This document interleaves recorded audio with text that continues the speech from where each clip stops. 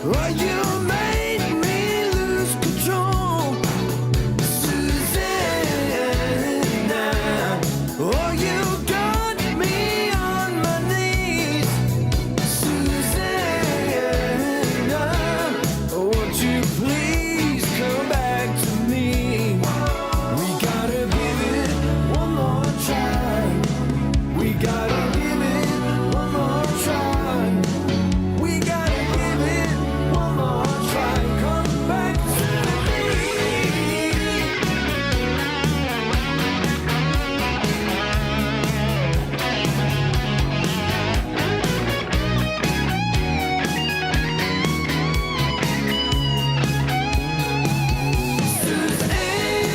Susanna, I can't take this anymore. Susanna, I don't know what we're fighting for. Susanna, I can't take this anymore. Susanna, oh baby, you got me.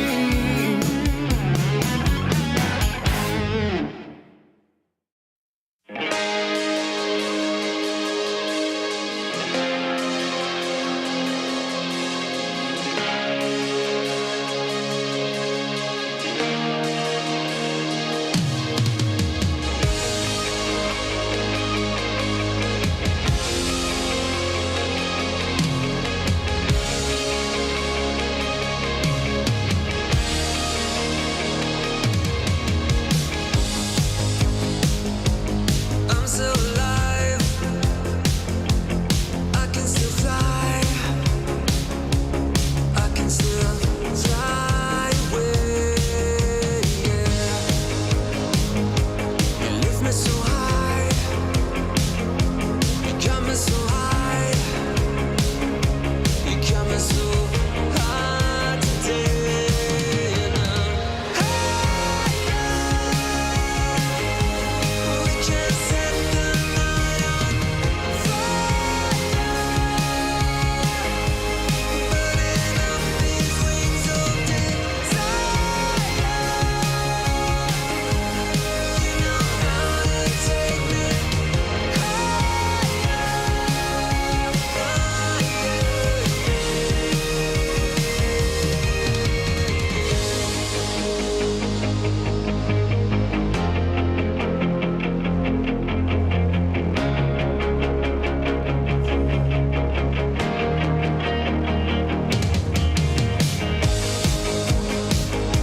You lift me so high. You got me so high.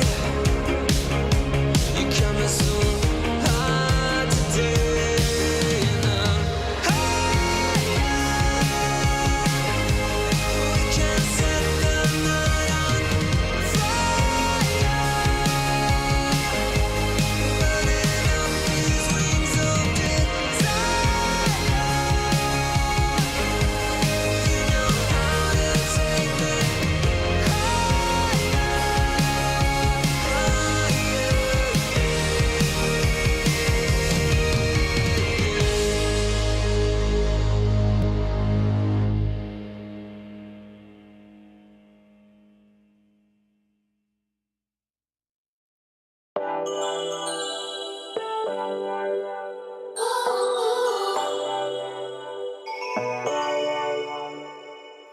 Hit me up, dark brown with body mix fly. The future's back, DeLorean style. This is my time.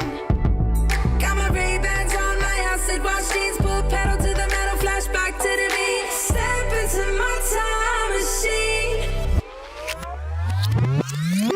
On a rooftop in electric Times Square, with the wind in my face and a scrunchie in my hair.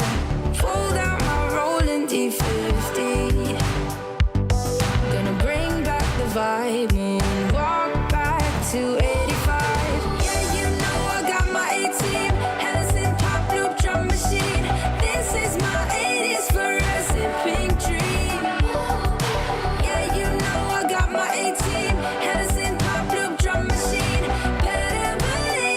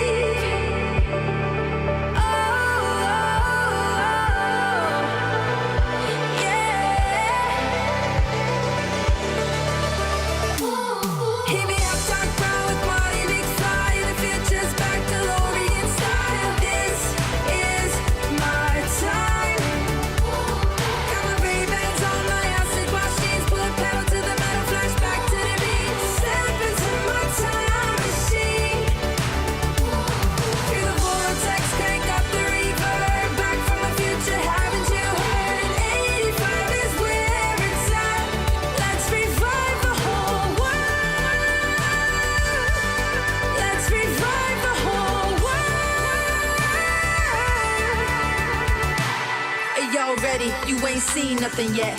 Yeah, hop in my DeLorean, get ready, get set.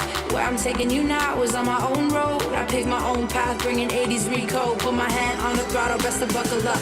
Rev up the gigawatts, hang on to your butts. I'm just a 90s kid, I just need a time machine to fly away.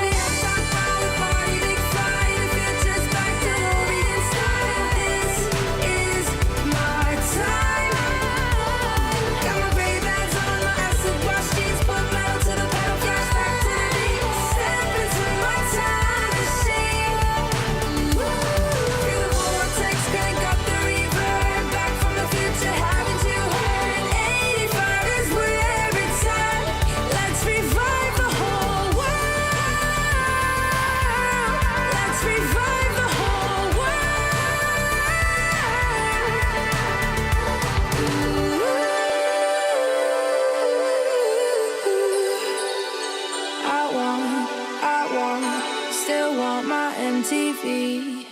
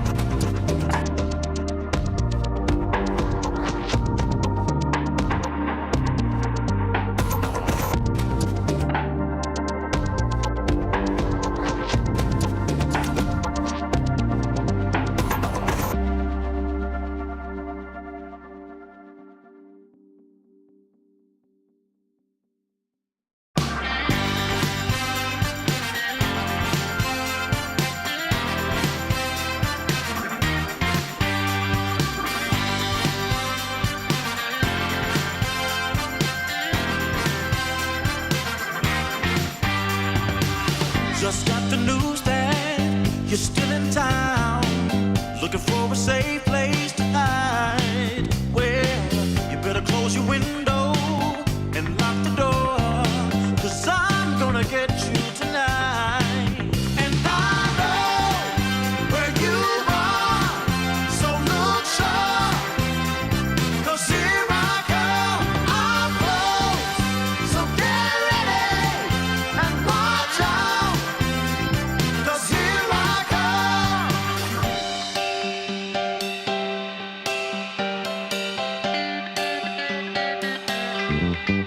Love has a way of seeing through all of your wants and the shadow of doubt. So just get dressed and know for sure I'm on my way to take you out. And I know where you are, so look sharp, 'cause here I come, I'm close, so get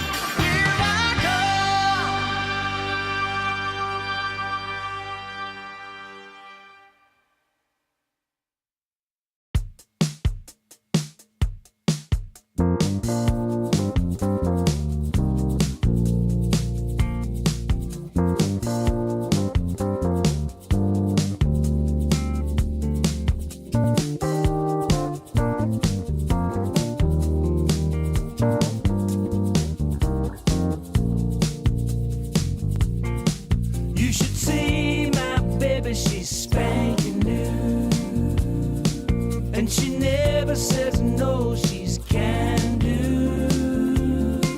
Got a smile that shines like rubies and pearls, and I love that little robo girl. Well, she knows how to do that bump and grind. With four on the floor, she'll blow your mind. She's got rosy cheeks and strawberry curls. That's my sexy little robo girl. When I kiss her heated lips, she purrs like a kitten and twirls her lips. Says your wish is my command, telling me to love her like a real man. With the high-speed motors in overdrive, I've never felt a lover who's more alive.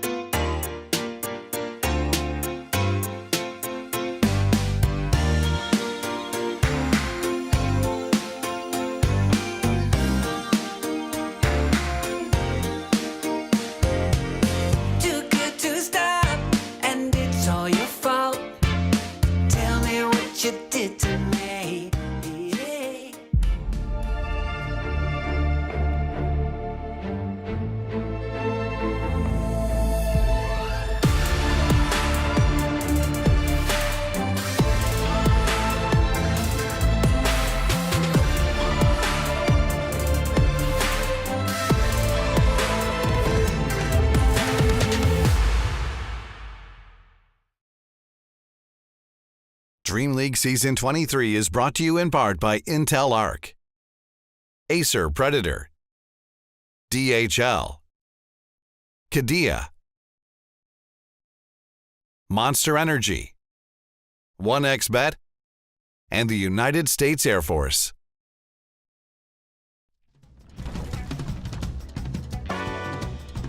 Hello, everyone, and welcome back to Dream League Season 23. We are in our group stage here, day number 2, and with some exciting developments behind us, more exciting Dota ahead of us. Thank you guys for tuning in, Seek and Strike, and of course, Winter by my side. Winter, we got to see some games of Dota yesterday on our stream. We had a few stomps, to be quite honest with you. But, you know, taking a look at the teams we have today, taking a look at the Dota we've seen so far, what are you excited about, man? I mean, what's got the juices flowing today? Nature's Prophet. I got a taste of that today when I was playing my games. Man, the Thompson effect, huh? It starts so soon, doesn't it? As we can see Thompson's team there. Tundra, of course, one of 12 teams here that's qualified themselves through the Western European qualifier, and 5 others directly invited already to this event, playing for the lion's share of not only $1 million, but also those EPT points. Keep an eye on that number, 6,000 points for first, 5,000 for second. And you'll see soon why we're pointing those out. So here's our distribution. As a reminder, 4 teams eliminated, not quite after today, but after tomorrow as we conclude our first group stage.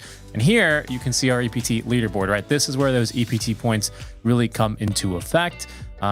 With Tundra having an average day 2-2 yesterday, they do have the possibility with 4 wins today to try and get set in that upper bracket. And should they do that, Winter, they're basically guaranteed a slot to the Riyadh Masters event. Yeah, I mean, if that happens, it means it's going to be sad to be an Aurora fan or Quest fan. You know, it means that you're not going to be able to get the slots and you have to play the qualifiers. And it'll be really bad for the SEA region to have to deal with Aurora in the qualifiers. Yeah, that's right. I mean, we talked about PSG Quest yesterday, you know, that the gatekeepers having struggled to get out of those regionals, and well, now they've finally been unleashed. Aurora, who managed to only miss one EPT event this tour, I think, because they were as Talon in Dream League Season 21, which happened after TI. Everyone remembers that one. They missed out on the Birmingham qualifiers, right? Which is why even after their hot run during Dream League Season 22, when Loranov had just joined, they just haven't really managed to get too many points. Here you can see the standings now for Group A, where we will be starting our day. Aurora and PSG Quest especially relevant, because Winter, those 2 teams, they basically need a top 2 finish, right? If they want to get directly qualified to the Riyadh Masters event. They have to win every single game from now on. They can't even afford to lose any games. I feel my math checks out. It's going to be really tough check out, Winter. And even harder looking there for PSG Quest as the only team in Group A at 0-4. Gaming topping at 4-0, and everyone else having a drawful kind of a day. That's what we get here. Group B, once again, Falcons in their rightful first place, 4-0 for them. So another strong start. AR, Tundra, and Betboom tied for 2 apiece. And then rounding at the back, as maybe some expected or didn't expect, I'm not quite sure, Shopify and Navi for 1 and 3. You know, everyone plays 4 more games today. And so we will get to see how things shape up a little bit later on. Any big surprises for you, Winter? Just to round out our discussion here on our standings. I think AR kind of doing okay. I thought they looked pretty bad the last tournament, so I didn't expect them to do. I mean, it's 2-2. Maybe it's still too early to judge, but I felt like I would have put them below Shopify. Cool. Really? Yeah. Wow. Okay. Well, I mean, we'll see how they do a little bit later on today as we do take a look at our schedule, because we're going to not only get to see both those teams, but they're going to be playing each other. That's not until after Aurora versus PSG Quest, though. So both of, well, a lot of our Riyadh hopefuls already kicking off their day. That'll be pretty make or break for PSG Quest. We'll talk about that more in just a second. And in the latter half of our day, Quest taking on Extreme Gaming, who is currently the team to beat in Group A. And finally, we will wrap up with Shopify Rebellion versus Team Falcons, which of course, Winter, for the storyline, Arteezy versus Crit. I mean, you can't miss that one. No, you have to see who is the brightest and the strongest from NA. Well, I guess Crit is the one of the teams doing really, really well this year. So maybe, yeah. But on a personal level, you want to prove that you're right.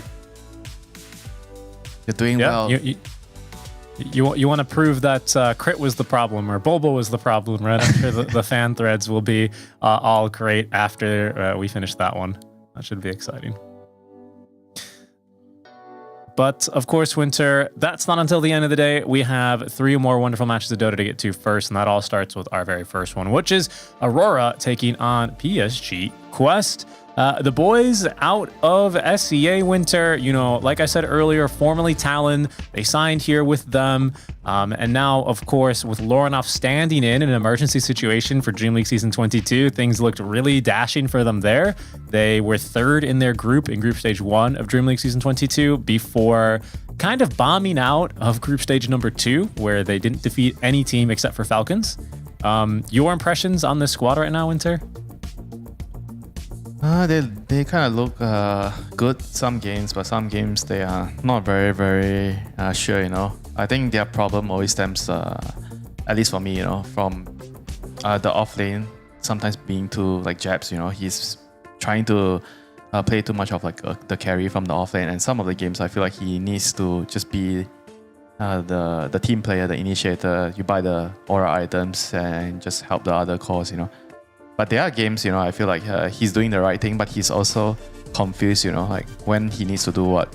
So I think it's going to be a challenge for them to figure out when you look at the draft, okay, what is my role in this game, I mean, he's drafting for his team, so he has to be very, very certain that what he needs to do in that particular draft.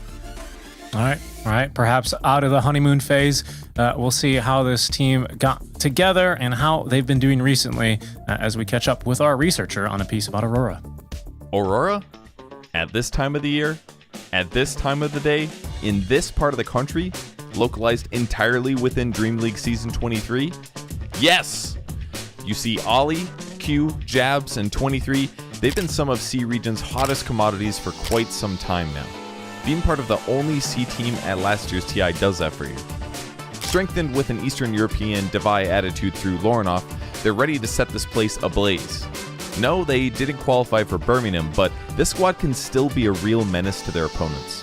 Looking at their impressive results in other events, they look to be on fire right now.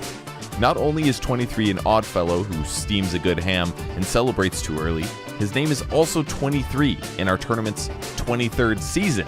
He's fated to win this one. You can already hear the other teams shout for help when him and the boys go absolutely savage in DreamLeague Season 23.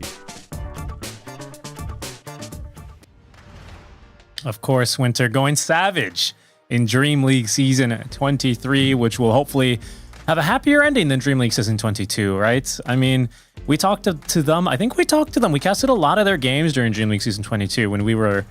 I mean, I was honestly a little bit surprised at how well they did because that was the first time that they were playing with Lorinoff. We were discussing if that's an easy stand-in to have or if that's a harder stand-in to have. They talked to us and said it was actually the easiest position. But Dota teams, whenever you form a new roster in Winter, from your experience as a coach, you may have run into this as well, where there's always that honeymoon period, right? Where things seem to be always really working out really well. And then you go to the next LAN and things don't go that hot. Are you kind of seeing that with Talon a bit? Or sorry, Aurora make that a bit? Or do you think that's just a fake news story? I mean, it's definitely a thing, but I don't think they have gotten to that stage yet. Usually when you play with the same people a lot and the team isn't really improving, and it's definitely gonna like cause a lot of issues, like in terms of relationship wise between the players. Sometimes it can be very difficult to point out mistakes when you're already on the same team for a long time, so things can be definitely very challenging. But right now for Aurora, honeymoon phase kind of over, but they're getting to the phase where I feel like you have to try to figure out the problems and you have to start, pointing out the mistakes and trying to fix those, and it's going to be a challenging time for them. Yeah. lots of challenges ahead for their opponent as well, PSG Quest, right? A team who is not really going through a honeymoon phase, but does now need to really start cooking with some gas, as they are 0-4, very bottom of the group. They could pull down and potentially tie up things here with Aurora by finding a 2-0 win. But this roster, Omar, tier 2000, Ducalis, New Malik, individually very high skilled. Ducalis, even though he's the 5, much like Malady back in a couple months ago, very high ranked. I think he's ranked number 3 right now on the European leaderboard. So they have the individual skill, there's no doubt there, but Winter, we just didn't see things clicking for them yesterday against Gaiman. Yeah, no, we did. Yesterday they had a pretty rough time losing all their games. I feel like they are kind of not clicking as a team, you know, that we see them not really playing together, sometimes lacking in the numbers in certain areas of the map, or just being slow to react to what your opponent is doing, and just causing them a lot of problems in the game, you know. I feel like they have to really sit down and just talk to each other and try to map out the game plan together and make sure everybody's on the same page today. I mean, there's simply just no time to get it wrong anymore for them. Like we talked about earlier, if they want a shot at direct ticket, I guess, not through the MENA qualifiers for the Riyadh event, then it is going to have to start here and now, basically dropping no series here until you get to those BO3 stages later on in the playoffs. There's only one group stage here, 6 teams, right? So it's this reduced format. You've played 2 games already. You're going to play 2 more today. Gotta really start making them count. Any areas where you've seen them excel, and any like moments of brilliance, or kind of diamonds in the rough that you've seen from them yesterday that you think they can try and focus on here, Winter? Well, I kind of like their drafts. Overall, I think they have a plan in the draft, but when it comes to the game, when you start playing the game, it just doesn't click in the game, you know. So probably just communication issues, or the small little details, you know, that they need to iron out. Because draft-wise, when I look at that draft, I think it's fine, you know. I think they are all very, very logical. Well, speaking of that draft, we have that draft now live already for game number 1 between PSG Quest and Aurora. Just now getting through these first couple bans. We can see Aurora on Dire side with first pick. So PSG Quest will have the last pick right now. I was taking a look at some of the win rates earlier, Winter, and Radiant Dire is pretty close. It's like a, maybe 1% advantage I think I saw for Radiant right now, but nothing as bad as it used to be. I think TI for a long time had like a 60-something% win rate for one of the sides. Do you have a preference right now for side or pick as things stand in this meta? Kind of prefer Dire, I think. Yeah, I like the safe lane more on the Dire side. I think it's easier to secure the lane because you can block the medium camp beside very, very easily with your sentry, and it's easy to deward and protect that area. Whereas if you're on the Radiant side, it's gonna be a lot harder because the area is like further away, and the enemy could have a high ground wall looking at you. So it's very difficult to defend that area. So I prefer the Dire side for that. And pick-wise, I think I probably prefer the first pick, because I think right now you have in the first phase, right, you have the last ban into the first pick. I feel like this is really, really good. Okay, well, I mean, you've got Aurora with that first pick. Sometimes you hear a lot of first pick, and they've chosen first pick at that, as we can see. Sometimes you hear about first pick in terms of you can just get the most OP hero in the patch. My read on this sort of take right now is that there seems to be a lot of OP heroes, notably Disruptor's one of them, and Aurora will move to snag that one up. I mean, do you think that's relevant in this kind of a patch where there are so many OP heroes, where you're not really too worried about getting one or the other, or what do you think? I mean, for sure, when there's so many heroes, you have to make plans to leave a couple in the pool. That's why I said it's nice to be in the first pick, because you have the 7th ban into the 8th pick. So it gives you a better idea of what heroes, okay, how many OP heroes are in the pool. Do we need to remove one, or we keep everything in, so we just take a trade and we pick one, they pick one. You know, you get to decide a lot of this easier. So the second pick side needs to be more careful with their bans, the first 4. And now we're gonna see a disruptor against Pango. Pango, not a hero that has a good win rate at the moment, but still a hero that a lot of teams have been just going back on because of how useful he is, the utility he provides in the game, and being a flex pick right now as well. Some teams have been not shy on putting the Pango on the off lane, which I think could work. Looks good. Yeah, I think part of that like Pango desire is that he is actually a pretty fast starter. The average Pango defuse timing in this patch is like 12 minutes, like 12 and a half minutes. But frequently you'll see them, 10 to 11 minutes for like a good timing. And it's just so much damage, right? Even with the nerf that he got from 4 to 3 swashbuckles or hits per swashbuckle, he just does so much damage, right? So that should at least be something to bank on. Lets you play around those early power runes when your supports are going to be rotating to you and playing along with you. So that could be a good, building block to try and formulate the rest of your draft around. And you have to be careful about playing into the disruptor static storm. That's like the thing that could be a problem for him in the game. Like before you have dagger, when you have dagger, sure, you can just roll from far away and that's not going to be a problem. But when you don't have dagger, you might actually get caught out by the silence. It's instant. It's very hard to play around it in certain situations. So he has to be careful. And now they have the Rubik, which is kind of a good way of dealing with the disruptor. You can lift your teammate out of the static storm, kinetic field with the shard. So decent, and you can kind of steal here. His spells are all very, very good for Rubik. Anything you get is always good. Thunderstorm, Thunderstrike, the Gleams.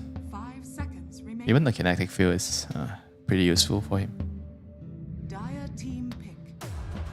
Okay, this is the talk of the town today. This is the best position for hero right now, I think. The most busted one, Marcy. And it's also a flex pick, if you have a carry player that plays the hero, you can keep things open. Yeah, Aurora played Marcy yesterday in their 1 hour, 20-minute game, I believe.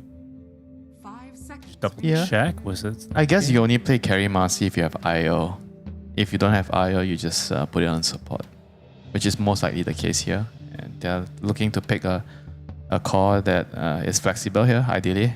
Someone who can be fit in multiple roles. Is there any hero right now here? Razor? Still Razor. Okay, that's a Razor. And now Quest, they have to decide their next support. And I think they're probably going to pick their next support and a carry. Because if they want to keep the Pango open, then the Pango, you cannot pick a mid or slash offlane hero. So that Pango can be swapped around. Yeah, you're looking for a mobile type of carry against Razor, like someone that can jump away from the static link, like Faces Void type of hero. What else? If the one Faces Void, there is the Luna. I mean, Lifestealer against Razor is probably not so ideal, but because the hero is really, really strong in the meta still, so maybe it could still work. But you're playing into like Static Storm, which requires you to buy a BKB as well, so it can be annoying.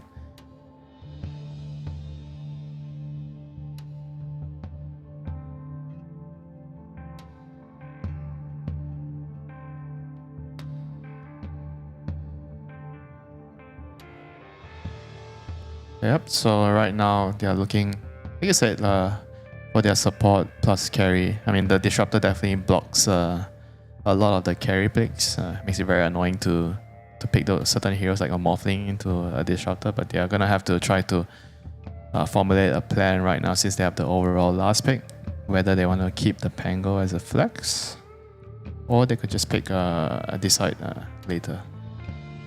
I mean, I think position 5 plus carry seems the way to go here for me. We have the Faces Void, we have Anti-Mage. Quest Esports Venomancer. Yeah, that's true. The Static Storm is pretty annoying. Okay, maybe we have the Venom, which is good against the Marcy and the Razor. I think in particular the Razor, he charges in. Because usually you see Razors buying early Manta. It doesn't remove the plague. What's it called? The R button. The toxic. Yeah, Toxic the noxic. waste. Noxic, whatever. Big necro. Noxious Big blade. ball that does a lot of damage. Yeah, the ultimate. Yeah. Yeah, I mean that spell is very, very good against Razor. Can be very annoying for him. Because he wants to stick on his target to drain damage and to do damage. So once you see him in the battlefield as a Venom, you place down your wards, you slow him, you hit him, and then you click your ulti on him. So they're gonna actually forego the flex pick for the Pango and go for the Doom. So everything is gonna be set in stone for them. Mid Pango, offlane Doom, and they're gonna last pick their carry. I guess the Razor makes it very hard to pick your carry early because you don't know where the Razor is gonna go. So you're not really sure about the lane. So Quest decides to not risk it and just make sure that they have the carry for last to give him a good game, which is understandable. And for Aurora right now, they have to decide on this 18 pick which hero is gonna be important for them with this draft. I guess they kind of need. They have already catch from Disruptor Glimpse. They have team fight with Static Storm, so they're gonna go for Lifestealer on top of it. So probably Razor off lane with a Lifestealer carry. Lifestealer obviously one of the few heroes that don't really get kited by Beno as much because you can use your Infest to get around the team fight. It can be tricky against the Doom because the Doom kind of is good against the Lifestealer in some way. Not in the lane, but in the game, you know. Mm-hmm. Yeah, exactly. I mean, just not being able to infest in and out of targets in the middle of a fight. Even if you can still, if you're not broken, you can still technically fight on a Lifestealer, but not having access to your rage and of course the infest can make things tricky, right? He's not really like as annoying as a Morphlane in these fights, but he kind of does the same thing where he is tricky with his spells and just he doesn't outfights like you. to buy Lincolns on Lifestealer. No, he does not. So last pick incoming then for PSG Quest. We're expecting a carry, getting a couple of TA 2000 specialist bands out. He is a big Luna player. He is a big AM Morph player. Okay, I'm quite surprised they removed the Shadow Fiend. I mean, they think that the Razor Shadow Fiend Lifestealer trio could work. This is the first disruptor of the tournament, by the way. He's in fact we're so disrupted here. He's contested in over 100% of our drafts, apparently. I mean, but he's been banned all day yesterday. He's the most broken hero right now. He's the most OP hero. And Aurora will not miss this opportunity to show us why that is, as they have first picked it overall. They are getting mid laners banned against them, our Aurora, as they contemplate this last pick for them now. The SF and the Sniper. So two ranged heroes right into the Pangolier, kind of to be expected. I just feel like their draft kind of needs like someone to initiate for them, like something like a Primal or Puck, something to control the Rolling Thunder. I like the Primal. How would you feel? I'm just saying Primal's this. banned. Okay, Primal's banned, sorry. Oh, he is. You're right. Alesh is something you tend to see against the Pango at times. You just do too much damage to him. He can't roll into you. Yeah, but your Tricore is going to be Lash, Lifestealer, Razor, a bit clunky. But I guess because you have Disruptor with the Glimpse, you can probably get away with it. Bristle the last ban, and a Centaur, it's more balanced. Makes this... Mid-Razor. Makes it a mid-Razor, right, of course. Yeah. And you have a Stampede to run away from the Doom. Always nice. So you kind of force the Doom to have to target you. Okay, Meepo. Okay, this is the Lifestealer solution, sort of like. I've been seeing a lot of players picking this hero against Lifestealer in pubs. You can kite the Lifestealer around with the Rage when he's Rage, and because you have your Mega Meepo, you have your Dig, you just hide around, and once you bypass his or you wait till his rage ends, and then you can kite him with your net. Also very good against the Centaur. You stop them from running away. I think it makes sense, but it can be a risky hero. Sunb making some aggressive motions there behind the boys. Make sure you kill Amiibo. He's telling them, don't him. worry guys, we have Disruptor. Disruptor deals with everything.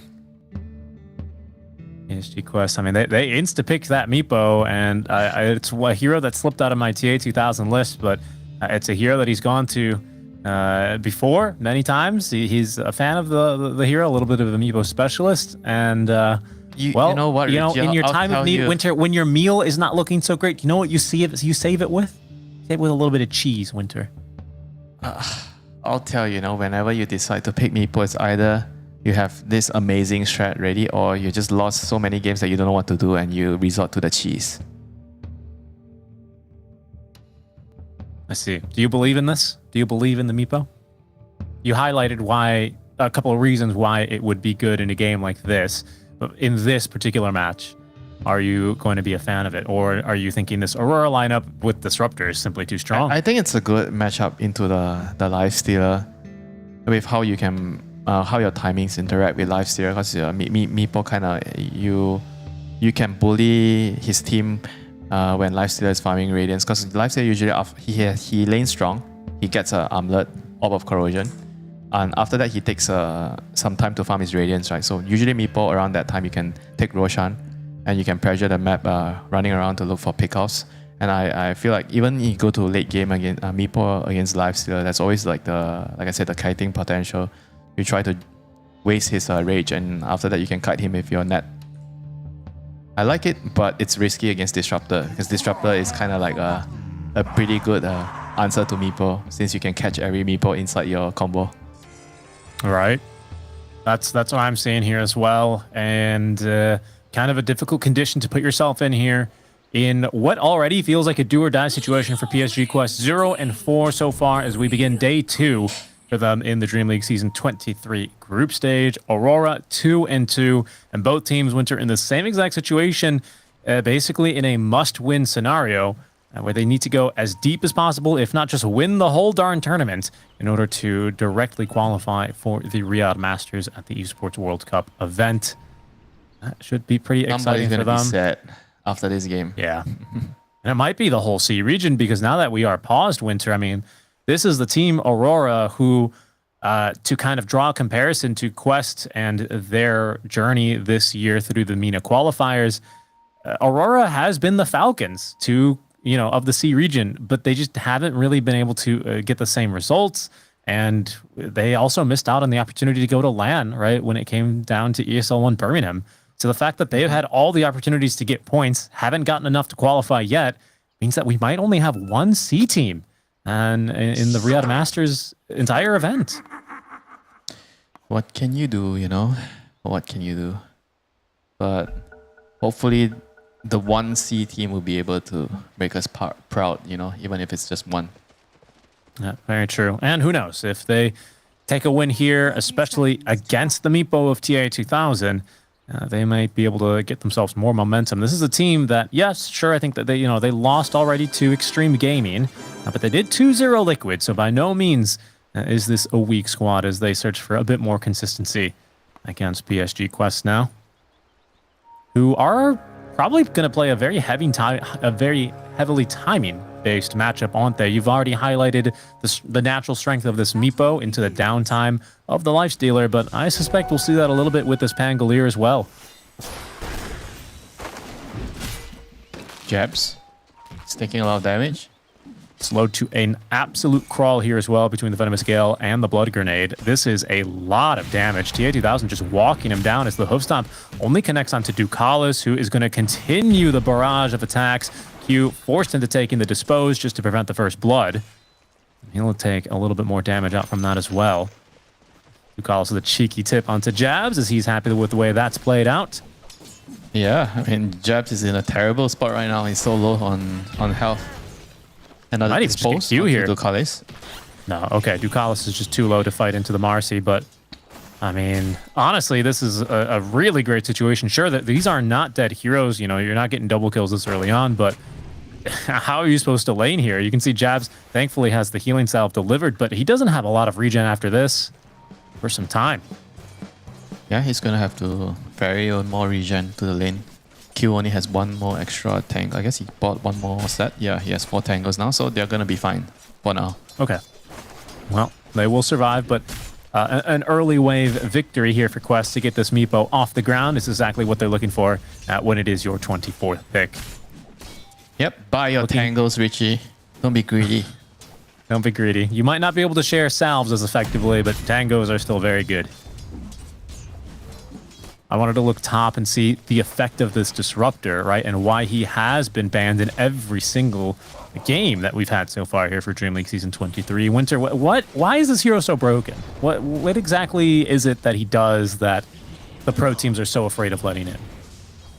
I think the hero has always been very, very good in team play, but he always had a problem with his lane, right? He's not that good in the lane, but the recent changes meant that he could trade a lot better in the lane with the buffs to Thunderstrike, and his shot is great at catching heroes with the range.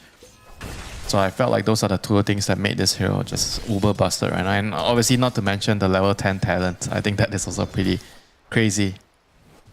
It adds so much damage. So right now, the way you're playing Disruptor is you're maxing your Q, so you can push out waves and you can farm. And you do a ton of damage with Thunderstrike. Q just can't chase for it there, but getting pretty close. They will force him to pop the salve, but he has still more regen to play with. And yeah, I agree. As soon as I saw that change, I think I talked to you about that. I was like, this seems incredible. They've buffed Thunderstrike a couple times over the years, and it was the most recent change that might have pushed him overboard. Now he is playing into the Rubik, and we did see Omar already kind of make a move that is going to be a prelude of what we're expecting to see here. Right? He lifted Ali out of the camp so that it spawned in, so now they've reestablished equilibrium. But as soon as Omar, much later in the game, obviously has this telekinesis shard, he'll also be able to save his teammates from that kinetic field and static storm. Yep, that's going to be something that we have to watch out in the team fights, for sure. Building up to that later.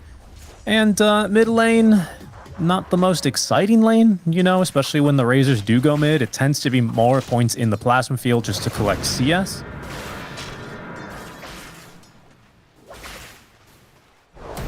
How times have changed, yeah. Mid lane is the most boring lane. I guess so, yeah, in a way. But it's fine. I think it naturally heats up whenever the power runes spawn. As TA2000 is finding himself in a difficult lane here, but he's getting a little bit more regen and 2 Wraith Bands fully assembled. Plenty of stats. No boots, which may be the problem, as Ducalis is going to be sent back. Ooh, disposing of the rebound now from Q as they chase further. They will force the last little bit of regen out from Ducalis. That was the Fairy Fire. And leave him worse off for wear, but otherwise Aurora unable to get the kill down bot. Yeah, I mean, Ducalis choosing to go for another extra point on the Poison Sting, just really prioritizing securing the lane for the Meepo, which is he's kind of doing okay still right now. Gale, 1 to 2 heroes. Yeah, it's pretty good. Jabs might be underestimating this. Disposed to get him out of here, but that should be an easy kill onto Q first blood. TA2000 really wants this kill onto Jabs. Ooh, 1 more auto attack's all he needed. He's down to 29 HP, but his other one is okay to TP out. That's why pros, the plays like that, man, the GG branch making the difference there. The tiniest of stats can be make or break for a game like this. Yeah, absolutely true. Like, every single stat point helps you trade or maybe save you. That one particular death will change the lane. Let's see, Malik here. TA2000. Oh god. It's gonna have a free time after the Centaur TP'd out. Yep. Q just trying to soak up as much experience as he can, as he will be forced away. You can see the early boots in this lane absolutely necessary as they are going underneath the tower top lane for Ollie. Big old Fade Bolt there will set up the kill for Omar. Ollie is going to die. Trying his best to maintain creep equilibrium here. It's such a challenge, especially with this level 2 Scorched Earth and the Helm of the Iron Will. Malik prefers the Helm and the GG branches. Okay, now the boots are in the inventory. I was going to say. Yeah, Ollie just didn't expect the damage coming out from the Doom because the Doom didn't skill Devour, so he had 2 Scorch Earth and 1 Infernal Blade to kill him. They kind of surprised him with the damage that they were able to output. So now the runes are going to spawn. Well, Omar rotating from the top lane now. He will be met in the mid lane with Loranov, who still has the static link, but it's only level 2, and Noob's underneath his tower. But TA2000 bringing over one of the Meepo clones to assist in the kill. Wow, 4 heroes mid just like that for Quest. They will secure the first power rune, which is going to be an Arcane for Noob. Yeah, this is something that we didn't get to talk much about. Like having the clone, going to the runes, going to the twin gate, ganking the other lanes. This is what Meepo provides you in this early portion of the game. There's a lot of options for you to set up kills around the map. Your opponents are always going to have to be careful whenever they're playing aggressive. Definitely. Rotation going top now for Noob. He's TP'd to the tower. They know that 23 Savage is low, so they're quite confident they might be able to find something. You can see they're pushing the wave desperately. There is a Rolling Thunder ready. Noob eager to use one now with the Arcane Rune active, and although they will miss out on the on the Lifestealer kill, they should get this kill onto Ollie. There he goes, ticks on down to the Infernal Blade. Oh, okay, Power Rune time. It's TA2000 who might still be able to steal this one away, but first they are going to get this kill onto Ducalis, who came with the Meepo. Another Ensnare is ready, the poofs as well for Jabs, but he is just going down to the right-click damage here. Nice chop there, connecting, could dispose nice. just to get Jabs underneath the tower. Really good plays from Q in this lane. Yeah, very, very good usage of the dispose, just kind of saving his life there. But they lost out on the Wisdom Rune, so that is going to be No annoying bueno. for the Disruptor. The Disruptor Indeed. is not going to be too happy about it. He's going to have his boots, but he's only level 4 right now.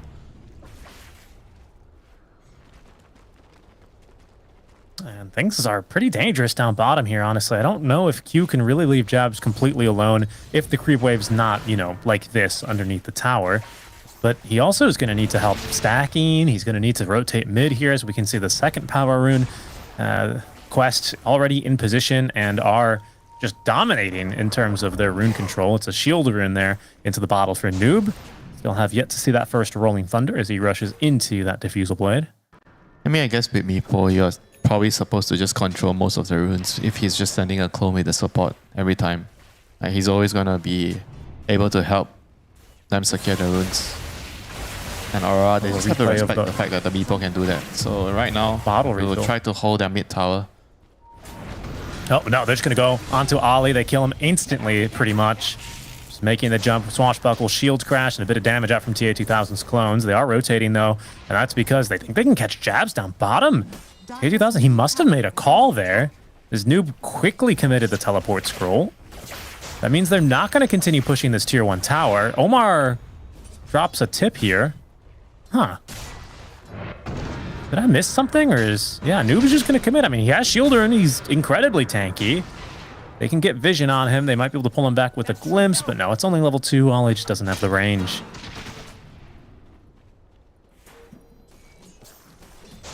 And they're just looking to try to abuse the fact that the Meepo can kind of fight with the team right now, and Lifesteal is not exactly fight ready, so they have the numbers advantage right now for Quest, and they're trying to push to get kills whenever they can. That's right. That's right. 23 Savage is hitting these creeps, you know, farming away towards that armlet into that Radiance. Winter, at what point do you think this build is online and ready to fight into the Meepo? Or are we looking for something else on Aurora? Because I agree, I think for the next however long, it is going to be PSG Quest kind of setting the tempo here. But when do you expect that to change? Once you get the Radiance, it's probably time for you to fight, you know, with the mischance into the Meepo. I don't think that you should be finishing He's the just Radiance. gonna body unless block you with still the have clone. farm. Sorry, he blocked the camp with the clone, which is just hilarious. TA2000 will poof it on back. Just small little efficiency plays here by Meepo. All right, so we're Annoying looking for that that we carry. Radiance, basically, right? But until then, Quest moving around pretty confidently here as they take down that tier 1 tower top. Ollie, still level 4, is just soaking experience as much as he can in the mid lane. But you can see how comfortably, like, far up Malik is playing. Just right underneath this tier 1 tower go Quest. They're going to try and push this wave with the wagon and take down another tier 1. Can Aurora even defend this?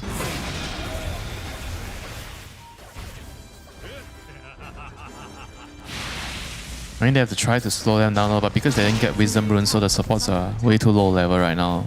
Oli has to just... I think they have to try to find kills. If they can't give him a lane, they have to try to eventually get a kill, so hopefully he can get his level 6 with a kill.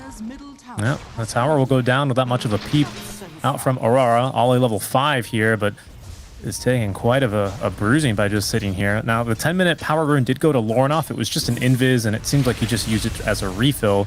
in an effort to Holy continue crap. farming. He Wow, just Ollie, disappeared. he did With disappear. Swashbuckle. And did the stolen plasma field even hit him? Nope. Oh, it did. Okay, that makes sense. Yeah, basically a finger of death there, courtesy of the Rubik. He says, thank you very much, Loranoff. I love Max Plasma Field.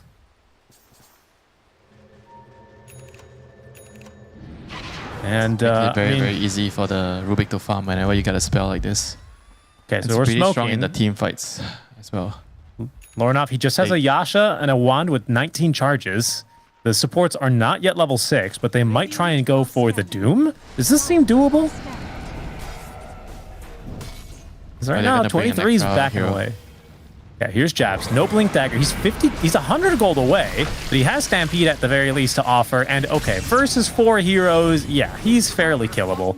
Okay, he's not that far up. It's only a 2k net worth difference as Quest. They're smoked up themselves, but will likely fail to find anything on this one.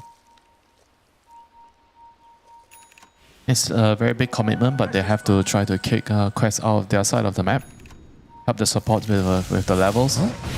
Ollie is going to do another disappearing And trick. he's just getting bullied all over the place on this Disruptor. When you're behind as Disruptor, it is not fun to play.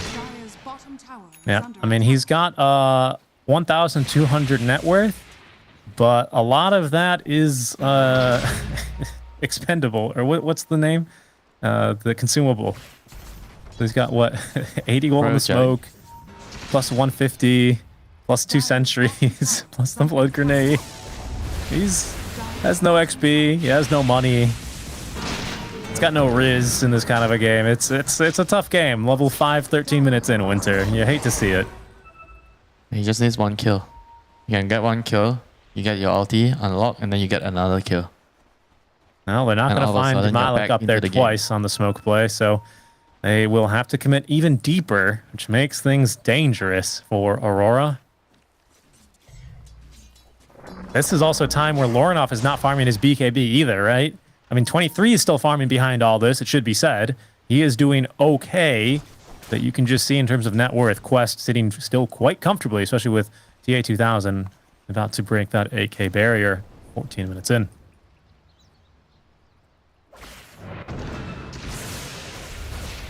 Oh, Omar, he wants that Almost level spell. 6. Yoink. Thank you. Can he try and cliff him now? Oh, just missed out.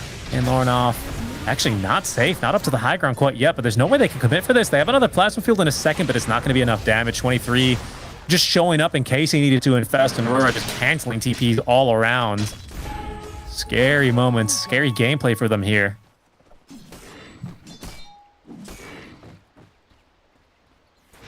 I mean, Disruptor's level 6 now. I think they have to use this dagger on Centaur with the Disruptor to get a kill right now. I don't think Razor can play for the team anymore. He needs to farm his BKB. Right. He's done done his enough, best. you know. At some point, you're gonna have to say, guys, I've already did my part. You know, you guys have to do your part. A bit of deja vu now as Aurora smoke up again, and once again, even though they have the Observer Ward down that scouts Malik, it's going to, be the one that got away for them, but perhaps a better catch now as Noob is going to be sent back with the glimpse into the Static Storm. Can they kill him off, though? He's got a haste room, but that's going to help him go nowhere fast as Ollie gets a big kill there onto Noob. Loranoff is going to be able to take down Omar, and that is a big 2 kills to try and open up this game for Aurora. Yeah, a lot of XP as well going on to them. Aurora definitely feeling a lot better right now. After those pickoffs, they have some time to push out the lanes, wait for the next set of spells to be ready, and more importantly, it gives time for Loranoff to finish his BKB, which is going to be very, very crucial in this game. Indeed. Quest are going to be caught off guard by that one. But of course, let's not forget how still farmed they are. I mean, TA2000 got already the Mega Meepo ready to go. So that Ag's fully completed. Diffusal Shiva Blade is finished as well. up. Almost done. Bursar. Doom. Wow. Yeah, there it is. Now it is done. And of course, we've had this Diffusal Blade online for the Pango for a few minutes now already. Not to mention the levels. Level 8 for both supports on the side of Quest. Q at least has been able to get some farm, and Ollie's not so far behind, now up to level 7. But you know, these things make a little bit of a difference when it comes down to trying to find a fair fight. Dire's middle tower is under attack. Static Storm is ready. Aurora has to find another play right now. So it's Lifesteal's turn to join the party with the Infest on the Centaur. Dire's middle No, tower they'll has not be able to get TA2000 as far up as he was farming there. Would have been the ideal catch. Jabs goes into the river, and there's a 23 surprise inside. Well, maybe they were going to go even further, but that would have been a bit too bold. But Winter Radiance isn't online yet. Is it 23's job to join the fight now because you're just giving the space to Lorinov? Is that how you're kind of reading things? Yeah, I think they feel like Lorinov has been doing so much work in the early game. And he has to be farming, going back to the jungle. are scanning. Are you expecting this Meepo to be a bit more active? You were talking about how the strength of this pick is the timings in this point where the Lifestealer is just not as strong as you. Should we be seeing more of an active Meepo as we are now? As you can see, the Dispose is not really going to help against all these Meepo clones. There's a Stampede as Jabs finds the jump in. They get only the Meepo clones and now the Doom actually inside of the Static Storm, but it's not going to change the outcome of this fight. Doomed you are, in fact, 23 Savage, as they drop the spell on him. Ali has no way out, and there's 4 dead as, well, they did exactly what I thought they should have been doing. They got TA2000 involved in the fights, and it immediately works out. Yeah, I mean, they're just way stronger right now. Like, Lifesteal without Radiance, he has 3,000 gold in the bank, you know. You don't want to be fighting when you have so much gold in the bank, you know. And they took full advantage of it, you know, on the side of Quest, and they're going to be able to push forward, farm the Ancients, make sure that the Lifesteal has nothing to farm when he's alive, and it's going to set back his Radiance affair quite a bit.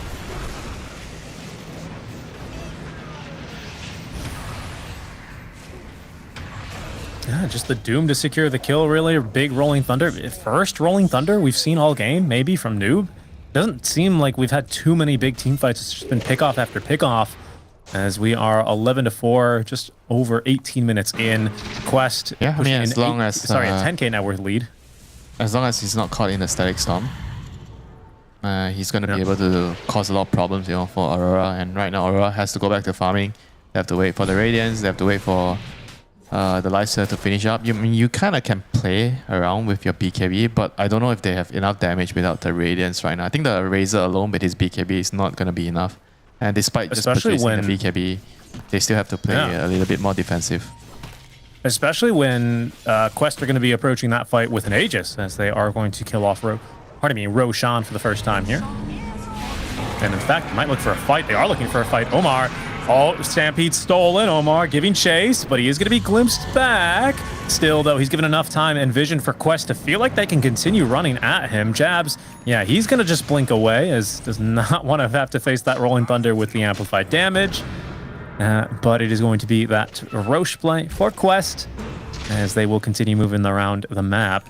Careful up here. TA2000 might run into 23, although I think it's more of 23 who needs to be careful. He's going to be forced to enrage. He does have an infest. Doesn't really have a target too close by, though. That could be the problem, but nice jukes here, as only one of those Earthbinds is going to connect into the Static Storm now from Ollie. Jab's now showing up to the fight, but careful, Quest coming in to try and reinforce. They have Mega Meepos, and they will be able to stack them up. Now it's time for Aurora to get the hell out of Dodge, as Jabs has currently got 23 inside of him.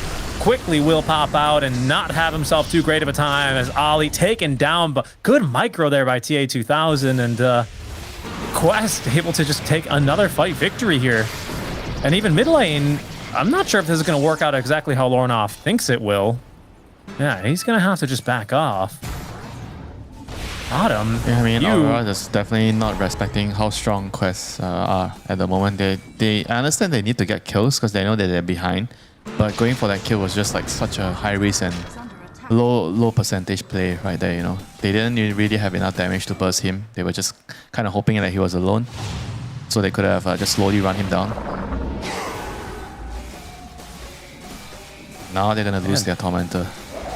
TA2000 used the opposite of believing in yourself, or believing in your team, which is believing in yourself, and just mega meepoed up. That was very, very good micro. I think he like flung one of the mega meepos at the disruptor to stop him from getting glimpsed and not getting the kill, which was just impressive. As someone who is bronze in StarCraft, I could never do that. Makes it look easy. And you're telling me you can't split your Marines when you see No. a bunch of Zerglings coming over? No. Whenever I have my Marines getting dropped by the medevacs, the enemy... Oh, God. What's the race? How can I forget? I watch too much U-thermal videos to forget this now. The Protoss with the Colossus just absolutely destroys me. There's no chance. Yeah, I mean, Quest. There might not be much of a chance here either. They are the Colossus right now. They're looking for the Marines. Oh, and they found one. It's Soldier Jabs, who at least stuns 2, but will not be able to blink away courtesy of the Poison Sting. He is going nowhere fast. 23 can't even push this wave out. He doesn't feel safe here. He's got a scan at least to let him know he can farm this camp. But, Yeah, I mean, that's the downside. You know, when you're playing against a Meepo and he's Going ahead, Stampede? he's going to take the map away. Q caught trying to farm up his own BKB, which might be a turning point here, but he's going to need to give it more effort as back underneath the mid-tier 2 tower. Lornoff! He can't even BKB and TP away. They kill him in the duration of a TP back to base, just like that. That is not how you want your first BKB usage to go. Dire's middle tower is under attack. And he just got his Radiance, but I don't think it matters that much anymore. State of the game is just they're in such a big hole right now. Dire's top tower is under attack. And I don't know if they can really dig themselves out of this one, honestly, Winter. Aurora, it's a 20k net worth lead deficit that they are currently running. Still this Aegis with 1 minute of left on it for TA2000. I mean, a couple of big items have come through here for Aurora. Like you said, this Radiance. Well, that's kind of it. I hate to say it. Ollie is holding on to this Philly Stone. I mean, that he's basically trying to get this game to go long enough so he can get above the net worth necessary for an Acceptor. But until then, yeah, I mean, what's to stop this from happening? TA2000 just takes down Q, who just committed a crime of farming underneath his own tier 3 tower. Are fortified. How is that a crime, Richie? Well, Farming at home? it is your own when garden? Quest are this far up. Tower is under attack. Yeah, Quest, they are the ones doing the crime, running into enemy home. Oh, okay. Stealing their Backstab attempt, but they get the vegetables. lift onto Jabs. He couldn't get a stomp off, but TA2000 still on the high ground. Ollie gets absolutely deleted, however, by the Meepo clones, and Jabs, even with the bonus strength for 23-7 inside of him, doesn't last much longer. Doomed for good measure as Lornoff, BKB'd up, is the only one left standing alongside Ollie. Q respawns after his little farming incident. Ollie's even further from his Acceptor now, and Quest have no reason to back off of this high ground push. They have absolutely dominated in this match number 1. 22-4. GG well played is called as Quest Esports take down Aurora in a dominating fashion in game number 1. Yeah, what a different Quest we are seeing today compared to yesterday. Every move they made in the game felt they had a lot more conviction. They had a lot more vision on where they needed to go, who they needed to play around with. I think this Meepo just being a nuisance in the early game, helping the Quest supports control the runes, and just gave Noob on the Pango all the runes, and he was able to just dictate play around the map. And on top of that, they were also able to beat the Disruptor, which is touted as the best hero of the patch at the moment. Right. And just pulling him in the lane, exposing his weakness. And after that, they took the Wisdom Rune, and that was all she wrote for the Disruptor. He was just unable to get his level 6 for a very long time, and that kind of hurt Aurora a lot in the game. Yeah, really, really great stuff from PSG Quest. You could see first camera we cut to there was TA2000, who, for him, business as usual. Just another carry Meepo performance. Nothing to see there from him. And the highlights are basically just going to be a PSG Quest slaughter highlight reel. I mean, they get this kill here, and Winter, 15 minutes in, that is the last kill that Aurora find against the side of PSG Quest. Everything from here on out, it's literally all Quest way as they fail here in this highlight to get that Aegis. But like you say, Quest just hitting their timings and really punishing the downtime that Aurora were kind of forced to have here. Yeah, it just feels like Aurora, they kind of tried to farm on too many heroes. Q also trying to farm his BKB in the early stages. I mean, Lorenov also needed his, and Jabs also kind of needed to farm Dag. I mean, he made one TP rotation when they killed Malik on the Doom and he was alone on top. But after that, I felt like he already did his part, you know, and then they needed maybe needed Q just to be a little bit more active on his Marcy, just to allow the Disruptor some room to recover in terms of levels, you know. Because I felt like Oli, he was just too far behind and he was trying to get his levels and he just got killed by the Rubik with the stolen plasma field like twice, I think, happened. And after that, he totally didn't have a game. And Q was just busy like trying to finish his BKB. Pretty much. And well, it isn't an F1 game, but an F1 strategy is going to be utilized to undercut 23 and the rest of Aurora as they fall in a one-sided game one here to the TA2000 Meepo. That is it for our first game, folks, but it's a BO2 series. It's a good start here for Quest in day 2. We'll see if they can make it a clean 2-0 over Aurora, or if we're going to have a 1-1 draw after a short break.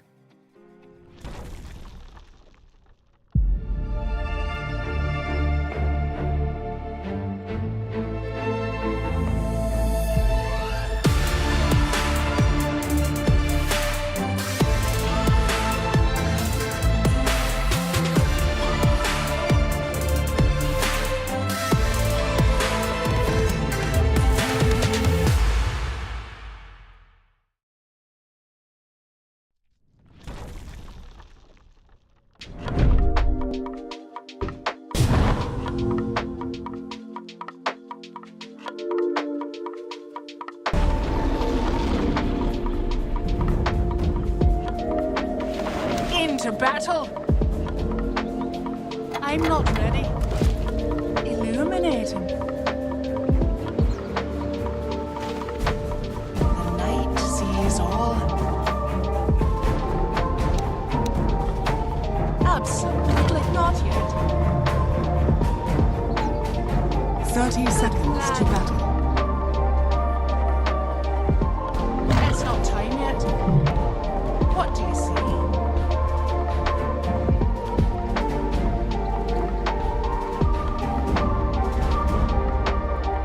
Night silver. Yeah. On the hunt. The battle begins. The dark moon comes. Yes. Quickly now. Let's go.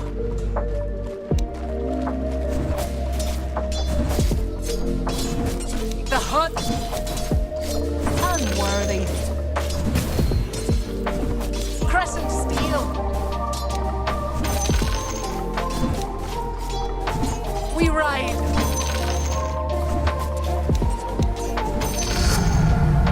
Let's go. Stalking. Let's go. Let's go. Fear the moon.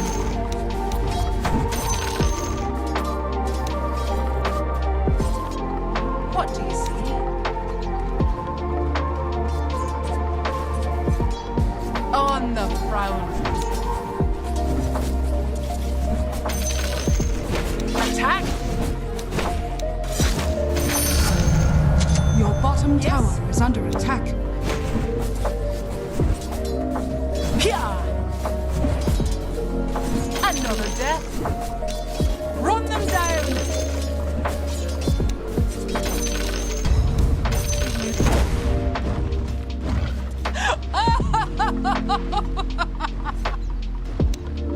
Quickly now. By starlight.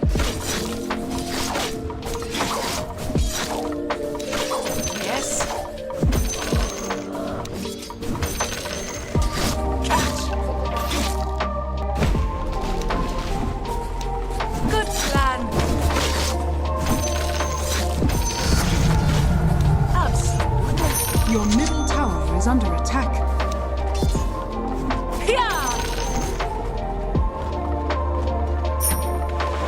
The night sees all. Not yet. On the hunt. Unworthy. Slice.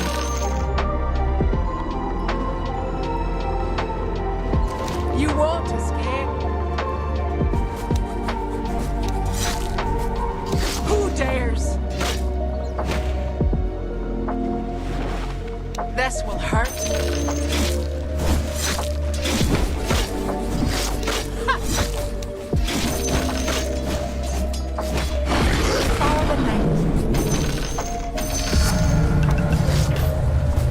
Heads up. Your middle tower is under attack. We ride. Stalking. With pleasure. Yeah. Heads up. Is that it? On the hunt. What do you see? Radiant structures are fortified. Yes. The enemy's top tower has fallen. Death approaches. Who dares?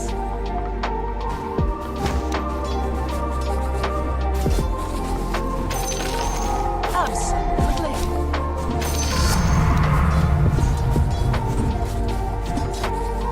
Follow the night. We ride. The night sees all.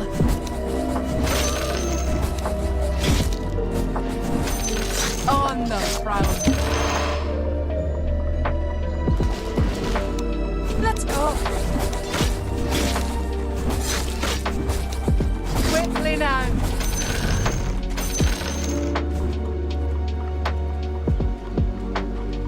Yeah.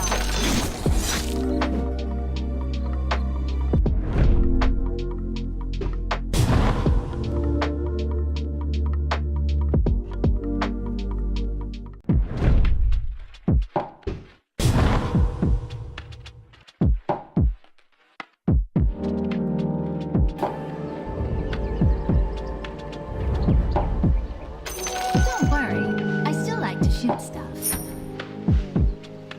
I gust onward. I'm not ready. As the wind blows.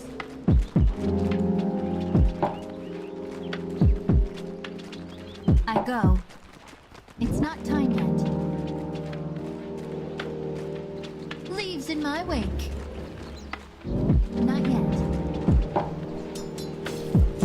Here, take an arrow.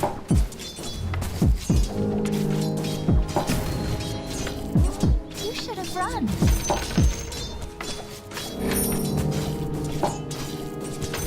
At them.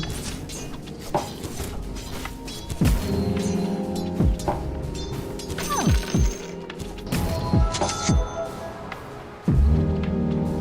Is it raining arrows?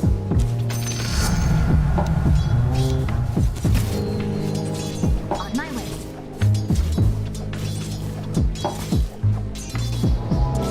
Calling it.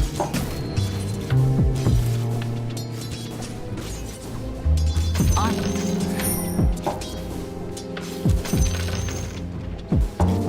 Come, it's not time yet. Pretty sure it's this way. I'm not ready. I'm way ahead.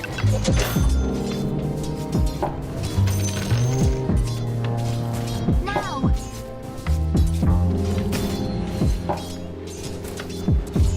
Of course.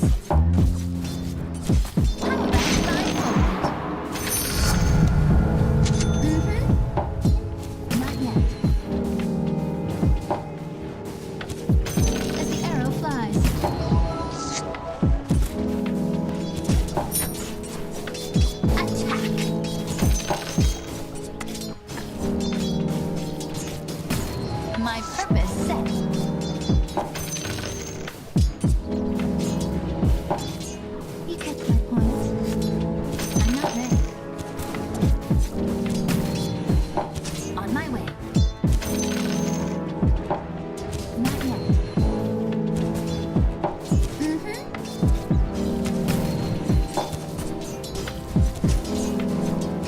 choice. Learn to share. My purpose set. It's not Your middle tower is under attack. on. Not yet. Never really understood my connection to this thing. Pretty sure it's this way.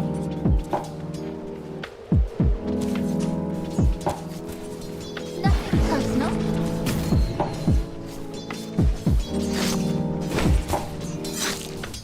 Go for the kill shot. Your top tower is under attack. Come on. Your top tower is under attack. Let's do this.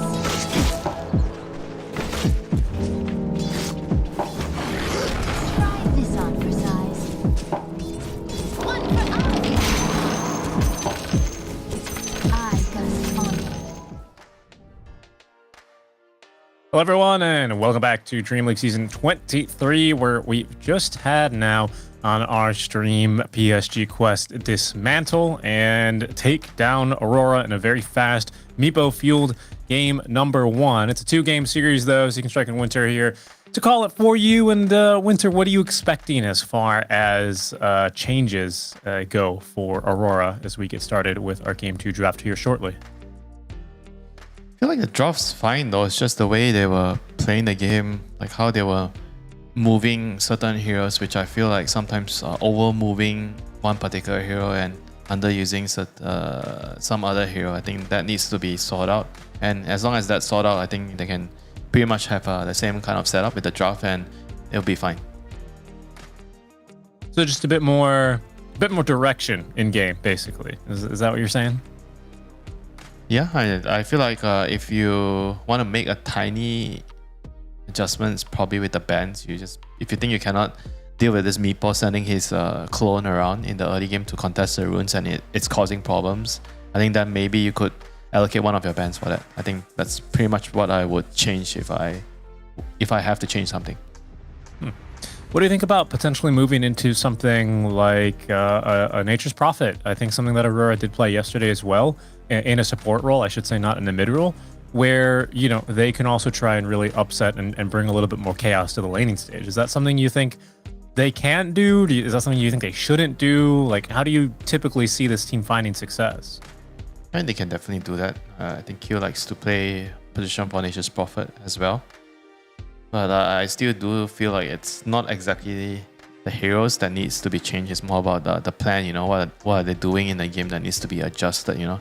I mean, if they bust out the Nature's Prophet, but they play the same way they played the last game and he's constantly farming, then it would be bad for the game too, you know. It doesn't matter if he's an MP or he's a Marcy. Right. That's true. I mean, last game we saw him doing his best to try and get that BKB online so we can maybe make a game impacting play on the Marcy, but that was just not going to happen in a game that was devolving that quickly. Now, this time around, for game number 2, we'll see what Aurora are going to be able to bring us as our draft now just getting started here. Just the first bands kind of coming on through, and PSG Quest making a ban that I didn't think we would see, which is the Razor ban. I didn't think it was really a problem for them at all, but maybe just something that they don't want to have to deal with when Aurora has second pick. It's a pretty useful pick if you don't have the overall last pick, right? So you want to pick something that's flexible in the early stages of the draft as a core. You have always to go back to a Razor. You can go back to a Pango, Primal Beast, the heroes that can be moved around. I think Razor is the best one because he's also being played as a position 1, so you practically can play him in any lane. 10 seconds remaining. Makes sense. And Aurora, well, if we're going to see a phase 1 Meepo ban, it would be now's the time.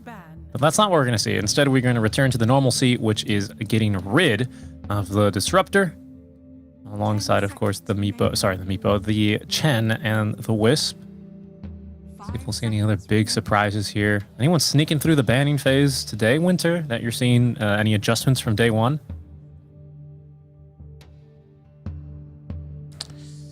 I think Disruptors, Lada, they're all... I think Chen, sometimes I feel like some teams are not going to ban it right now. They don't feel like he's as scary as before. Maybe you can ban it against specific teams only.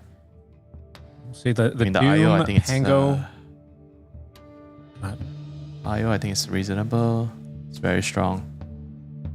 I was just taking a look at the most banned heroes. They're Doom, Pango, and Shadow Demon all so far uncontested.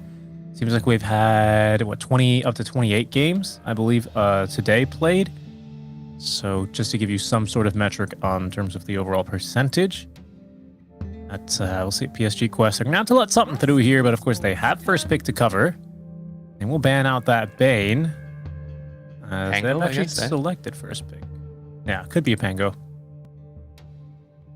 And the Bane would make Not a very good win rate though right now, right? You were saying? Yeah, the hero doesn't have a very good win rate.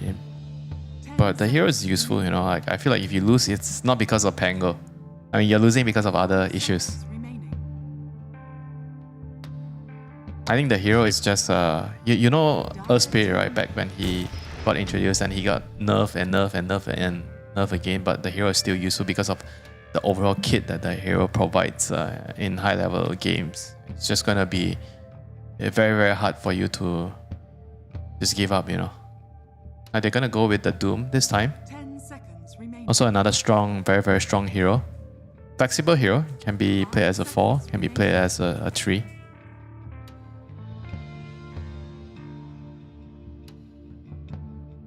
Doesn't really care about the lane matchups as much. Because when you fall behind, you can always catch up easily by clearing stacks with Scorch Earth, you have Devour, you have a lot of tools to help you out. I feel like we've seen a lot of Doom from Aurora, so I'm just taking a look at our stats now in terms of like how many picks have they got through it, because we have been seeing the hero get a lot banned. And we've just seen that stat pop up now, so I want to see what this is currently looking like and which teams have managed to take the Doom, because this will only be his 7th game, Winter.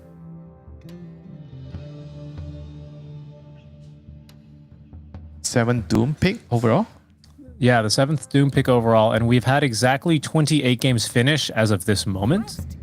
But he's been banned 18 times, picked 6, so just shy of 100% contest rate as the Slardar and Disruptors go. But there's the Pango. He will still get picked up here.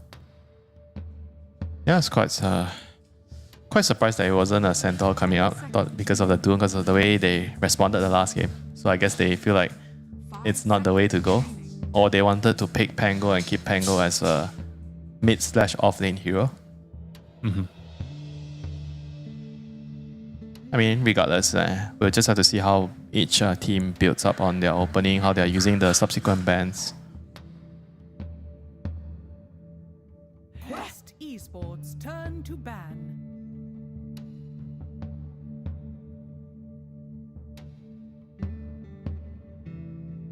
Quest gonna remove TA. the TA, which TA, what does TA feels a bit weird to ban out. I guess they just want to protect the Doom's lane because Doom is vulnerable to, I guess, TA, but you don't care about the refraction because you have Scorch Earth.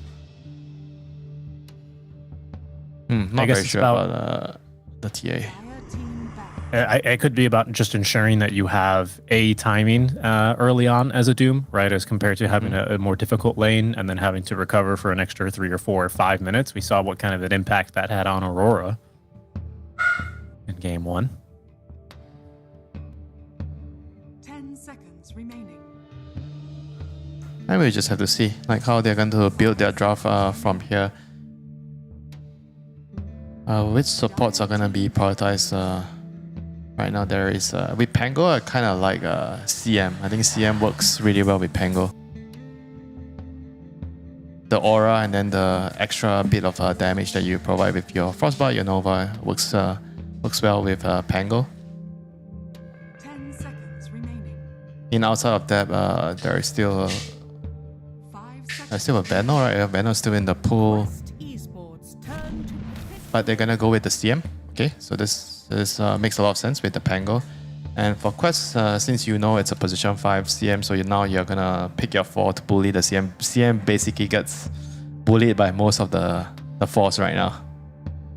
It's really, really difficult to survive in the lane as CM. You die so easily. That's the downside of CM in the game. All right. That's why you have to build a draft around it to protect it in the lane and make her useful in the game. SVG's favorite thing about the hero as well is just how quickly she dies. As we all know, that guy, he was really enjoys that. It's that aspect of Dota. It's a favorite thing.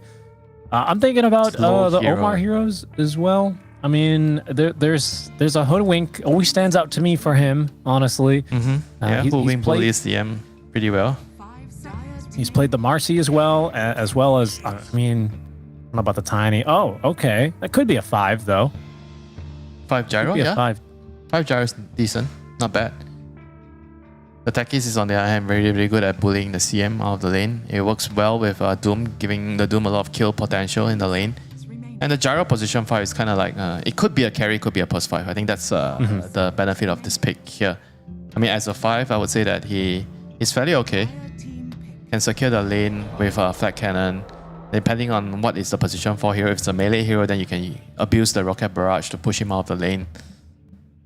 So they're going for Monkey King here. So I guess it's the lane matchup they want against the Doom. They want to try to, yeah, because with CM you kind of need to have a strong lane to make sure that the enemy can't run at you. So with Monkey King, they're trying to create an environment for CM to do well from the start. And Quest goes for the Kotl, which is one of the most notoriously imba mid heroes right now. It's very, very strong. I think he's the strongest first 15 minutes hero. Like nobody is as strong as Kotl in the first 15 minutes. Okay. We'll follow up on that when we get into game, but this is, I mean, it could still be flex to support. It's not impossible, right? This could still be a gyro carry with a Techies 5, because Ducalis tends to play the Techies of the team. It's something I've noticed. And then, of course, a Kotl 4. It could be, So a 4 gyro. But I feel like Kotl's most likely going to be a mid here. But we'll see. They have the overall last pick, so they can decide later. All right. And you've got more information on the lane as well. Aurora, as usual, last picking the Jabs hero, right, is what we like to see here from Captain J. And he is going to have overall last pick for that. PSG Quest banning mids, though. Huh, they've banned a Puck. Really? Are you seeing something here with this Puck ban that PSG Quest have gone for? I don't quite understand. I feel like the Puck is a hero that can catch the mid Kotl. Maybe that's why you can dodge the Illuminate Blast easily with Phase Shift. And it would be worth Aurora going... to move. Yeah, they're expecting Aurora to move the Pango to the off lane. I see. Okay. That makes sense. Any other kind of bans you'd expect to protect the Kotl mid then, just to focus on that one a little bit more? I think that's about it though. Like the other spirit heroes are not really that strong at the moment. I think maybe something like a Zeus, because you can scout him with your Wrath. That's probably the other one I would be considering. Alright. That seems logical to me. And then, of course, PSG Quest also thinking about their last pick and ultimately where to send this gyro and to commit the Kotl mid. Okay, or I not, guess maybe that's why they banned the TA. So they wanted to pick the Kotl all this while at 18. That's why they banned it. Because TA is a good lane matchup against the Kotl. You can deny his creeps. And Right, your shot makes sense. trap is going to be useful against the Kotl later. Maybe that's probably the reason why I couldn't figure out before why they decided to all of a sudden ban the TA.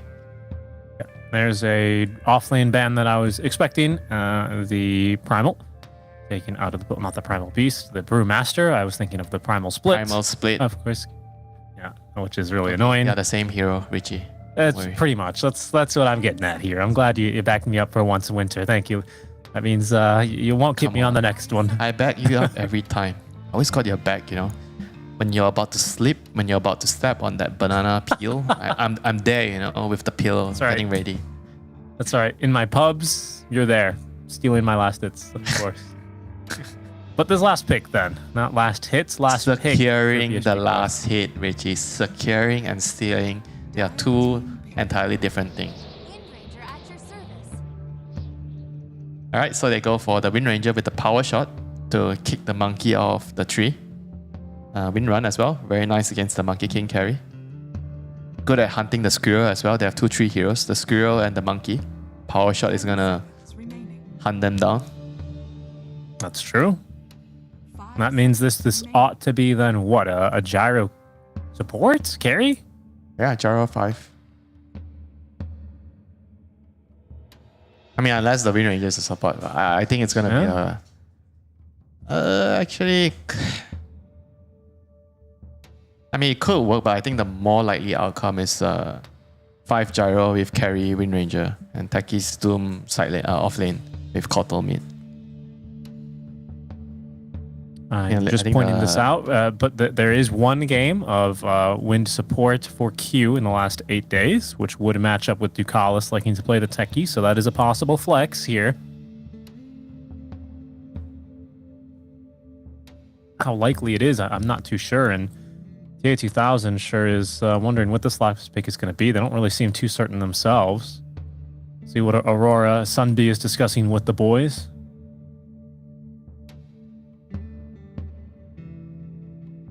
They kind of need, I feel like they need another frontline hero. Like they need another tank. Okay, so Centaur. Again, you know, against the Doom. Same solution to run away. So they are just going to put the Pango back at mid against the Kotal. I mean, they have to be very, very careful at how they deal with the Kotal. They need to block his camps early, or at least steal his stacks. The supports need to be really proactive.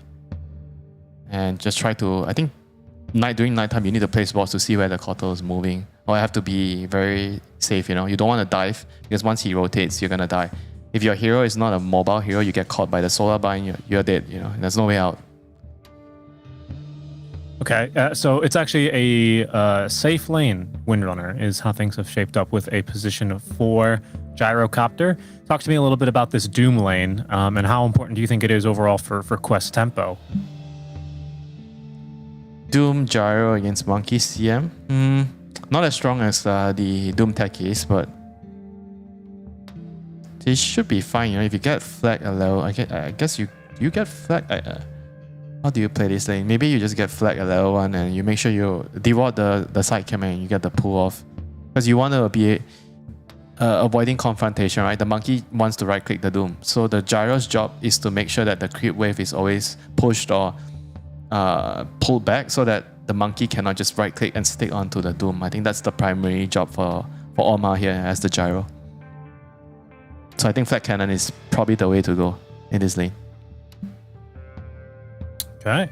Who's drafts, Winter? Who do you give? Are you giving the edge here as we are in game now for game number 2? Nobody. No edge. I'm an unbiased caster. Of course. We all know that. We all know Oh, you know me too well. Indeed. I think we all do, Winter, as certainly all the C fans will certainly know that. Now, as game 2, though, where PSG Quest have dominated in game 1, so Aurora looking to restart now for a pivotal day 2 of DreamLeague Season 23, where Aurora now currently sit at 2-1, Quest finding their first win at 1-4. Sorry, I mean that should be Aurora with 2-3. Make that. That's careful here. Omar, first blood potential and nearly guaranteed. That's a big Illuminate Blast though, onto 4. So they're going to commit the Blood Grenade, and another power shot will clip the 3 of them. That allows Jabs to get a counter kill here, or counter killed. Will it make much more though? Ali will be getting clipped by that last Illuminate, so it's a 2-for-1 deal. Although Aurora, they did get Aurora did get first blood. So that's in their favor at the very least. Look at the monkey. Look at the monkey. No, they saw him. Unbelievable. He just gets 3? He got the Kotal's courier. That is the biggest one. Malik. And he killed both the couriers of the safe lane. So the Wind Ranger. Look at Malik. He's zoning Malik from the fountain. I mean, you can't fight him under the tower, but it is really funny. Wow. See you later. It's gonna be. They're gonna meet again at top. I don't know if I've ever seen a carry monkey kill 3 couriers like that to start a game. That's just not supposed to happen, I believe. What do you mean that's not supposed to happen? It's just a classic Monkey King thing. It's for the supposed to support. happen because you don't expect him to do it, right? If you see pause 4 Monkey King, everybody's like looking, you're hovering at That's your base, true. you know. But then you see carry Monkey King, you're like, he's not gonna do it, you know. Oh, well, a true Journey to the West fan here. 23 Savage. It's an excellent start, a great start for Aurora, who will get first blood and kill 3 couriers, not to mention the mid lane courier. So, yeah, they'll feel pretty good. Okay, you were curious about the first point. It is first point in Flat Cannon, as you predicted, but his camp is currently blocked by Ollie. So he is going to need to try and get that done. You'll see Aurora try and put a little bit more pressure onto Malik, trying to zone him away and up the denies. Down bottom. Yeah, I mean, just early game trying to body block camps, the unblock camps, you know, just all that shenanigans happening. This classic Q's got Dota the right now. lane blocked down, or sorry, the camp blocked down bottom, and I believe Ducalis probably has got his hard camp, which got body blocked. I think that sentry's outside of the hard camp. Yeah, that one there. Oh, no. Okay, never mind. I don't know my boxes. Gotta go back to school. 23. Fighting hard. Top lane as well with his first point in the Jingu Mastery. Level 2 for Malik. He's going to end up throwing the Inferno Blade on a 23 Savage, but it won't change the outcome of this fight as Omar still ends up dropping. Malik is going to trigger another Jingu. Oh, and 23 is going to... Oh, just once. Okay, just one little hit. Yeah, this is the matchup that they wanted to enforce here, picking the Monkey King into the Doom. Now he has the Orb of Venom. He's gonna just be playing really aggressive on the Doom's face all the time. And Omar, he needs to make sure that he stops the Monkey King from playing like this. He has to put himself in front so he can protect the Doom. That's going to be difficult unless he unblocks this camp. Yeah, okay, they'll get onto it now. It's always the worst when you commit a sentry and fail to unblock the camp. So I feel like that they was should very be necessary. maybe considering to pull the wave as well, you know, so that the Monkey can't really just do that and run at the Doom ever again. They have Cotto a in the couple, mid lane, right? also doing his creep Jungling. pulling and jungling at the same time.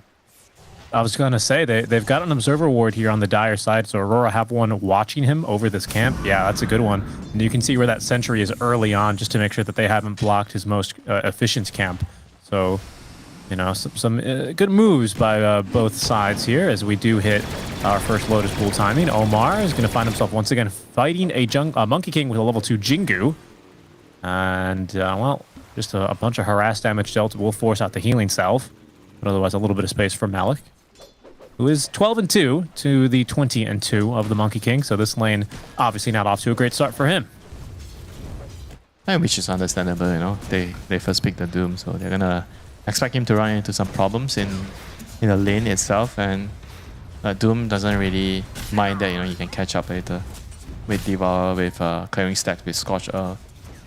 And Ollie's been doing a fantastic job of keeping this camp blocked up top lane as well. You can see it's just no creeps for Omar to reestablish equilibrium. So this is not going to settle down anytime soon.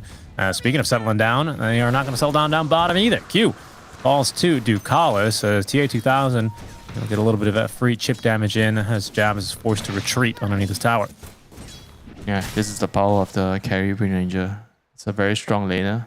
Very difficult for the offlaners to contest this lane. But on the other hand, you know, if it gets to the mid-late game when you have Blade Mail and your max retaliate against the Wind Ranger Focus Fire, you're definitely not going to want to target the Centaur as the Wind Ranger.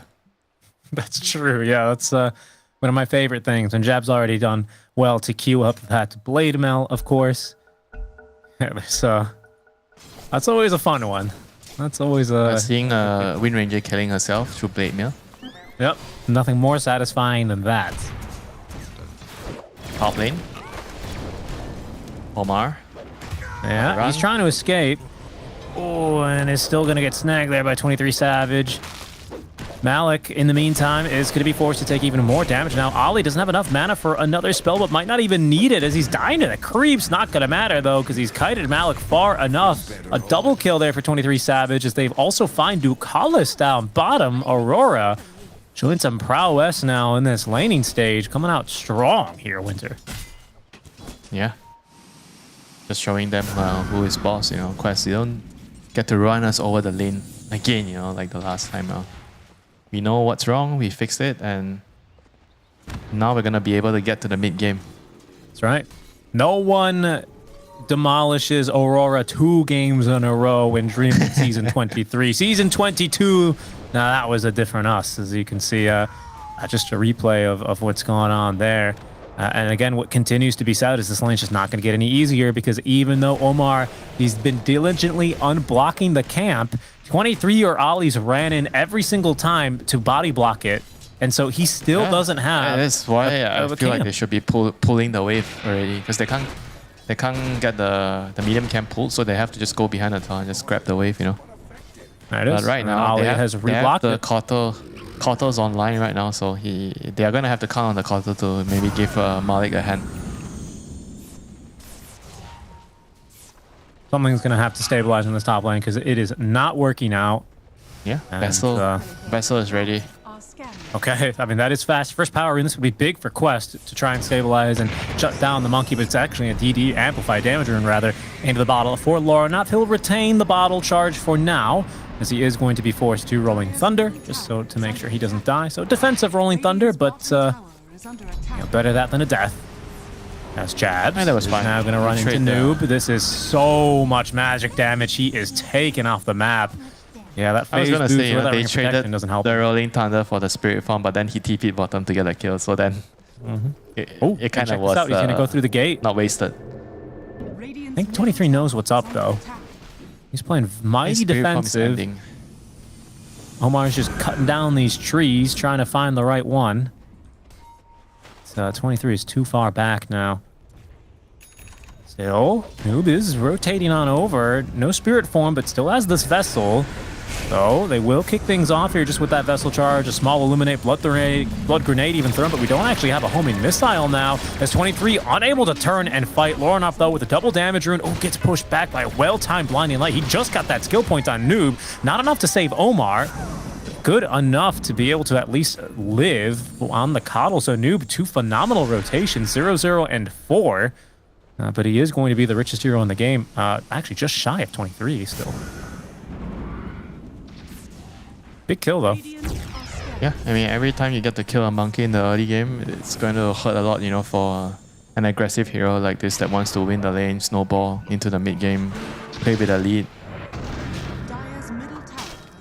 Is this kind of where you were expecting the supports to do a little bit more from Aurora? You talked to Winter in the draft about how they need to be able to get online early to be able to match this rotations from the coddle. Is this what you were worried of? And you're not matching the Kotto like 50-50, you know. The Kotto is just going to dictate it, right? But you just have to make sure that you play more conservatively, because if you dive, you're getting Kotto easy time to catch you. Well, this could be a much-needed kill now onto Noob, as the supports were smoked up and do manage to get the gank there onto Noob. 23 rotated on and over to complete a nice gank, and Lorinov will roll out in style as they get 2 kills for the rune.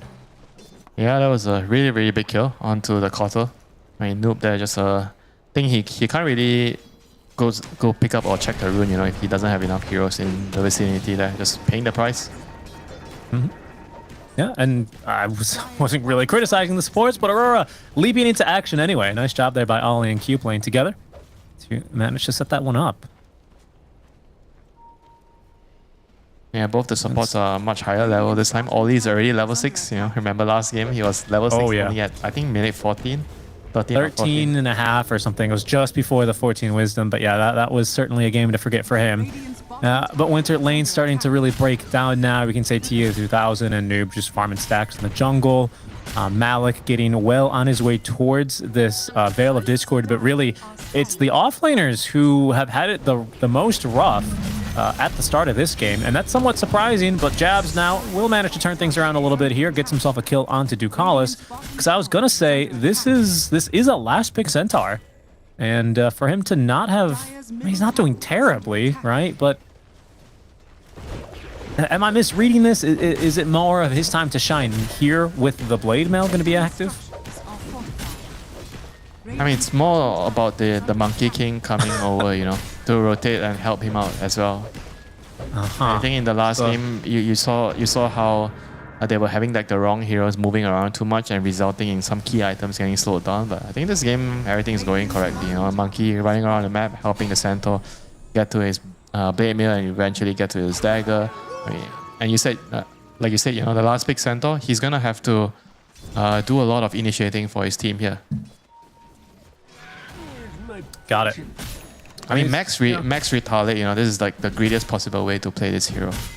Yeah, I was gonna say, yeah, max retaliate with the blade mail. So, you know, we should expect this blink dagger next. But you have this diffusal timing now from Lorinov to still play around, and 23 has shown that he's very eager to rotate around with the full orb of corrosion.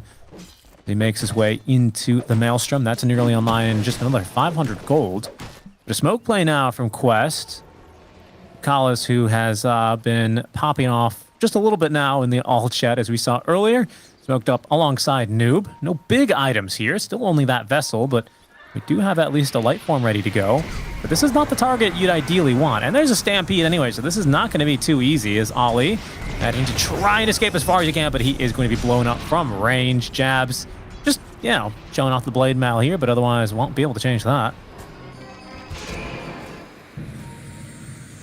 Yeah, it's not the biggest loss, you know, it's losing the CM and Spirit Form use. I think whenever the Keeper uses Spirit Form and you're only losing a support, that's great news for you. And now you have Rolling Thunder, so Lorinov is going to be able to make his play. Yeah, no mid Spirit lane, Form. this is only a support Gyro, who is in pretty good position here. Lorinov knows that he can't push him down to the low ground, so instead, Ali will be able to assist him in picking off that kill. Nicely done. This has been a calm period, though, for Malik, right? The guy who, yeah, sure, he only has one death, but otherwise has had just a terrible laning stage here. I think that was the first time he's managed to farm that camp 11 minutes in, and finally got it unblocked. Poor guy. Don't worry, Richie, he's a Doom. And it's one of the better heroes to fall behind with. And he's also going for a Midas, which is gonna help. You don't really see Midas as much nowadays. And Doom is probably the only hero that realistically you're gonna be thinking of buying Midas. A lot of the other old Midas heroes that you don't really want to get the item anymore. Yeah, I think exception there is Ogre, but you know, not really Ogre? a relevant hero. Yeah, Ogre McGee.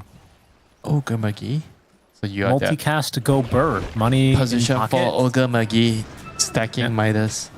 That's me. Remember our lovely game of Dota 2? Nope. It was a game to be forgotten by me. I agree. I'm glad you don't forget. But one thing I think is going to be notable here is the amount of Maelstroms that we currently have queued up. I think we're going to have 3, maybe up to 4 at some point.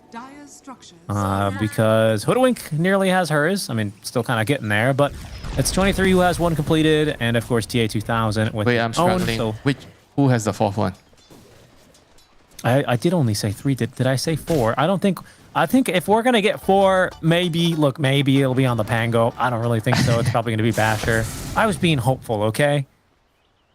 Look, it's a slow period of the game right now. We gotta find something to talk about, Winter.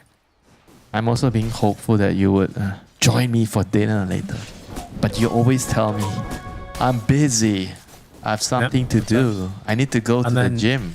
You know what I'm doing? I don't go to the gym. I queue another game of Dota and build another Midas on my Ogre. No, that's a lie. That's a lie. I know you're lying. I know the gym session is more important than having a dinner with me. Runes, 14 minute. Yeah, Shieldern in collected there for TA2000, who has had a fairly quiet game. I mean, he's 3-0-2. He's certainly got off to a strong start with the power shots at first blood, but is otherwise just making good progress here towards his items. But it's Noob who is going to be racing along for his own, as he has the BOTs online, so they will rotate top here for Quest. Let's just really be able to catch up to Q, who is the possible kill here. Could be the tower finally going down. Don't know if Aurora will be keen to defend here. Let's see. They have Diffusal, they have Roll. I mean, they kind of have everything. Yeah, they're gonna go Centaur's for gonna it. have blink in a bit, but not in time, I guess, for this fight. Collis is setting a trap here. Smoked up. He's left mines in his wake. As his smoke ends, the Observer Ward just expires now. That did scout Ducalis. Sorry, it scouted Malik. I don't know if it saw Ducalis. But either way, Aurora not confident with the little bit of vision they've got there, so they won't force things for now. They both teams seem to be pretty content just kind of farming Winter. Well, hold on, I say that, but Ducalis, he might end up dropping here. Freezing Field submitted blind, and will Richie. guarantee them the That's a kill, fight. but Lorinov, yeah, he's fighting. Good job there, chopping down the tree of 23 Savage to prevent them from getting off the Wukong's command, and doomed up. No way he's doing that now. Omar, in the midst of things, has a great blinding light, pushes jabs back in. He's ticking down, but lives on 40 HP here. I thought that Vessel would have done him in, but he's just fine. TA2000 still takes a dive there to the cost of the sharpshooter from Q, so it's still a much better fight here for the side of Aurora. Yeah, with Centaur doing the bulk of the damage there. 2.2k damage in that team fight. Guess a lot is coming out for his Retaliate, his Blade Mail. It's good moves there, but Aurora defending the tower. They know they're strong, they're not giving anything away for free. You have a Midas Doom, you know? How can you take my tower, Richie? No. That is a good point, yeah. A strong way to start the fight off. The Techie's Mine's not doing too much damage there, but you could see, well, you know what? I thought the Doom How's the chopped down Centaur that doing tree. so much damage? It's just everything is the Retaliate? Oh, I guess.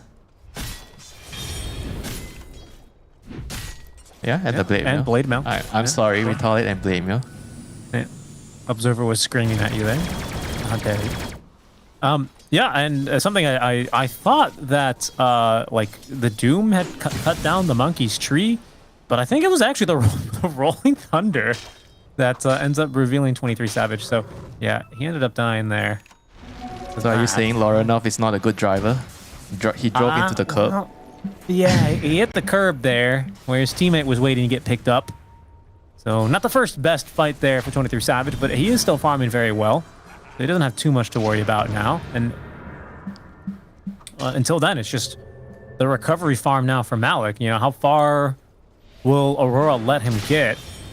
You know, now that Jabs has Blink Dagger, pardon me, I'd expect Aurora to be a little bit more trigger happy and more eager to look for these fights. Especially with the Ags completed on Lorinov too. You're looking at a lot more damage here. Precious bounty.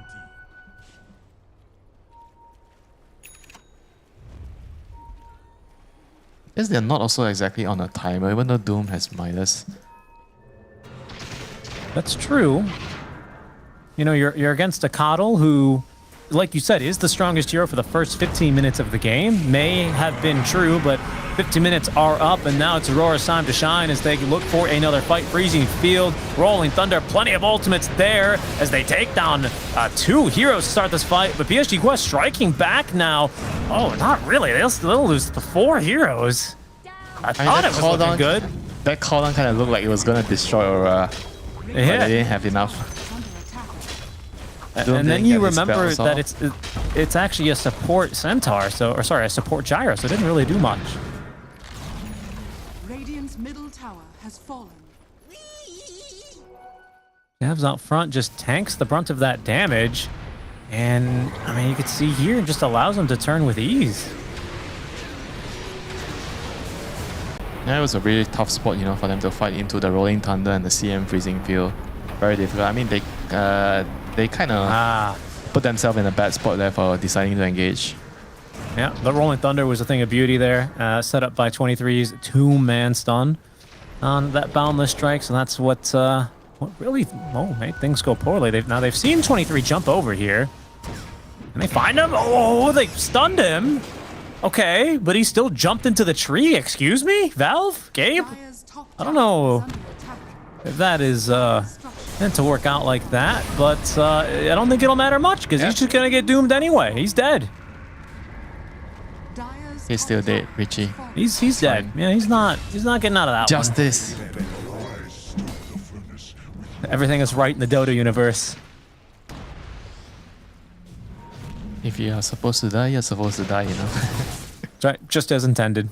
23 caught out farming just once here. after he completes the Gleipnir. Does want to get into that BKB. Ag Scepter build seems to be in the quick buy as well. Dire's top tower is under attack.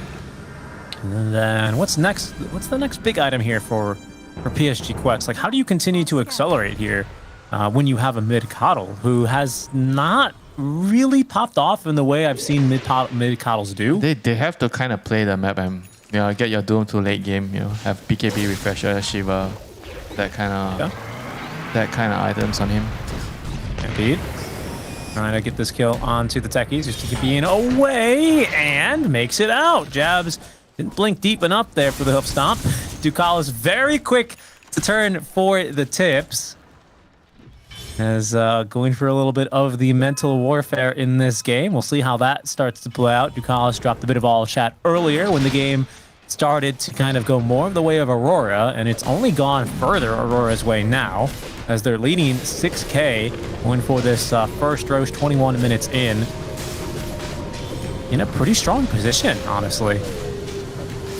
23's going to be able to farm his BKB safely with this Aegis, Lornoff with his Ags and Blink. Really strong on this Pango, most farmed hero in the game. Dire's top tower is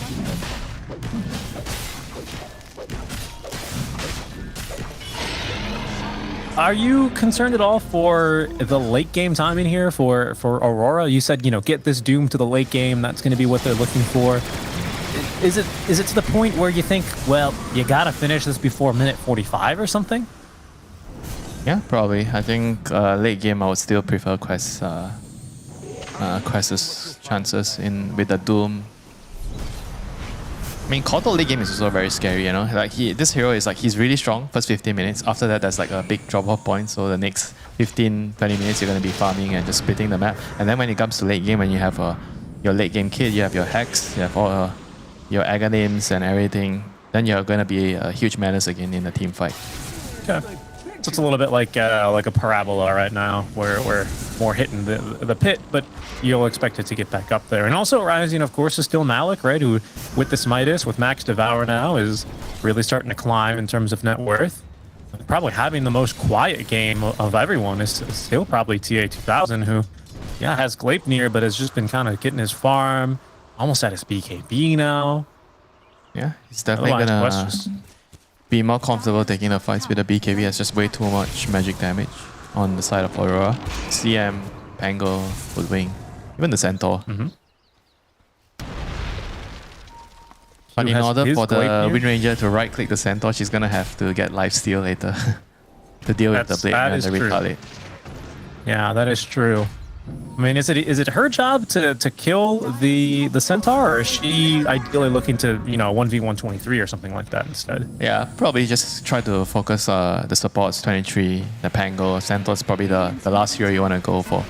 I think the way you want to take the fight is you kind of want to doom him so he doesn't have Stampede.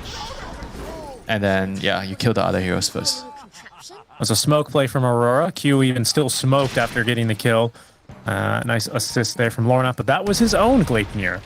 Q's, that is, who was able to use that to kick off that kill. So that's what I was saying before, where this Hoodwink, still one of those low-key heroes that turns into a core. Potentially not as much carry potential here as a Gyro late game, like ultra late game, but with the game that right now Omar is having, I don't think that's a big concern. As you can see, Q eclipsing him in terms of net worth. He's catching up to Jabs in terms of his own net worth there. Only 1,000 separates the 3 and the 4. Yeah, all these Hoodwink supports, you think they are actually playing supports? No. Radiant's top tower is under This hero always ends up being a core regardless of the game. It's just too easy to farm, you just hide in trees, throw Acorn Shot, clear a wave, then when you're in the jungle, Acorn Shot clears a camp easily too. Yeah. Honestly, it feels pretty good. The hero doesn't have mana problems usually that bad. Maelstrom is ridiculous on you. You're slippery. It's a fun hero to play right now. But you're annoying. You split push. You do a bajillion damage from safe range. Omar is wishing he had a little bit more range than he does now, because 23 jumps right on top of him, although a well-timed homing missile is going to stop 23 from getting the ultimate out. Still, he will continue to give chase. Call down gives Omar a bit of more space. 23 decided he's had enough, actually. There's still a tier 1 tower here. This might potentially be dangerous, he remembers. As his tree's nearly chopped down, Gleipnir is tier 2000, who TP to the tier 2 tower, I believe, is now going to commit this focus fire. Slow to a crawl, however, and now being stunned up by Lorinov, who's going to slightly mistime that roll up, needing to find the second stun. Instead, finds his ankles broken by the Windrun TA2000, who's going to easily get back into safety. Instead, the only hero they lose is Ducalis, and that was down bottom to probably Q. And Q just solo killed him. No, it was Jabs. Yeah, both of them killed the techies at bottom, and Q didn't have TP, so he had to walk to the gate. Wait, but Malik? With Doom? Oh, Lorinov! Oh my goodness, what a jump! You'd think that was an Aurora ward with the way they made that jump, but the fight is all falling apart now for Quest. The confidence out from Aurora in this game too. It's like we've swapped sides here, Winter. This is going to end up being 2 dead cores. Jabs with the 2 of them as he jumps up perfectly, timing that with Lorinov. Now they will lose 23 again, but honestly, it's fine at this rate. Just let Q carry the game. Who needs Monkey King already did his job, you know. He rotated early game, he made the other cores rich, and now it's time for him to sit back and relax and enjoy the ride behind the centaur. It's true. Time for the workhorse, you know. What a jump! Bottom tower is under attack. That was such a read from Aurora. They probably knew that they wanted to make a jump in there. Quest Esports holding that high ground spot, but the double commitment blink, I did not think it was going to work out that well. But Lorinov, all the richer now, as his courier did die with the Octarine on it, so he has an Octarine in his inventory as soon as his courier respawns, and then we'll quickly get that Basher online as Ducalis. He's been caught here. Good 4-step down to the low ground, but they'll still clip him a little bit. Still able to evade his pursuers, however. So a nice move from him. Are scanning. Space for his team. No roll, so time to keep farming. Indeed, that's been the play of the game here. And here again, you can see the commitment made by Jabs and Lorinov. Really not a chance for TA2000 to take this fight anymore after. I mean, he does at least make sure they get that kill on the Monkey King, but comes at the cost of his own life. Yeah, once you don't have your BKB, you're not going to be able to do much, you know, as a Wind Ranger. Once you start the fight, you pop BKB, you have to be able to kill someone and win the fight from there. I mean, if the fight's too dragged out, and then it'll be really bad for you. It's been a solid 10 minutes of from really Aurora. good map control. Really Now good we see fights Quest from decide to Aurora. smoke up here. I don't see any Now we see major Quest new decide items to from them as a smoke up BKB. here. I I don't see any that might major just be new it. items from them as a But Aurora BKB. still smoking up as they look to fight yet again. Even without the Aegis, they feel confident. Fight yet again. Even without the Aegis, they feel 3 heroes here in the river, but Jabs held that babe. I the Shack shot here in the river, but Jabs held that babe. I the BKB off. TA2000 though in trouble as he will BKB and rush forward once again. 23 Savage in trouble, still able to use that Ogre Seal Totem, really kiting this fight very far. He's gonna stay alive underneath the tier 2 tower. Malik in the meantime, his BKB expired, leaves him incredibly vulnerable. Aurora turn back onto him, take him down. 23 Savage still alive, jumps back over to continue farming, and PSG Quest left empty-handed here as they try and seize back control of this game. Yeah, a bit of an unfortunate situation for them. They were like trying to smoke, but they ran into the CM on the cliff, even though they had a ward. But it was difficult for them to run up the ramp there. They tried to kite the BKBs and try to take the second fight, but it was just too difficult for them to run up the ramp. Like, there's too many That time around, good spells, you know, the roll, the Monkey King, and the CM. at least that time they don't lose TA2000 at the end of the fight. But I mean, they're keeping up in terms of farm, but the team fight's just not there. Does this just come down to draft right now in terms of like your Coddle's at his weak points, Aurora heroes are still kind of riding their high, or does it come down to more of the execution in the way that Quest are seeking these out? I mean, they're definitely not as strong as Aurora's heroes at the moment, but still, you know, they could have maybe found a better way of initiating the fight instead of trying to run up the ramp there, which I mean could make life a lot easier for them. If you get the Doom on the Centaur and then you try to kite him, kill the supports first. I think that would actually give you a good chance of winning the fight. As long as the Wind Ranger finds the Monkey King, you focus fire the Monkey King, you're going to be able to kill the monkey. Okay. Well, talk to me a little bit more as Aurora here seem to be gearing up for another smoke. Talk to me about what they need to get done here, right? We agreed that Quest are going to be able to scale better, frankly, as the game goes later and later. Are Aurora doing enough to prevent that scaling from coming too soon? As of right now, yeah. They're kind of doing really well. Like, just continuously building their lead. But at the end of the day, you need to be able to break high ground. Monkey King is like not very strong at breaching the high ground right now. I mean, I guess you can put your Wukongs on top and just right-click the towers, but you're dealing with Keeper of the Light, Power Shot Spam, that's the Techie's Mind, so it's not going to be an easy task to breach the high ground. Well, second Aegis might be a tool that they can use here, Winter, to make that slightly easier. Roche has respawned. He's currently down bottom, holding on to his banner as well.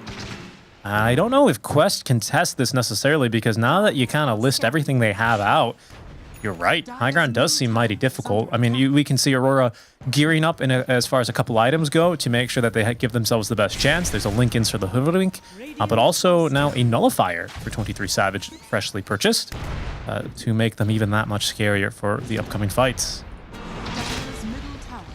We saw Japs with that Lotus to work in the last fight, reflecting the power shot. That could have been really bad if TA2000 gets jumped there without BKB.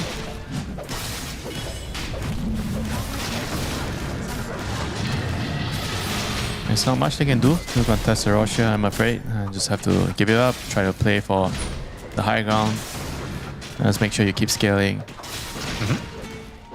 I mean, they're picking up some key items and talents, right? As we see this Roche go down slowly. Noob has hit level 20. He's taking that Spirit Form talent, which means with Octarine, he's got something like an 8-second downtime now on Spirit Form. You know, you combine that with him and that extra cast range to hit something like his scythes and just generally be annoying, and that might be a really powerful tool that they have to continue drawing out this game. A2000 on the 20 talents. I guess the focus fire reduction is something. Sure. Dire's top tower is under attack. You know, as the game continues, the late game lurches closer and closer. Especially with a hero like a Doom, you know, it's inevitable.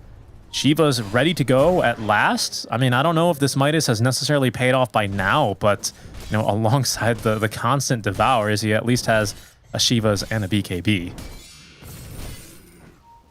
Making his way towards the Octarine core.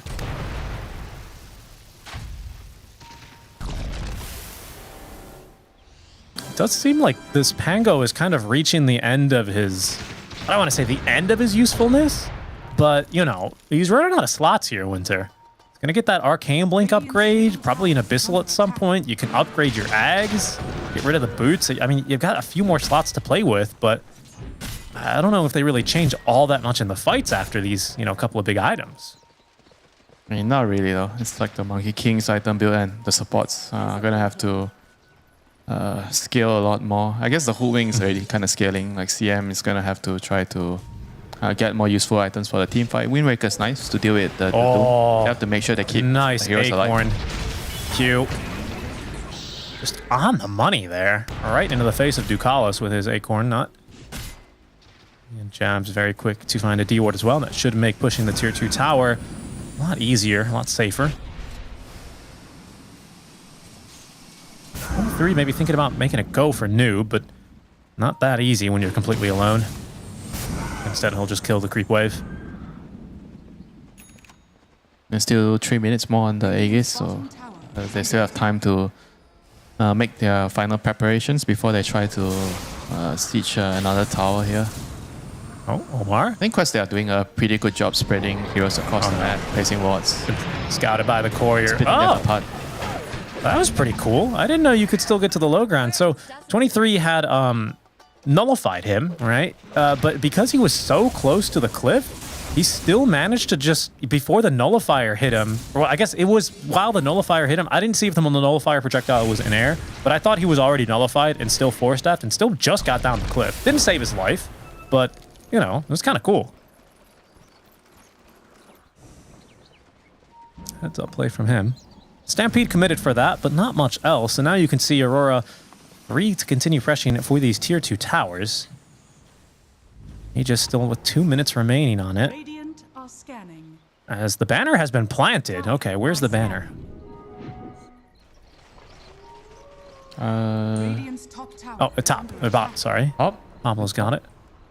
Yeah, it's bot in the middle of the banner. Or sorry, in the middle of the barracks. Ducalis, he will break Lauren off smoke.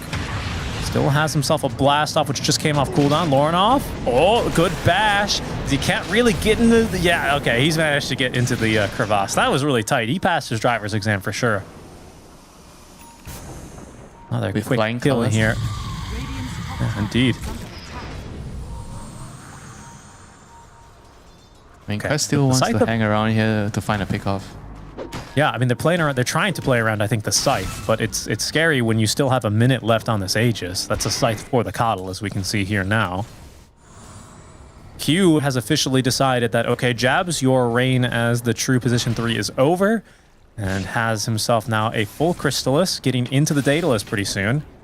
So this is going to be a hard-hitting Hoodwink soon enough.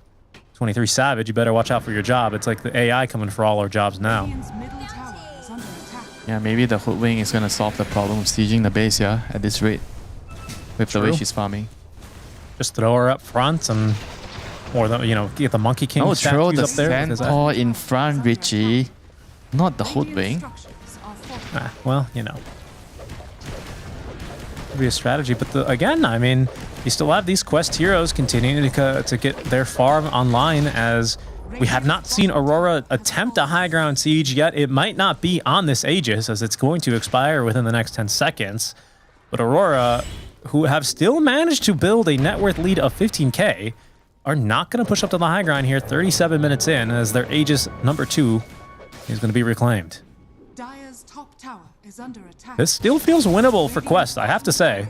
It's scary, but I think it's winnable. Dire's top Dota Plus only giving them an 8% chance, though. And there's always a chance, you know, they have very, very good high ground defense, like we already said. A lot of spam, and I think Gyra should just itemize to be another core hero, just like the I agree. Hoodwing. I don't think he should be buying all the support items anymore. He And he's also, getting like Mac, Greaves. I feel like he just needs to be a core at this rate to give them Right. the best amount of chances to come back. he's also only got 1 point in flat cannon, and he has 2 points in stats. So again, Yeah. just a little tool that helps him farm. And that you much need to more. max your flag, get the flag talents, the 15 and 21, and just right click. Oh, okay. This should just be a pick off, as Ducalis puts a ward on top of an existing Aurora ward, which is now going to be removed. So Quest are not going to be able to find a fight here, they quickly realize. Yeah, but how do you even get your creep waves anywhere near this high ground? Are you seeing Illuminate, Power Shots, goodbye? Like, how the hell Yeah, do you break mines. You have to kill the heroes, but if the heroes are not coming off the map, then good luck finding them. I think they're doing the correct thing, because they have kind of a 4-core lineup right now with the Hoodwing being this farm. So the more cores you have, the better of your chances of like, closing out the game. Yeah, well, I think CM, you have was- the attack speed talent. You take the attack speed talent and get a damage yeah, item later. now you have 5 cores, right? That's too true there. Too true, Winter. How many heroes can you do, Malik, you know, when all my supports are also cores? Especially when your supports are not wanting to seemingly go into more of a greedy build, not wanting to, I guess, remove the farm, what little of it you have control over on this map. This Quest, still out and moving about the base and the map here, eager to try and defend this tier 2 tower. Rolling Thunder being played with now in the fog of war, as Aurora considering making a jump in.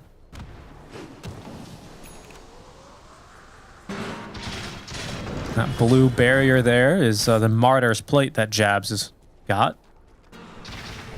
You can see that little active, which redirects the magic damage, which, makes Blade Mail do all that much more. Let's see if that makes a difference. in the next team fight. How is our Doom doing, speaking of magic There damage? is Malik? no next team fight, I tell you, for some time. It's gonna be at the... Yeah. I don't think they even need to contest the Roche. They're probably just gonna give the Roche to Aurora and just play the high I think ground. so. They're going to try and get Yeah, them I to mean, come up to the high ground. If they go out and fight outside of the base, I don't think they have much of a chance of winning the fight at this point. Right. All right, they need to control the conditions of the fight a little bit more than than taking a fight outside the base. I mean, you got more damage now online for TA2000 on top of the Ag Scepter. He has the Daedalus, so that's going to significantly increase his damage output or his potential damage output. Other than that, it's just... I mean, wait till the Centaur gets the talent, the Retaliate Aura. Then who are you going to right-click if you don't have lifesteal? You know what? That's pretty good, actually. You're going to need This somebody game, to buy yeah. a Vlads. Uh-huh. That's very true. All right, careful here. Ducalis, he's died for this ward before. Is he about to bro. lead the team? They're coming to contest the Roche. They are. It's sorry, not going to Rishi, I respawn lied for to you. 90 seconds, but the teams don't know that. So, for all that quest now, Roche could be up already, and they are not comfortable letting Aurora take Roche number 3. So quest will smoke past the existing ward that they know of. Scan hits positive now because Jabs is standing on top of the cliff, but Aurora, they also know what's up. Their scan is going to trigger now as well underneath the Lotus Pool, so they've got good intel about what's to come. Okay, Glimmer breaking the smoke there. Good play from Ali as Jabs will commit and make the jump in. And they've actually managed to get Ducalis. Ducalis, who has an Ag Scepter, planting the minefield sign. We'll see if this changes anything about this kind of a fight. 23 Savage, he's doomed, trying to TP out. He is going to live the self-doom now on the Ag Scepter as Aurora chasing through the Techie's minefield here, taking tons of damage, but still winning the fight. They don't care at all. Q, he's going to be taken down, but TA2000 trapped and just completely isolated now is going to be finished off easily. I don't see the rest of Quest standing a chance here as Omar somehow has managed to find 2 trees to hide in between. There they go. Now Not they anymore. find him. That was A little good bit of spot. hide and seek for him, but he will round out 4 dead now for the side of Aurora, who, I mean, even if Orochi was here, I don't think they'd be too interested in going for it anymore. Noob? Maybe trying to fight off 2 more than he could choose. Got a BKB active, so he should be able to get away from this one, but Lornoff giving chase. Oh, this He is fast, very Noob. but not fast I enough. think he's not fast enough, man. He is dead. That's a full team wipe after that Roche fight. And that's one way to start pushing up high ground. Yep, you have to kill the heroes. And then you can kill the buildings. That's why I was surprised that Quest decided to fight outside of the base. I feel like me too. it's really difficult for them to take a fight outside. It's a huge gamble. I mean, it kind of started okay for them, right? With Ducalis baiting them, then set up his mine on the high ground, pop his mech, his 4-star. But still couldn't allow his team the room to find the angle to initiate and win the fight.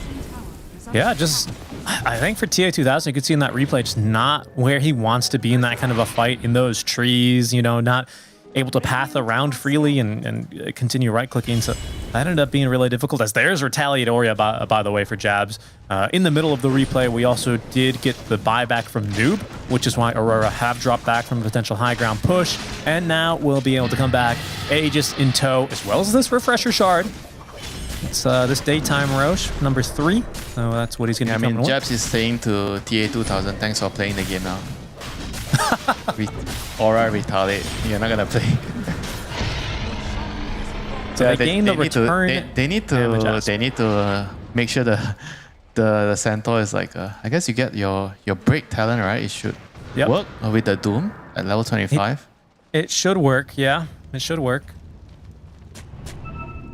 He's not that near level 25 on Doom yet. he's really not. Midas or not, Devourer or not, he's just not that close. And it's 90 damage every time, apparently. You don't get the strength damage returned. It's just, I mean, still, that's 90 damage every time. Just not really that sustainable for TH2000. Yeah, I mean, imagine you're focus firing a target. You're just gonna die in a couple of seconds. Yeah, it's pretty ridiculous, honestly. Quest able to take down their Tormentor. Takes a bit of time, but they'll get through him. And that is now Shard for the Windrunner, who has got Gale Force online as a result. Techies Minefield. This is familiar from SEA DPC rather, as okay, Focus Fire procced. Still taking damage here from the Minefield sign, which has finally now timed out. But 23 Savage with that big ol' Wukong's command ring. Not too eager to take much more damage, so he'll go ahead and get on back. Just a very casual commitment there from Quest, but Aurora realizing how precarious their spot is if they continue to draw. That has been the SEA curse. Even back when these guys were Talonwinter, they've always gone 1-1 in their group stages and have never managed to get out of group stages. They're eager to at least get as many wins as they can here, playing it patiently. I mean, they're doing the right thing here. So stacking the Lincoln, slowly sieging with the Wukong, and just making sure you don't dive, you don't take too much of a risk unless Quest dives out of the base. Yeah, Ducala's happy to not take a death here as he was considering blasting off into the middle of the creep wave, but that is a Lincoln Sphere, a second Lincoln's, right? Because you've got one on Q now, one on the Maiden, one on Lauren off, so you got 3? Yeah, I mean, you can just stack everything on the Pango and he rolls in and you're gonna have trouble dooming him, you know? Yeah, that's true.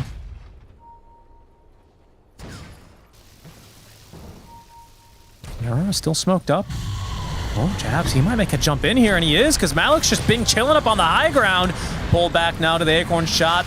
Ooh, the sharpshooter, so much damage on Malik. He gets the 4-staff on forward with the bash out from Lorinov. Another 4-staff, but they have enough damage. Malik, now he's got buyback. Will they end up committing it? Okay, 23 took a ton of damage here from the Minefield side. He's got to be a bit careful into the hands of TA2000. That's going to be the Aegis gone, but Jabs, he is doing so much return damage as well with that aura. TA2000 has to go back into the base to heal despite his BKB. 23 will get himself back out safely with the Boundless Strike shard, as there's going to be another Minefield time, but it just doesn't matter much. That's Ducalis. That's a dieback for him already. Wukong's command is out. Jabs feels basically unkillable up here on the high ground with 5,400 HP. He is safe and sound. He'll get back on the low ground. And a 5 versus 4 scenario. They have, it's Battle Maiden. Ollie up to the high ground with a 20 talent, Winter. 5 cores. Where is your Daedalus, Ollie? Where? I don't understand this game. What is going on? Ollie just 1v1'd the homing missile, and there was a banana with a Lotus Lincoln Sphere on it, Winter. What is this game? This most unholy game. there they go. They got the Rex, you know? All you need to know, Richie, is they got the job done. They killed the buildings, you know? Doesn't matter how they do it, they got it done.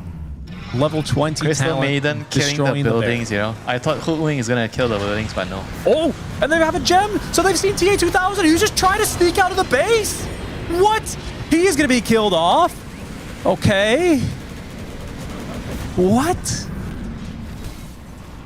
They reflect the Doom. They have managed to find a Doom onto the Pangolier, so he's at half HP, but Jabs, he sees the opportunity to go in onto the support Gyrocopter, diving underneath his tier 4 towers. He does not have enough damage, even with Lorinov's poke. But the buildings, I mean, the siege is going swimmingly here.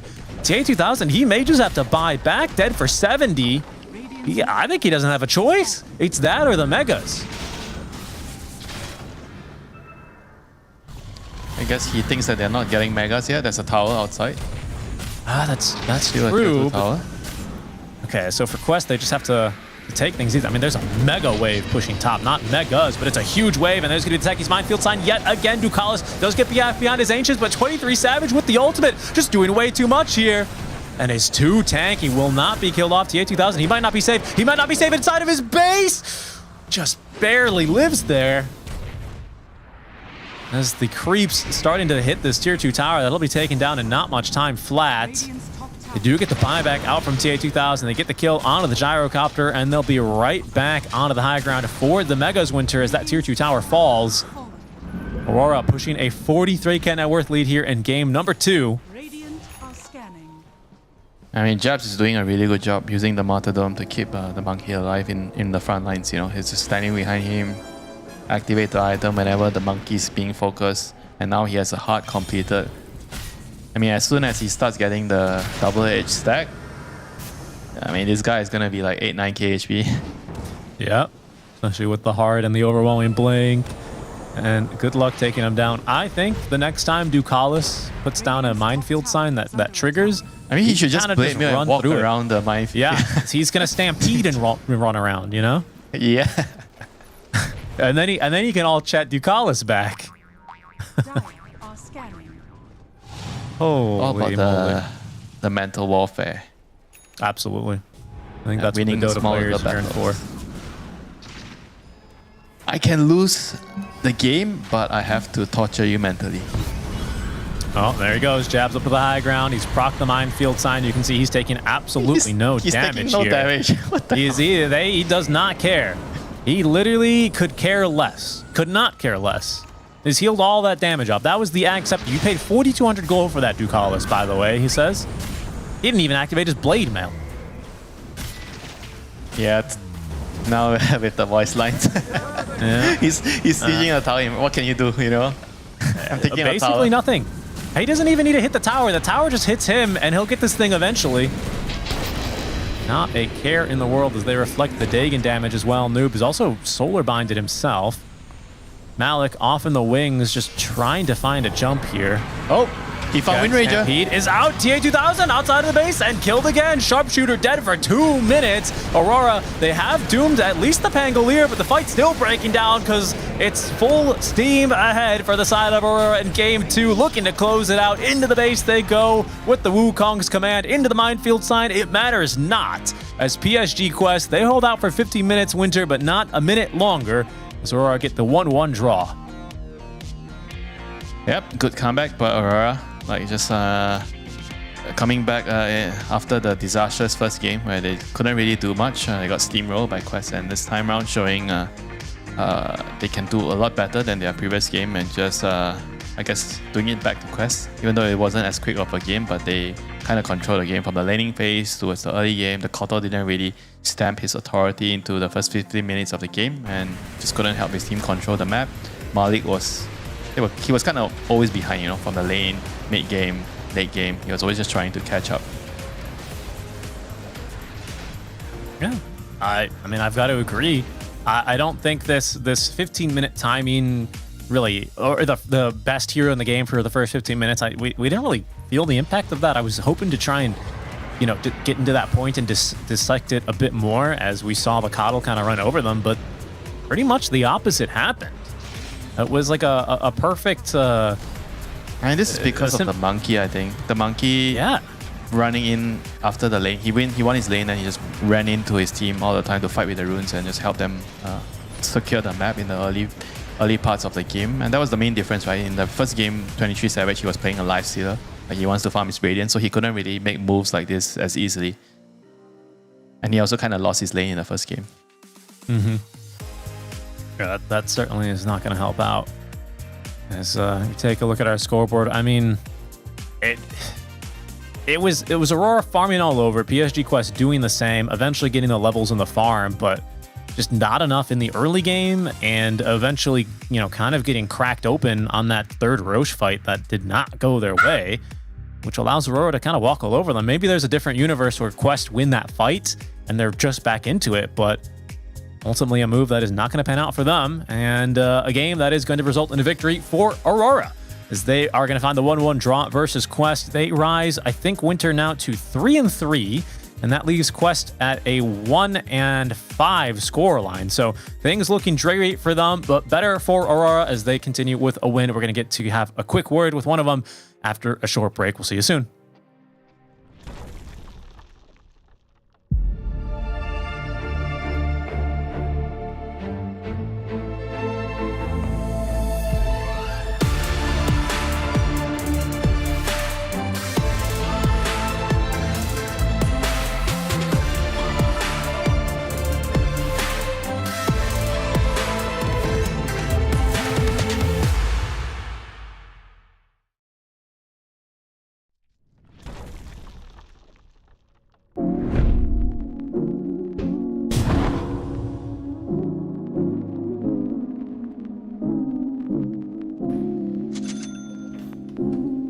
Position of power. Prepare for battle. Let's make this a battle worthy of my name. ordain it. To battle.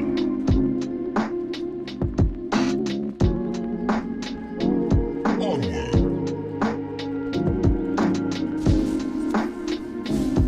Sound advice.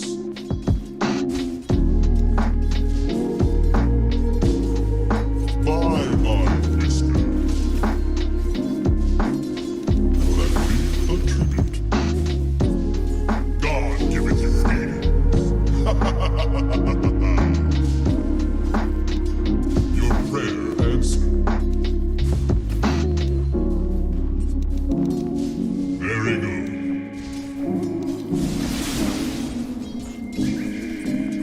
Heaven help you. Beware.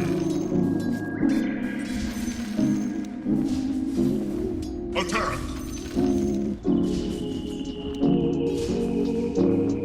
Yes. Onward. Your bottom tower is under attack.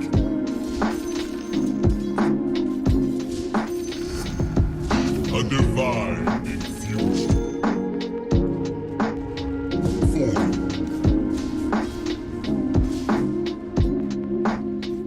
A position of power. To battle. God help you.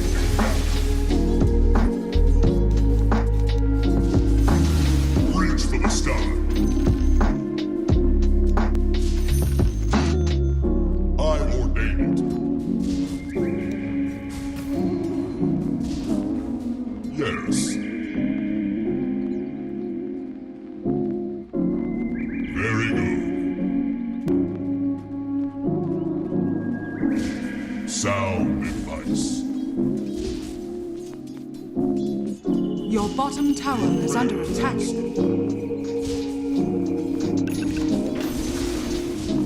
To battle.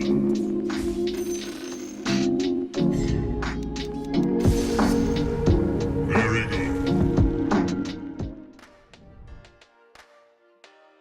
Hello, everyone. Welcome back. Dream League Season 23 group stage for a short little interview here that we will have momentarily as it's Aurora who draw 1-1 against PSG Quests, continuing their quests for direct qualification for Riyadh. And on the phone already, so happy and excited to talk to us again. I'm sure talk to you, Winter, is Jabs. Jabs, thanks for joining us. Hello. Hello. Jabs, we've gotten to talk to you a lot, especially over the last year for SEA DPC. I guess I'll start there. Like, how do you feel about this year format compared to, the last year's formats for you as a player? I think for me it's kind of more fun because a lot of tournament and there's no DPC, but the hard part is that it's kind of hard to balance about your own life because you're gonna have to play other tournament and there's gonna be a lot of qualifier too.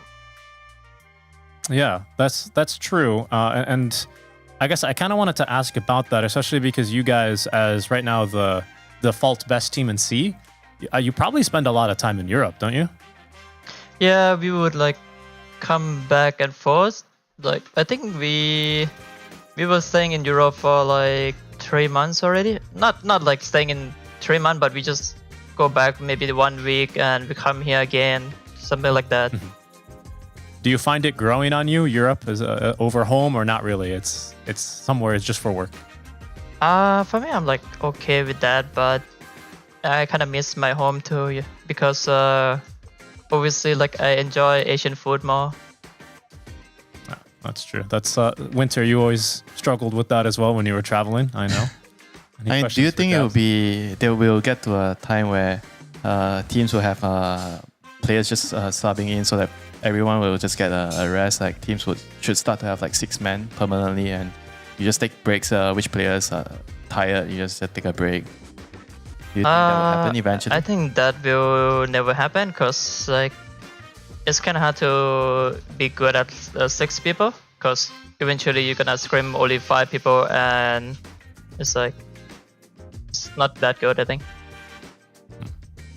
And you mentioned that it's very hard for you to balance your life, and if you find that you can't really spend time to balance out the other things that you want to do you think that it will actually affect your performance by a lot in the game? Not really sure if it's like affect a lot, but for sure it's like affect some.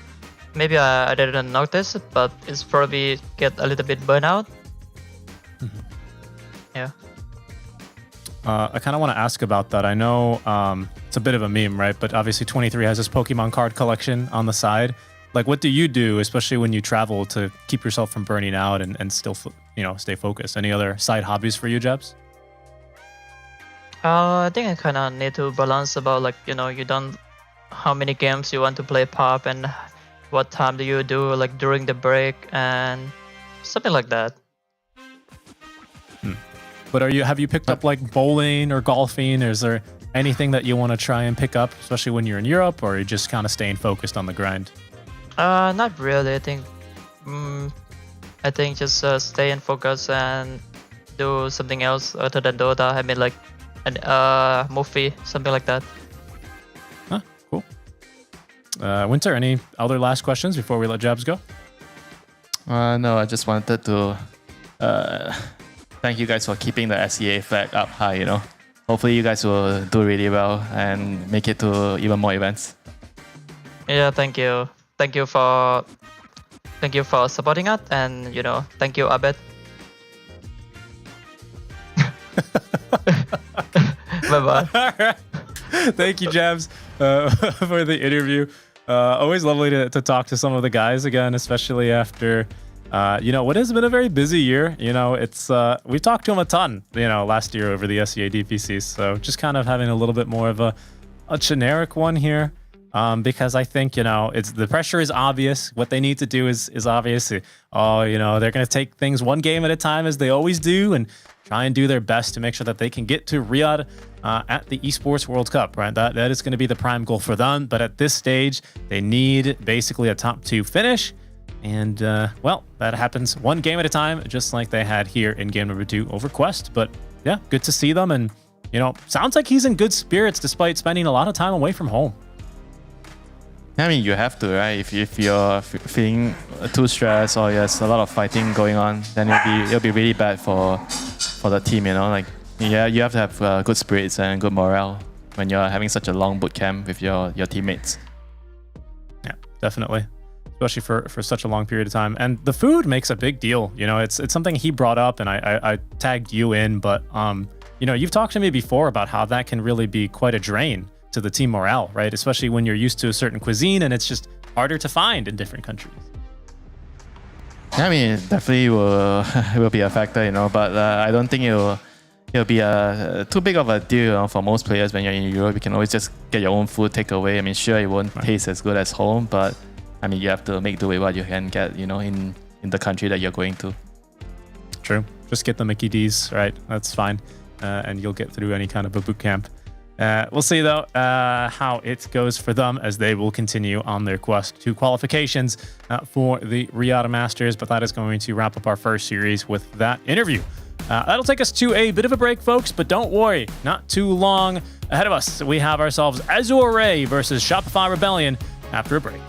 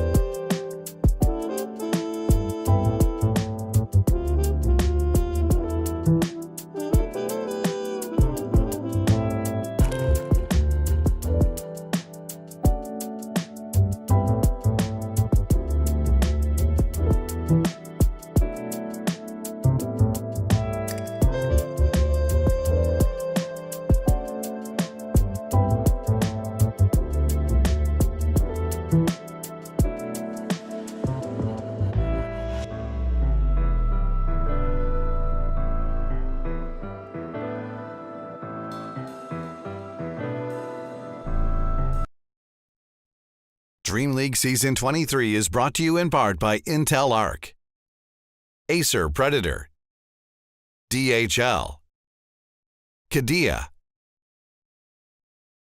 Monster Energy, 1xBet, and the United States Air Force.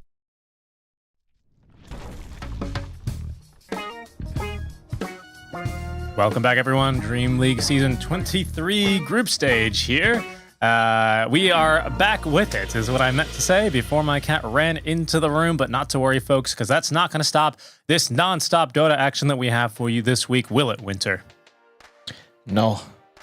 Pets are not that powerful, unlike dogs. That's true. Dogs can just ruin your day, you know? on occasion, but not to worry about it, because we have ourselves a phenomenal match, right? Don't we? Two teams that you said you were surprised were rated at the end of day one where they were. And that is going to be Azure Ray and Shopify Rebellion is going to be our next BO2 here. Taking a look at AR. Winter, you said earlier in the pre-show, and for those who might have missed it, I'll go ahead and repeat it, that you were shocked to see Shopify below AR in the standings. Why is that? What is it about AR that you think, why are they overperforming? What are they overperforming on? They kind of look really bad at the last event. Was it PGL? Was the Wallachia event? They said they didn't scrim, so they thought there was going to be a patch and didn't scrim and no patch. So yeah, and then Shopify kind of felt like, I really like the addition that they have right now with Scam, and they sort of have two position 5 that kind of plays like a position 4 role, like very greedy, and I think that is something that they might need to restart the engine of the team, you know, just reinvigorate everyone in the team, something different. I felt like it would work well for them. Yeah. For AR, it's kind of been a little bit of a struggle to find consistency, right? I mean, especially since the start of the season, which is a slightly different AR, which might confuse some people. And if that's the case, then don't you worry, because we have our researcher do a little bit of a deep dive for you to find out some more about Azure Ray.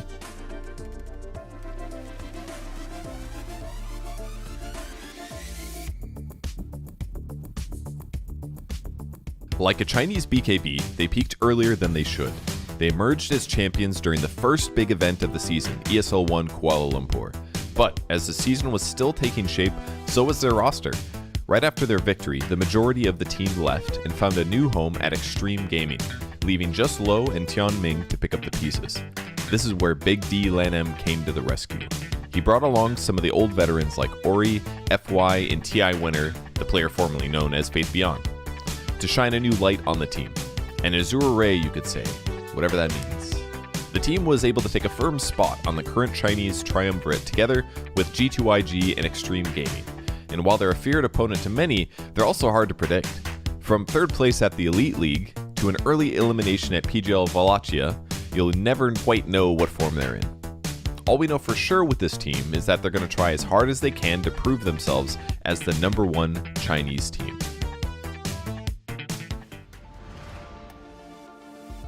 And after an event of not doing any scrim practice, you know, I think we're expecting a better finish from them here. Where, I mean, honestly, I feel like it's like a gambler's fallacy where it's like, oh no, they didn't patch this time. They're definitely gonna patch before the next tournament, and then they continue to not doing scrims. But who knows? Maybe Lanham whipped them into shape there. And, well, their opponent, Shopify, they're going to need to step it up because they've had a poor day #1, and we'll catch up quickly with their roster. But you can see them here, Winter. You were giving a bit of praise, I believe, to Kittrack and Skem for their play style. Is that what sets apart this team from others for you? I mean, it's not just that, you know. I think they are really good at, like, in the games that they win, they're really good at playing around their carry players, which sometimes can be a bad thing because nowadays you have a lot of focus on how you need to control the runes for your mid player, your patch, yeah? You need to follow the mid player, you need to do this, you need to, everything is about the mid player, right? But sometimes the game has to be on someone else, you know, and I think when the game is on RTZ, the team does a really good job at playing around him. How would you say this team is faring in this sort of a meta where you frequently, let me put it this way, Winter, many times during this event and even during this patch, I've caught you saying things like they need another carry, right? Where like they should pick a mid that's basically a carry. Do you think that kind of meta sits well with this current Shopify roster and their playstyle? Yeah, they have 5 cores. Why not? The support players practically core. They play greedy. They are like a secondary core. Actually, not even secondary core. They are the 4th and 5th cores of the team. Right. Oh! I've been grabbed by Bulba, who is going to adjust the camera, and that's because we have our first draft ready to go between Shopify and AR. No, he's giving us the early warning. Guys, be ready for this Storm pick. Just get ready, embrace the Storm pick. Exactly. He reached through the screen, electric vortexed me, and I don't know if I liked it. I don't know if I liked it or not, but we'll see if we like what they're going to be serving up for this first draft. Yesterday, we saw Shopify, honestly, a little bit sleepy in the cams. They were all stretching out. I think I saw Artur with a coffee. I'm not sure if they necessarily went back home after they were in Wallachia, right? They look like they're in the same hotel. I feel like it looks like they're in the same place. Wallachia hotel. There's a couple of teams that have that backdrop as well. So I don't know. I was a little bit surprised to see them still seemingly, a little bit more stretching out, kind of lethargic morning movements. But hopefully today, there's a little bit more of a fire underneath them, right? With that kind of poor performance that they've had. Sitting at 1-3 here, right? Yeah, kind of thought to have a bad result again today. Need to rack up the wins. And they have the overall first pick here. So they ban out Gyro, they ban out Slada. And they're looking to ban and pick their next hero here. I mean, glad that Keep Up the Light's not in the game. That hero absolutely... Even though he didn't win the last game, but this hero is just... every time I run into this hero or I watch this hero, I just feel the disgust coming out. When I see him solo binding with the vessel, 10 minutes running around killing everybody. If you're not a hero that can blink or jump away, you're just dead.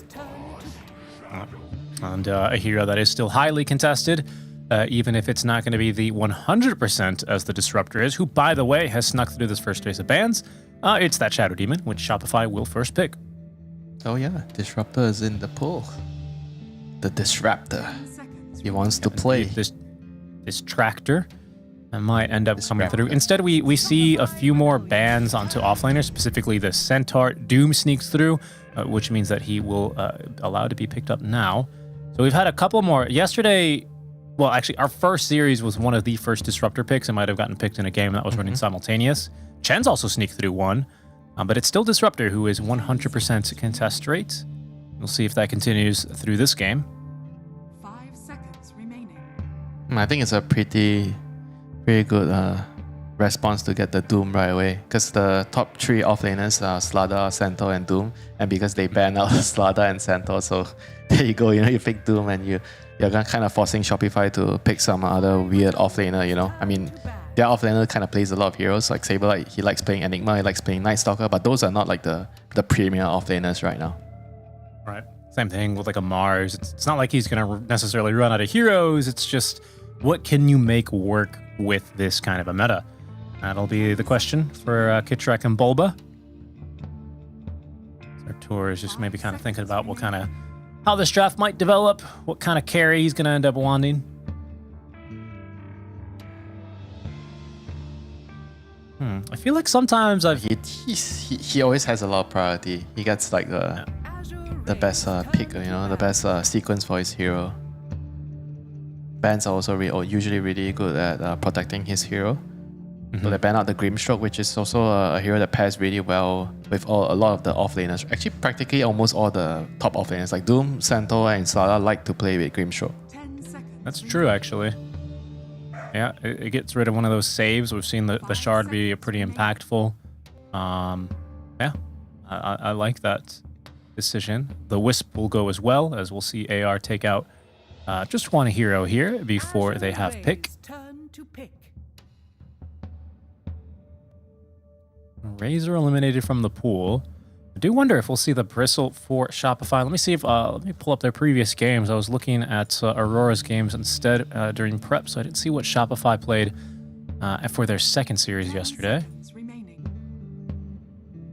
which was versus Na'Vi. So they drew their series versus Na'Vi, There, they got their hands on Slaughter both games, and they did, by the looks of things, break out the Bristle carry.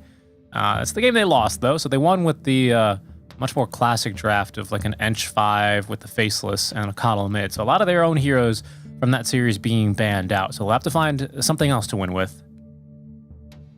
Do you like anti-mage this game against Doom?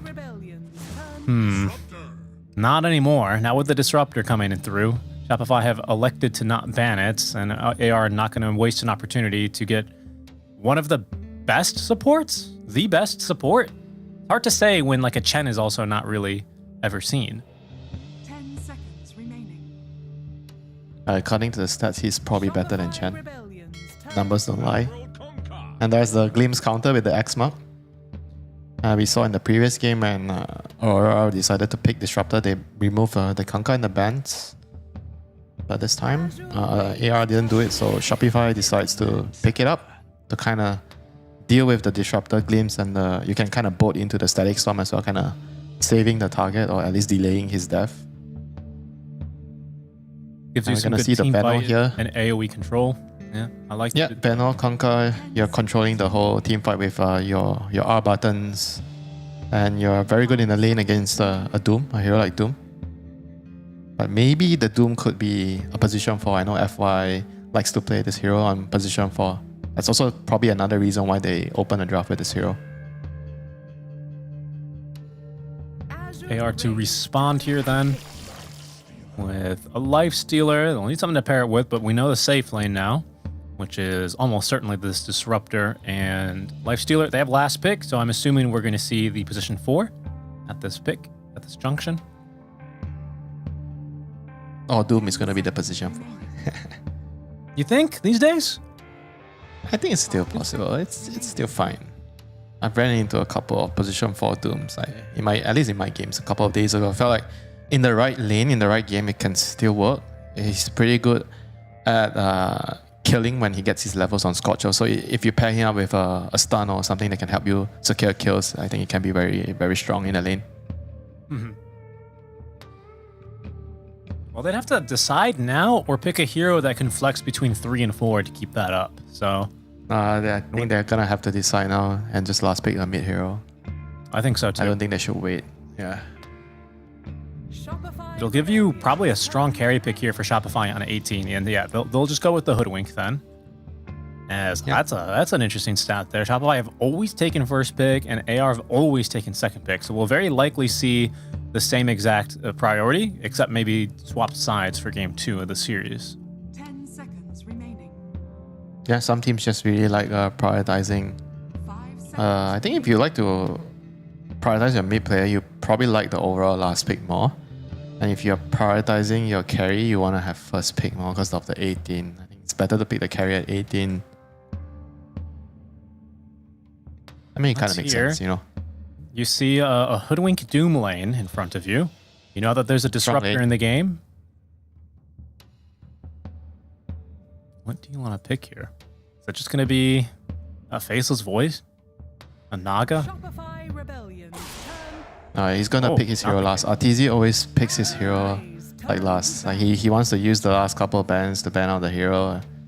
I've watched, I've been through a lot of their drafts and I always felt like, oh, 18 pick, they should pick the carry, but they always pick the offlaner or whatever other core that they haven't picked, and they leave Arteezy's hero to last, even though it's going to have to deal with the other upcoming 2 bans, you know, from AR. So AR can kind of use the 2 bans to target him. 5 seconds remaining.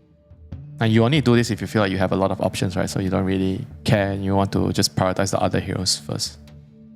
And so it's because of the lack of offlaner. So he's going to be playing the Enigma, which is one of the better laners against Lifestealer. You can kind of bully him with the Eidolons, deny creeps, and I guess Disruptor's not the worst support to deal with the summons. That is true. That is true. You might see some good splits though from Saberlight to try and, you know, be a bit more efficient, but I agree. I think Disruptor's got a decent kit to deal with them. And like I was saying, it's so much team fight here for Shopify. Decent setup. You've got X, you've got Disruption, Black Hole. You kind of just need like a really active carry. Someone that can come in and fight early. a King's type of hero, Weaver type of, maybe not Weaver against Disruptor. Like Bristleback still in the game, right? I think Bristleback could work. Looks like Bristles. I mean, there's a break, there's a hook wing, but I think it could work with their lineup. You have Save from Shadow Demon, you have the boat. I think it fits the tempo of the way they want to play the game. I've decided to ban Artor's Bristle. So that might be the option here. What's kind of a last mid ban you're looking for if you're going to pick something like a Bristle here? What kind of heroes do you not want to play against for an active character? Viper, I guess. Yeah, Viper. Yeah. I think that's probably the only one. What if you want to go for a different approach? Could you see a different approach here for Shopify? Something like just a scaling carry that's not a Medusa? Maybe. What do you have left that I like though? Morphling? Like a. I mean, it's against a Doom though, but it's good against Lifesteal, but it's against a Doom. There's not many really good options. Okay, Luna's actually nice. Okay, I forgot about Luna. They have Shadow Demon, Luna. Decent combo. They have a very strong push with a lot of summons, right? You have the Plague Wards, you have the Eidolons, then you have the Illusions from Shadow Demon. It's actually a very, very solid last pick here from Shopify to finish the draft. And It is not an active carry like you were looking for, though. Can you take advantage of that if you're AR? Yeah, but he's not active, but she farms really quick, right? So he comes online, and you want to group up with the Kanka Aghanim timing, and your Enigma just grouping up together with the Blink BKB. I feel like Luna fits this type of playstyle because she's fast. Okay. All right. And Zeus is like kind of like the hero that wants to delay right now, like gonna push out the waves, try to make sure you get to your late game because you have Doom, Zeus, Lifesteal cost. I mean, your lineup is a lot slower, so you're gonna have to buy time. And for Shopify, in order to speed up the pace of the game, you're gonna want Pipe, you're gonna want all the aura items. Pipe is already very good here against the Zeus. And probably the Radiance from the Lifestealer. You just group up, push with your Luna, hit a insane 20-25 minute timing with the Shadow Demon, creating copies and pushing the high ground with your Torrent Storm. I think can be very, very scary for AR because their lineup is a little bit slow.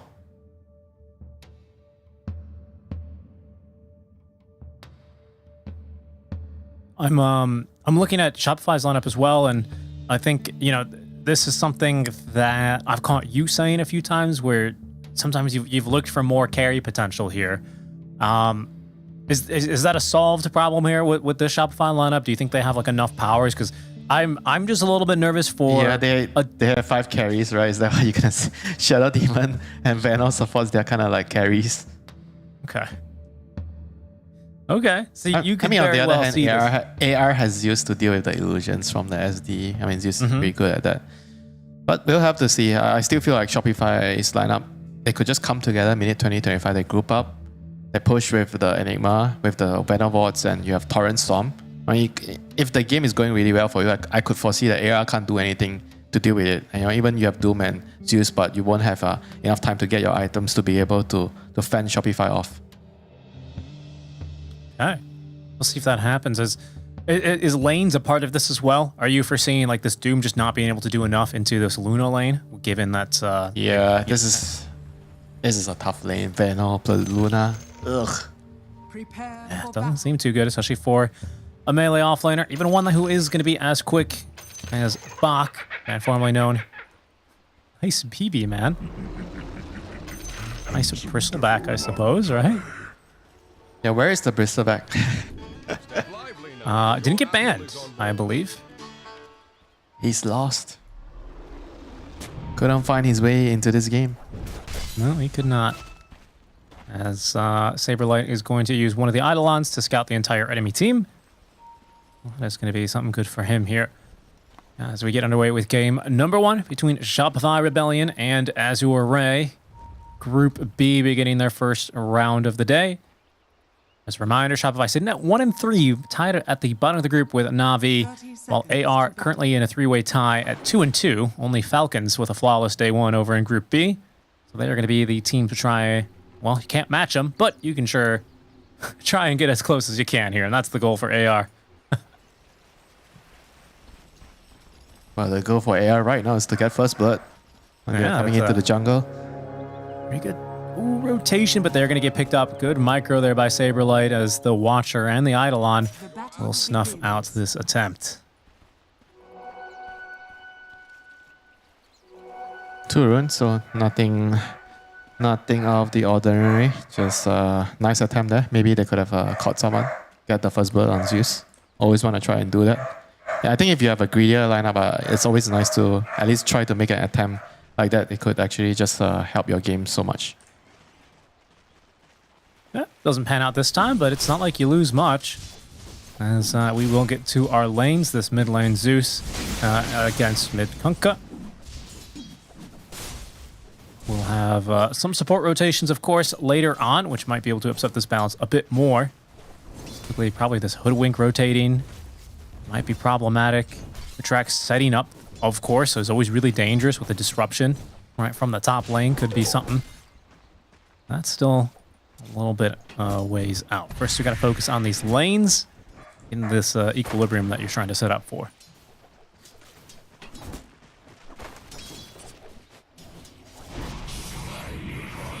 Drek has body blocked the camp up top, so he thinks that this lane is going to push. Even with the Eidolons, he thinks this lane is going to push against them.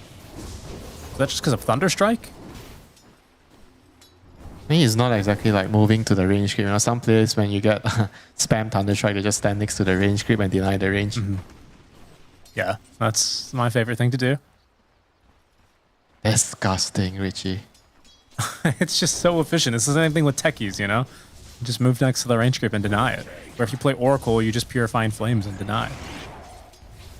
The smart play, Winter. The efficient play. Tormenting your enemies. Sucking the fun out of the game for them. I mean, how about the Thanos lane? You know, is he sucking the fun out of the Doom right now? I might have to wait a little bit for that because Saberlight, he is just going to get going on top lane, trying to fight through and get first blood, but it'll be Kitrak who snags it first. Ming ends up dropping, but he will at least strike back and get the kill on a Saberlight, leaving just Kitrak and low. You can see mid lane Yopaj. He's fine. He's got the bottle sips. Both mid laners now splitting off to make sure that they get a little bit more efficiency out from the bottles. M dies down bottom as well, by the looks of things. And Bach's got a healing cell, but no more regen for him. Yeah, he's gonna have to ferry more regen, or at least try to fight for the Lotus here. 3 minutes. Yep. He's got brown boots, though. Oh, and Tianming is going to end up taking another death there. These Eidolons, this lane, he's kind of getting his butt kicked up here, not going to lie.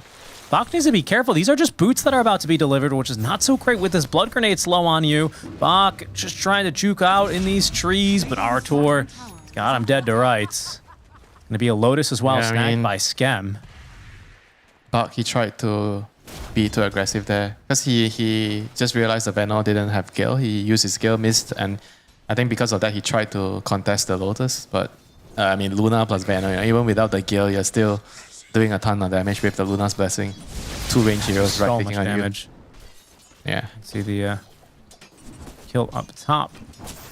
Nicely set up there. Just a disruption and having the Eidolons in place. You're going to have to be real careful here for Tianming's positioning, who smokes to walk back to the lane. So he has a TP scroll if he needs it.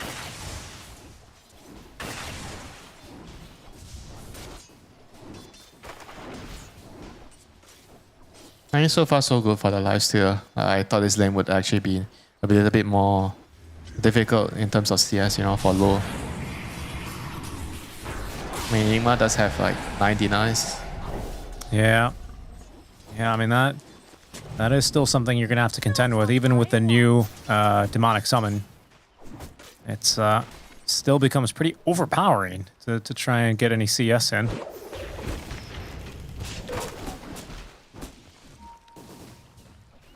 Our other lanes breaking down pretty decently. I mean, especially with the advantage that Artur now has with that small kill. He's starting to rack up a few of these denies. As they will search for this kill didn't on land the kill. Mm-hmm. Yep. Trying to create as much space as possible. There's the risk of like just trying to spam Gale and trying to trade and harass, and if you don't land it, you're just gonna get run down. Yeah, No way of defending yourself. Not many defending tools there. Even with 2 points in the sting, that's not going to stop him from running you down. Decent space for Artur, who can be sitting pretty happy in this lane still, to be honest. Yeah, I mean, he's doing okay. In terms of last hit, he's getting his farm. Going to get his mass of Morbid Mass and just going to start to jungle and just rack up the creeps, you know, as all Lunas do. Indeed. Who's the one game? It was it TA 2000 who played the one game on the Luna, right? 2 points in Q is Lucent. Right. Well, we won't see that this time. Instead, we'll see a rotation top where Saberlight is currently just being ran down. FY is going to be the one to be disrupted here. Slow just continuing to lay in the auto attack. Zeus ulti as well as Ori secures that kill. Kitrak on the run, and with his boots, will be able to at least outspeed low. He lives. It's first bit of kill participation from Ori, who is going to try and maybe kill Yopaj here. Doesn't have the ulti. Yopaj fighting through this, has the run buff now, and they've actually connected the boat onto Ori, who is likely doomed here with this stack of Shadow Poison. Good rotation there from Kitrak. Rune's going to spawn bottom ultimately, but Kitrak wants to fight for more here. Glimpsed back by Disruptor. Tianming continuing to fight with FY. They won't be able to stop the Kunkka from getting the rune. They may still be able to find this kill onto Kitrak, and with a very well-placed bushwhack. Oh, that was so nice. The Disruptor actually planted the tree down because he didn't have Acorn shot on the hoodwing. Ah, that was so nice. That was a good play. Good call. Good scout. I was like, just noticed that. I was like, I don't know there's a tree there. Saberlight. Glimpse is not available because he's just 1 mana shy. Has it now, but honestly, he probably just doesn't need it. Just the little... Oh, Thunderstrike might have been enough. That last auto attack. Saberlight running into the pit, but will still end up dropping. As the Eidolon's chasing after this Disruptor. Just not going to be fast enough. Tianming, I think he's going to get away with this one. Yeah, another kill onto Saber. This is not what you want to do in the lane, you know, as Enigma. This hero doesn't want to die. Damage rune. Ori trying to rotate down bottom, instead finds 2 heroes. This is going to be another death for him here. So Yopaj off to a great start. Might be even in a great position to secure the second power rune as well with the timing of this first. So top lane not going well for Shopify, but Yopaj starting to break out in a little bit of a lead here, Winter. Yeah, and getting that early Torrent Storm is going to be very, very, good, with this type of Luna Enigma lineup where you want to ball together. Yopaj, X-Monks, going to try to initiate here. No Doom yet. Fight down.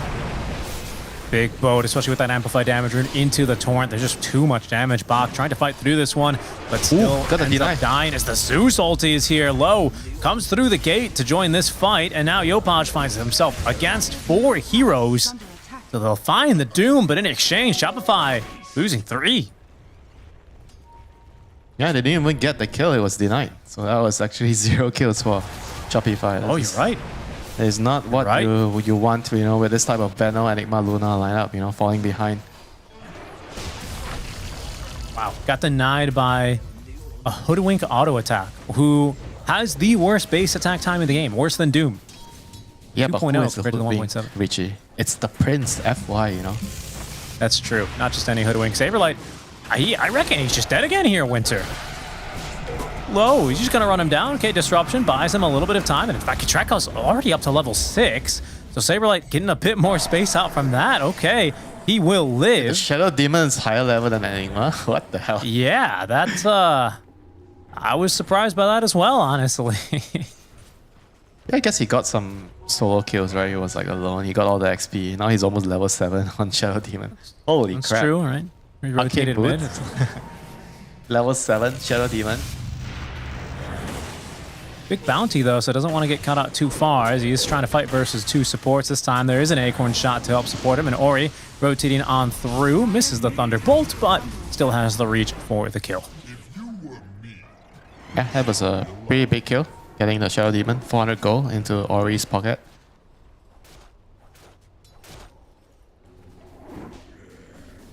I mean, AR being the side with the greedier lineup, all is going well for them in this early game.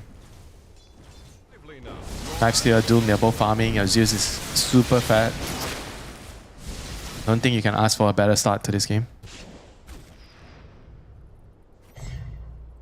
Exactly. Things have been going great, going swimmingly. Yeah, both the 10 supports minutes, are almost level in. 6. 10 minutes.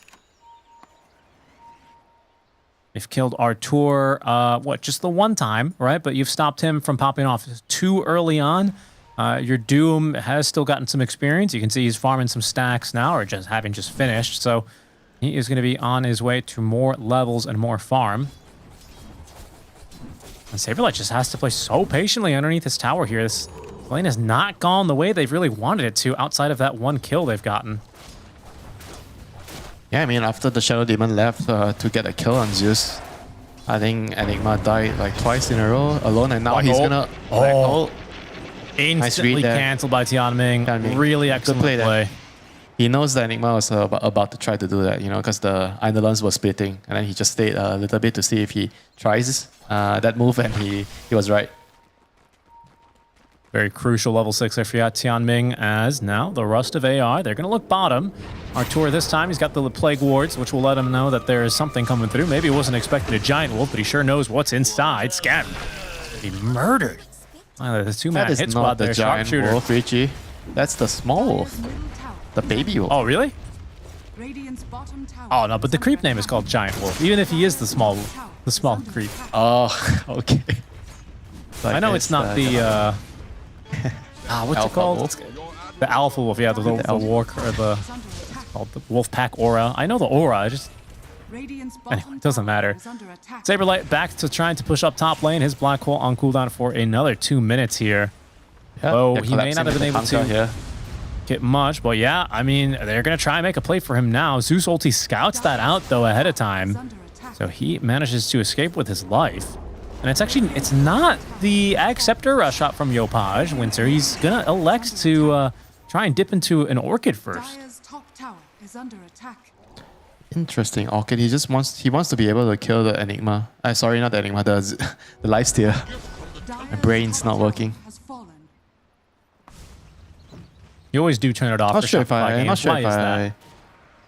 that? I mean, not sure if I think it's the best move here, but we'll just have to see. Because maybe he feels like they have more than enough team fight, so he doesn't need to get Torrent Storm early. They just need to get like 1 or 2 key pickoffs on maybe Lifestealer or the Zeus with the silence, and that's gonna allow them to get towers.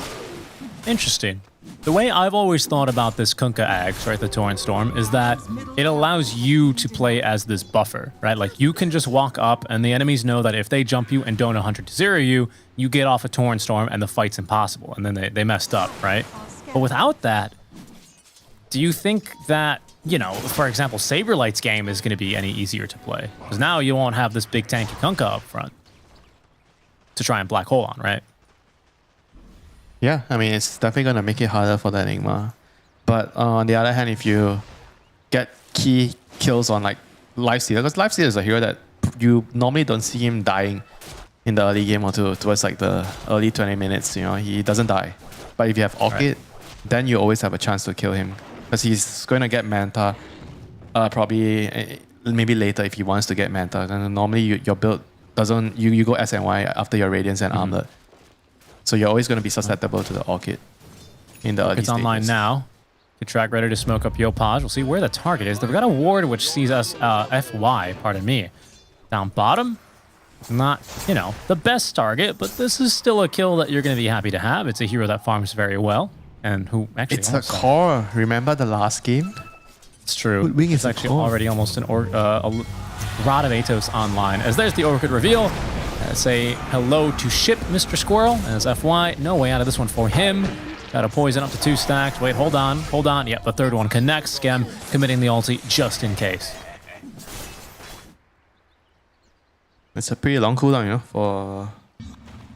for the ulti for Venom. So now they have to kind of play around it, be a little bit more defensive on it. It's a big true. spell, you know, a lot of damage. But I mean, you're not And, so worried, right? Because you have Orchid. Like, you can still play around that Orchid. I mean, should we see the supports kind of roam a bit more with Kunkka? Like, who plays with Yopaj now and this Orchid? Shadow Demon, I think, like Kitruck. I think because Venom kind of wants to, whenever you don't have ulti on Venom, you want to like just park yourself in a lane and farm. Scam. And now he's break the smoke here. he's gonna be given a parking ticket. You're not supposed to park here, Scam. This is not your parking. Get out of here. Parking ticket. Well, they also have the CCTV, which sees Yopaj farming down bottom, so they might be able to catch him, although he's a bit out of reach. So is Zeus also a CCTV with your Thunder God's Wrath? You see everything? No, I think Zeus is like the satellite that flies overhead and takes a really quick picture, you know? Okay, he's like the drone, right? Flying across. Yeah. But only once in a while. Scam. Let's get out of here. Okay, good play. Plague Ward drop. This Ori. Not going to actually find the ward. Pretty cool ward that Scam's put down here. They're trying to fight around it. Ooh, a whiff there from Tianming on the Static Storm. This could be an opening now for Shopify. Even if they are fighting underneath a ward, it won't work out for Kitrek. He knows there's a ward up there now. But it's a 1-for-1 trade with a Static Storm committed. So advantage here for Shopify Rebellion. As Artor and Saberlight going on through, they're going to find themselves a kill onto the Doom, who's got absolutely nowhere to go. So Bach's just going to go ahead and... Oh, Titan escape still? Okay, that was kind of cool. It should be called Doom Smash, you know? It should be like Rubik when you steal a spell. It should be Doom in front. Doom Smash. Right. Doom Smash. Doom Shards. For the... Doomlings. Yeah, the Doomlings, which are absolutely adorable. Right, he's going to the like BKB next, so no Torrent Storm for your part. He just wants to go for the BKB Orchid, make sure he catches a hero, drop his combo. Look out in time here from Saberlight. He needs to hide out behind the Lotus Pool. He's got teammates, well, a few of them around, but as you say, Yopaj seems like he wants to try and get his items online first. Instead, the catch is going to be mid lane onto Kitrak. No way out of this one for him. Although, nah, Zeus ulti. So, Ori with that on a mega kill streak now. I mean, he was just trying to de-ward alone, yeah, I guess. I mean, he didn't find the ward. The ward is still on the cliff there. Sentry is out of range. So there is probably should know, you know, because he died there. Mm-hmm. That's true. Every time you don't find the ward, I always say that you should assume there is a ward there if you don't find the ward. You only think that there's no ward there if you get the de-ward. Scam's living by that rule as he will ping it out. They're going to see Saberlight walk up here as well. So, assuming that they're not pinging sarcastically, which why would you? They should know that they're scouted here, but AR is giving them a little bit of respect, right? Don't ping like how I ping you in the game. Right. Isn't that good though? Is when you ping me 10 times in a second, doesn't that mean, wow, I made a great play? 10 times? No, I think maximum is 3. I'm generally very, very patient. Right. Patient and you're not in your prime anymore.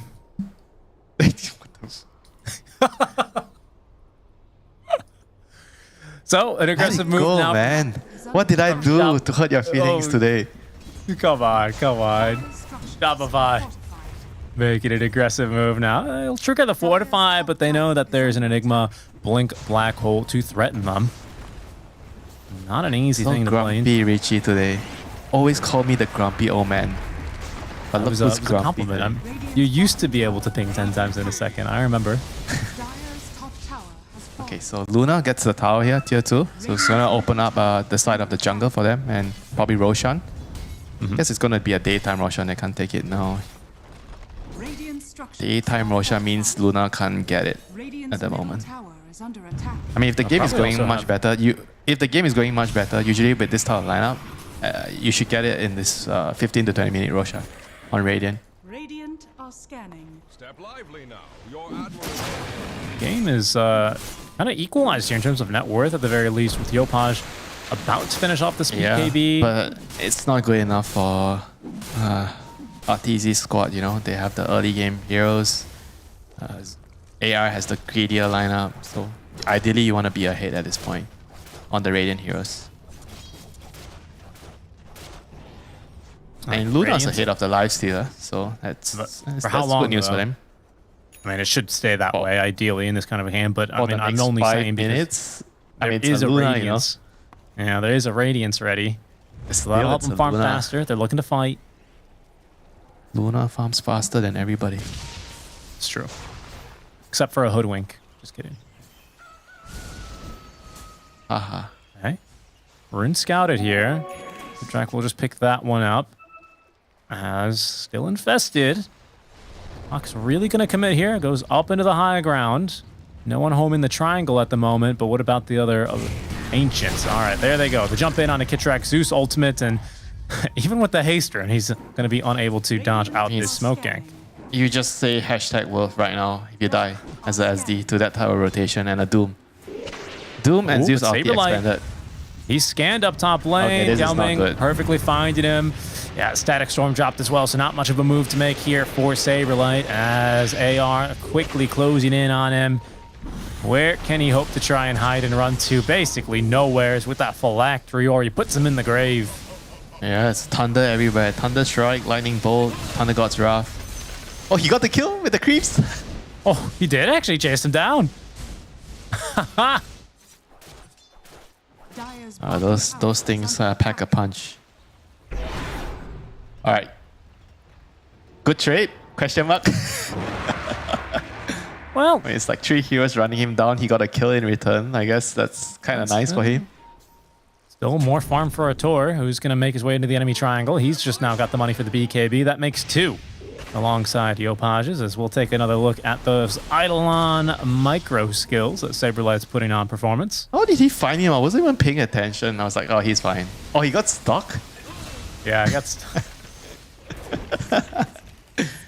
It's something. That's like shit happened, you know? Playing Disruptor, you're trying to set up a kill for her team and then you get stuck in the woods. You get killed by some Eidolons. Dire's bottom tower has fallen. Not a hero that's known for being tanky. As we get these Luna illusions starting to really do some serious pushing now, the rest of Shopify actually are going to smoke away from Arteezy, hoping that they can catch something here in the mid lane. Arteezy's the bait. You always know that he's not alone, but this time he is alone. This time he is. He's even going to tank a tier 2 tower shot just to kind of send that point home. They have vision here. Oh, I think they've actually seen them here. Observer ward, it might just got low. You're going to see the knife steal. He's going to play Life super Stealer patiently has here. no way to break free from the Orchid. He can connect in the mid lane, but there they go. Oh, the Static Storm. Tianming's too nice fast. Yopaj though with the BKB right onto Lifestealer, and there's going to be the black hole. It lasts just long enough to secure the kill, even if they do glimpse back Saberlight. So the kill onto the Lifestealer is successful. Tier 2 open for pushing. Yeah, that was a very, very good play by Tianming trying to save the Lifestealer, but just it was unfortunate that it wasn't enough, you know. He reacted really quickly with the Static Storm. And this is the Luna's timing right now. This is the Luna's game at the moment. It's gonna take all your outer towers. Gonna get Roche probably soon. And there's where, like in that kind of a fight, where you can really see the Orchid coming in handy, right, for Yopaj in that kind of a situation. Yep. A kill into a tower. This is what you want to achieve with this build. You just don't want to risk. For AR right now, they're probably going to be planning, you know, for the high ground. You know, they have to slow play the game and just wait for their high ground defense with the Zeus Disruptor throwing spells. They should not be in any rush at all to leave the base and fight. You want to farm your BKB on Lifesteal, your BKB on Doom. Yeah, and the fights. I think those are the 2 key items they need before the next big engagement. But you will be fighting into something, you know, some more problematic items, specifically the Saberlight BKB. And I don't believe, Winter, you have any great way of canceling a BKB black hole. Doom. You sure as heck can. I guess that's true. You can slow his farm here by finding another kill. As Saberlight is going to try and take another life out from Tianming, but this time they're going to focus down the Eidolon, so no chance for him. Saberlight will take death number 5 of the game.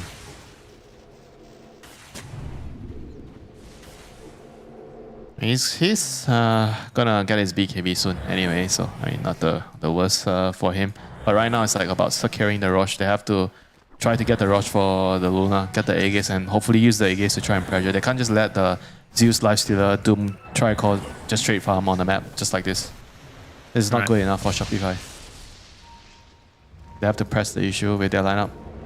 Well, they might go into the triangle here and find Low again. The issue is the follow-up damage. I don't think it'll be here in time, and Low is going to be a bit too He's going to speedy get here his for- BKB. I mean, once he has BKB, it's going to be very, very difficult for them to kill him. Only the Black Hole can actually stop and lock him down.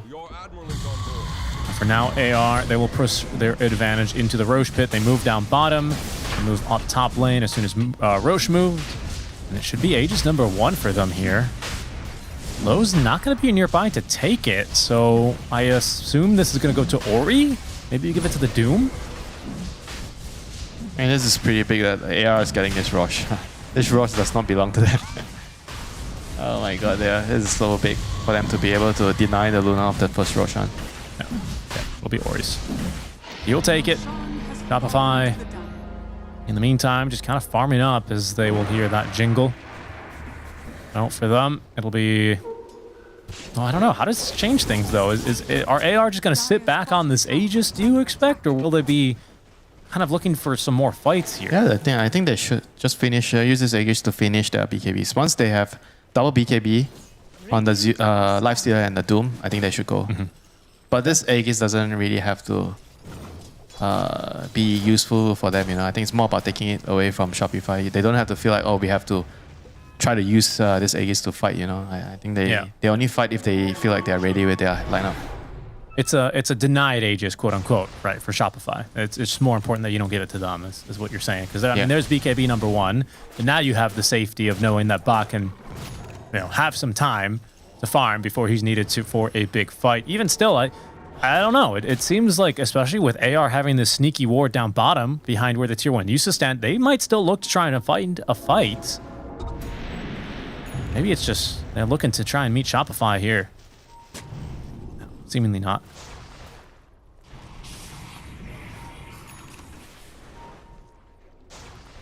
It's a big line across the map from Low. Lincoln's done on RTZ. I think they should still try to fight though, even though Zeus has Aegis. I think they are strong enough to win the team fight still.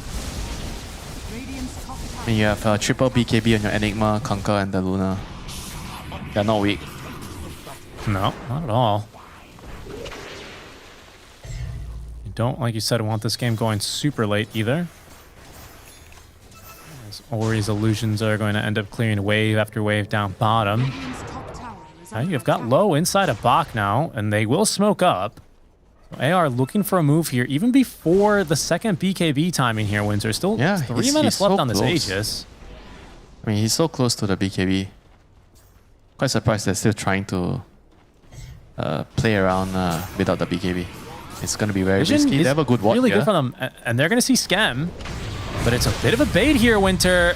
They still might be able to burst them 100-0 before it can do much about it. But no, the mech, the heals, is too strong here, especially with the Glimmer Cape. It lives long enough for them to get some return damage in. They've sniped the Enigma now with the Sharpshooter. His Blink now just finally ready as Artur will BKB and try and take this fight. The Doom, he's going to end up dropping. But Saber, like, BKB, no Doom in this fight. It's going to need to be right-click damage out from Ori to get the job done, but it's just not enough. In the meantime, though, no one was there to hit Low as Artur forced out of that fight, just low on HP. Yeah, 1 for 2 trade thus far, but the Aegis is going to be reclaimed out from underneath the Zeus. So as we reset for part 2, it's Shopify who are a bit stronger at the moment. Although I say that as Yopaj is going to be caught. A good save out from Kitrak with the silence onto Lou. Is going to stop him for now. Yopaj just cannot get out of there fast enough. Artur, he's so low on HP, they might just keep chasing. They don't have a Zeus ulti. Oh, but the Sharpshooter is going to be blocked by Skem.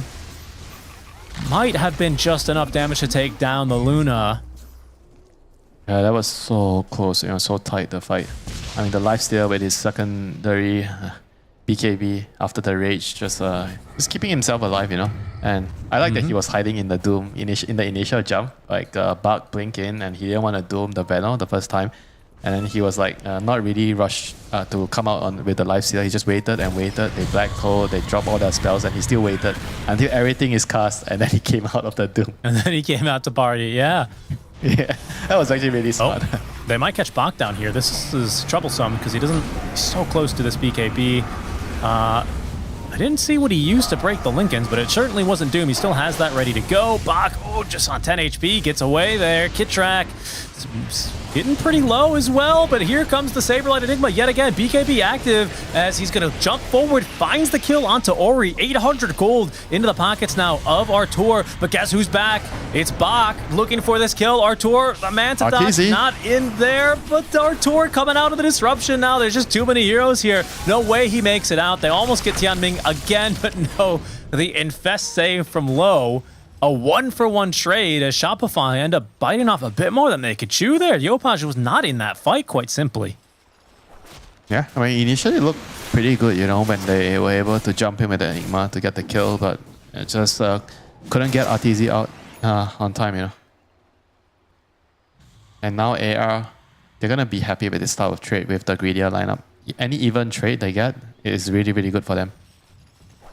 Allows the game to go later, allows your Doom to scale more, your, I guess not necessarily in this case, but your Zeus eventually will scale more. And of course this Lifestealer, who was pressured into using BKB in the previous fights, but is getting closer and closer to that Ag Scepter. And they can't afford to let go the next Roshan. I feel like Luna needs the Aegis, RTZ needs the next Aegis. They have to be ready to fight there. Yeah, he's going back for the Conda now after the Lincolns. You can see the Lincolns still being put to pretty good use, generally speaking, but when the fight collapses like that, you just don't have your Kunkka nearby. It's going to be a little bit too difficult. Yopaj, I will say, he was not in the fight because he was farming up his Ag Scepter, my goodness, which is now complete. So we have Torrent Storm online, but he's not going for this refresher build. Instead, he's going to aim up for that Scythe of Ice first for the Kunkka. So just lots of control and, you know, lots of killing items. The Lifestealer. I think the Scythe of Ice is a good idea here. Because they don't really have anything to catch him outside of Black Hole, and you can't really rely on your Enigma to do it every time. So 1.5 minutes until this next crucial Roche might spawn. It could be another 3 minutes after that. That'll leave us pretty dramatically in between a day and a nighttime Roche. There's an AD rune in the river now. Why? Smoke up. Right. Tianming, he will deny it. It's off the Static Storm as well, just making sure that he lives here. Ultimately, it's just going to be a denied rune and a Static Storm utilized at the end of the day. It's not too bad. It's not a very long cooldown, and I think denying the rune there was actually really, really huge for RTZ. More time, you know, being bought. Yeah, he's halfway towards Ags on this Disruptor. The full Pipe of Insight now on the Veno on top of the Glimmer Cape that we've just seen. So a lot of survivability. It's how Skem lives so long in these fights on top of the mech, despite having only 1200 HP.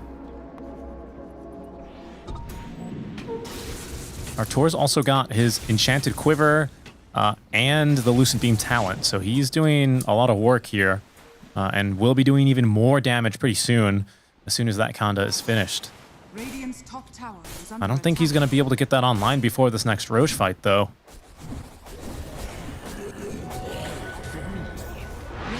top tower. I mean, one thing they can do right now is just use the illusions, the Shadow Demon Disrupt, the Manta illusions from Luna, to make sure that they shove out the waves to try to get a foothold on the Roche. This is going to be very, very important. I mean, for AR, it's okay if they don't get the Roche, but for Shopify, they need to get the Roche to play the game. Well, waves down bottom, being shoved in. Mid lane is pushing here for AR. Top will push for Shopify as they get set up for a Roche, and it's a long one, Winter. 2 minutes and 20 seconds, so it'll spawn top lane. Neither team knows that. For all AR know, Roche is being done right now, so instead Shopify, they will move aggressively here, take a position nearby this Lotus pool. It's Bach. By the way, refresh is done on the Zeus. Smoke is not broken. This could be a big jump for him. There's a ward now down. His smoke was break. They actually see the Zeus, but first they're going to get the jump in. Yopaj, oh, he's been doomed up though, so there's no Torrent Storm, but it doesn't matter because Saberlight with a big black hole. He's got the both of them. Lou fighting through this one. Lou's still alive. They just can't take him down, Winter. Scam, he cannot do enough, as even now Artur is going to be beat back by the Lifestealer. What in the world happened there? The glimpse? No, BKB lasted just long enough. That was close. Oh, that was like a really good reaction, that good instinct there by Ori. Immediately the smoke breaks, he pops ulti, and Doom gets the jump right in the middle. I mean, this How the Black hell Hole does look okay, but they couldn't kill him. what 10 HP? 10 HP and they can't kill him. The bracer, you know, keeping that bracer. The bracer. Yeah, you know, you're right about that. Enough went right in that fight. One miss, one little bit of evasion thanks to the Radiance. So something goes different in that fight. And Low doesn't make it out alive, but now, oh boy, is this going to get real awkward for the side of Shopify Rebellion. Thankfully, they did not lose Roche because, you know, it's still a long Roche they don't timer. have Black Hole though, so I don't know how they are going to contest the Roche, even if they wanted to. I can't believe that. Hurricane Network lead now for AR, but this is why really Lifestealer is tell the full the story. premier carry in this patch right now. Like he has a very, very strong set of items. SMY, Radiance, they're all really, really good right now. Well, the Conda's complete. He's gonna back up his items now with the bash up. The Conda is complete. But I wanted to say here for Richie. R4. Smoking up. They don't care. They don't have Black Hole. Yeah, well, they don't have Doom for 10 seconds. Bach might be a decent target here. They're pinging here in the Mighty Mines because they see Low. Artur runs right into him here, but he gets the rage off in time. There is going to be a BKB available as well as they jump into the Disruptor. That's quite the ride. Glimpse here onto Artur. Good X mark, though. Gets to hold on to the BKB charge. And most importantly, Shopify, they have managed to dislodge AR from this top area. Roche is basically guaranteed up by now, they know, so they'll move directly into the Roche pit. Means they are going to contest here. They don't have they only have one ulti on the Zeus. I think the Zeus ulti is actually going to be very pivotal in the fights to ensure the Doom gets the right jump again. Disruptor has Ags. AR will clear that observer ward. Big. I don't think they're doing Roche fast enough. And this is going to be very, very close. Scam out in front, putting down the Plague Wards, ready to break smokes. They have vision now on Low. And Shopify will make the call to Zeus stop clicks the the Roche. refresher for the Rock. Bach, he's got Doom, he's got Blink. Has the Shiva's Guard and the Ag Scepter on this Doom. Keep your eyes out for that. Eskem, he's just died. It's space, but for what? Shopify, they're kind of just still sitting here. There's going to be the buyback. They need to commit to this fight, Winter. They want to make sure they get their hands on this second Aegis. Comes with a cheese as well, as Artur back into the pit now. AR moving back onto the high ground where our Shopify have vision. Small bash there onto Arteezy as Low just walks into the pit here casually. He's got a basher on him. The disruption is going to be onto Artur. There's the self-doom out from Bach. Torch Storm, BKB Black Hole now onto Low. And they haven't canceled it. They finally get the kill onto Low. Artur, he gets his hands on this Aegis as well as they continue fighting now. But from behind, Ori is laying into them. Scam, having just fought back, he might end up dropping. They get the first life off of Arteezy as Kitrak dying to this Doom. He's just doing too much here. Ori still having enough mana to fight through this one. Sharpshooter somehow misses Bow Saber Light as well as Yopaj as Artur's. It's his turn to try and take this fight to the next level. Needs to fight basically solo versus 3, but he's just getting owned here, and Ori just enough mana for the kill. Kiting around the fight, dying through the Aegis. Shopify trying to get the hell out now with whatever they've got left. They get out with the cheese and with the Enigma and the Kunkka. But the fight, it fell apart so fast after they got that Roche.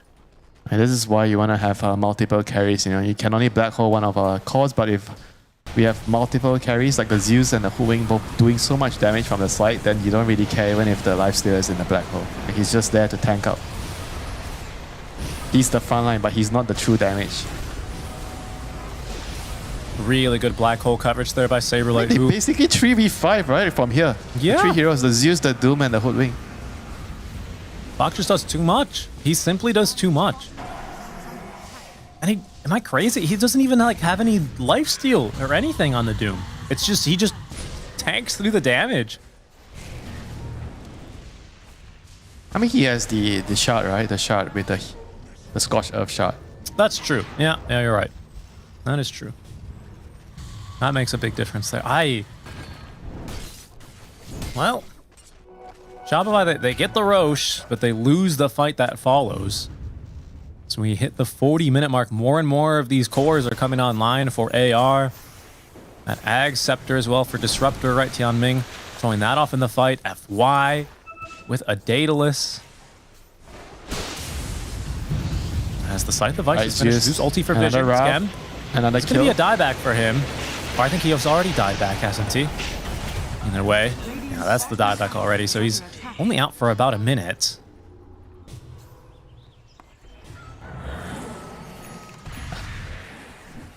I mean, was that a dieback? A minute? No, he died back already. He died back. Oh, he already died. Okay. I was like so confused. Like, huh? Dieback, but only a minute? How did he bargain? Buyback. How did he bargain to have like a 50-second death timer after using buyback? Yeah, that'd be pretty tough for him. Speaking of buybacks, no one on Shopify actually has buyback at the moment. Arturs should get it here with just another camp or two. But everyone else is pretty far away from it, especially Yopaj, who's bought out for this sheep stick.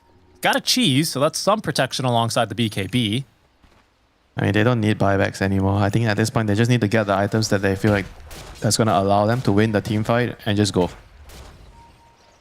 What are you looking at? Yeah, I mean, Lincoln, BKB, so his backhoe is going to be...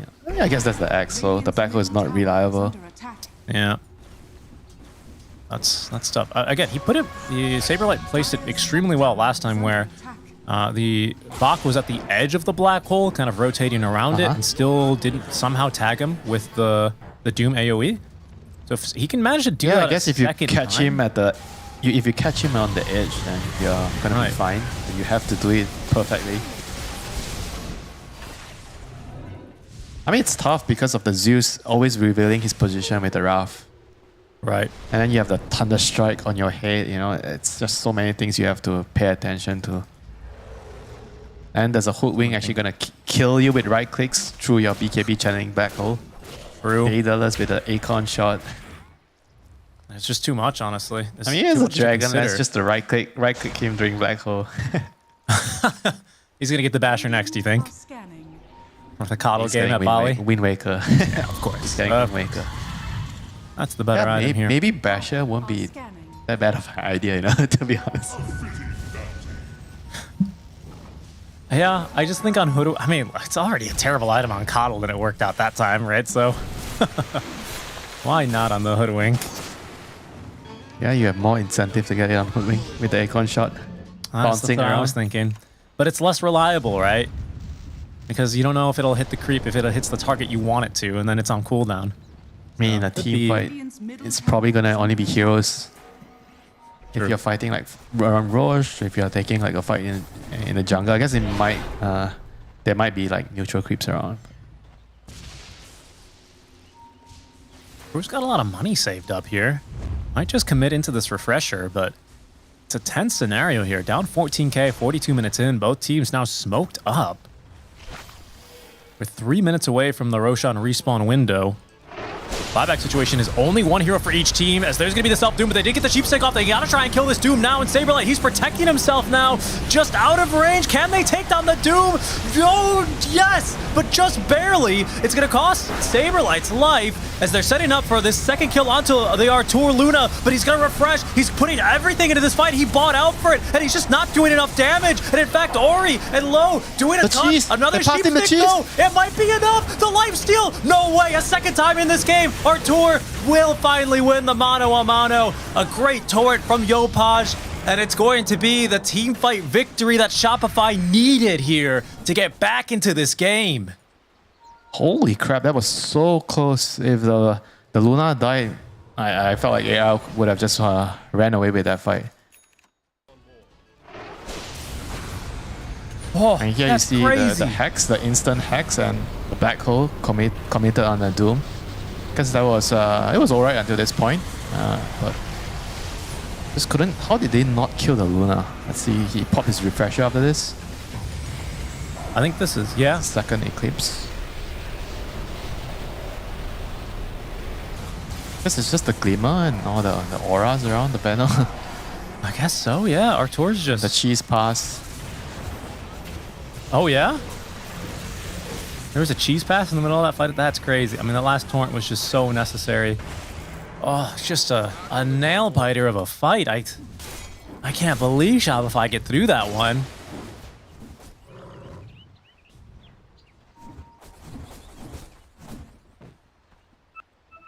I mean, they just needed a better initiation. Bart can't just afford to go in without vision. I think he was waiting. Did he wait? I can't remember. I think he probably has to just wait for the Wrath to come out before he jumps again like this, you know. Right. Just to see. Yeah, I think he was just gonna go for it because he was the one that broke the smoke, right? So it's kind of tough when enemies are smoked onto you. I honestly think Shopify just got the better engage there. Yeah, for sure. Now you're going to be approaching this fight with the Luna mini stun. Yeah, but the fight shouldn't be like this for AR. They just need to wait for the Zeus Wrath like the previous couple of fights and identify the important target and just position themselves properly. Take no risks, you know. If you don't see them, don't go. That Wrath is doing more damage now, by the way, with the 25 talent taken. Doubled, of course, with that refresher in the fight. But Roshan number 3.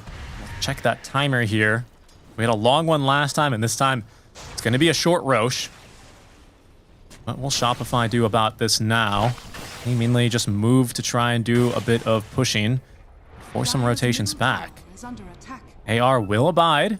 And they see on the high ground. Oh, the pullback. No way. This is a huge catch if they can kill the Disruptor. They didn't get him all the way to the low ground. It doesn't matter. Yopaj connecting the boat combo.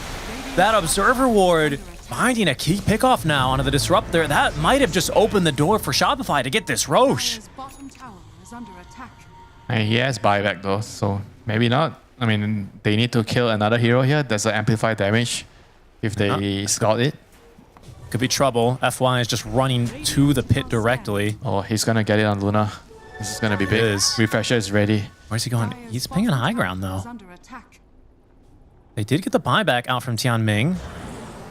They're just gonna go into the base, really. Bold move here. They are realizing that Shopify are not in Roche, are going to start doing it themselves, but they're quickly going to realize they will end up losing a large part of their base. High ground. There's the Fortify out. They will commit to finishing this Roche. It comes with an Ag's Blessing as well. FY already TPing on back as Low claims that Aegis, and it's going to be Ori with the free Ag's Blessing. But now the team fight, the base defense. Shopify, what have they got out of this? Only a tier 3 tower, and now they feel like they've got to get back. Just daring AR to try and chase them off of the high ground. Saberlight waiting in the wings. Another catch, the same ward this time, though. Good reaction time from Low. Prevents them from at least sniping the Aegis, and a very quick D ward this time. X-Mark just poking and harassing, but Shopify don't think that they are going to have an opportunity here. They're sticking around, Winter. They're searching for one. This is going to be tough, you know. They're playing against the Aegis Cheese. Zeus as well with that Nimbus as Low, leaving the high ground. Casual Torrent thrown his way, not going to hit. But AR reclaiming control of the triangle now. Wards, you know, if they want to fight, they need to have a high ground ward in this area. They're going to lose their ward. Yeah, Artur scouted, blink on cooldown. Bach closing the gap. BKB used by Artur. That will allow him to get back to safety. Ganming, careful here. Glimpse range is ridiculous. Almost caught him there with that Thunder Strike. He's safe and sound for now. Artur has a refresher orb ready to use. BKB currently on cooldown though, so he wants to use this first eclipse first. And Ori somehow just avoiding them for now. There's gonna be the self-doom as the fight breaking out. Torrent Storm onto 2 though, but they got the Enigma. Bach, he's just getting ran down. Oh no, and Low's gonna pop out right on top of him. Saberlight doing what he can, saved by the disruption of Kitrak as Artur, he has already used his second BKB, but he's managing to escape because of Kitrak's phenomenal demonic purges. Low just can't get out of there. They will have to abandon Saberlight on the high ground, but 3 dead, that's a dieback as well onto the Disruptor. A good fight for Shopify. Huge. That is very, very huge for Shopify here. They are still in fighting shape. Luna is pretty healthy. Waiting for a target with the slide of Wise on your patch. Phenomenal spellcasting there by Kitrak. Just hiding around this lifesteal. There's nothing he can do. He just bought He's got so much time, you know, for his team. I mean, it looked really, really good here once they got the Enigma. And the lifesteal is infested inside him. And he couldn't really cast back, so he's getting bashed. Just a ridiculous game. You can see at this point Artur's second BKB is already expired. And they realize they have nothing left for Saberlight left on the high ground. But, I mean, that's a buyback out from the Doom. Both supports, a dieback from the Disruptor. You don't get the Aegis, though. So Low still has that for another 2 minutes here. Winter, if you're AR, are you still happy with this game going this late? Because these fights don't seem as one-sided as one would think with a 10k net worth lead and, you know, supposedly all these cores on their side. What's going on? Yeah, it definitely feels like the Shadow Demon is just gonna be like a big issue. They need to jump the SD now that I think of it. He has to, I guess the Doom kind of has to try to, yeah, he needs refresher. He needs to jump the SD, he needs to jump the Enigma. So he's gonna need a refresher. It's not enough right now. Well, he's just committed the buyback, so he's got nothing to save for some time. Closing in on level 25 for Doom, is that going to make any big difference for you here? A break or a... Yeah, I mean, the guess break the mute's for more... the break is going to be big for the glaives. Yeah, the glaives. Alright. We'll see what he chooses there, but I agree with your assumption of a refresher. Would be pretty good. And well, let's see, what else can we check on? You know, just kind of rounding about. There's an Abyssal picked up now for low. FY is really chugging along here in terms of his core transformation. He is got more money now than Saberlight on the Doom in terms of net worth.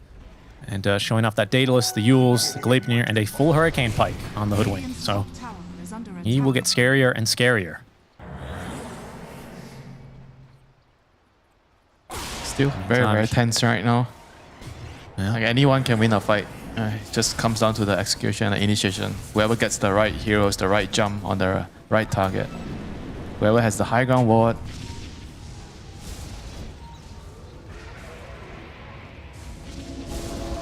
Well, 28 now for our Luna.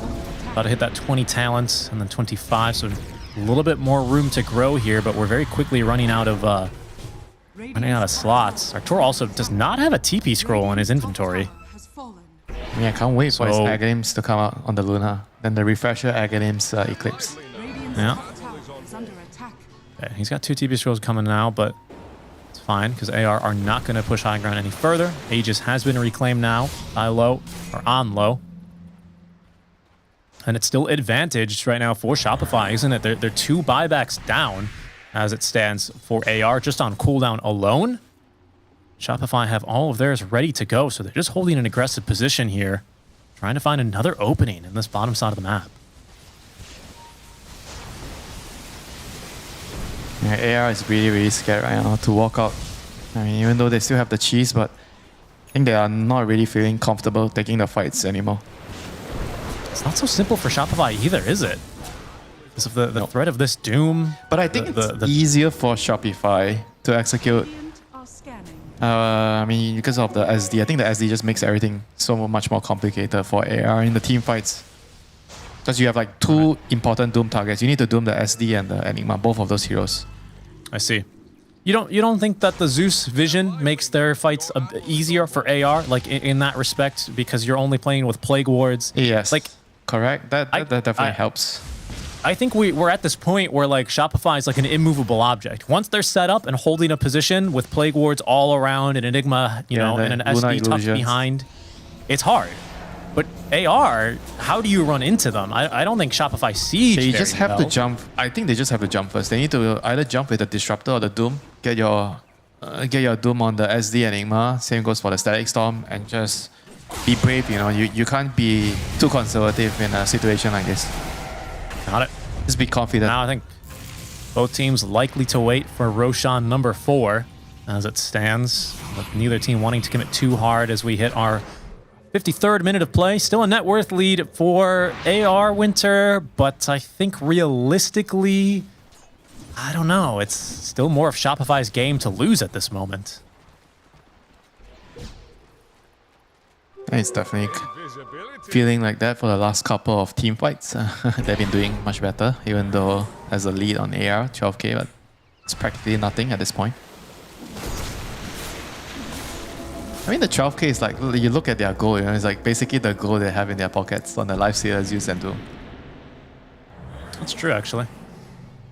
A very rarely used stat on the kind of left-hand side is current gold.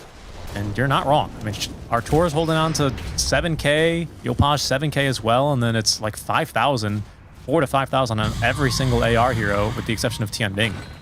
That's where a lot of that net worth is. Everyone just saving for the buyback. for that next big item. Really, it's just AR having to play a waiting game and Shopify not wanting to throw this game, preferring it when ARs come their way. And so, the next Roche is going to be our potentially next decisive moment here, Winter. 5 minutes away from the tier 5 neutrals. It's a fast Roche for Roche on number 4. They'll come with all the goodies. Aegis Cheese. And of course the other side, the Axe Blessing. As here we go. Might kick off here. Yeah, they should fight before Doom gets the refresher. I think this is going to be good for Shopify if they can actually force a fight in this area. They have a pretty good ward down in jungle. So some good vision here. 1 minute left on box buyback, and then he has it. He's got just enough money. The refresher's 5k flat these days. There's a refresher now for Yopaj. Shopify. Smokes break there on the Luna Illusions. There's Zeus ulti number 1. He's got another, of course, when he eventually does refresh. Right, that's Nimbus really good even more for vision. Shopify. That's one rough down. I mean, they should try to just aggressively find a fight. Yeah. Mid is pushing in favor of Shopify. Bot's pushing in favor of AR. There's wagons in the mid lane that might be problematic.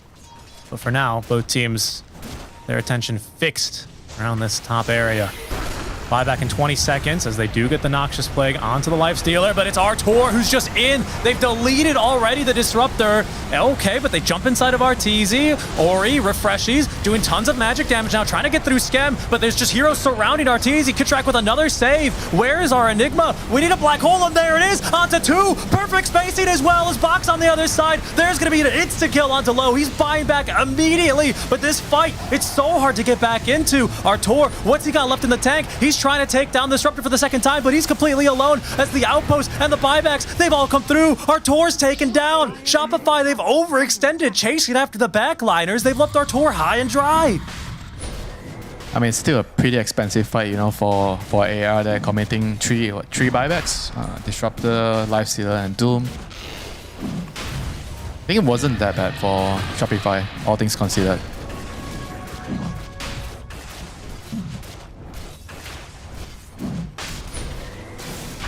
I mean, that was a very, very good black hole by Saber like that, catching both of them on the edge. That was very, very nice. Like, he was really patient. He was waiting on the right side in the trees, just waited and waited for the right time to come out. See that one again. Shortly, I think after this BKB charge ends, you can see these lucent beams coming down. Right after. So the first black hole was on like what, one hero, like on the side. He got the disruptor, then he refreshed and he blinked on black hole on 2 here. Look at just perfect. Bach looking for him. Saberlight with some good footwork, blinks behind. Saberlight, he wasn't even BKB'd. Somehow he dodges like 3 Nimbuses. They choose Artur over him. Might have made a slight difference there, but did you see that? Yeah. He was not BKB'd. A little. Oh, okay, hold on. Back in line. Saber. He's getting jumped. He's silenced here. Kitrak, I mean, he's got saves. He's got 2 charges of the disruption now, actually. They really don't want to have to commit the buybacks here. Ori, BKBs, doesn't have a refresher for 18 seconds, so they're not confident on the high ground anymore, even with Aegis in the inventory. That is basically a low buyback, having been committed in that last fight. So Shopify, they won't have to commit a single buyback. Kitrak did buy back in that last engagement, but outside of him, everyone else retains theirs. And his Lifestealer is actually playing Initiating right now. Blink Abyssal and using his Infest aggressively on the enemy hero. It's such a different way of playing Lifestealer nowadays. Working out. You bash him from the inside. What can you do? 5-man smoke playing out from Shopify, who are not wanting to wait for these tier 5 neutrals, which are spawning in just a minute here, Winter. Pushing into this Aegis. Doom, by the way, took the Ag's Blessing, so he sold his other Ags for Refresher now. Trying to farm up his buyback. Bach is, I mean, he bought back in the last fight anyway, so I guess it's not that important, so it doesn't matter. But they see Low. They see him. I'm going to make the jump, though. Minute patient. Is this the final fight, Richie? This could be the final one. Scam trying to sneak through here as well. Takes the Watcher. And see how gingerly AR are moving around here. They don't want to commit too hard. They're heroes with no buybacks, no Aegis, all the way in the back of the fight. Disruptor just literally inside the base. Really wants to get this Blink Dagger so that he can stand even further back, ideally. Dire are Okay, Saberlight's taking the demonic summoning Eidolons, which is pretty crazy for pushing. Especially if you get the chance to double them, they push very quickly. And we have an Ag's Blessing consumed for our tour. So we will have that mobile Eclipse as the tier 5 start getting picked up here. Take a look at what we see and what comes out as teams will focus on this for a minute. What's your favorite tier 5 neutral, Winter? Real quick. Giant's Ring. It makes me feel noticed in the game. Very good. Very good. I see you. I hear you. Yes, indeed. Well, for now, we're going to have a bit of a brief pause in what has been a very tense kind of 10 minutes to farm up our neutrals and see what everyone's chosen. Book of Shadows for our tour, so it makes them untargetable. And also mutes and silences. You can also cast this on the allies or enemies. You cast the Eclipse and then you do the Book of Shadows? I don't know. And you just walk in? I guess. But you're still vulnerable to stuff like, I mean, I guess who cares if you're doomed? You're already muted and silenced. By the way, Doom applies mute. Force Boots on Disruptor, which you can cast on allies. Whoa, what's going on up here? Whoa, whoa. I can't believe he makes it out alive there. Saberlight getting caught in the enemy jungle. But mid lane, it's Low, who's now completely alone. Won't jump onto our tour, though. What is Low chosen for his neutral item? Okay, Apex for him. I think it was Force Boots for the FY Hoodwink. You have... Oh, he's so fast now when he scurries. Did you see that? 4, 5. Do it again. No. Watch him scurry because it breaks the move speed cap. You no longer have a move speed cap when you scurry. Look at him go. 614 on this Hoodwink. F1 Squirrel. She shoot one acorn into the fight and I am die. And then she zips away at illegal speeds. Yeah, but still slower than Spirit Breaker. True. Seer Stone for the Enigma. Also with a Seer Stone is the Disruptor for Tianming. I think that's most of the big ones. Seer Stone for Skem. A Seer Stone as well for Kitrak. So 3 Seer Stones, a Force Boots, and a Book of Shadows for Shopify are what they're going to head into battle because they've timed this Aegis to a T. They know that it's about to expire. They feel confident running in. 2 minutes is the window here without buyback for Low and Bach and Tianming. Shopify begin the high ground siege here. BKB active. Okay, that's just Kitrak, but they're going to make the jump in and they murder FY. He has a buyback. We'll conserve it for now as they have pulled back Luna. Okay, good save from Disruptor. They have another disruption available, so good luck, Luna. Never touching him, and that means the Static Storm essentially wasted and Low. He's been kited out. The Doom, he gets on top and interrupts the Black Hole, so Ori's freed in this fight as Artur trying to do as much damage as possible. He's in deep as well, isolated a second time because Bach is pushing back the rest of Shopify. Artur, he needs help on the high ground. He gets the Book of Shadows, another disruption at the ready, but there's not another one for 15 seconds for Kitrak, so what can he make happen? Not enough as Artur, he gets the assistance for the Black Hole. It's a big one. Low, though, still fighting through him. Another Book of Shadows. Artur is still alive on the high ground as Ori on the low ground trying to fight through this one. But Low and FY tag teaming onto Luna, but it's not still enough damage. Kitrak saves him again. Below pops out the Infest Surprise. They have the kill. Shopify in full retreat now as they're going to die back on Kitrak. But everything expended in this fight. I mean, can they end the game right now? Richie, it looks like they can. They're going to move towards the mid lane. No Doom, so no Wrath. Doom doesn't have buyback for 45 seconds. No Bug Thunder God's Wrath for a minute. He has 2 cheeses on the Doom. He stacked them. Oh no. Oh no. Ori. Air Shield has reflected that Scythe of Ice, but Artur is laying into these buildings now. He lived so long thanks to that Book of Shadows. And so there's going to be the jump in from Low. Just trying to make sure they retain their buildings as long as possible. Buybacks ready to go in 15 seconds for Low and 20 seconds for Bach. So the fact that Shopify have bought back here and not committed, we are about to swing it back the other way, ladies and gentlemen. AR, 64 minutes in, they hold the high ground. Dire's top tower. Yeah, the high ground is a very scary place right now, Richie. So difficult to reach high ground. Hold the presses. Divine Rapier time for Artur. I don't know Are you going to switch it to the spell Rapier and cast yeah. Eclipse. That's right. That's right. Bonus 25% spell damage. So it's constantly 100, but now you get either the spell amp or the damage. And he has a cooldown, 6 seconds. The toggle. I guess if you're right clicking with the Kanda, you're throwing your Kanda with your Lucent Beam, you kind of want to have the damage rapier. But when you're trying to use your Eclipse, you have to switch it to the spell rapier. Some casual crits of 1,100 as well for Artur with the rapier on damage mode. As late game Dota is always really fun, isn't it? Whenever we settle into these lulls in between what is the just absolute insanity of tier 5 refresher fights in the late game. But Shopify, they will be blessed with a fast Roche timer here. They haven't even scouted. I mean, there's a nullifier right now from low, so he's going to be able to remove a lot of the saves. Yeah, especially that Book of Shadows. Disrupt. Disruption's still going to be a problem, though. They need someone to get on top of the Shadow Demon. Bach, he did a great job in the last fight. He's going to be tested again as Yopaj with a very fast scouting run there does end up seeing the Doom trying to sneak around, so we'll force them to reposition.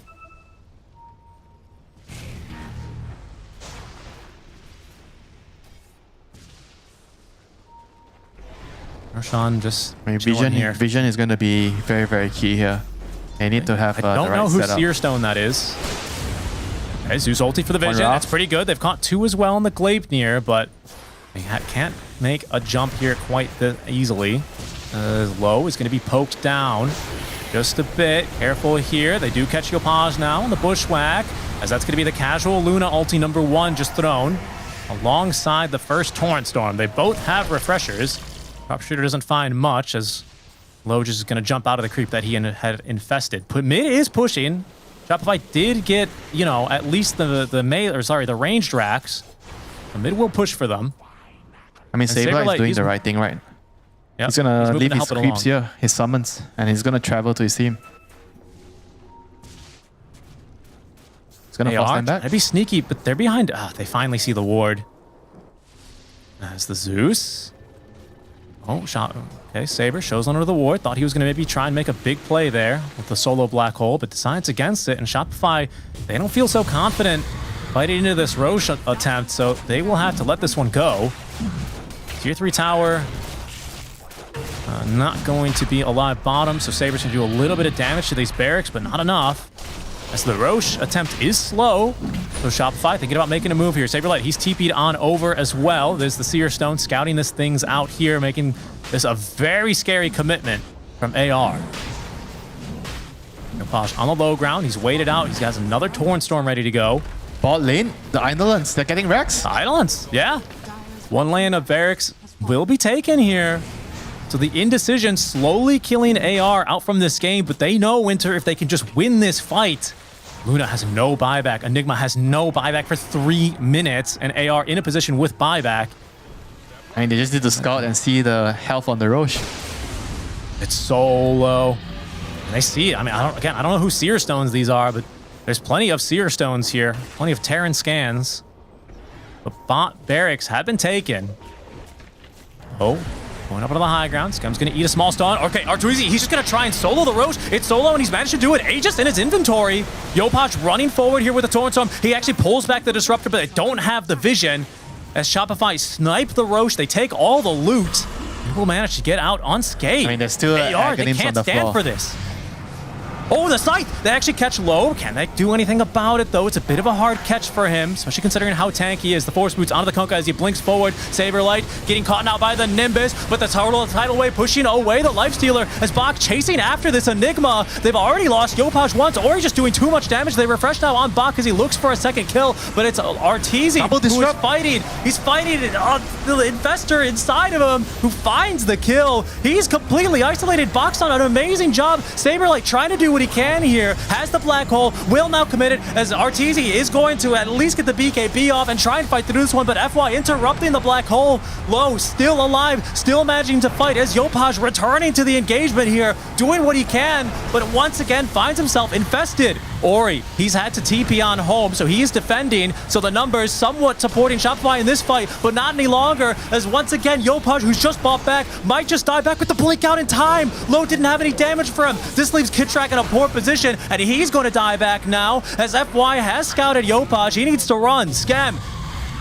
is gonna go. No, Scam actually baiting here as Bach might have overcommitted, but Ori's back into the fight, and Artur has a Low right on top of him who has another infest ready, just waiting for the Book of Shadows to end. This might be it for Shopify. They're losing their manpower one by one by one. Artur trying to run away from the fight, but has no allies to run to. That is 4 dead with the Divine on deck, and AR moved to secure game 1 in 70 minutes.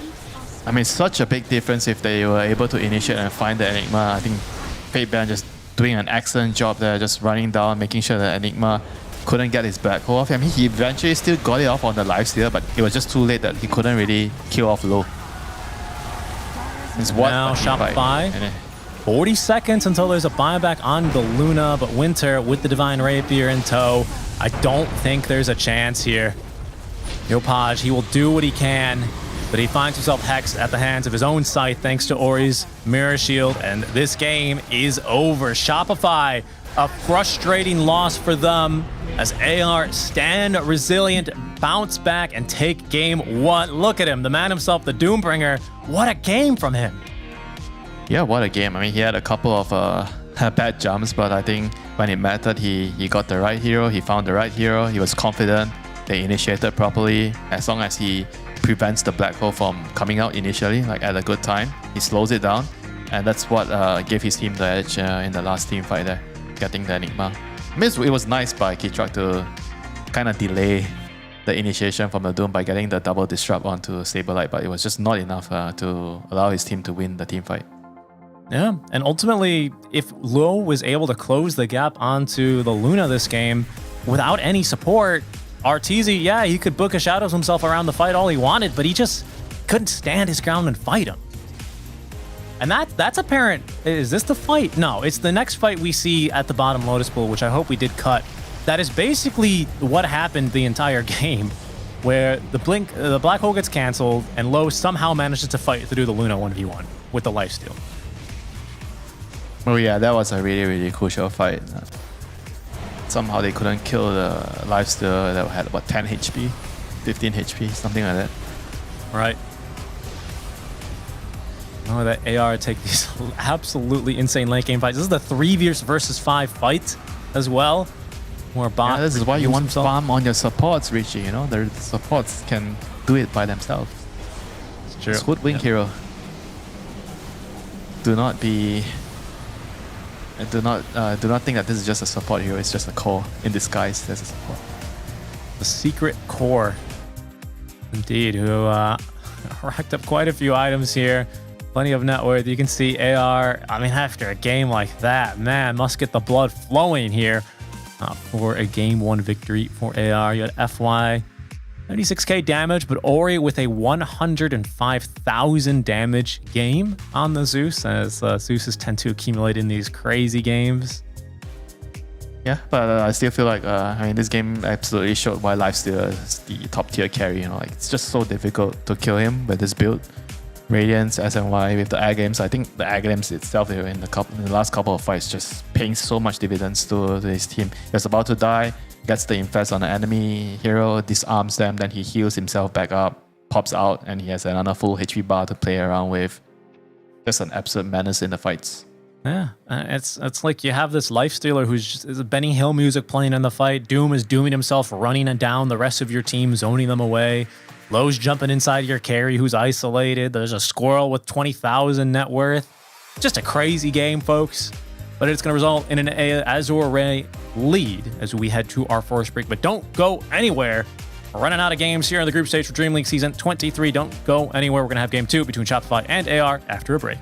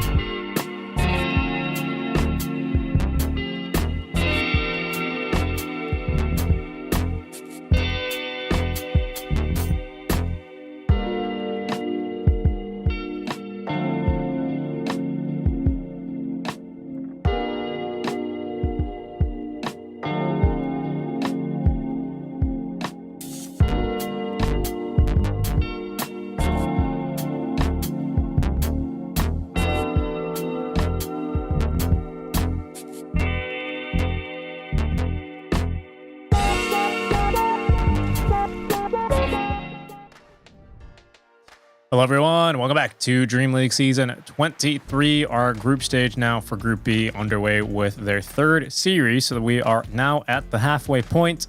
Thanks for joining us, Seek and Strike, and of course, Winter by my side virtually to take you to game number 2 of AR and Shopify Rebellion. Winter, it's always a little bit of a crazy time, right? Crazy experience whenever we get those late game Dota fights with book bows and mirror shields, and everyone has a seer stone. You know, it becomes difficult to be like, where did things go wrong? Because frequently it's like 40 or 50 minutes ago, right? How are Shopify, do you think, you know, kind of coming to terms with that game and what they need to do differently for game 2?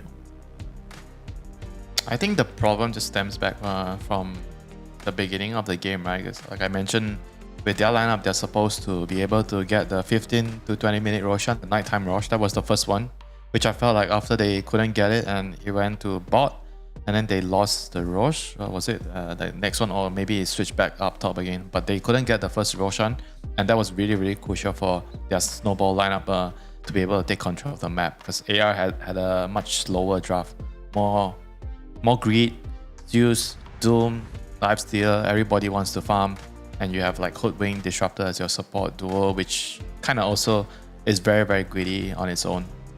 So being unable to take the first rush was definitely a problem, you know, where it all started from the lanes on the Enigma. Enigma didn't have a good start. He died like 3 or 4 times in the lane, and after that they lost control of the map, and they just couldn't really get a hang of the top area so that they could get the Roshan in the first 15 to 20 minute mark, which was quite crucial for them. Yeah, and then things kind of turn into a bit of a crazy game. You have a couple of fights where you know, Faith Beyond Bach has an amazing initiation, a couple where they're less than ideal, some more in the middle, and then by late game, he just has an Ags. He got it for free from Roche, if I'm not mistaken. It was the first Ags Blessing that dropped out of 2 that we had that game. He had the Refresher, you know, he had the Octarine Core, and he's just everywhere in the fights and preventing heroes from, on Shopify from doing what they need to do, from being where they need to be, which is going to take us to our second draft of this BO2 series. It's been probably the closest series that we've been able to cover here. So that's been pretty pleasant. But it's time for Shopify to you know, kind of put it into gear here. Already halfway through, they are now sitting at 1-4, and their next matches, Winter, are not against easy opponents. You're looking at Bet Boom and Team Falcons after this. Time to work their magic. They have to use their best spell right now, which is Storm Ball Spirit. Lightning. Oh, yeah, okay, we knew. Jumped the gun there. My apologies, Winter. But yeah, it's time to go to your bag of tricks and find the right tool for the job now. As we've seen before in our previous stat Shopify, they love this second pick. AR love first pick. So again, all we've done from map 1 is swap sides with the same priority.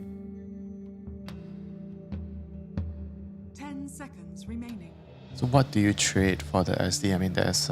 There's Centaur. Azure Rays turn to ban.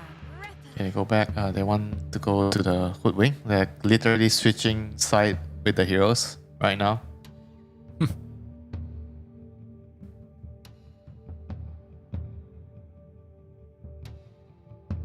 Would expect to see some more changes. I mean, Shopify, they moved to ban out the Doom, and they quickly identified that Disruptor was something that was difficult for them, especially early.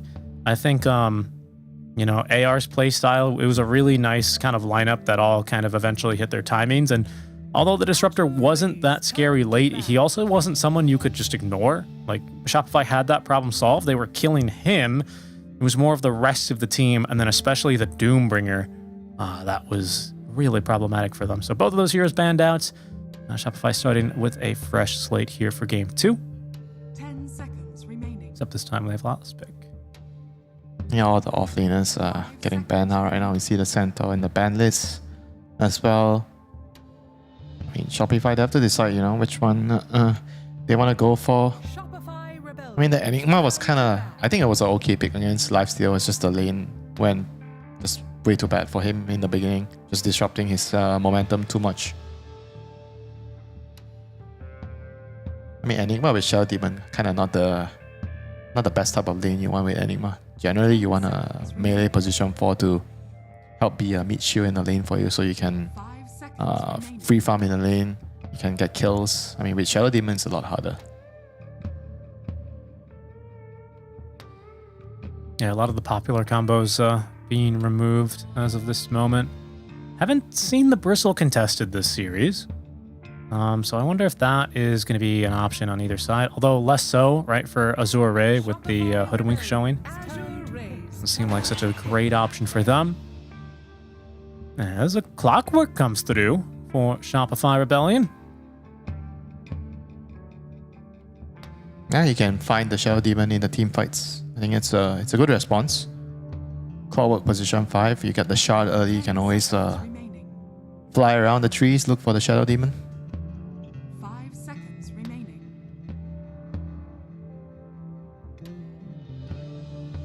Azure Ray's turn to pick. I mean, AR also then gets another flying hero. So Bat Rider is very good at hunting squirrels on the trees. Is the Clockwork the first flying hero with Jetpack? 10 seconds remaining. You don't do your Both. Raven Call and not Crown Fall. Oh yeah, of course. Clockwork, you get a flying Initiator. Ah. And what's the other? Is I can't this, remember the other one. have both teams just picked both of their supports as an opener? Is that what we've seen here? No, it's a mid Clockwork. You think?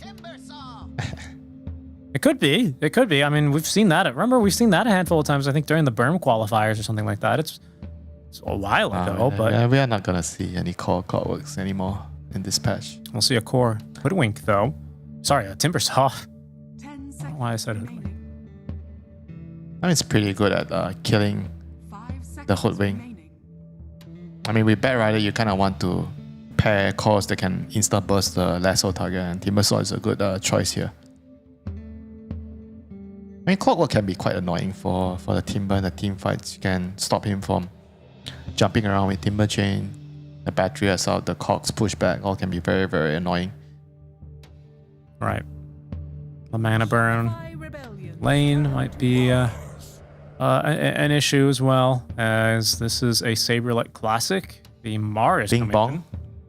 Yeah. It's a tiny amount of anti-synergy here that I just want to point out, in that the Cogs will block Spear, which, you know, might be cool for some instances, but sometimes you end up stopping people from getting pinned to the arena of blood. So sometimes you actually see this as a counter pick to the Mars for that reason, especially now that you get the magic resist inside of Cogs as a clock.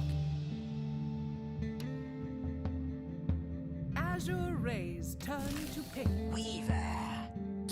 Oh. Artur's been having a bit of a tour of Weaver in his pubs. So it seems like he'll bring it out now. This is a 17th pick Weaver. Is there a strong 18 that stands out to you here, Winter, for AR to try and punish this? Weaver counters Faceless Void, Bloodseeker. Those are the two big ones. First one on your list, Faceless Void. It wasn't banned. So presumably Shopify were expecting it and have a plan for it. Because it fits into this lineup decently well for AR. I feel like this drop is just like so skewed towards AR's favor right now. If you have a carry Weaver against a carry Void, and you don't have a save in the chrono, and this is gonna be really difficult for them. Yeah, I mean, what are your options here if you're Shopify? I don't think you can really. You run a Clockwork mid, a Weaver support, because you also got a Mars. So they just have to pick another greedy hero mid, another carry, like some sniper. I don't know. I feel like the draft is pretty difficult right now for SR. They are in a very troubling pickle. I'm afraid even Storm Spirit is not gonna ball them out of this game. Oh, I won't stop them from trying. Well, we'll see actually what they want to go with. You don't see too many of the spirits these days. See a handful of them, and we won't, because they're going to ban it. The irony Boba says, you didn't know what, stop. Winter? This is what I think about that suggestion. Very funny. Very funny. 10 seconds. What do you read about that about this Enigma ban though from AR? Are they thinking this could be a Mars it's a mid? good, I mean, it's a good lane against the Void, and you probably can put the Mars mid if you do that. Right. They're just trying to cover all their bases. They know that their draft is like pretty secure right now. All they need to do is make sure they don't get run over in the laning phase itself. Just pick strong lanes, good lanes, and I think that should be good enough for AR here. They Shopify with last pick as well. They need another. Seconds remaining. I guess would I prefer to move the Timber now that I see the Weaver? Maybe I don't want the Timber to go into the Weaver. And then what? You're flexing Timber between mid and off, which is super doable these days. That's kind of normal. But you need to pick another mid off hero, right? So EK would have potentially filled the gap. There's I mean, there's not many good ones. I mean, there's still Kanka, I guess. Yeah, Kanka can work. It's good against the Weaver, X-Monk. Did you say Primal already? I think Primal game though. Not so good. Yeah, that's Clockwork. It's very annoying to play Primal into Clockwork. Don't tell me. Okay, Pango's banned. As I say, don't tell me Pango's still in the pool. I was taking a look at our. They're gonna bust out the Invoker. 4 banned heroes here, huh? 10 seconds remaining. From previous game on the side of AR. Now they did ban the Zeus themselves. Yeah, plenty of bans. You think we're gonna see an Invoker? Really? In the year of our current Lord? I don't believe so.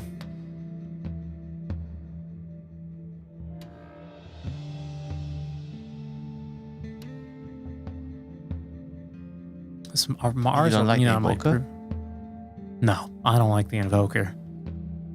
Shopify Rebellion's turn. Alright, this is like a offlane slash mid hero, DP. That's actually a really good selection.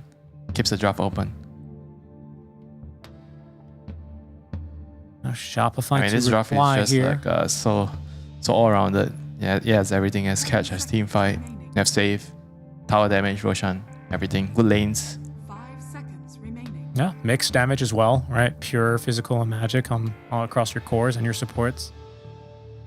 It's no TA tied, but you do have everything here. I have to agree. So for Shopify, I feel like I mean, what do you need do? like they need sniper or something. They need another carry hero.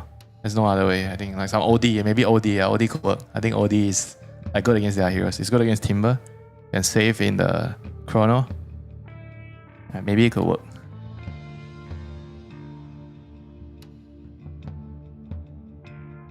I mean, I don't know. Well, look, it's an option. I don't have much more to add. I mean, I'm trying to think of a hero that'll do well against the Timber and the DP. And I think, like you say, RF covered their bases pretty well here. I think the bigger thing you're looking for is a bit of range as well, isn't it? You've already got your Clock and your Mars. Lina? How's that slot in for you? It's okay. It fits the bill, but Elena is very easy to kill with their heroes. Like, I mean, this Bat Rider and then FV. It's good in the lane against TP.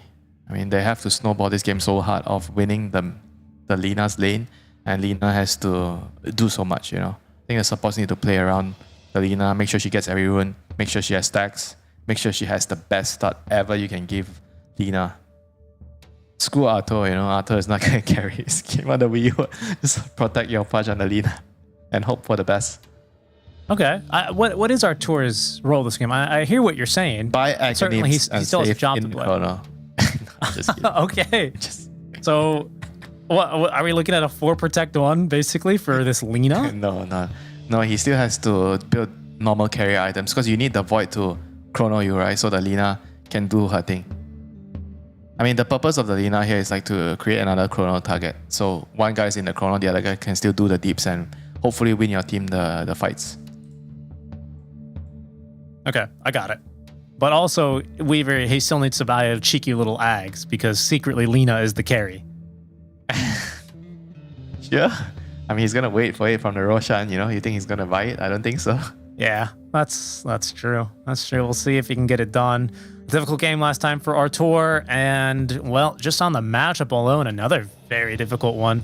At least last time he could have tried and fight it through the lifestealer. This time, it's just an unfair fight. A Weaver versus a Faceless Void as we get underway for game number 2 for our group stage here. Shopify Rebellion, they are not looking so great. 1-4 as of the last game, and tough opponents to follow. So if they want a shot at playoffs, they need to turn things around here and then have a flawless rest of the day. Fine, get some good wards out. They did break a couple of smokes, but more AR heroes still managed to get to the other side of the river. Smoke broke, so at least Shopify knows something is waiting for them here in the darkness, in the fog of war. As AR, there we go. Things off here with the disruption. Kitrak, 3-man bushwhack into the 3-man light strike array. Bach, where you going? Trapped inside the cogs, killed off. Saberlight, first blood for Shopify Rebellion. Just what the doctor ordered for SR. Would have been perfect if your Pudge got the kill, but it's okay. They still won the team fight. Your Mars with 4 gauntlets of strength gets the first blood. That's going to give him his braces. There's still so much time. And they're going to get the D ward here. Scam throws up the cogs. Artur starts denying them. Just, you know, stat padding, I guess. He actually has cogs at level 1. Oh no. Oh yeah, I forgot he got cogs for the kill. Yes, he did. What is he going to do in the lane? He's going to burn some mana and also get the magic shield.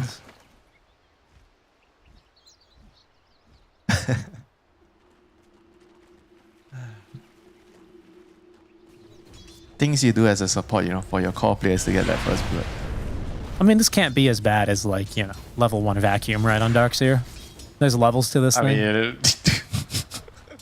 I mean, at least you could last hit the range creep with the vacuum. I mean, with this, yeah, you can try. Got a point there. As Alright, 0 heroes hit by the cogs. Alright. Yep. Yeah, Kai's level 1, now that you pointed out. Doesn't seem too great. Down bottom. The harass out from both sides, but of course with Time Walk low, always a pretty big advantage here. We did take Flame Break as well, level 1 for the Bat Rider. That's going to be his spell to harass with us. He does get Saberlight under the tower. Just able to walk off his damage though without much trouble.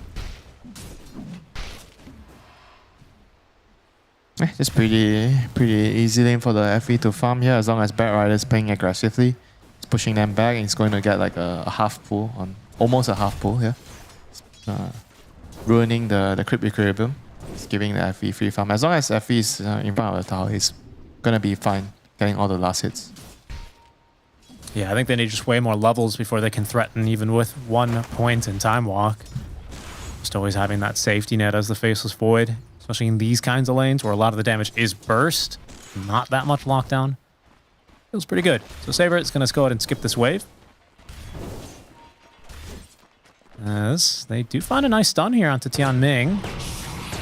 Decent damage dealt.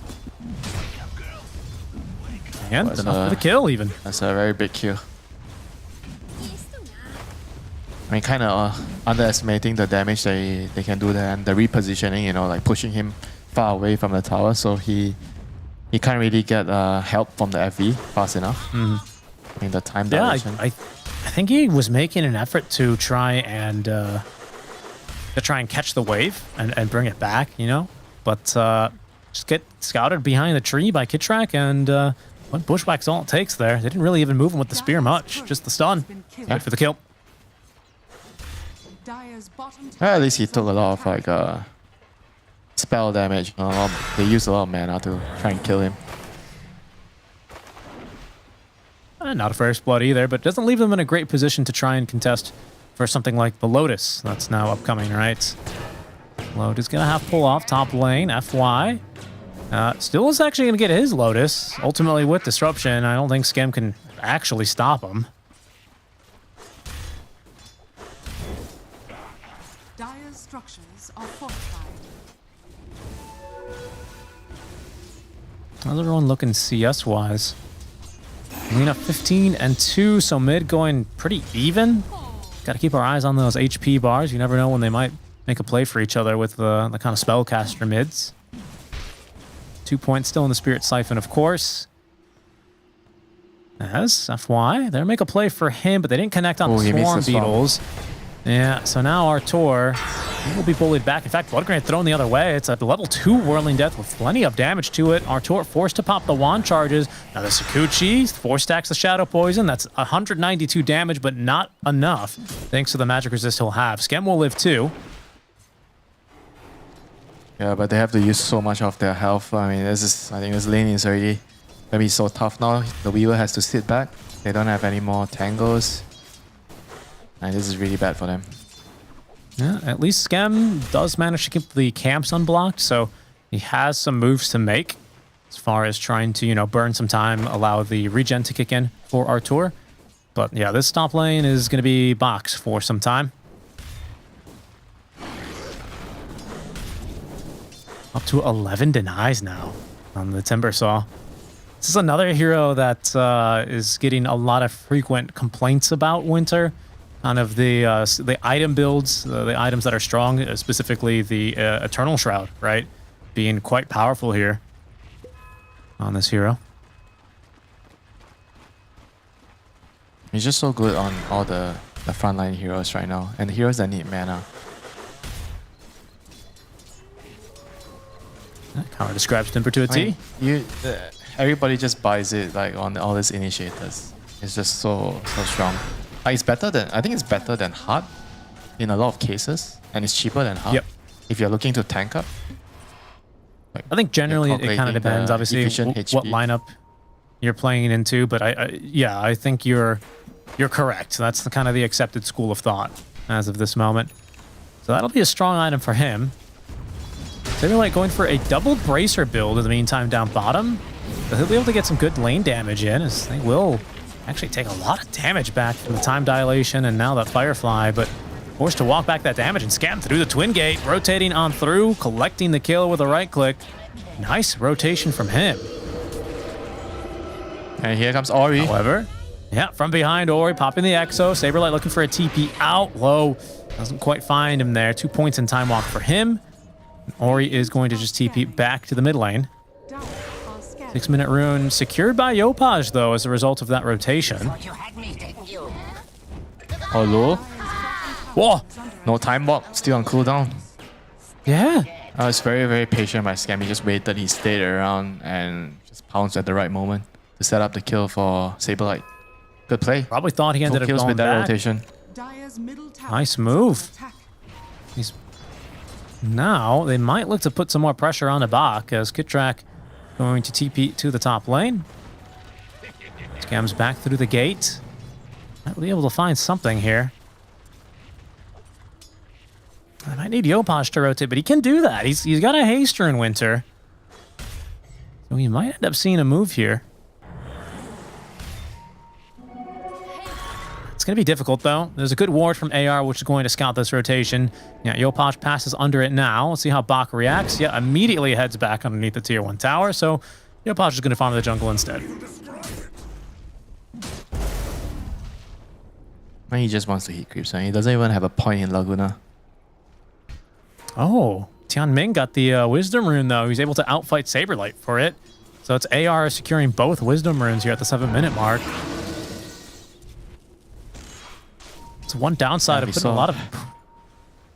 We saw earlier today how losing the 2 Wisdom Runes can be just so game-breaking, you know, in the earlier series during Quest and Aurora. Just him being a little cheeky here. Doesn't get Ori down to the low ground, but I think he's still going to be fine, and that's because he's covering for Yopaj to try and steal as much of this farm as he can. He gets all of them. Got the entire stack. Bit of efficiency wasted there, and Ori's going to be sad to have missed out on that gold injection. But so far, everything going according to plan, Winter, for Shopify. who also, well, stop Ori from getting in the rune. No one collecting the arcane.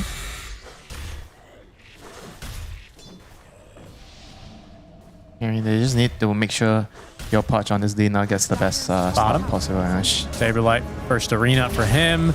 Pops the stick charges for enough mana, and Skem's actually going to secure it there with the level 1 rocket flare. But a nice kill here might open things up for Saberlight a little more. Yeah, good kill nevertheless. Just want to find any pick off you can. And after your Lina gets travels, then that's when the Mars can play really aggressive, just trying to set up kills wherever she can travels to. Try to split them up. Because AR, they want to like group up with the Chrono, with the DPLD. They want to play together. So you want to split them up and force them to play across the map. And that's when you can pick them off with the travels. Yeah, Shopify also able to still keep their top tower defended. Oh, hold on, bottom. Saberlight, yeah, they're going to make some heavy rotations out for him. With the Exo committed, I don't believe there's a way out for him. Low. Also has his ultimate, so not really a position where Shopify are going to be able to contest here. Fortify, committed. Still not level 6 on their supports, though. Just level 5 on the clock and 5.5 out on the Hoodwink. Instead, Artur's actually going to go into the jungle and contest Bach, farming of Stag. They've split them about 50-50. So the next best move made here by Shopify Rebellion is that's the second time they've managed to contest some of these stacks thanks to this ward put down earlier by Kitrak. Radiant's middle tower is under attack. Yeah, good moves there by them. 10-minute rune. Regen. Nina's going to pick it up.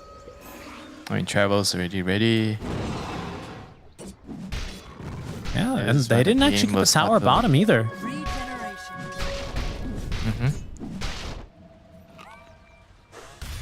And they just need to try to use this travels to find pickoffs on the map. And just be careful with whenever somebody has to die to the Chrono, then you have to make sure that you get another part of the map. Just push out the waves or try to get something in return every time Chrono's used. Now, speaking of Chrono being used, might have an opportunity here. Not quite. Tianming, despite getting two wisdoms for his team, not up to level 6 here. I saw him. Yeah. Hoodwink's really close to 6 as well. If they clear the creep wave nearby him, he'll get it. Scam's a bit further back, though. 3 heroes here for AR. Defending this tier 1 tower is Shopify. They're going to rotate Scam to mid, where he can collect his level 6. AR, numbers even here. We'll try and find something. They don't have the lasso, though. They can't quite reach with anything else, including the Disruption or the Demonic Purge, so they're just going to be able to force away those Shopify heroes for the time being.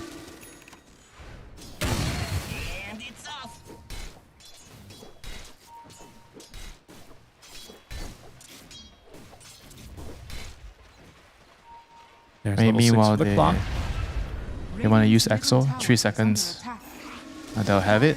F5 is trying to bring Ori. I guess they want to open the top side of the map right now. Help the Timbersaw push. Artur is just able to Sakuchi the waves. I mean, the tower's fairly low now, but Timber just can't really threaten for a kill so easily onto the Weaver unless a big mistake is made. But they see the Lina farming. That could be the opening they want. Scam, though, will interrupt this from behind as he gets the hook shot to connect onto FY. Good disruption to avoid the LSA. With the Exo active, Shopify are pretty happy to step away from this fight. AR may look to force things further as they have the creep wave pushing underneath the tier 1 tower. Down bottom. Oh, they caught low. And he's going to be speared to the back of the tree. Sharpshooter. Is it enough damage? Not quite. But the arena committed. Try and get him to blow this Chronosphere, basically, just to save his own life. Still trying to fight through this as low. Out goes the Chronosphere, catching both heroes. And, well, mission accomplished there by Shopify Rebellion. They'll lose the mid-tier 1 tower in the meantime. But a few ultis consumed here. And they can still be pretty happy with how things worked out, especially if they can convert this top action into a kill. Unlikely against Bach.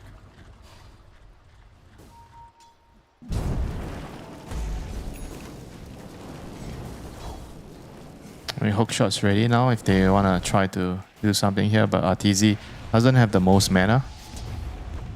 So Yeah. probably not in fighting shape. He had to use the ultimate as well. Time lapse on cooldown for another 20 seconds as Saberlight is just chasing around some enemy supports. But out from the laning stage, Winter, I would say Shopify can feel fairly happy with the way things have gone.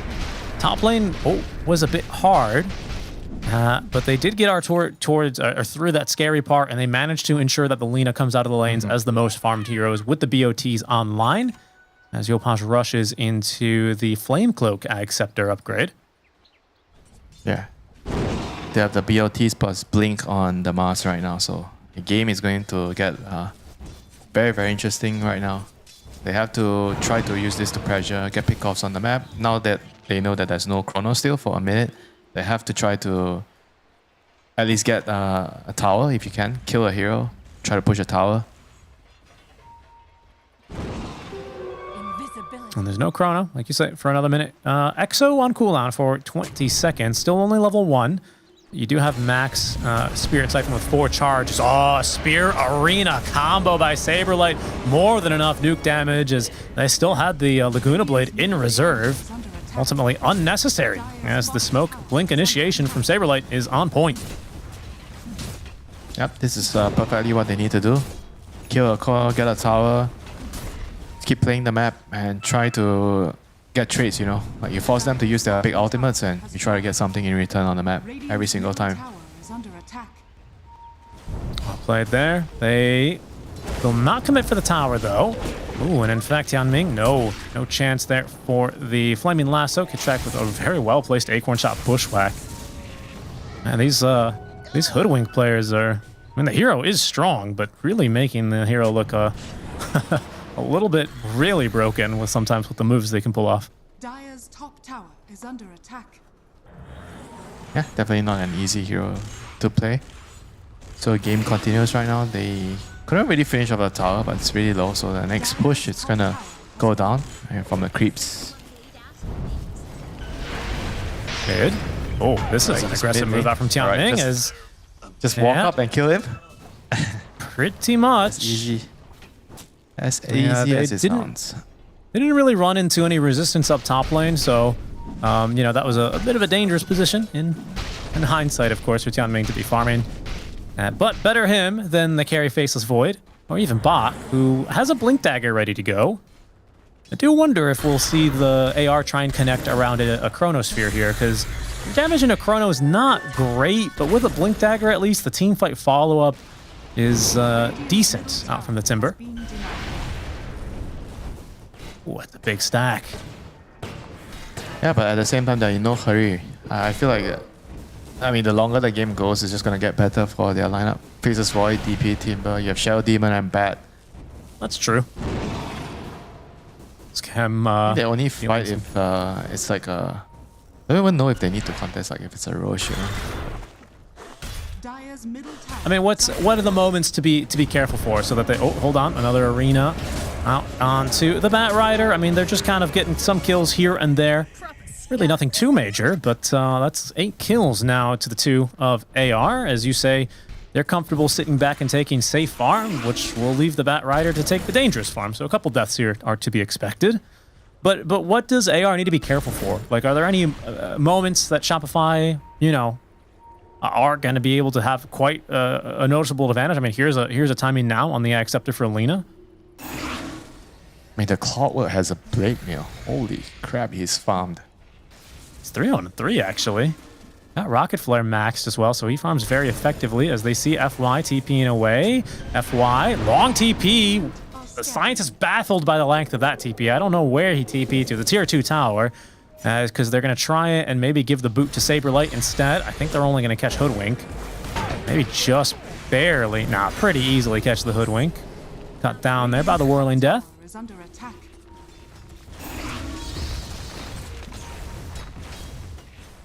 And meanwhile, TZ's pushing the top tower here. Probably going to be able to get it. If no one else comes over here. I mean, Scam is just staying nearby, making sure... Nice deny. He protects the Weaver. Gotta be careful though. Through the Twin Gate. Got yourself a smoke play coming. Level 12 on the Weaver. Doesn't have a ton of mana to play with here, but thankfully they're going to instead take the far easier kill onto Scam. Traps some inside the cogs, but is still going to drop there to Bach. Okay, Yopaj, Flame Cloak, tons of damage onto FY, who is going to use the disruption onto Artur. They might be able to set up onto him, but no, not enough damage. And now with the time lapse, he's back in on the fight. Bach instead, he's going to go down. A double kill for Yopaj. Saberlight as well, threatening to continue this fight. So AR, they've got to back down. They will lose out on an opportunity to take down the carry and feed over a kill on the Timber. Yeah, good fight there by Shopify. It's getting a good trade again. They just need to keep making sure that they're doing this again and again until they have enough advantage to go Roche. I think Roche is going to be the next thing for them on their agenda. If they can secure the Roshan with the Bugs and the Lina, then they can play really, really aggressive. Because the good thing about their lineup is they don't have to rely on a very, very long cooldown, whereas for AR, it's Chrono, it's DP, EXO, they are all very long cooldown spells. That's true. That is very true. You're probably looking at Flame Cloak.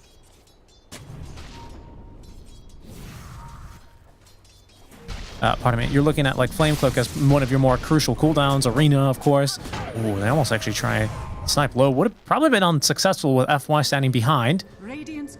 Kitrak is still going to get out scot-free. No, Chrono committed. They will guarantee themselves this kill at the very least. And, you know, AR, they'll use any opportunity for a free kill, right? Any ability, as long as it'll net them that kill. Like you say, they're not too concerned. Mid lane, meanwhile, Scam caught on the wrong side of the river. Chopped down again by this Timbersaw, who is now getting this Eternal Shroud online as soon as he dies to the Lina. That feels appropriate. On the two SR supports, so almost 1k gold. They are not without consequences, you know. That's a lot of gold went to AR. That's true. Shopify pushing a 3k net worth lead as we enter the 20th minute of play. It's been a bit of a slower one with, you know, AR very happy to sit back and farm, like we said, but they'll be able to scale and you know, lean on the strength of their draft to get them through mid and late game. Meanwhile, Shopify, more or less the ones putting themselves a bit more in harm's way at times. So see moves like that. And even with like say like a bigger lead, it's gonna be a challenge, you know, to go and push the high ground against the FV DP Bat Rider, you know. Yeah. Like how big of a lead you need to actually touch the tower. He might get caught here. He's gonna pop out of the Sakuchi behind the tree at the very least. Gets good vision with the swarm. Nice job there, canceling the Blink Dagger of Tian Ming, who otherwise might have been able to find a kill onto him. Instead, he's going to end up dropping. Hookshot as well. Ori across the river thought he was safe. Scam says, think again. Ori, BKB, TP away. Do they have the physical damage? Not quite, but pretty close for 21 minutes, huh? Almost kill him through the BKB. That was insane. That was pretty scary. Shopify hold the triangle. That's for sure.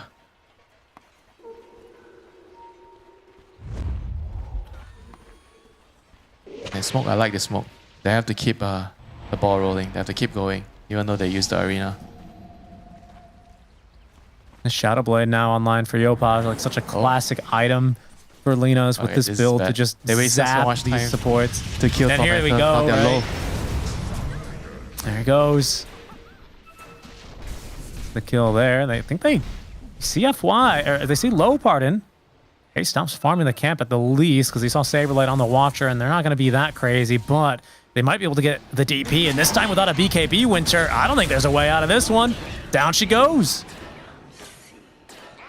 No way out for sure this time. No BKB. Once you're caught, you're dead.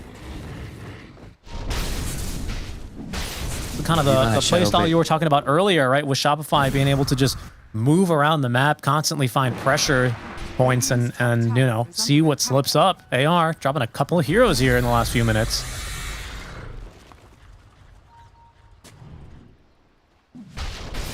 Yeah, they have to just try to split the map, get as much pickoffs as they can, try to put very deep. I think lane wards is going to be very crucial for Shopify. They need to place them in all entrance exits of the lane to the jungle. Try to get as many pickoffs as you can. Now Roshan is definitely the next thing, you know. Once they kill an important hero like the DP, FV or Timber, one of them, they should try to figure out how they can get Rosh after. Can they fight into the Roche, though? Because it looks like AR will try and preempt them here. And with a level 2 EXO, I mean, if they have Chrono, EXO, Lasso, everything up, even though you have this 8k lead, I think it's risky to fight at the Roche pit. Right. I agree. And the advantage of the draft is not much. I mean, we've seen Artur. He's scary. Level 17, rocking a full Linken's, Maelstrom, and Dragonlance, but that's not really much protection into this Chronosphere, which is always going to be his biggest problem here. They don't have any save. They don't have the Shadow Demon this time. No IO relocate out of the Chrono for him. Yep, and now Lu has his BKB. This is going to be their first huge timing. Yeah, they're smoked up, trying to dare Shopify and come contest this, but with Rocket Flares, they kind of just afford to sit back and force AR to make a move. Like you said, the BKB delivered. We'll make 2 BKBs now for AR. Oh, they find Scam? Yeah, they saw Lina. She showed top lane under the creep wave. So Scam, he's going to die. That might just be enough space, honestly, for the Roche. Yep. AR says that's not your Lotus Pool, Scam. Get out. The support urge to not pick up Lotuses, it's just impossible, you know? You just got to remember that is enemies can always see the Lotus Pool depleting from anywhere on the map. And so, first stages into the inventory for AR. Winter, this feels a lot like game 1, where we were talking about how Shopify need to put a little bit more pressure early. They want to try and get this first Aegis. They have the team and the abilities to do it. And then AR undercut them and do it themselves. Yeah, I mean, what can you do? They have better team fight. And they got a pick off on your clockwork. Well, they're looking for a pickoff on the low. 4v5. I see him. Scam. He's going to need a hook shot in. Oh, no. Just kidding. The bushwhack good enough. With the burst damage, the lockdown is perfect. Scam's got cogs for the pushback, but they won't have another bushwhack for 3 seconds. BKB forced. Low. Looking for the TP out. No way, right? Not enough damage? Not enough damage, but scary moment there for AR as the Faceless Void caught out. Yeah, Aegis wasted. BKB charge used. That's all. That's all you get, you know, for that first Roshan if you're AR. That's not good. Yeah, that is true. I think they're trying to find more here. Bad Riders, don't think he got any pickoffs with the dagger yet so far. Not quite, no. The first one they tried was into the triangle excursion where Artur hit him with the bugs, the swarm, sorry, so he couldn't get the blink off. Radiant structures are fortified. Now, Shopify really poking at this tier 2 tower. Good patience here from the rest of AR who don't cut through their jungle too aggressively. There was a flame-cloaked Yopaj ready to just burst someone 100 to 0. Just so much bonus damage here on this hero.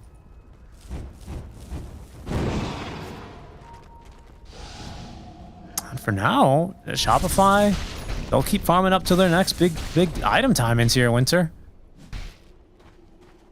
That's Gleipnir finished for our tour. I think we're going to have an S and, sorry, a Sanj and Kaya, not an S and Y, for Yopaj fairly soon. And Saberlight has a BKB. Next item. The support items might actually be more meaningful. The Gleipnir and the Aghanim's on the clockwork. I mean, the Gleipnir on Hoodwing, Aghanim's on clockwork. Those could actually turn the tide in the fights. Because you need to be able to do damage on the supports when you're playing against Faceless Void like this, you know. So even if he chronos your cores, ideally just one of your cores, the supports can still take over the fights. Right, and just kind of still threaten. That makes sense? Yeah. Because if you don't do that and you just try to save your core and you build items to keep him alive, then if he dies, then it's just all over. Yeah, and they've been farming pretty well on both supports. They see Low again. He has BKB. Okay, well, the Disrupt save interrupting that Spear of Mars out from Saberlight. Dragged back by the lasso, but good damage on the Low, but he time walks it off. Back into the Saberlight Mars, who did get the Arena up and the BKB. Won't make a difference. Yopaj, oh, his TP won't complete, but it doesn't matter. It's because they got the kill, even if the Chrono missed. Yeah, that was actually fine. I think it was the right call for him to just make sure that they kill the the Lina. For sure, for sure. I mean, you're not fighting without EXO anyway, so doesn't matter. A bold move by Shopify, I want to say, to think that Low would be farming alone again. And that time around, no spear combo to be had for Saberlight. I mean, it was a really nice disrupt save too, you know, by FY. It's really just making sure that the FV is not being forced to use his BKB too early. I mean, they're just not getting into like 5v5 fights, you know, against AR with this type of heroes. I mean, they didn't even need the Chrono to win the fight. Come on. It's true. EXO plus Lasso, that's it, you know. A good disrupt save, and that was all she wrote. The counter initiation, and that was a lot easier for Tianming that time, right? Before, when he was trying to be the one that jumped in, it's a bit sneaky with, it's a bit hard rather with all these sneaky heroes that Shopify have. You know, the Acorn Shot, Rocket Flare, Sakuchi'd Weaver, you know, and especially with Lincoln's, you're not really catching him. But the counter initiation sure made that Bat Rider look good. Careful though, AR are underneath some vision here. Rocket Flares, yep, gonna see no them chrono. continuing. They need to find a fight right now. 15 talent for Yopaj, almost at the 20 talent is what I mean. Instead, they're going to jump on the Low, who's got BKB. They need to disrupt from safe. FY is there in time.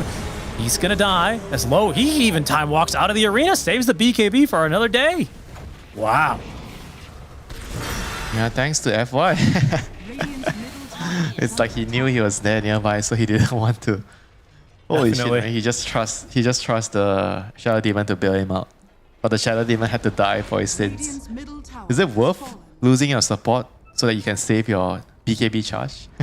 Yeah, I think so. Against Alina, I think so. It's a 7-second charge, but yeah, that's it'll true. last long. It's the right play. It's the most optimal one. All right, here's one of those big support items you were mentioning earlier, Winter. The Clockwork Axe is finished. Is this an item you like building? Shooting rocket flares all over the map? Support item? This is not a support item, Richie. Come on. No, it's you said the supports items for Shopify are going to be more important, like this one. Yes. So he can actually kill people, do damage. It's very good for scouting with the triple rockets. Well, he's up onto the high ground now, but instead it's Bach who's getting jumped, who is going to be interrupted. No Timber Chain away for him. Scam trying to hold him back and be a little bit more annoying as Ori's going to be caught by the Gleipnir, LSA, and the Laguna Blade. He is deleted by Yopaj. Look at how much room Scam has created. He's all this space. He will eventually die, poor little Clockwork. But Shopify, they might just still keep looking for more. Arena in 3 seconds for this Mars as Bach is getting murdered. This damage on our tour. There's going to be the disruption, means they don't have one for Low. The Arena leaves him nowhere to go, however, as Bach is going to die. Oh, now good what do they have chrono. left in the tank, though, as the Chronosphere catching on to 2 heroes. They get the kill onto Arteezy, but Yopaj, he's still free in this fight. BKB active now for Low, but they still catch him with a Rod of Atos. They have a spear as Saberlight, he finally is going to activate his BKB, but they just don't have any catch really for Shopify, who activate their own BKBs now, maneuvering back around the fight. But I think it's going to end up being a 2-for-2 exchange at the end of the day. Yeah, that was actually, I think, still pretty good, you know, overall for AR, even though it's like they lose 2 cores and they traded for 1 core and 1 support. I mean, you didn't lose your FE. I think that's the biggest deal. And right now, Shopify, they have to look for a trade. No chrono. They need to fight. They need to just force an engagement. And this bat even went for a travels, you know, so he knows that they are playing the long game. Low, LSA from the trees into the bushwhack, killed. Just like that. That is always the danger of this Lina Eggs and Shadowblade build.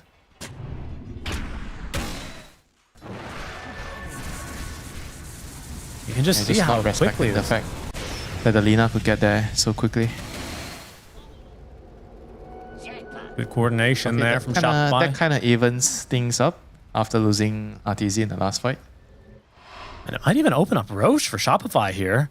We'll see how fast it's going to be. It's a long Roche. 3 minutes. About the longest it could be. Yeah, that's not good for them. It's going to give time for the chrono to be up. Everyone's going to be ready. And you're not going to want to take the fight. I mean, on the other hand, I think maybe they can try to force a fight. Okay. Before Roche? My question for you is, can they afford to not contest this next Roche whenever it spawns?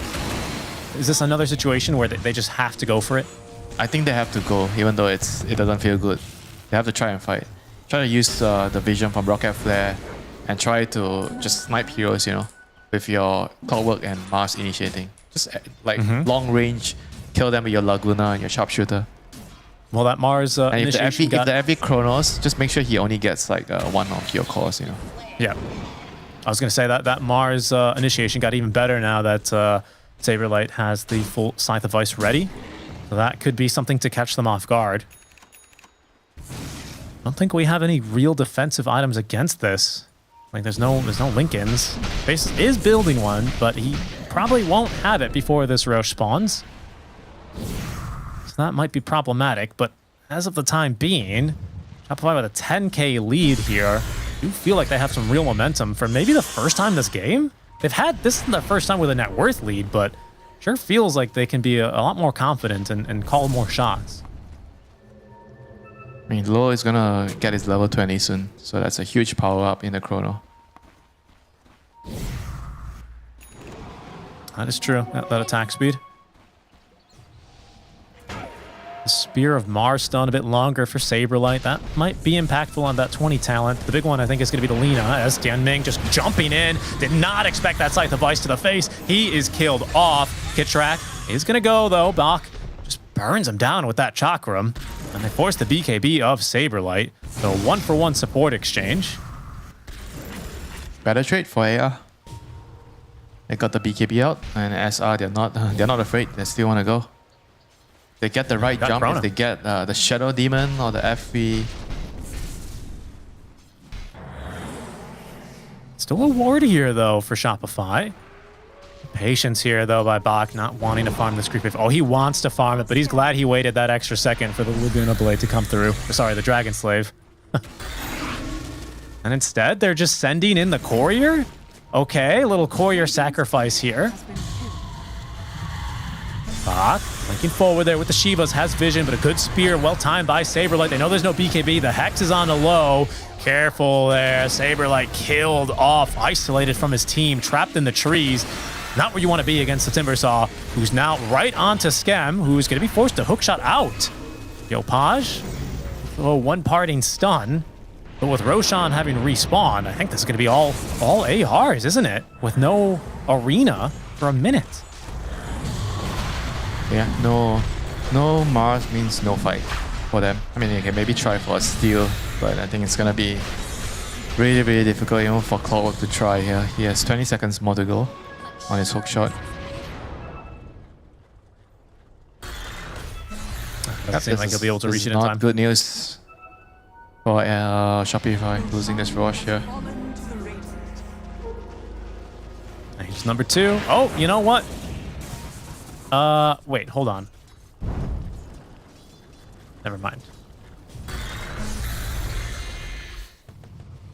Sneaky moves from Tianming. He knew that he wasn't really needed in the Roche attempt, so he was on the other side of the map, seeing if he could find a pickoff. Unluckily on that attempt, but it's moves like that you know, you have to be in position to make those kinds of plays, right?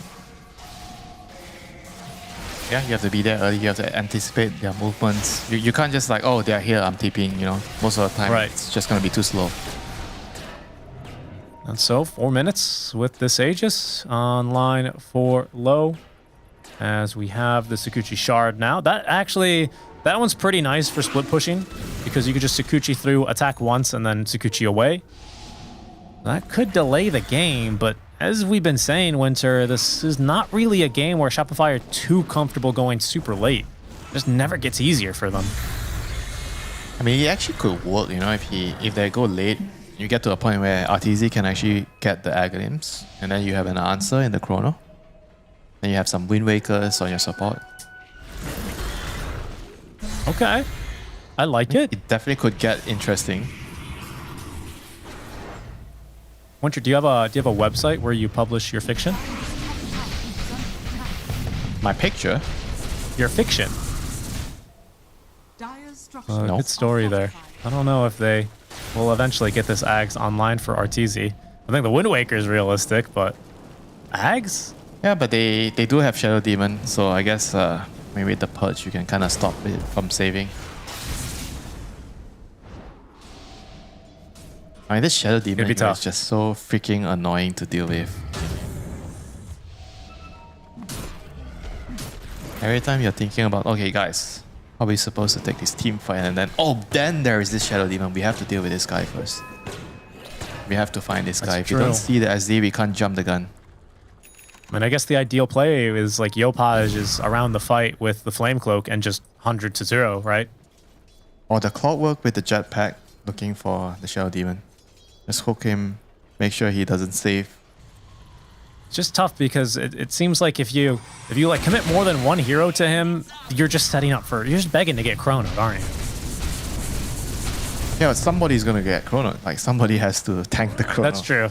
That's step one of recovering from this game, right? Acceptance. I am gonna get chronosphered. Just a matter of like whose job it's gonna be. I mean, as long as the other heroes can pick up the slack, you have enough damage on your supports, your other utility heroes, then it doesn't matter if your big hero gets chrono. Tor's been farming like a madman. He has level 25, 25k net worth as well. I mean, he's kind of 6-slotted. He'll probably get rid of the boots at some point, I imagine, and obviously upgrade the Dragonlance, maybe even.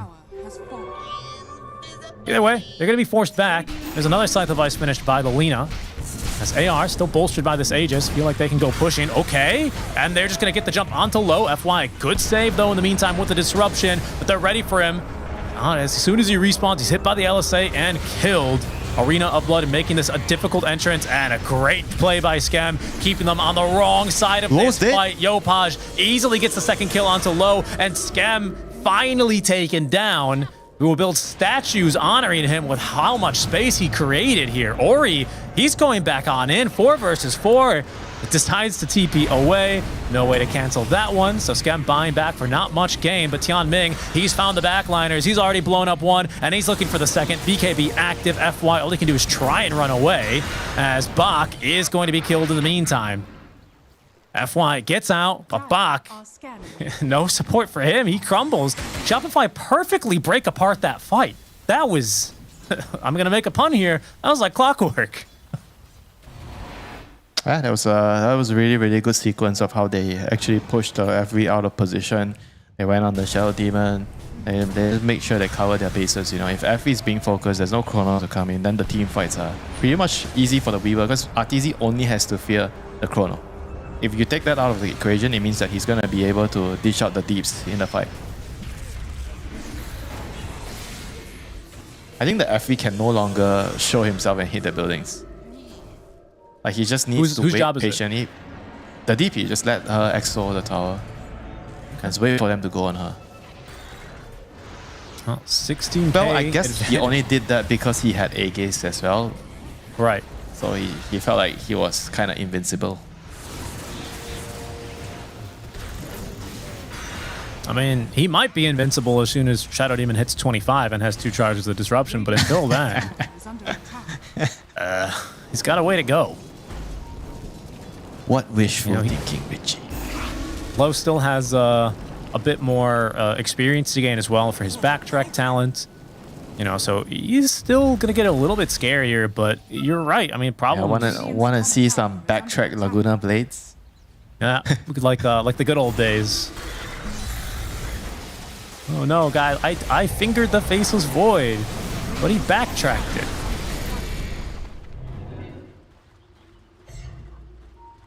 Ori picks up the shard. I don't think it's underrated by any means. I think it's just a flat out good shard for the DP. 1 extra charge, and of course it causes a fear, so it's super powerful against these supports. I mean, it's definitely useful in the fights. Just an extra lockdown, TP cancel.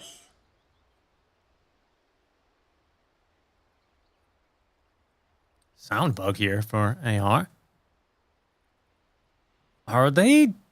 I mean, 18k Winter. We were talking earlier about how, you know, even with a net worth advantage, Shopify don't have an easy time, and that might be true. But at what point, at what kind of net worth lead do you start to kind of forget about how good this draft is and start getting more scared.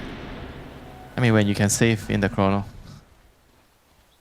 I think if you can do that, then the lead will matter a lot more. Because right now, you're like 18k, but you get chrono, like the Lina or the Weaver, you're gonna die. There's nothing you can do to save. I mean, this Weaver with 30k net worth. So what? One chrono, he's gonna die. There's no way you can stop it. That's true. That's true. Speaking of Lina, Yopaj hitting a 25 as well. So minus 25 second Laguna Blade.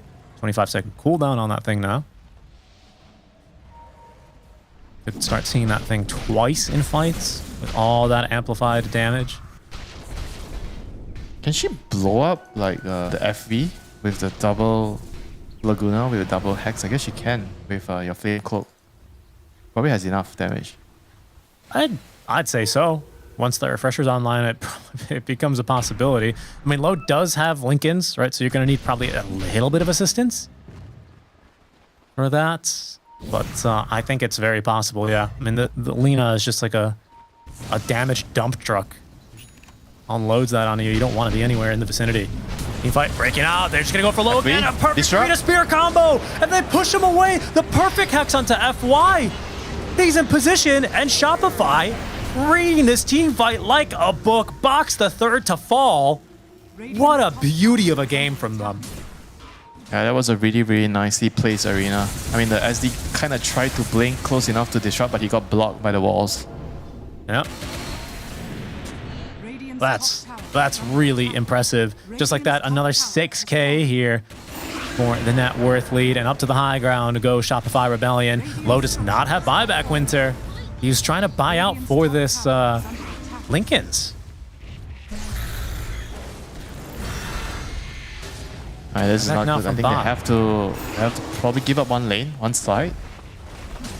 They'll get another Fortify as well, as this is the first tier 3 tower to go down. But mid lane is pushing, so it's going to be harder to get backdoor established.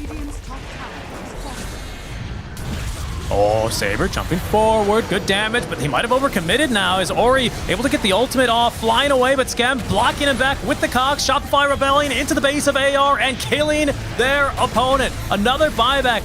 Make it 2 now from the side of Azure as they are clinging to life in game number 2. The damage. But Shopify, the damage, it's just too much here. Ori managing to live a second longer, only for Artur to get more damage numbers in for the post game. Okay, they've got Lo respawning here. But man, what a play from Shopify. The way they go in. Now, they don't get those barracks. And they drop the gem. But... yeah, but it was still a significant economical damage done, you know. So many heroes buying back. Killed the DP twice, you know. This is as good as it gets, you know, for a push being successful for Shopify. And now, they can be the team that finally gets to take Roche, number 3. He is kind of just chilling up top lane, and Scam's going to realize now with that Rocket Flare. Seems like the next move to make, and especially with a DD rune in the bottle for Artur. Oof. I don't think he's going to use it necessarily for the Roche, but as soon as he cracks that thing open, you don't want to be anywhere near this guy. Have we even seen a Chrono onto the Weaver this game? I don't think so. He's been like playing a close to perfect Weaver game. Like he's been avoiding the FV every single time in the engagements. He only shows himself if he knows that the Chrono is being committed on some of his teammates, and then he comes out and he just destroys everyone. And he's just really patient. If there wasn't a 10-second, limit on the selling of items, he might be able to sell his Lincoln. I don't know if he's ever used Lincolns this game. He has just been, like you're saying, perfectly positioned, always ready to go in, and well, here they go back to finish off these top lane of barracks. Oh, with the DD rune active, +1 Geminate attack. Oh man. That's it. That's the Fortify, but it'll buy them enough time, at least for the Death Prophet, to respawn. So AR, they get one fight here at full strength. into this Aegis now for the Weaver. The ultimate counter, really, to the Faceless Void. And they're just going to try and blow through the Aegis straight away. Low, does he even have enough damage here? No, he doesn't! Artur lived, that's he gets it. up the time-lapse, and they destroy Low. That's it, you're one chrono onto the man, and he absolutely rinses you. Trying to pull him back into the base, but not a chance here, as AR are forced back into the fountain. This is Shopify's game to win. As we were just a little bit too tanky, you know, after winning the last couple of fights, adding a couple more items, hook shot in. Good save there on just trying to delay Disrupting. the inevitable. But yeah, how much is it going to matter at this point, Winter? I mean, Shopify, that's too far up. GG well played is called a 1-1 draw here in game number 2 for Shopify. Yeah, good comeback, you know, after what happened in the first game, a long game, you know, it sucks to lose a game like that. And just being able to rinse, repeat, play another game, play another kind of long game, but not as long as the first game, and just absolutely executing to perfection, you know, playing the map, looking for pickoffs with the dagger on the Mars and the boost of travel on the Lina, just to carry kill after kill after kill, and just not allowing AR to be together to play their 5-man Dota that they want to with this Chronosphere, Exo, with this Bat Rider, Shadow Demon lineup.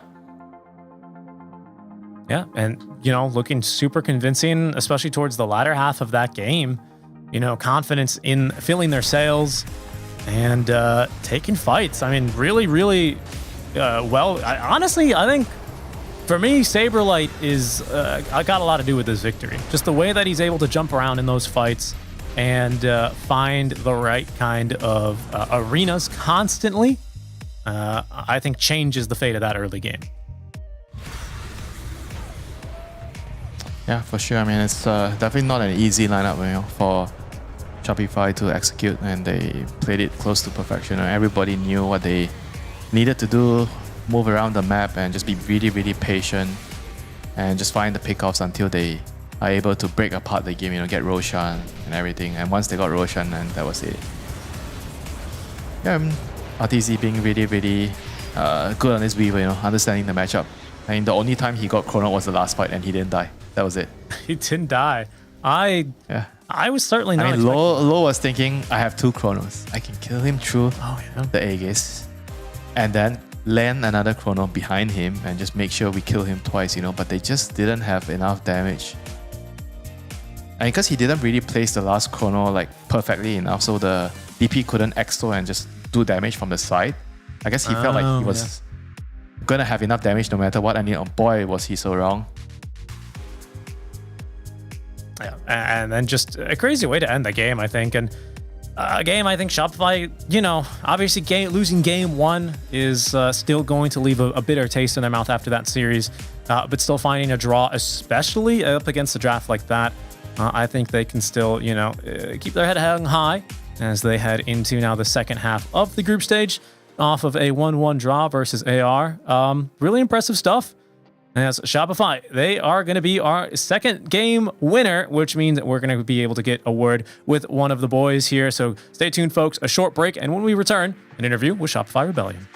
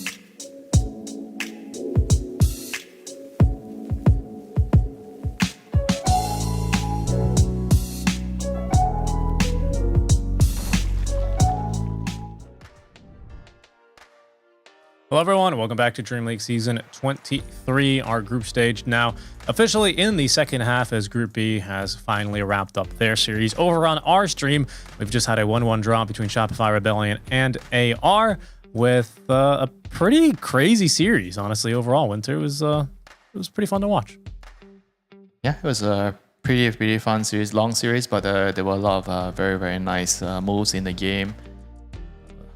Very different play styles clashing together, team fight against playing the map, splitting the map, and it's always nice to watch, different styles clashes. Absolutely. And well, enough of watching the clashes, and to a quick little interview we go as we have Kitrak joining us. Thanks for your time, man. Congrats on the 1-1 draw. Thanks. I just wanted to quickly ask about the Game 1 draft. You guys are one of the few teams that will occasionally let the Disruptor through. Did you guys have kind of a plan for it? And, I just wanted to know what your general thoughts are on that hero. Yeah, I mean, Disruptor's pretty contested right now, for sure.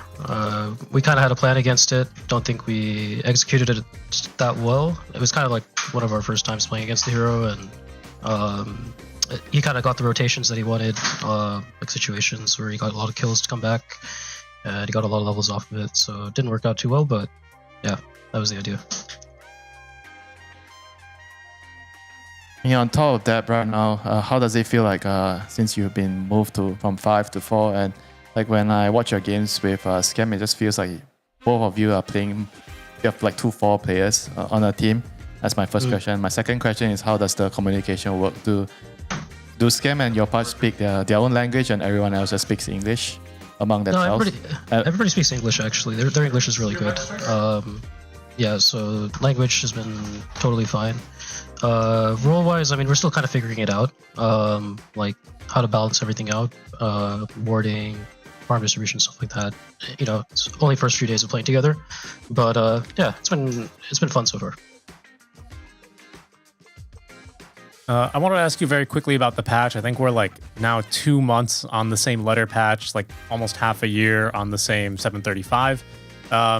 Yeah, I'm kind of just generally wondering, what are your thoughts on that as a pro player, right? I think everybody probably would like a patch, to be honest. It's been kind of the same set of heroes for a while, but it's not like the game's at a bad place either. It just might need a little bit of refreshing. I think the games are still really entertaining. There's a lot of different ideas and stuff being thrown around, so it's not super stale or anything, but, it would be nice. I get you. I want to go, one of the major ideas I think everyone has, and including pubs, to the pro scene, is this Hoodwink hero is just cracked, and you are quite the Hoodwink player. Are you going to be sad when this changes, or are you about ready for things to move on? I mean, I'll be a little bit sad when Hoodwink gets nerfed for sure. Hero's a lot of fun. It's actually the most fun hero for me right now, so I'm enjoying it, but, there's a lot of other heroes I enjoy that I would like to get buffed, some lions and stuff, so I'm sure there will be some positives whenever it gets nerfed. Right. And last question before we let you go, because you guys obviously have more matches to prepare for. You guys it's a really busy period right now, we're in this month of qualifiers, back-to-back tournaments for you guys. How has that been for you, personally, and do you have any problems with it, and how do you cope and stuff like that? Just wondering. I personally don't mind the schedule. I like playing a lot of Dota, so it's not been any issue for me. But yeah, I imagine there's different players I think experience it differently. We also didn't play all the tournaments. I think we skipped the Elite League at the beginning of April, end of March. So we've only been running for I think since Birmingham. But yeah, I mean, this has definitely been a pretty long stretch for us. It's been a month and a half of playing tournaments back to back. So yeah. Okay. Winter, anything else before we let Kitchener go? No, sir. I want to let the guy get his rest and play some more good Dota for us. Yeah, we'll see what you guys are cooking for Bet Boom and Falcons. Good luck, guys, and thanks for your time, man. Cool, thanks, guys. That was Kitrak, and yeah, nice of him to join us. It's really interesting. I think it always depends very much player to player how they feel about being on the road for that long. Month and a half. I mean, it's a long time for sure. and we'll see how they fare, especially if they are going to have to go into more qualifiers for the events upcoming on the calendar. Yeah, I mean, some people just like, playing a lot of Dota. I think you kind of want to have some rest, but you have to try to plan everything so that it's most efficient. You don't have to like go back and forth from home, travel, because it just wastes too much time and it just causes the players to just burn out even faster. So it all lies in planning the details, Exactly, and having things align, just like they did, honestly, in game number 2 for Shopify Rebellion. So not exactly how they wanted that series to go, especially with how chaotic game 1 was, but I think having that draw at least gives them a chance moving forward into the second half of our day, which ends our shift winter. Thank you guys so much for tuning in for us, but don't you go anywhere, folks, as we're right back up with Group A, and it's a hot match. PSG Quest taking on Extreme Gaming after this.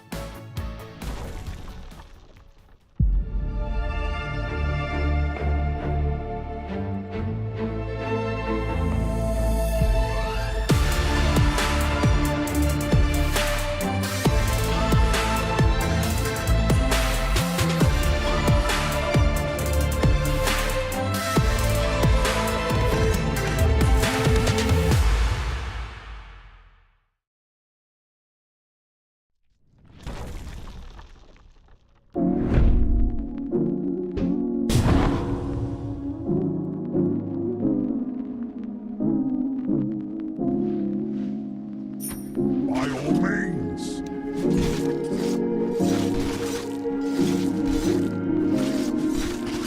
I'll concave your head.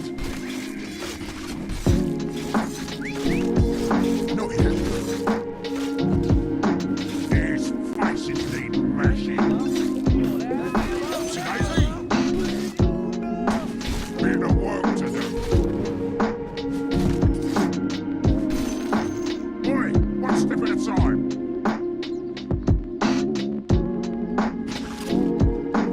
I'll sort this. Here we go. Yes.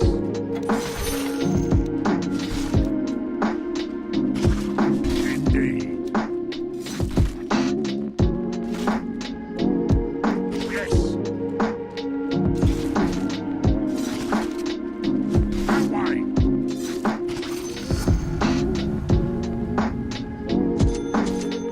I'll sort this out. Have some of that.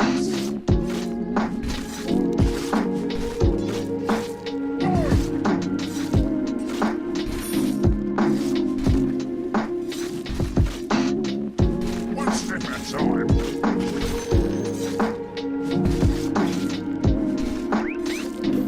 You don't say. Where's more where it came from? A clubbing. Here we go.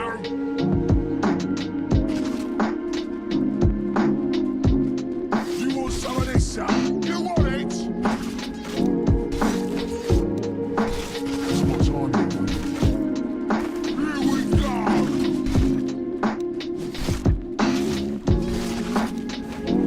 By all means.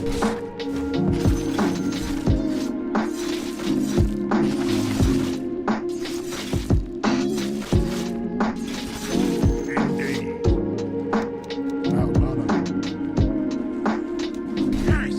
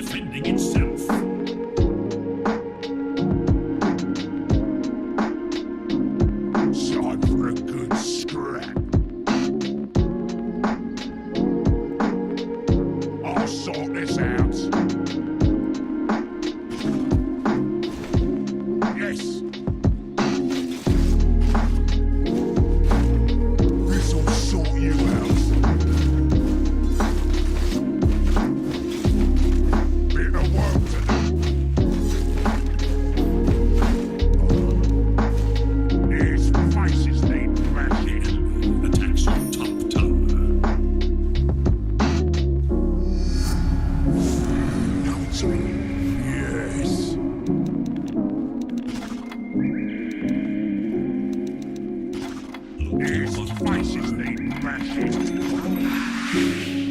It's not time yet, mate. I'll sort this. I'm not ready.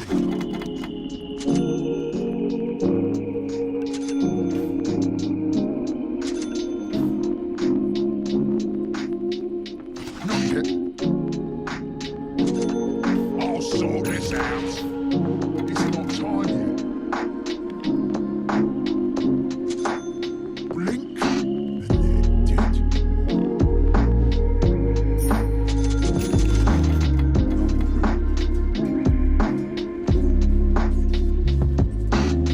Indeed.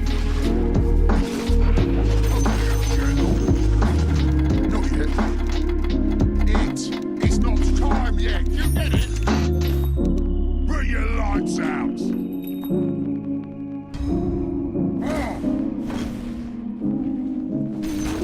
I'm under attack!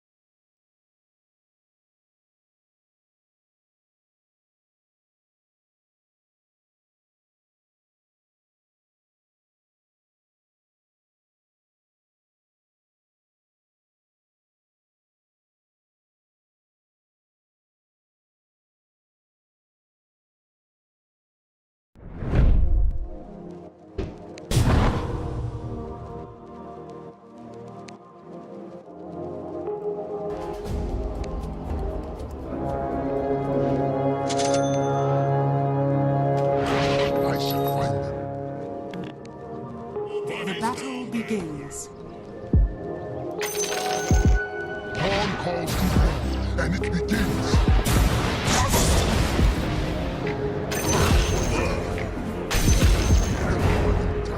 Kidding me?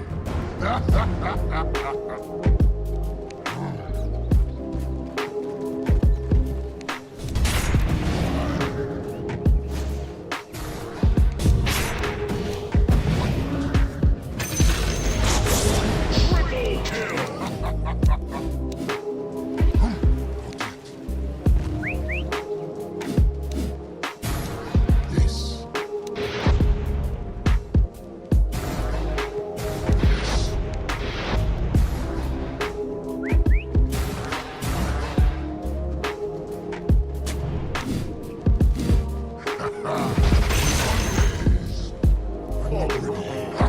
Tip of the horn.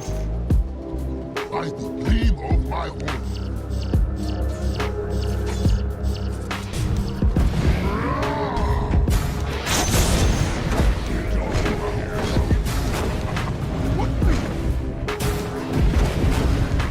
Stand aside. Point taken. Triple kill. Yes.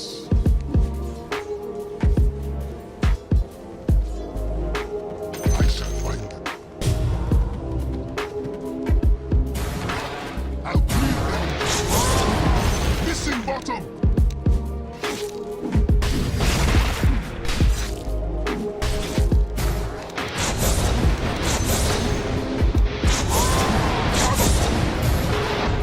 I clean on my own.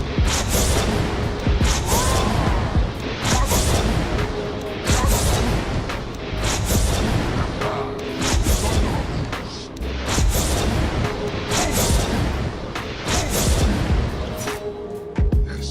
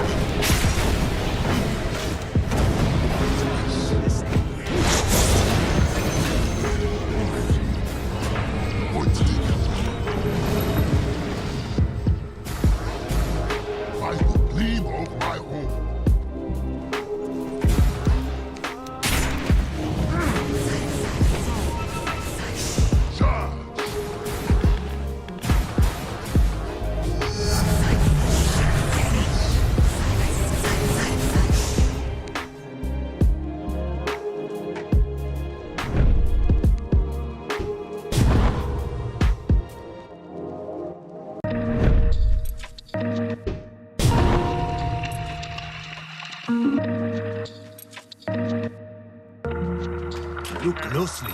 Something special is about to happen.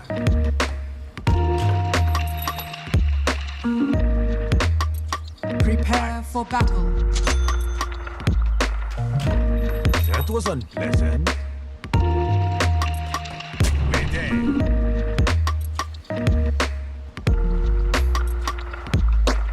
Yes, yes.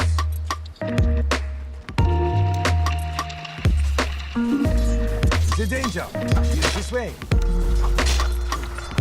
A pleasant sound. A worthy goal.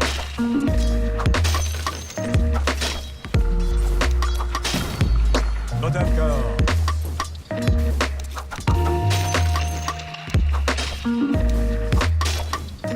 Oh.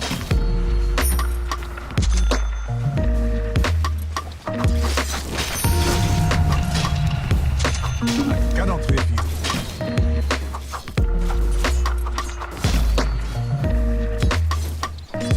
Wait.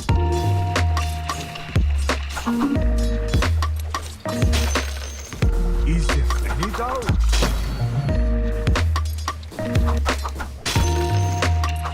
Points away.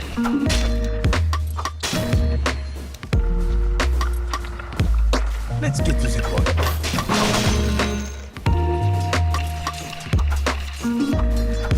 Moving.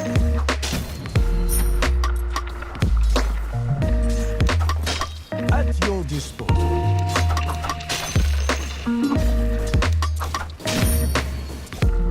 Hold my wine skin.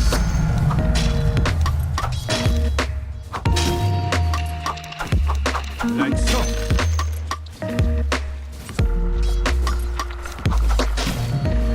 To the task at hand.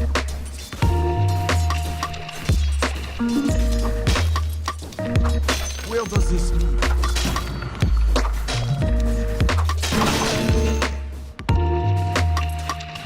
You know I.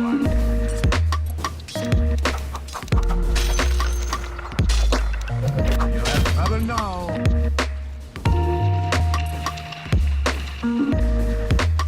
An excellent choice.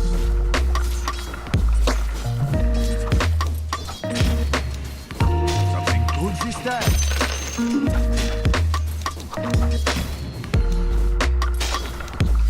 Fear not.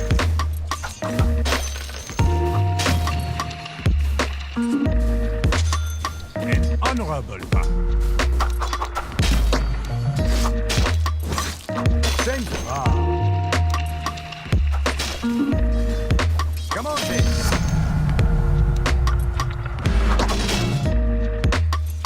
Yes.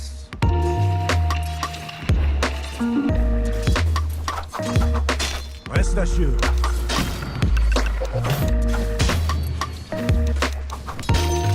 Is this wise for you?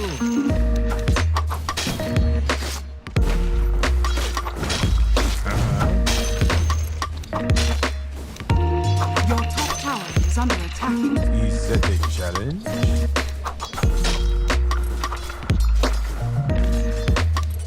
That's a head.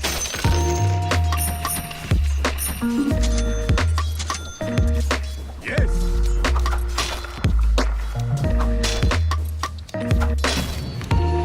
Power.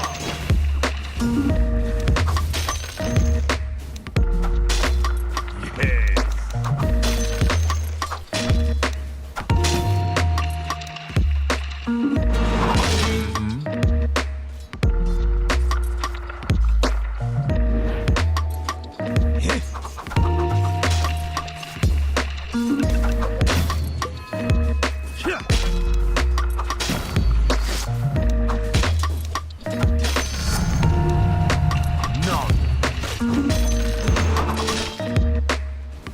Your bottom tower is under attack.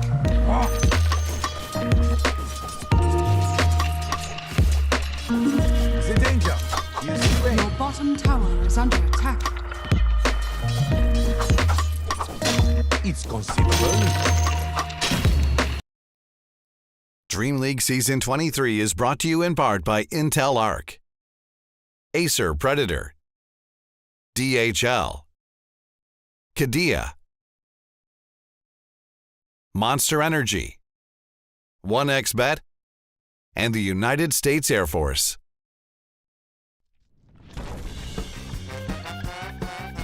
Hello and welcome back to DreamLeague Season 23, where we are in the group stages. My name is Nomad and I'm joined by Gunnar today. Gunnar, how are you doing? I'm good. I'm ready for this game. It's an exciting one.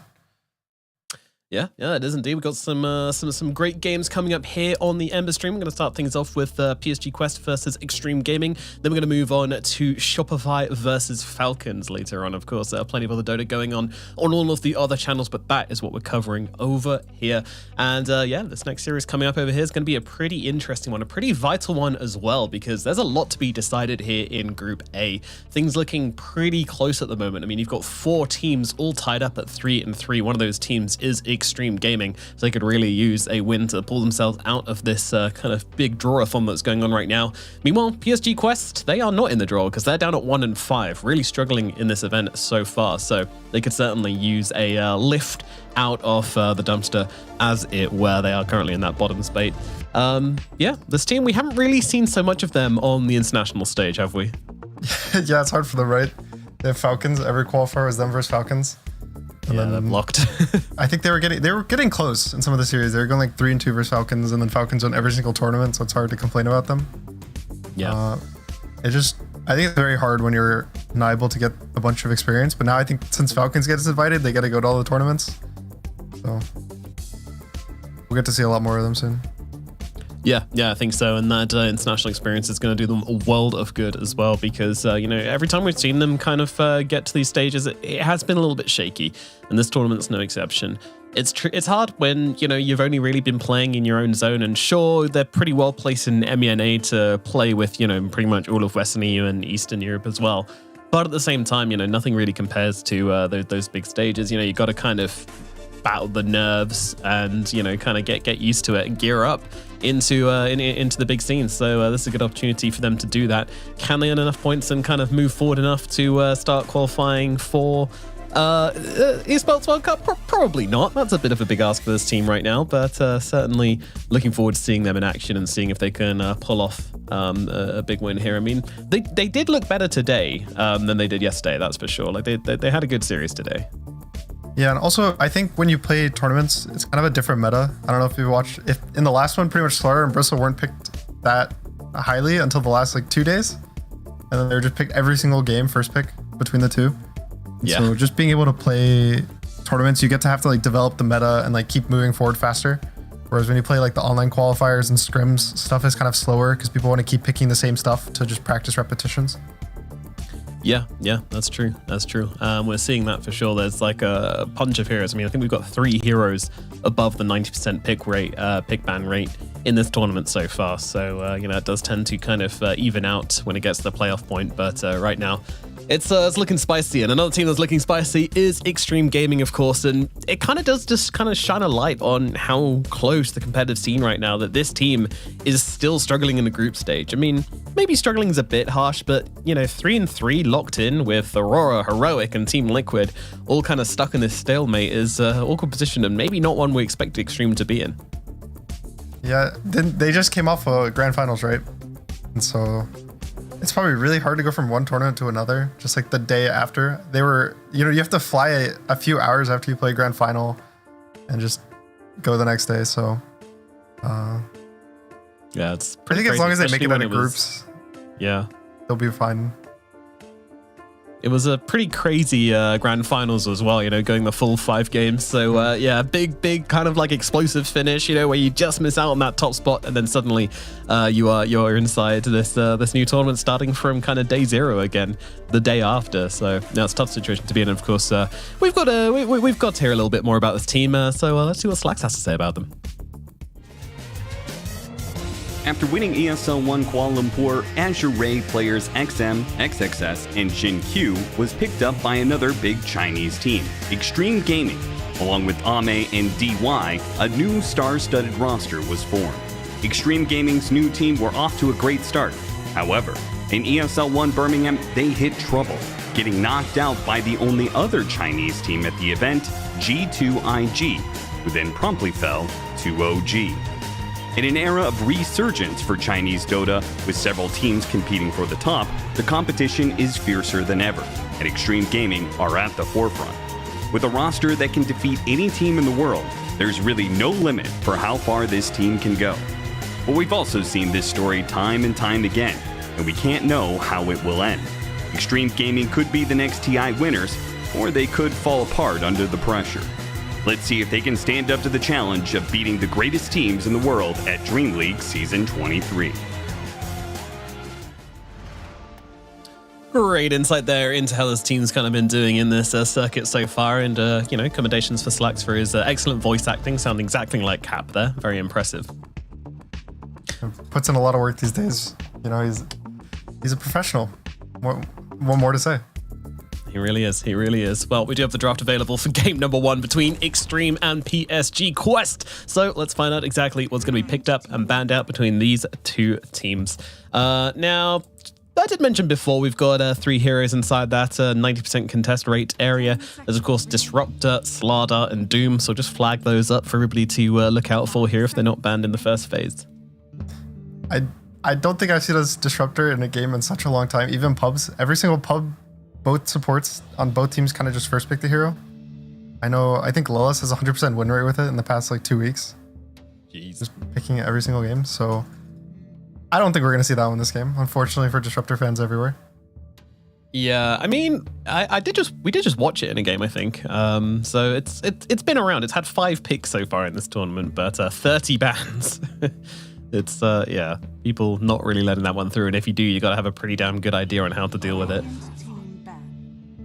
Yeah, it's just a very strong hero when you're winning, mostly. When you're losing, it's not the best, but it's gotten buffed to the point where it kind of enables you to start winning already by just picking it, because its spells are so strong in the lane.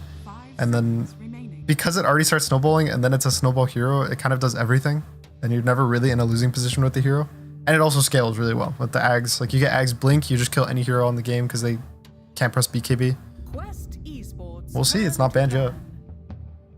Not yet. So maybe. I mean, PSG Quest do have the first pick here, so a ban out and then a pick. What are they going to do? Slardar's in the pool as well, don't forget. So there's also the Fish, which really strong hero now that people flex it. It's been buffed a lot, the Shard. I think Blink timing is really strong, but also just the fact it flexes between mid and off lane. Any heroes like that are usually really high priority. Like Timbersaw is another hero that flexes between mid and off lane. So we'll see which one they value more. Okay, ban out the Gyrocopter of all things, pick up the Slardar, leaving the Disruptor up for grabs for the side of Extreme if they want it. In Extreme, never really one to kind of go down the traditional route of things, not a particularly meta-defined team, and that's certainly going to show itself here as they grab the Shadow Demon instead. Is this a nice answer to the Slardar? It's really good for Slardar because you purge him, and there's actually a very interesting interaction between Slardar Ags and just like Puddles and Shadow Demon ult, which I believe basically the Puddles like are constantly applying buff. And so if Shadow Demon purges Slardar, he actually doesn't get any benefits from Puddle. Like no stat resistance, no armor. That's an issue. Yeah. Which is actually pretty interesting because it makes this hero a lot easier to kill in the fights late game. Like the Ags doesn't really do that much. And I think honestly, the Shadow Demon's a better response than Disruptor versus Slardar specifically, because Slardar is a hero that constantly is going on the enemy and kind of fighting into them, whereas Disruptor wants to go on you more so with his spells. Yeah. And so if there's one hero that's probably going to be good in the meta versus Disruptor, it's probably Slardar, just because he's really strong and keeps going on the team. And he can one-shot Disruptor because he's really low armor. So I like the Shadow Demon response to Slardar. Yeah, not falling for the bait which PSG Quest was sort of setting for them. Very heads-up drafting from Extreme. So, gonna leave him with Shadow Demon. Does still leave the Disruptor up for grabs if that's something which PSG Quest want to grab though. But plenty of other heroes available as well. Yeah, I mean, it definitely for me feels a lot like, I don't want to put Noob in the category where I'm like, oh, he can only play, these certain heroes, but it does feel like a pretty kind of unfortunate patch for him where his big mid heroes, which I've always seen him like pop off on, just aren't really that popular. Like I've seen him play like Void Spirit, I've seen him play Snapfire, even Pudge mid. These are the things which he loves to play. And these heroes just aren't good right now. So I do feel like that could slightly contribute to the difficulty which PSG Quest's having. But of course, Noob's an excellent mid laner. He can play anything, which is meta right now. But yeah, those special pieces aren't really an option. When I think of him, I feel like I think of Snap. I think every time I watch him, he's the one playing Snap. He's also, I think, the one who starts doing a lot of Snap builds, like Diffusal and Maelstrom and kind of stuff like that. He's one of the first people to start doing it in general. So it's kind of unfortunate that hero isn't that strong right now as mid. Most of the mids are pretty much long range heroes that don't lose their lane. Like Zeus, Sniper are two of the big ones right now, and Coddle. Or they're Coddle's a big one. Kind of just really tanky and or just go in for free like a Puck or Timbersaw or Slardar, where they basically just get to go into the enemy and not care about the repercussions. I suppose it's either one of those kind of long range annoying heroes, or it's a flex hero which you can kind of have a bit of fun with the draft with. They take nice supports, I think, on Quest. They take both Hoodwink and Enchantress. Hoodwink's really nice with Slardar, really good burst damage. Enchantress is one of the best supports, I would say, versus both Disruptor and Shadow Demon. Neither of them deal with the creep that well, and Enchantress, some teams play it 5, I think this, or 4. I think this is just gonna be a 5 Enchantress. And it also just sets up lanes really nicely for Quest. So right now they're kind of looking at 2 winning lanes, if not 3, depending on how the draft plays out. Very strong position to be in. Extreme can have their backs up against the wall here a little bit. They do pull out the Disruptor themselves, the Viper, and now the Luna as well. So yeah, Viper Luna as the 2 picks in the middle here. Kind of interesting. I mean, when I think of 2 heroes which kind of cover each other's weaknesses, these are probably not 2 heroes I put together in that regard. I feel like Viper is, I mean, he's been a bit more of a frontliner recently, but still not kind of that hero which can go in, give Luna the space, the vision she needs to really enter the fight how she wants to. Yeah, these can both be scary as Terrorblade or a really long range damage dealer. I guess like Lina would also fit the bill, because neither of them do anything if they're the ones getting hit outside of their attack range. Like when you think of Luna versus the Terrorblade just hits the Luna and she has to slowly walk up through like a Scotty slow. I think it's the same thing with Lina, where she just has double the attack range of Luna and just gets to smack her. But the nice thing about this Viper pick is it kind of prevents a Slardar from wanting to go mid, because that matchup's terrible. Viper versus Slardar is really hard for Slardar, so it kind of forces the Slardar to go offlane, and Luna is one of the better carries for Slardar. You have a kind of like a pseudo stun. You have decently high armor, so that lane should be acceptable for the Luna bot. And now the question is pretty much if Quest picks a bad carry versus Viper, they get to put the Viper off lane and still pick another counter pick to the mid lane Lina. So it's pretty nice of a flex pick for Viper. Yeah, they got to be. It's not like, I don't think PSG Quest should get caught out from that. Like I feel like they should be thinking about that themselves, but it just kind of prevents a lot of carries from being picked up, which they might have wanted anyway. So even though I think most likely this Viper goes mid, yeah, Quest have their options limited, and you know, Extreme can always flex if they see something really good they want to pick up in the middle lane. They can move that Viper across, but yeah, I do still really want to see that kind of initiating melee hero for the side of Extreme, just to kind of close the gap on this Lina here. I think that's really important for them. I definitely think the best thing to do when you see these flex heroes is just take 2 lanes that beat it. So they already take the Lina, which is pretty good versus Viper mid, and now they just take some carry that is good versus Viper Shadow Demon, which I'm not too sure of. I think Morphling could be decent for them, depending on how they feel about that lane, or maybe just the Sven. I'd say those are probably the 2 pretty decent heroes for Quest. They have a good lane, they have a strong hero with Enchantress, and they're both good versus Viper. Okay, they survived that that matchup then. And then Extreme pretty much just was one to get cheesed. Quest is one of the Meepo teams. T2000 plays it. So just have to be careful of that hero. That hero is now really good versus Viper. It used to be kind of bad with the break, that you'd break the Meepo. Oh yeah, the AoE. I wouldn't say it was bad, but breaking AoE break was kind of sad for the heal. And now that that doesn't exist, he's just even better versus Viper. And even Luna, I would say, is not that good versus Meepo. The way Meepo's played nowadays is with the Ags, he's not even always 5 heroes. So just like having AoE damage doesn't counter him. You also need to be able to deal 8,000 damage to a single Meepo. Not many heroes can do that. Yeah, it's kind of, oh, you counter AoE, I'll just be 1 Meepo. Oh, you have a percentage-based damage hero, I'm 5 Meepos. Yeah. So it's getting pretty popular these days, which is fun to watch and also kind of sad sometimes when it's just a completely free meatball game. Yeah, conceptually the morphling. hero is not what it used to be. And yep, Morph comes out as expected, and that'll be the final pickup here for PSG Quest, giving them a pretty formidable draft. It's very ranged plus Slardar, I will say. Yeah. Nice thing is Morph is kind of pseudo tanky. Like he gets to go into the fight and not have to be the scared backliner because he's kind of very short range anyway.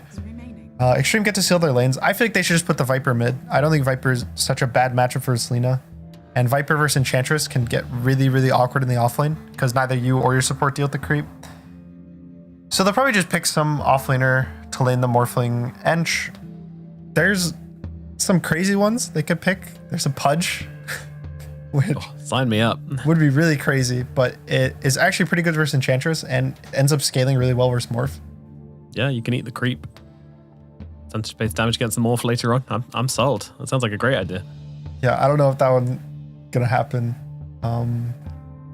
See, something more realistic than Pudge.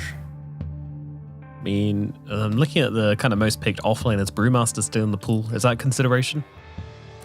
Brewmaster's fine. I think it might be scary versus Sardar, but I actually don't really know how this matchup plays out with the new... I haven't seen too much with the new Sardar versus Brew. I can see a world where once you get Shard, you just kind of one-shot all of the Brewlings, just because they all get the minus armor aura. Oh, add that to the... it's not until 25, but I did see Lena absolutely destroy a Brew earlier on with the 25 talent, with the Dragon Slave crits, and then add to that minus armor, any sort of minus armor, and those Brewlings go disappear. But that's very far down the road. We probably the hero is just really good. People have, not every single game, but I think a lot more players have kind of moved more towards going Vessel before the Radiance now rather than just this like brown boots or sometimes even no brown boots and just rushing the Radiance, which is a really nice item versus both Enchantress and Morphling. Just having the healing reduction is really good, and Brew's is also just really nice versus these ranged heroes like Lena and the supports because they don't really deal with the Brewlings when they're on top of you. So I like the Brew. It's pretty stable. It's just a good hero. It lanes really well with Shadow Demon. It's one of the heroes that is like S tier, A tier for offlaners, and it just is good every game. Not every game you're gonna feel like it carries, but you're never gonna feel like it's, oh, we lost the game because we picked Brew. He does his job. Yeah, it does so much as well. You know, he can do so many jobs at once. Like he's got the push, he's got the disable, so I quite like that aspect of him as well. I think the important things for this game are how the mid lane goes between the Viper Lena and the supports rotating mid. Enchantress can be a really scary hero in the early game in terms of how it moves on the map, whether it can crush its lane, crush the off lane with like a gate play with the creep or mid. And so I think it's kind of watching how much work this Enchantress gets done. And the scariest lane to get work done in right now is mid, I would say. If you kind of go mid and kill the enemy mid hero or take his tower really early on, the map can get really, really awkward really fast. Especially a hero like Viper that's slow. So I think just watching this Enchantress movements in the first 5-6 minutes is kind of going to determine how the game plays out. All right, we'll keep our eyes on Ducalis then and see what he can pull out. Of course, not one of the kind of OG members of Quest who's been around for the long run, but always one to keep an eye out on. See if he can pull it out the bag on this Enchantress. It's nice to see position support players. Yeah, they are kind of clashing into each other right now, but no one's really going for the first shot. Jinkyu looking for the disruption, but not the highest range early on. Yeah, it's cool to see support in a position where they can kind of play up and get something done. Yeah, it's pretty scary for Extreme there because two of their players, the Brew and the Viper, were kind of checking top rune area. They weren't 5, and they didn't know how many heroes of Quest were there. So if they kind of try to go in, it would be a 5v3. And we're on Quest side, they don't know where the other two heroes are. So from in their perspective, it's a 5v5 under a cliff ward. Yeah, both teams kind of weren't really comfortable taking this fight. That's why we saw Jinkyu kind of like running at them to kind of psych them out and be like, yeah, I've got everyone behind me, and hoping they don't call his bluff. The battle begins. Really didn't want to land that disruption. Malik goes in for the bounty rune here, but he's going to take about half his health pool of damage for it. Obviously going to be able to tango up on the way back to lane, but still. 2 for 2 runes. Top lane, it was just a click war between the Enchantress and the Viper. Or the Brew, sorry. Brew, yeah. Yeah, can Brew and Shadow Demon really deal with the Enchantress creep? not really too well in the lane. Brew is okay because you kind of max passive and then you're fine because you kind of just evade the creep effectively. But the biggest thing versus Enchantress is this large camp. If she hits level 3 and has the large camp next to the lane alive, the lanes get really, really awkward. The small camp these days is not that scary, I would say, especially if it's not a Harpy. Like, Harpy is the only small camp that really, really does a lot of work. And so as long as they just keep blocking the small or the large camp, which Shadowman's one of the better fours at blocking the camp, just because you can create illusions of yourself or the enemy and just use them to manually block the camps, or just kind of man up and fight them yourself. That they should have pretty good lane control in this lane to just kind of break out a 50-50. That'll be the aim for Extreme up here then. I mean, if the kill presents itself, that'd be great, but I don't really see it happening. I mean, maybe Enchantress takes a step forward without Nature's Attendants, but it feels tricky. I feel like we're more likely to get a first blood happening down here in the bottom lane. Arme and DY, if anybody steps out against these two, they can be pretty deadly, and the same thing can be said for Malik and Omar. They both have pretty high kill duos here between them. It depends what Arme builds, but if he goes Lucent Beam. Bot lane is somewhat scary, I'd say, for Extreme. I think Hoodwink is one of the strongest laning fours in terms of kill threat, just because both of his spells do damage. They have slow.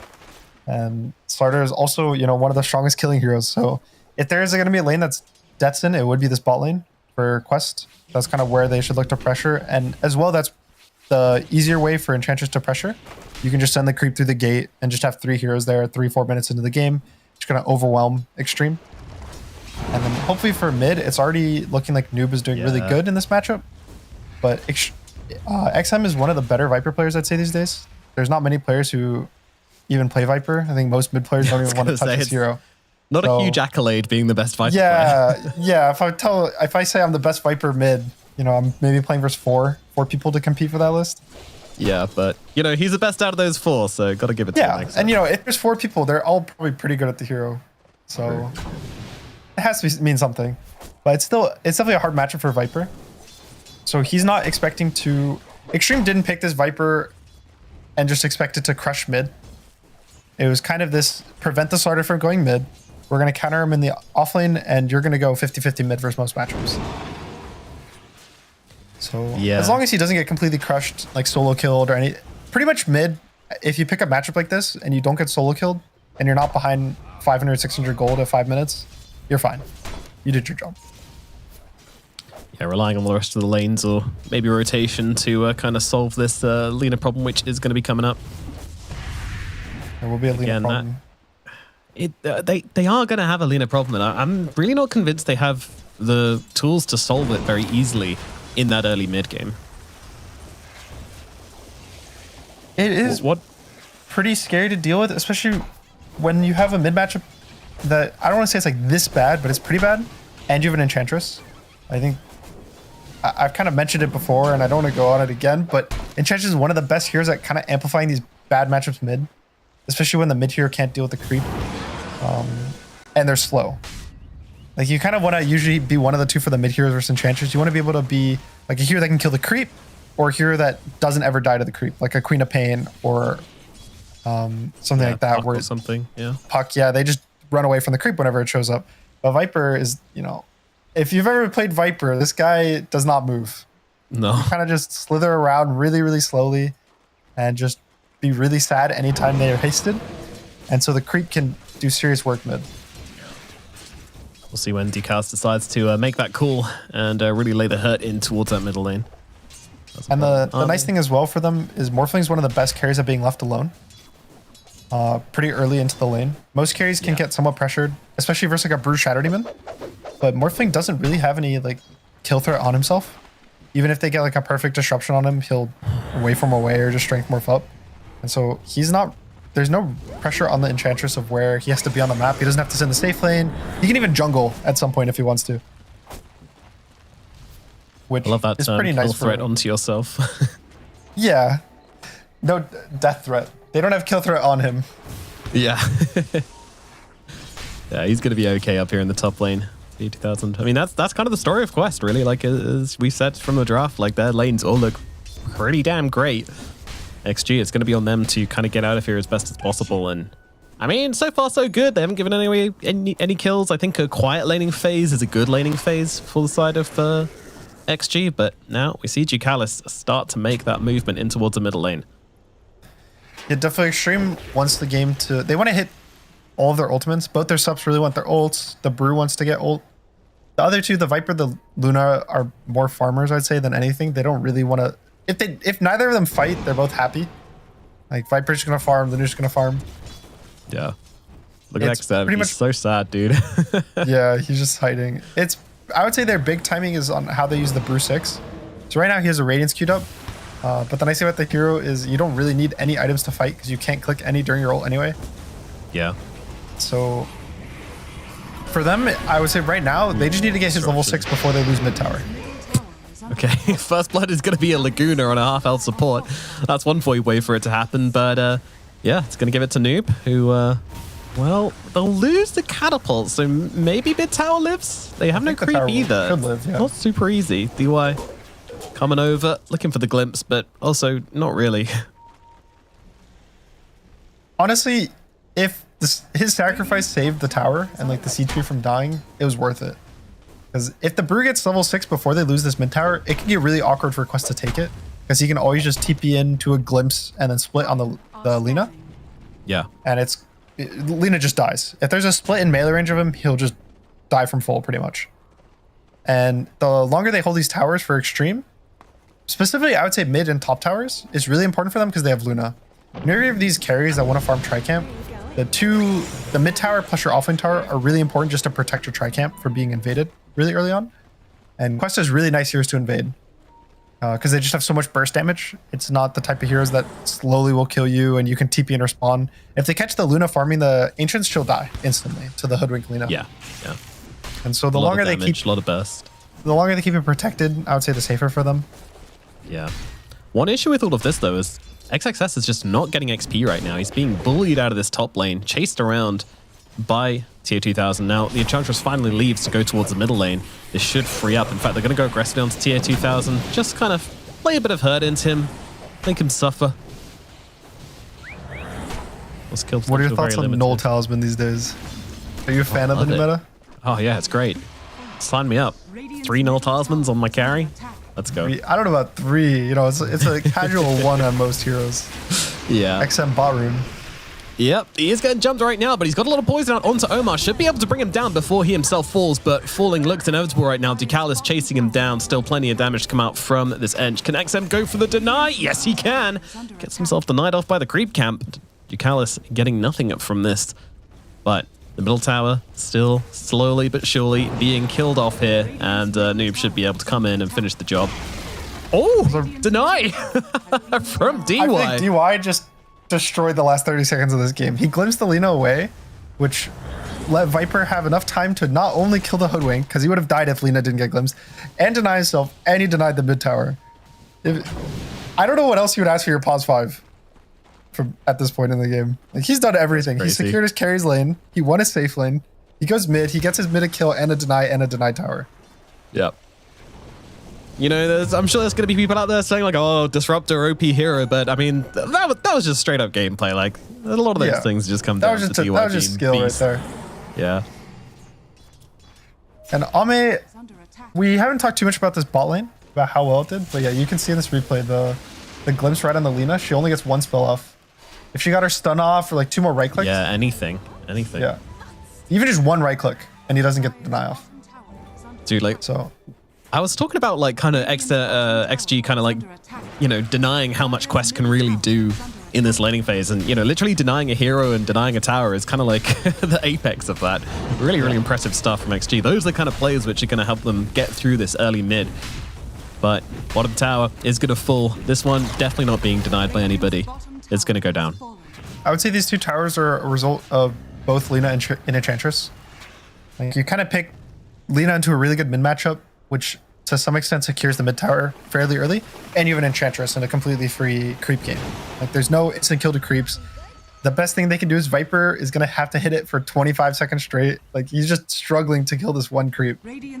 And it kind of secures these towers for free. They take 2 towers before 10 minutes.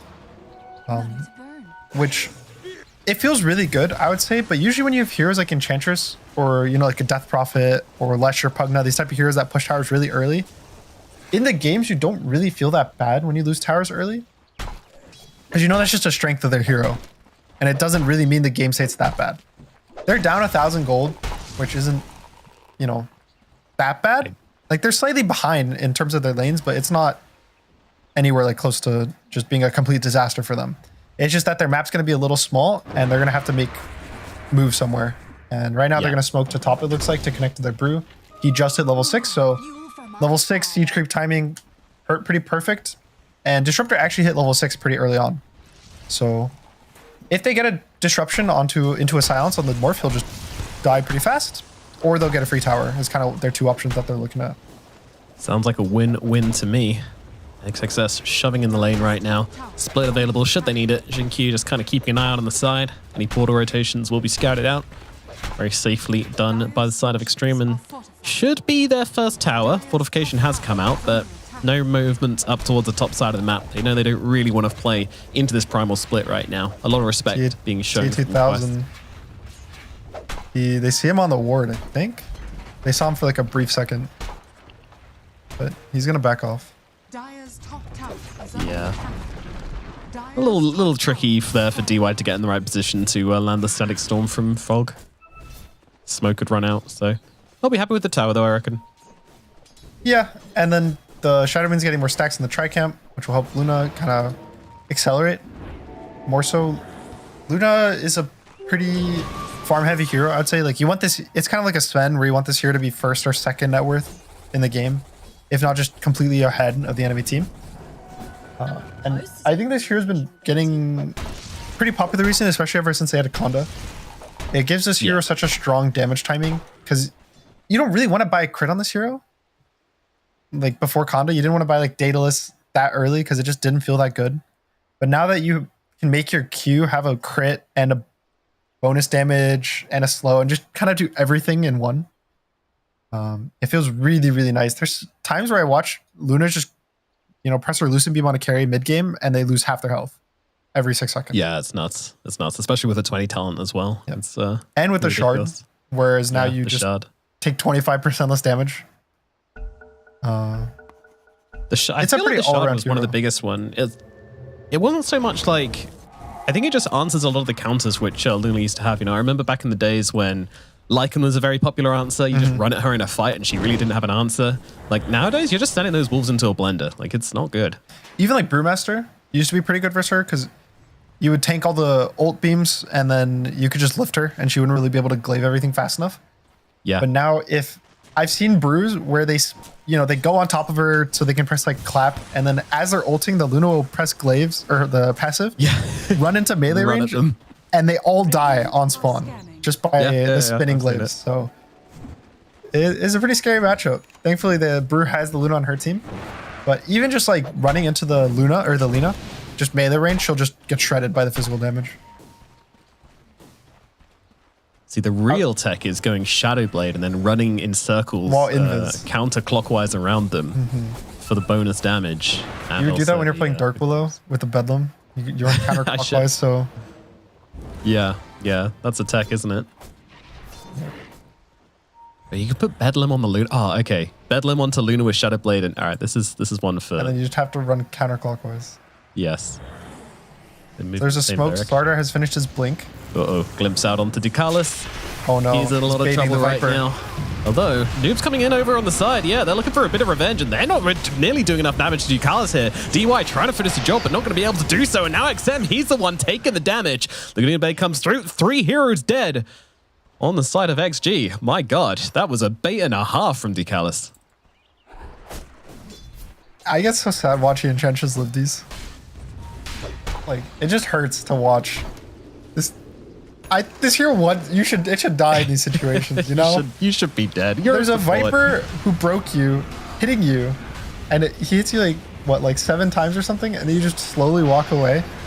I'd also like to point out, Ducalis still has a Fairy Fire. Like, that's how little pressure he felt there, how confident he was. He was just like, I'm fine. It's the most insulting Fairy Fire I've ever seen on someone's inventory. And just like that, it's 5k gold for quest. I think a lot of it is honestly off of kind of this mid lane matchup and the Enchantress. Just they take these 2 towers and Lina's so far ahead of the Viper. Just by himself, he's up 2.5k gold on his batch. Oh yeah. And like single-handedly, mid lane is half of their gold lead. Yeah, and he's a carry. They have 2 carries. I think I know we talked about how Noob is really good at Snapfire, but I would say the thing that he's also very good at is these like very greedy mids, like the TA and the Lina. Lina, I would say more so specifically, but he plays really, really well around playing greedy heroes and farming, but also not just being completely AFK in the game. So sure. I really like kind of how Quest's positioning in this game. The biggest thing that they could somewhat lose on the map is if Ame gets really, really fat and gets Aegis somehow. I think it can get weird for Quest, because if they have to all-in commit on him, that's when the Viper gets to have a free lane, fight, gets to get all his attacks off. Brew gets a free fight. But as of now, Quest should realistically get Roche in the next 2, 3, 4 minutes, just because they have Slardar. And anytime they want, like even right now, TA2000 could just push this top lane in, and since the Slardar there, they could choose to Roche with an edge group tanking it. But there's not really a rush for them to do it in the game. Yeah. There's definitely kind of chill on the side of Quest. You know, a lot of teams, maybe if they pick this draft, the lanes go really well. You know, you see them smoking up constantly, trying to find kills, trying to push the advantage. But PSG Quest, they seem very calm, in control, and kind of confident in what they can pull off here, which is nice to see from a team which, you know, we haven't seen so much from this season. I think a lot of Dota right now is kind of having to play this slower type of game, especially with like high ground. But even before high ground, you want to pressure them and not just keep the game 50-50 when you're ahead, but you don't want to just run as 5 heroes, constantly run across the map back and forth. It's really important to just farm as much as you can. Like even here, you see them, they smoke, they get a kill in the Shadow Demon, and they don't just stick here as 5 heroes hitting the tower. The Lina's already running away to go farm the jungle. Enchantress was bought the whole time, and they're kind of making sure that they get to keep getting gold and keep getting the advantage. If they brought 5 heroes top and they just keep pushing in this tower, they like 5-man hit the tower, it's so much space for Extreme that they would actually probably lose gold in this move. But because they don't waste all of their time, their resources, they're able to keep the gold lead, keep growing and growing and growing, and they basically get to hit whatever timings they want. And Extreme, like sure, they'll hit their timings. They just finished Brew Radiance right now.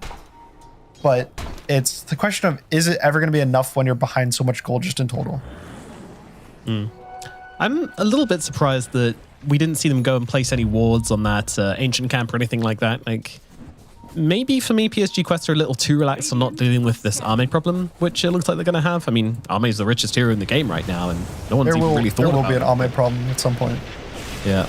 Well, Ame gets stunned coming into this fight, so Malik might be able to survive this one. Oh, nice split comes out from XG, and now the Eclipse comes down. All right, bye-bye Malik. And we'll get the kill into that Slardar. First split used with Radiance. Every kill is really important.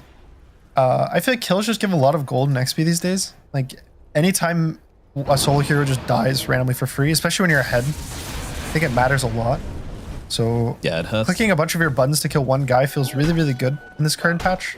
It's not one of the ones where it's like you'd click, 2 ults on a guy and you're like, oh no, now that we can't fight, we just lose everything. And so a really good kill for them. And yeah, this Ame problem is going to be a thing. The BKB timing on him is, if he decides to go, it will be really strong. I don't know if there's a chance I see him not getting it, because he might just die to the physical damage of like Slardar ult plus Lina or Morphling hitting him. Yeah. But it's like it's hard to itemize versus Slardar, which is why I think he's such a strong hero. He's all physical damage and he amplifies physical damage, and his physical damage like is easy to click through BKB. But if you don't buy BKB, it's even easier for him to just do all this damage to you because he has like Crush, and then you get stunned by other heroes. Yeah. So it just kind of feels bad every item you go versus him. Like there's no good items versus him. No, there's not. I mean, everyone I'm keep thinking of is like, oh, you could get a Lotus Orb on someone. It's like, well, Slithering Crush still going to go through it with the shard anyway, so. Yeah. And it doesn't even put it back on him, I think, because it's like the AoE version of the spell.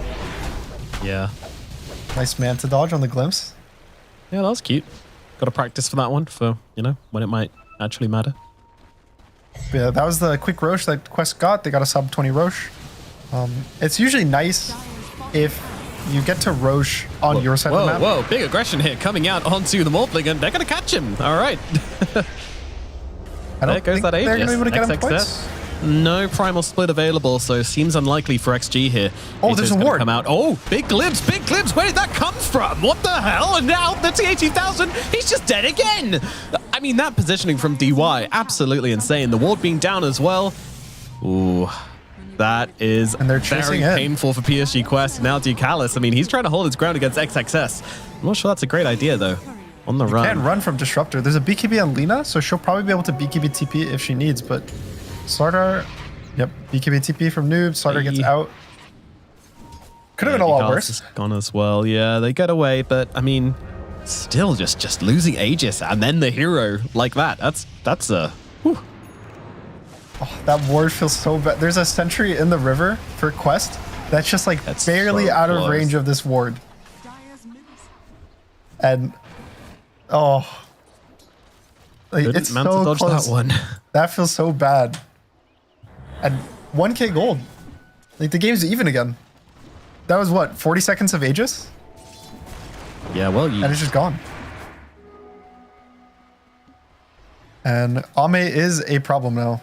Like a real problem. He's a beast. Strongest hero in the game by quite a margin.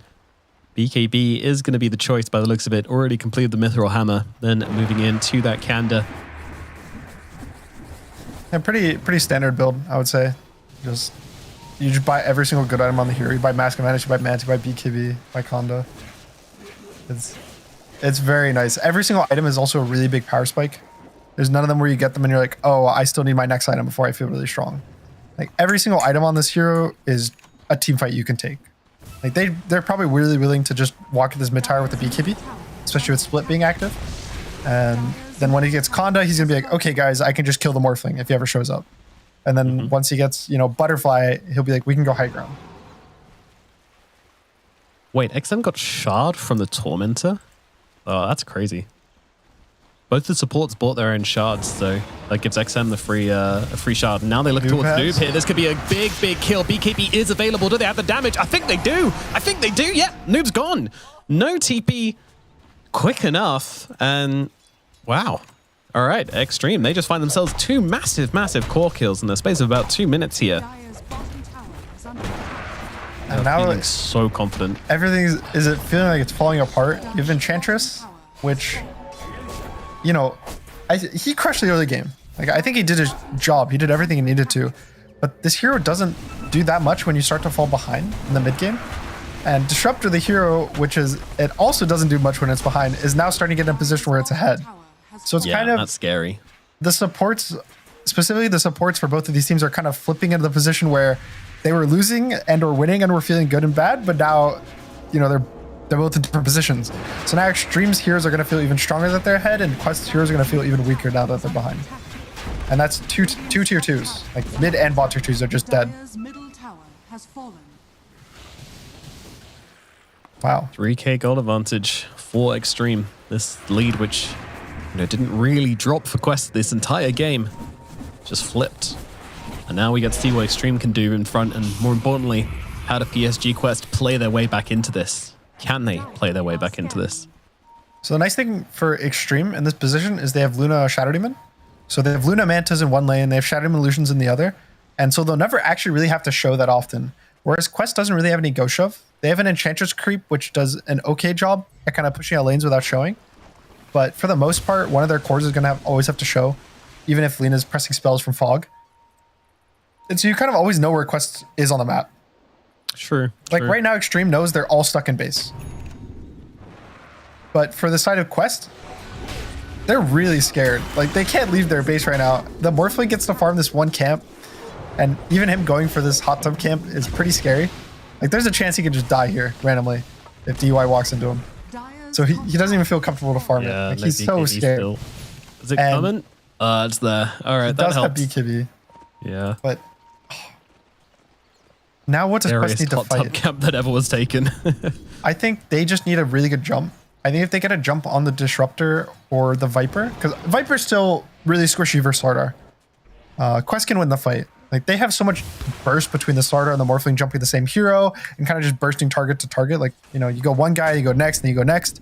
They can still win the fight. It's not too hard for them, but Extreme's fighting is starting to get easier and easier, I would say. Just how to play the fight. Yeah, Xingqiu, I mean, he can do something about that burst you're talking about. You know, he's got the disruptions, but he needs to be so quick. But then again, it's also Xingqiu. He is that quick. I would say versus Starter, it's honestly one of the harder heroes to burst just because Starter Crush, I don't know, this hero, his W does so much damage with the shard. He presses W once he hits a shard, it's like 700 damage instantly, then he bashes you for another 500, and then his morph waveforms in and hits you for another 2000 damage instantly. But those are big numbers. I could see Xingqiu saving a guy from that. Just having it like pre-clicked on him, just ready to go. He's even going for the Blink Dagger as well, so he's trying to farm it up. Using the illusions he's getting from the Lunar as well to amplify his I'm going to go for a solo kill. Let's see. No. He's looking. There's a lot of heroes around here now, actually, as the Disruption and Static Storm comes through, going for the TP out on the Enchantress, forcing out the split, forcing out the rock, but he will go down onto Callus. I mean, honestly, I'm calling Worth on that one. Yeah, I feel like that's fine for him. It doesn't feel that bad. You get Disruptor ult down and Brood split down, which I don't know if Extreme are planning on going high ground, but they kind of need the Brood split to go high ground. So I guess now, to some extent, Quest has a free like minute, and Noob might get caught actually by the. Oh, that's gonna be sad. 50,000 sees Xingqiu here. That's interesting. Malik joining in as well. They're looking to capitalize on this. No ultis, no problems. They'll take down Xingqiu in the middle lane. Not a huge kill, but still a big statement from Quest. Let's just pick off on him. You want to get the guys when they're shoving lanes out. Like, the easiest way to find heroes on the map is to either follow push lanes or to kind of protect your own waves when they're pushing. He's just going to blow up DY here as well. I'm not even sure the LSA was needed. Now moving on towards XM and XXS. He's got the BKB, so happy to stand his ground, but look at the damage which XXS is doing to him. He's trying to TP away. He's not going to be able to do so. Brewmaster just cracks him open, breaks his spine like a toothpick. And now the rest of PSG Quest has got to run themselves away. Who needs Brew Split anyway? Sometimes this hero just feels so strong. I don't know. Brew's a weird hero. It always feels like it teeters this path of, even in the middle of games, where he sometimes just does so much damage, and the other times where he just kind of sits there when he's not an ult and he feels like a completely useless hero. Yeah, But I think one of the thankfully issues for them- there was the 5 stacks of poison attack coming out from XM with the shard as well. You know, that's the minus armor. that's a lot of armor reduction. So I think that's why that looks so brutal. It is pretty interesting to see Viper Shard this early, just from the Tormentor. Yeah, because his game wasn't that bad. It's not like it's like, oh, he's a core hero, his game's terrible. It's both supports bought their shards. I think Radiant has 2 of the supports with some of the best shards in the game between Shadow Demon and Disruptor. The Shadow Demon one's actually also interesting. I have not mentioned this yet, but similar to how he can purge the starter, if you actually purge your carry and they hit Enchantress, they don't get attack speed slow versus Enchantress. Because it's a constantly applying buff that gets dispelled. Yeah. So Shadow Demon is really good versus Enchantress as well, just for the fact that you can put in your carry and they can just kill the Enchantress really fast. And Disruptor Shard is broken. We don't see this here for a reason. It's the 10 talent plus the shard, which I didn't even understand this when the patch first dropped, but it's plus 10 damage every single strike. So it's like plus 10, 20, 30, 40, 50. And with the shard, you can have permanent Qs on people. So you can literally have infinitely stacking damage on his Q, which is just stupid. Like he can, I've seen it where if a core doesn't have a dispel in a fight, they can just take 1,000 damage from Disruptor over like a 20-second fight. And they can never blink. That is it's literally impossible for them to press Blink Dagger. Yeah, no blink's the big one. If you get that on Slardo, he's going to be upset. And of course, the final thing you can place on the ground, but we do have a fight breaking out right now. Ducalis is going to be absolutely... Oh, no, hold on. He's actually almost got himself away. Oh, the disruption comes out. Saves him from the burst. Arme going to come out the other side now, start dealing a ton of damage back the way towards PSG Quest. Laguna Blade dodged by Xingqiu's disruption, and now they turn around towards TA2000. He's trying to get himself away. Manta out, waveform as well. One of the poison attacks connects, and with the Laguna Blade, they are going to be able to bring him down. Sorry, the Lucid Beam, they'll bring him down. And that is going to be 2 cores dead on the side of PSG Quest.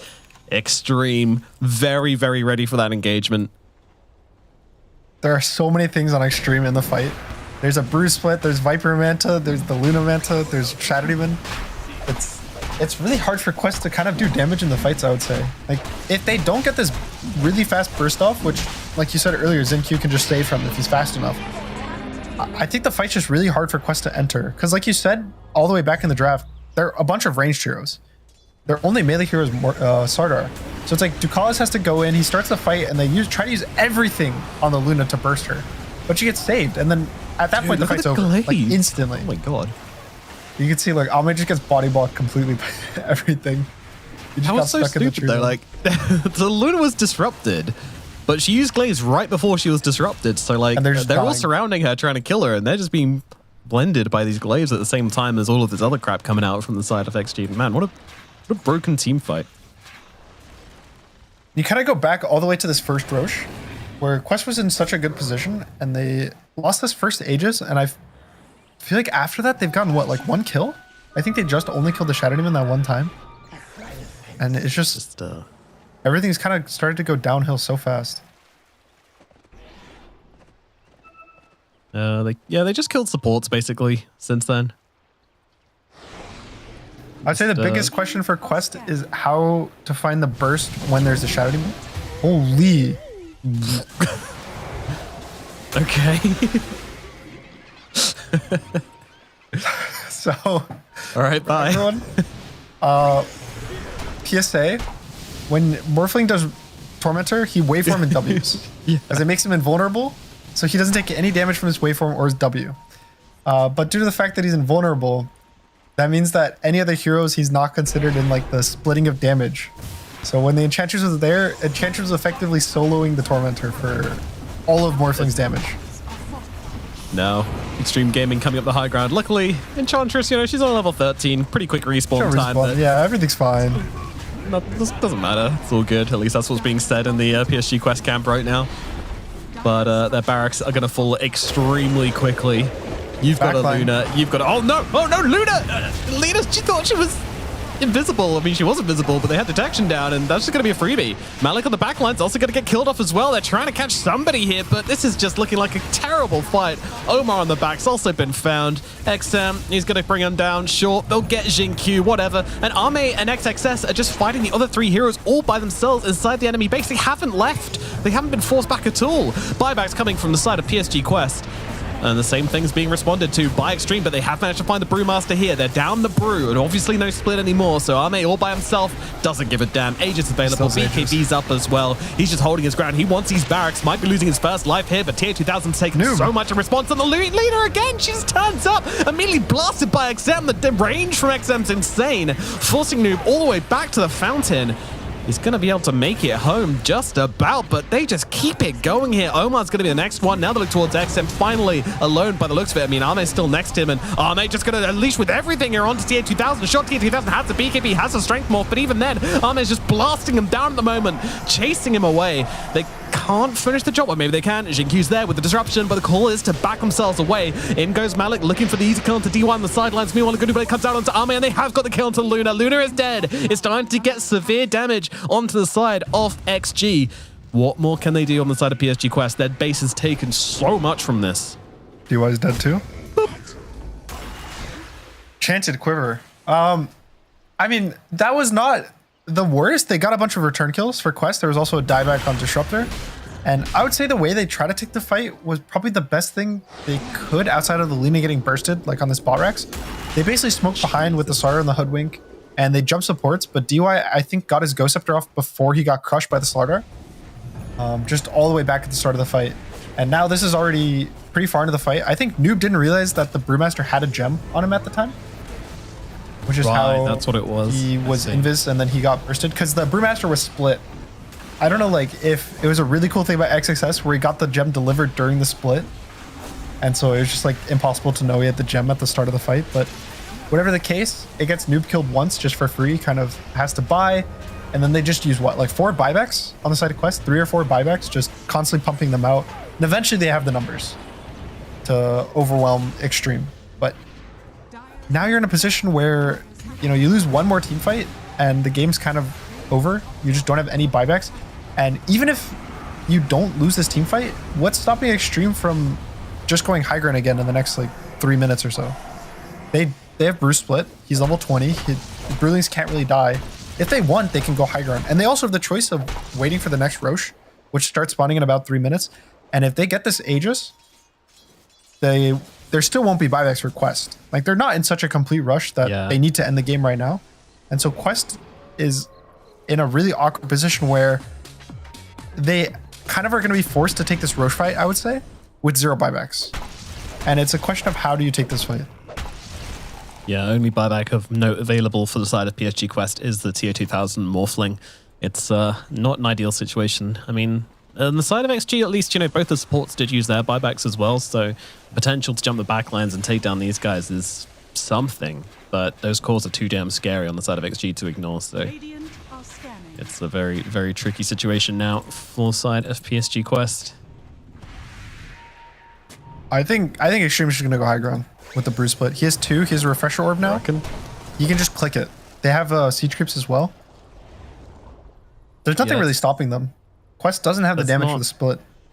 And like, even if you don't want to put army up on the high ground, like, it doesn't really matter. You've got XN who can just attack from the low ground with the shard. You've got XXS with the ulti, and well, Arme fears nothing. Arme fears absolutely nothing. Jumping in, Malik with the crush. I mean, it does deal good damage to those Bruling illusions, so they're going to be able to very least force him back to the Panda form. There's TA2000 taking heavy hits here. Needs to get himself away, but he's out of strength. He's out of life. He's gone. Barrack's dead as well. XG looking to finish this one up as they move over towards Ducalis as well, but they don't really give a damn. They're just backing themselves away. The buyback's there on the Morphling, and they're like, well, we've got what we needed. They have another split. There's no reason to stick around if they don't want to, but hey, maybe end the game. XXS going for the buildings. Tier 2000, what can you really do? Answer, not a whole lot. Oh, you can go for a little fly. There you go.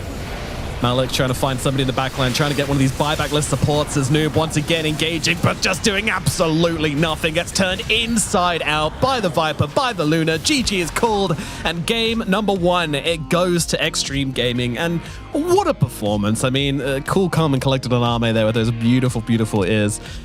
It just, they were so confident in their own ideas, on their own timings. Like, they never sweated, even though PSG Quest looked like they were in a very commanding lead. Yeah, I think Quest draft was definitely picked mostly for lanes. When they pick Enchantress, when they pick like the Lina response, I would say. They're picking all for this lanes in this early game, and I think everything was going pretty well for them. Like, and it's just this one really bad caught mid. They have to also use the Lina's BKB. I think it was her 8-second or 9-second BKB timing used as well, and she has to like BKB out, and then Lina dies directly after the Morphling right here in the highlight, and it's just kind of these 2 back-to-back deaths are so detrimental when you have this early game momentum-based draft, especially versus like a team fight draft. Like, you have Disruptor, Luna, Brute on the enemy team, and you have no really team fight heroes to fight that on Quest. That you're supposed to be ahead, you're supposed to have more items than them, that they can't really ever team fight you, and you eventually just kill them everywhere they go on the map. And I think Quest just kind of lost all of that within like a 2-minute span of the game. Like, everything was just kind of gone for them. It did. It disappeared so quickly. Like, it just the most neck-breaking turnaround I've seen in a while from Extreme. Very, very nice stuff indeed. Despite the excellent early game from PSG Quest, and yeah, just need to be a bit more disciplined. You know, like, just because you got an Aegis doesn't mean you can just hang out around the middle lane. It really did feel like Extreme knew exactly what was going to happen. That tier 2000 was going to overextend. Like, I don't know if that's like a player read from them or just reacting to the situation of the game.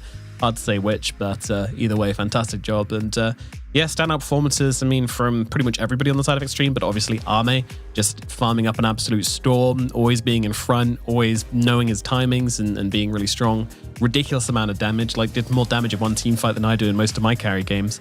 And Jinkyu as well with the clutch disruptions, you know, exactly when needed. I feel like that one fight near the Roche pit up on the top side was another big turning point in the game where it wasn't quite at the point where Extreme had completely run over PSG Quest yet, but that was a point where the disruption came through, Arme lives, and then all of a sudden they can turn it around. They completely crush PSG Quest in that engagement, and get themselves a nice victory here, and moves us on to game number 2, I guess. Any closing thoughts on this one before we throw it to a break, Gunnar? I think just in terms of drafting, I think Extreme got 2 of the best supports in the entire patch. like Shadowman and Disruptor, I'd say are both on this like S plus tier. And so for Quest, I think their subs are kind of like this S or A tier, that they're strong in their own right, but they're not as good. So I think probably not letting Extreme get such good heroes just for free kind of in the draft is probably something big in the second game.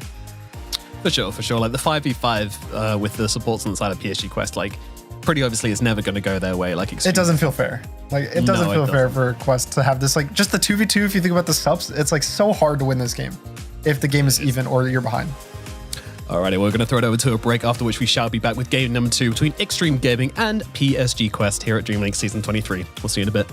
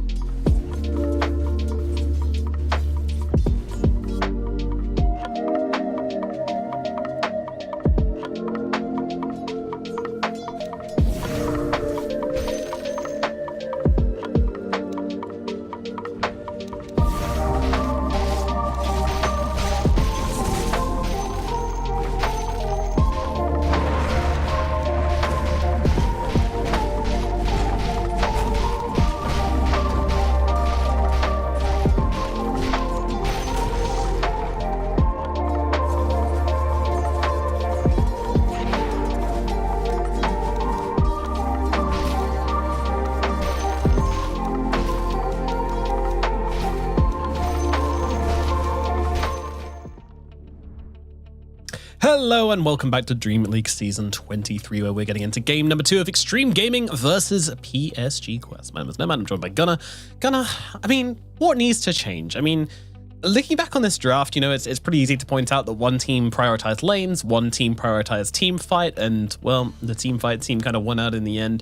Now, looking at this opening, you know, are we thinking maybe banning the Slardar or, you know, getting rid of this disruptor hero? You know, like, what changes are you making if you're PSG Quest right now?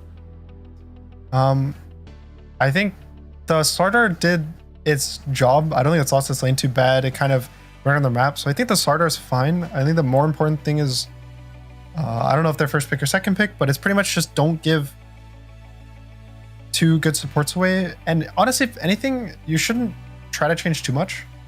I don't think that their draft was so bad. If anything, probably the biggest hero to change would be maybe the Lina. Like, you could consider changing just for more of a active hero. Like, take the Morphling there instead if you value the Morphling, and then just take a different hero to lane the Viper later. But it's pretty much just they made mistakes more mid game, I would say, specifically with the Morphling and the Lina dying back to back. And you can't really do that on these ranged heroes. Like, you lose too much momentum when you die in these like carries ever in the game. And so I would say for them, it's more just don't lose the momentum and trust yourself. And if they really want to change stuff up, I think they can. Yeah, I'm sure they've got plenty more strategies in the backpack, you know, plenty more ideas planned out, and hopefully plenty more ideas on how to kind of get the best of Extreme here. One of those may be kind of devolving the game a bit more, making it a bit more brawly, you know, as you say, you know, don't get a farmer on your POS 2 and POS 1. Because we even said at some point in the game, oh, this is looking great because both your POS 1 and 2 are really fun because you have 2 carries. And actually in the end, that kind of came back to bite them because whilst Extreme were kind of happy to just throw bodies into the fight to make sure that Arme had a good time, you didn't really have the same thing happening for the side of PSG Quest. Like, the heroes just didn't have the backing they needed. No one was really going in and making a huge distraction. Slardar was trying, but he was just being ignored. Like, it was almost obnoxious how much Extreme would just see the Slardar on the backline and just be like, oh, well, you know, like, you'd still have XXS and Arme just running up your high ground, hitting your buildings and hitting your heroes. It's like the supports protect each other. The Shadow Demon would disrupt and purge him, and the Disruptor had a Ghost Scepter. Like, there's a point where the Slardar didn't really have much impact in the fights. But I also don't think that's really his fault. Like, the hero's still really strong. Like, you can't, I don't think it's ever viable to like lose it on a hero like Slardar and then be like, okay guys, let's not pick it. Yeah. Or like have to ban it yourself instead of picking it. It gets in a really weird feedback loop where you just have to trust the hero's good.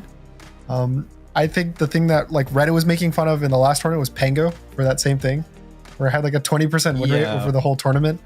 But you know the hero's strong. It's just that people keep like super counterpicking it at that tournament. People were picking like Primal, Bloodseeker, Bane, and like Grimstroke. Like all 4 heroes versus Pango just to ruin it. But it gets into an awkward position where you don't want to just like overvalue heroes, but you don't want to just give up on them too fast. If a hero is overpicked, then there's a reason it's being overpicked. You know, I don't even like that term, but like if a hero is picked a lot, really popular, then there's a reason it's that popular, and that's because, you know, it's just strong. Everybody knows it's strong. So once it's got versatility, you know, it's also very, very powerful. So if you do decide to let it through the draft, because obviously you've got like 3 or 4 bans to deal with it, if you decide not to ban it, you have a good idea on how to answer it. You know, that's the only reason. We will jump into the draft now and see exactly what's going to be picked up and banned down in this game number 2. And we are going to see the Slardar banned, but by Extreme. So they're showing respect the way of PSG Quest, and they'll take it out of the pool. I think they're probably expecting to not get both Shatterman and Disruptor for Slardar. I don't know how different the bans are this game for Quest, but they haven't really banned a hero that Extreme picked yet. So my best bet has to be that they just don't think that they'll get both subs for Slardar, and they thought that the Slardar itself had a lot of impact, even with kind of the counter picks in the game. But the nice thing for Quest, I'd say, is it does give them the opportunity to take the support they want, because there's both Shatterman and Disruptor in the pool. And we talked about how Disruptor gets picked pretty much every single game. So that's true. I think that they might just pick poison. Yeah, they can pick anything they want. So many toys in the toy box to choose from. Which one are you going to play with? PSG Quest. Bloodseeker. What the? All right. So Pango is good versus Shadow Demon. Like, it was a good when teams were picking Shadow Demon first first pick, people would pick Pango on 9, just because he doesn't really have any good interactions with you. I would say Disruptor is like good versus Pango. Like I think Extreme will just take the Disruptor here. Pango definitely has his good things versus him, like the Shard you can dodge Glimpse with. If you're rolling into a team fight, the Disruptor is really useless because again, he doesn't really prevent or like help his team from being fought onto. He always wants to fight onto the enemy. So they both have like good and bads versus each other, and neither team is going to be like, oh, okay, we won this draft already. We picked Pango, we picked Disruptor. It's pretty even first phase, I would say. More so than the last game. Because again, I think the last game, Shadow Demon has a slight advantage versus Slardar, just even though Slardar's really strong. And here, it's pretty even. So Disruptor going to be coming out full Extreme Gaming. That's, unlikely you're going to be able to catch out the Pangolier pre-Rolling Thunder. I mean, that's another reason why we've seen so much Pangolier as well. Like, it just feels so good to play. If you've got it on your team, you can just Rolling Thunder, roll into fights, break a smoke with it. There's a lot of utility. Like, we see people just pressing Rolling Thunder the moment they feel like anything's wrong. They see any hero, or even like they think there's an enemy team nearby. Like, you can just use that ability. It's also, the nerf that he got kind of buffed his mid game and late game. Because they made each swash do more damage, but there's less. But now when you get Ags, your Ags does more damage. Because it has the same amount of swashes, just they do more. So, and also that means more powerful inside of the ultimate as well once you have that Aghanims, because Ags just becomes like, So, good hero. He got nerfed and somehow he got buffed. Like, I think his win rate went up when he got nerfed. Strike me down and I'll come back stronger. Yeah. It's tough. Very cool hero. Great design. I wish it was not picked every game for 3 years. Thank you. Thank you. Yep. You know, shout out to whoever designed this hero. Very fun hero. Cool spells. They all work together really nicely, but like, let's see other heroes in the game. It'd be really cool to not just every game have to get swashbuckled and mana burned, or play Pango and have to swashbuckle and mana burn. Honestly, when you're playing against Pango, it kind of feels like you're just playing against like 4 heroes plus a Rolling Thunder. Like there's just this guy running around the fight. It feels like you're playing versus like the Broken Ember, where it's like you walk mid, you get like slight for like half your health, but you're also playing versus Rolling Thunder. You're playing versus like Ember, who has a team fight stun, but he still has the inability to be caught. It's just not that fun. But if you're Pango, it's usually really fun. So, you know, have fun Pangolier players. Enjoy it whilst, make what's it, plant, farm whilst the sun shines, make bread whilst the sun shines. I can't remember. I think Extreme might take Primal is one of the nice heroes versus Pango. They take Razor, which I guess is in the similar vein to Primal. So the reason I was thinking Primal is the ult cancels Pango, and it also gets to lane mid and off lane, like it's a flex. Razor is a similar thing where Razor's honestly really fast that he can catch up to Pango during roll, and he can also flex between all 3 core rolls. So the Razor actually ends up being a pretty good hero versus Pango in the game, and just in the draft. And Quest takes Marcy Io, which is a really scary combo. A lot of teams have been banning Io first phase, and I would say Marcy might be the best carry to pair with Io right now. I think it is. I think you're right. It's pretty crazy.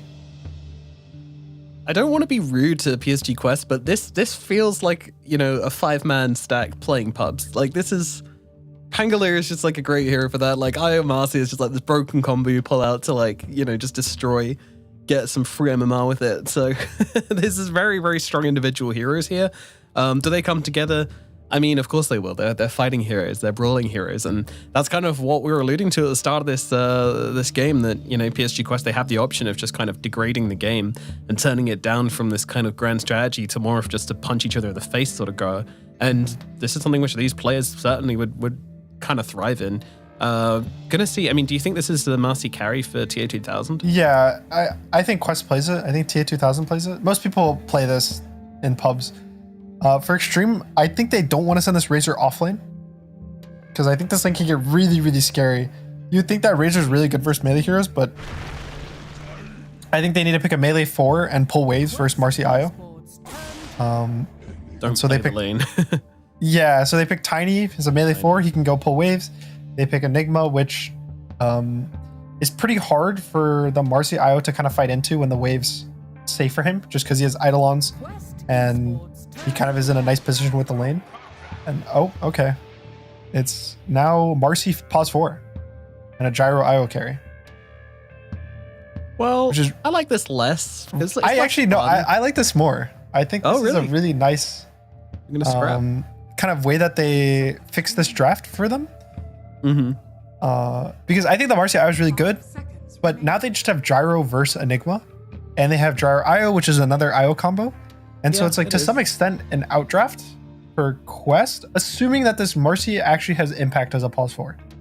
That's my concern, right? Like, you're playing Marcy with, like, Pangolier is that brawling hero, but it's a really awkward one to try and, like, use spells on. You know, you want to be backflipping off a dude, and Pangolier's not that guy most of the time.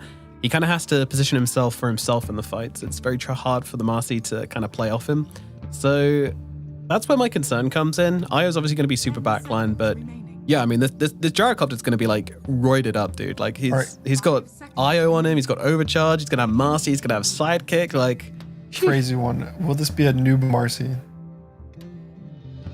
Now you're cooking. What are the chances? Low, I would say, but maybe but non-zero. Maybe got something. Non-zero, yeah, it's always non-zero with noob. I could see a world they just pick a ranged pause 4 here. Like they could pick Rubik here, and then lane the Rubik Pango in the offlane and put the Marcy mid. Oh, I love this overlay so much. Hang on, let me enjoy it. I love this bit. Is it going to be good? I'm not going to answer that question, but they could do it. And it's a pretty good Rubik game. Okay. I mean, I can see a universe. Let's see if you've got this right, then that's pretty impressive. I feel like what's more likely is we're just gonna see like a Centaur coming out here. Do they have Centaur? Yeah, Centaur feels pretty darn good. I think if they don't want it, yeah, I could see them just picking like some Centaur or some Razor. Or not Razor, Mars, sorry. Mars, yeah. Just some kind of team fight hero. You want a hero to like set up for the reload, which I think Mars is really good, especially if it goes Yules. You can just Yules into arena, or reload in the gyro, and then you always just get that big team fight. Yeah, we'll see what PSG Quest end up going in for here. Meanwhile, Extreme Gaming, they're going to need themselves carry most likely. They're not smiling, so I know it's not going to be a Rubik. There you go. Centaur comes out. All right. Extreme now. If we saw the player cams and they were like giggling, then I'd have been like, okay, you got them. Like, you read it. They're just bored. Yeah. They're like, okay, let's pick serious heroes. I think this is probably just going to be a Razor mid versus the Pango. Ame could play a carry. It's actually a really good laner versus Centaur. I don't know if Ame really strikes me as like a Razor player though. Like when I think of Ame, I don't really think of Razor. More of like a pretty standard strong carry. Yeah, I think you need something very self-sustaining on the carry role here. Yeah, I think Sven is pretty stable. I think that they wanted, there's a world they could have picked Anti-Mage, which is really good versus Gyro IO, but I think Centaur is really strong versus him, so they're not going to pick it anymore. Maybe Jug or Sven. Storm. Okay, so it is Razor. So carry. will be the Ame Razor. Okay. Well, Storm's not a hero we've seen like a ton of right now. So why have they picked this? What do you think the idea is? It's a good response to Pango. It's pretty decent in the lane. Storms are buying Orchid these days, and so you can actually pressure the Pango and like prevent him from rolling and just kill him at the start of the fight. Quest heroes don't have really good save. Like I know there's Io, but Io's never really gonna be in the map position to save the Pango when he gets jumped. He wants to be with his gyro and like, you know, helping him farm, relay him to fight. So if Pango just gets jumped, he's kind of dead because he has -1 support, right? Whenever you have this IO and you're controlling the map, you're down a support that you normally have. Like you don't have a Shadow Man to protect you. You don't have a CM. Your +5 is always with your carry and they show up late to the fight. So I like the Storm pick. I think it's also good versus IO because you get to jump this guy at the start of the fights and it ends up scaling really well versus Gyro. So I think Extreme's draft is pretty nice. I think the biggest thing is how their offlane goes with the Enigma versus Gyro matchup. I know some players who are really good at Enigma have learned how to play this matchup, and they'll do like a buckler start so their Eidolons can take an extra flat cannon hit. And they basically position it so that they are like next to trees. So the second he presses flak, you hide them in the tree line, and so they don't all hit. Yeah. So this lane matchup doesn't have to be terrible, but I think that's the big one, depending on like how it goes. We'll see. You know what? I don't know what it's like anymore. I know that when Spirits used to give vision decently, like that might have been something really cool to give you vision for the flak. I'm not sure they do anymore, but there's a chance we see early Spirits from Ducalis in this lane. We saw yesterday there was a... Who did someone go Spirits yesterday? Someone went Spirits the other day, yeah. I can't remember who, but it was definitely in this tournament. I think it's probably more likely he'll just get Overcharge level 2, and they'll just play, because he gets attack speed, so maybe instead of needing the vision, he'll get an extra hit just because of speed fast enough. Like he'll just attack faster, and so they won't be able to run away. It's probably the just safer thing to do, because makes way more sense, yeah. And then you're not griefing the jungle either afterwards. Yeah, you'd rather just have your other two skills max just for jungling and farming and playing the map. I also saw someone not level Spirits and take stats up until like 21. So, you know, two extremes. I think usually like 1 point in Spirits is fine, but I think the stats is honestly not that bad. You get more health, so the percentage healing from Overcharge is better. Technically, stats are nice. And you're universal, so you have more damage just to like help your gyro farm faster. Yeah. Ooh, D-Ward coming out for PSG Quest. Sentry Crazy also value taken down Sentry. as well. That's pretty good, yeah. That's very good indeed, but won't be able to contest this bounty rune. So it is going to be 3 bounty runes going the way of Extreme. Omar sticking around, just trying to keep eyes on DY. Looks like Centaur might want to block the wave into tower. At least try to, but he might take a lot of damage for this. Yeah, Ame's here. He's got Static Link as well. Doesn't want to get kind of stunned up and taken down. Whoa, look at the damage coming out. Yeah, Omar and Malik just kind of bullying him right now with the dispos, throwing him back. Ame, he's not gonna die. Oh, it's gonna be Omar that goes down instead. I don't know how he got the right click off there in the end, but Ame brings down Omar, gets first blood. That is a huge win for Extreme down here. Thankfully for Quest, they did get the block into tower, so now the wave's going to be kind of pushing into them, but that feels really bad for them. And Omar also misses the second wave pull. And usually when you do this like kind of tower block thing, if the wave is here, like it doesn't push all the way into your tower, you can pull the second wave and get the wave into just an even better position for you. But now they're just kind of stuck with the wave in this like middle area. So once the Razor heals up, they'll just be, it's really comfortable to just link the Centaur. Top lane. Whoa. What did he die to? Oh. Actually, a tree throw. He went Malphus level 1 on an Enigma. Okay. Well, that's one way to do it. A lot of damage coming out from the Tiny. Malphus as well. Apparently it's all it takes. He might just play Enigma like it's a ranged hero. Just like no Eidolons. At least in the early lane. Nope, never mind. I guess what he'll do is every time flak gets used, he's going to press it like right after the flak is out. Yeah, I think that's a plan as well. So. Don't give any Eidolons away to miss a tier 2000. And look at this. He's sending an Eidolon to top rune. No way. Oh, he gets it! Oh, no. My God. XXS has just put Noob in his back pocket there. That's so sad. That was really nice by him. Especially in a matchup like Storm Pango where Storm can start to get really far ahead pretty early. Wow. XXS is just playing some 5-head Dota right now. He's ascended to an extra plane thinking. Well, lanes are going a lot better this game for Extreme already. That's scary. 2 kills, water rune denied, and last game you saw what happened when they, were behind in the lanes. So we'll try to see what they do when they're as well, ahead. let's not forget. So TA 2000. He's going to be the target here. Yeah, he's trying to hold his ground, but I'm not sure he can. Homing missile is destroyed, and yeah, XXS and Jinkyu do take a lot of damage in that. Every time you try to go for this kill, TA 2000, he kind of has to just get off as much of a counter trade as possible.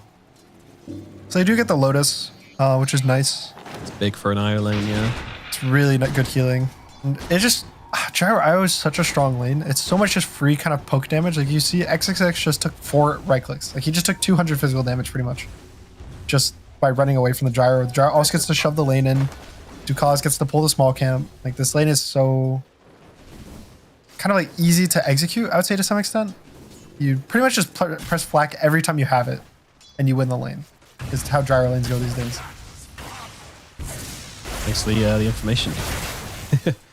Yeah, I mean, it's like a guide. Do it in your pub. Just press flak, cut all the trees with the quelling blade, so you always get to hit the enemy with flak, and then profit. Yep. And at Gunner Dota on Twitter if it doesn't go your way. If you use MMR, you can at me. It's bold. Right. That's a bold statement to make. 4 rune. There's another Eidolon going towards top rune. Oh, they got to know it's this time XM is going top. Noob goes for the bot rune because he gets it secured by his Marcy. Not falling for that one again. Yeah, but you can see XM, I guess he's up already 400 gold on this mid lane matchup. So everything's going really well for Extreme. Which, yeah, is a pretty good sign for them. With their draft, I think their draft is a little more active. They have a Tiny Pots 4 who's going to run around. They have a Storm mid. So they have more heroes to kind of want to play with Disruptor. So I think DY is going to feel a lot better this game to kind of play this like early mid game than the first game. In that game, he was kind of stuck just supporting his Luna and his Viper to just farm until they won the game. Whereas this game, I think, you know, he gets to play with Tiny, gets to play with Storm. Even Razor carry is way more active than Luna was in the last game.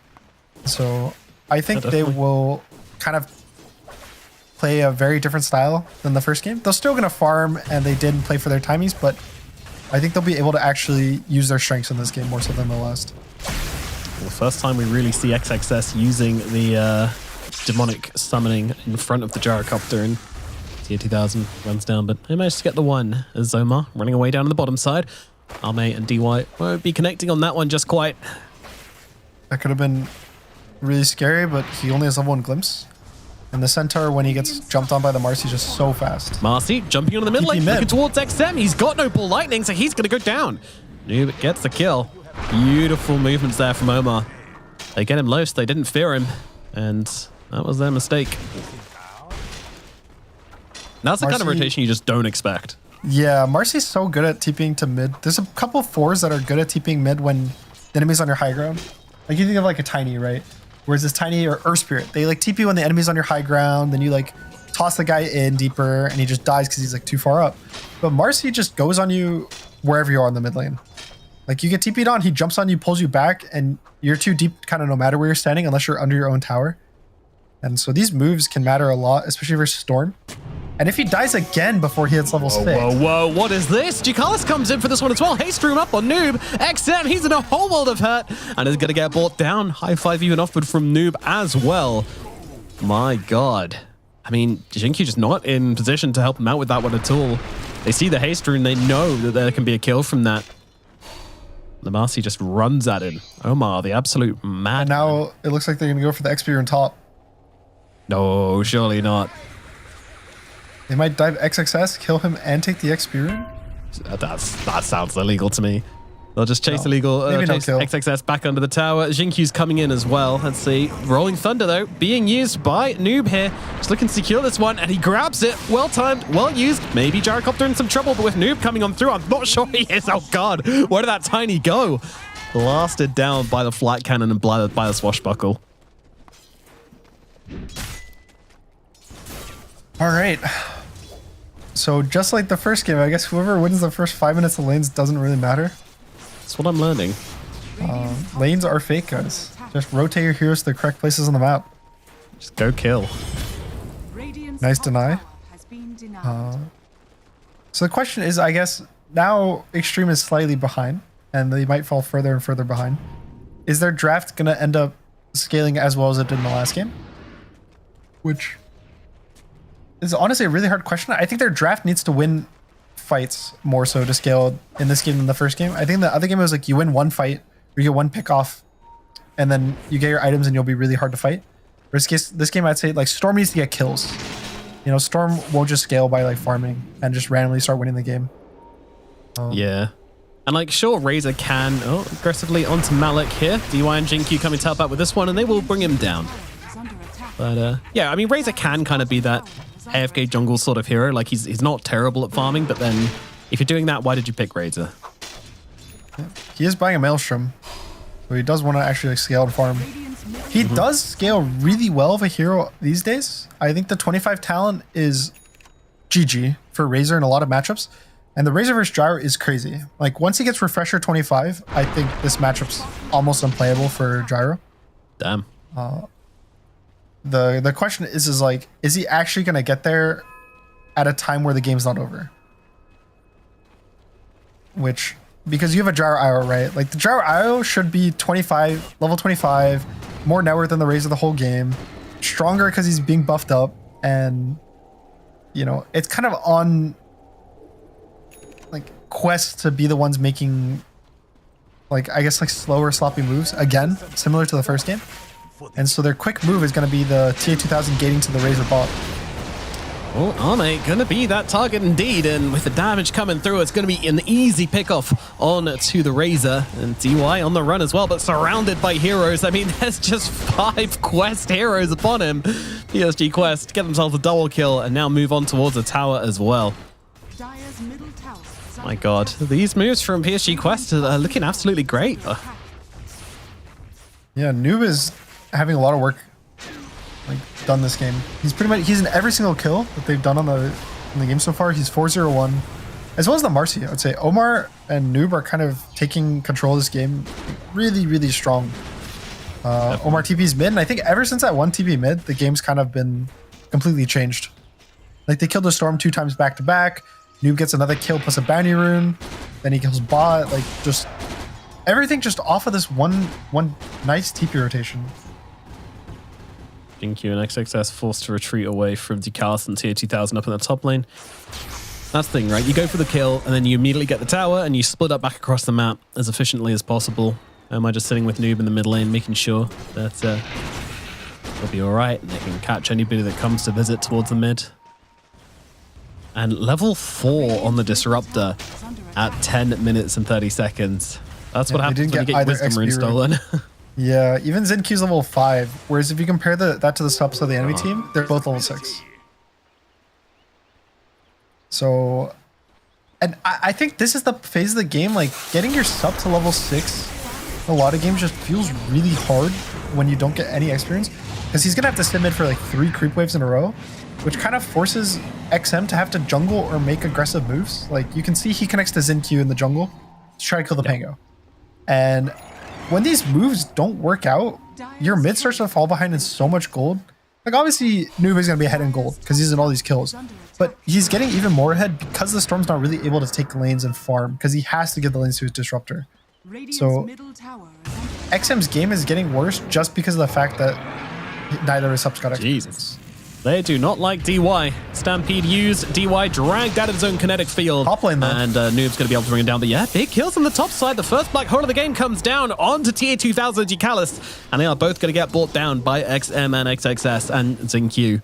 With 3 X's here in the top lane, getting it done, but down at bottom, fight still continues. Omar's going to get blown up by Arme. Arme turning his attention towards Noob now as well, who's pretty far out of mana. He does have himself a swashbuckle available, going to have to use that to get himself away, and deals a bit of damage back towards Arme in the process as well. The PSG Quest, they did not kind of do too great from that trade. It was a really nice read by XXS. He know that the IOs relocate to get the gyro on that tiny kill, I think, at their own jungle. And so his reload is cooldown. So he just solo black holes the gyro. There's not enough healing for them to survive the storm showing up too. And then Zenky kind of just goes down for free.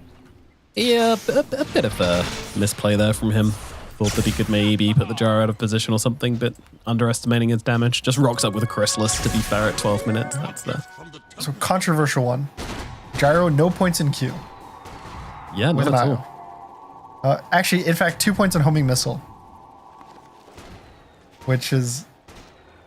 I think I've noticed a lot of gyros go like 2 or 3 points in Q actually these days with IO in the lane. They'll go like 3-0-2 or 3-1-1.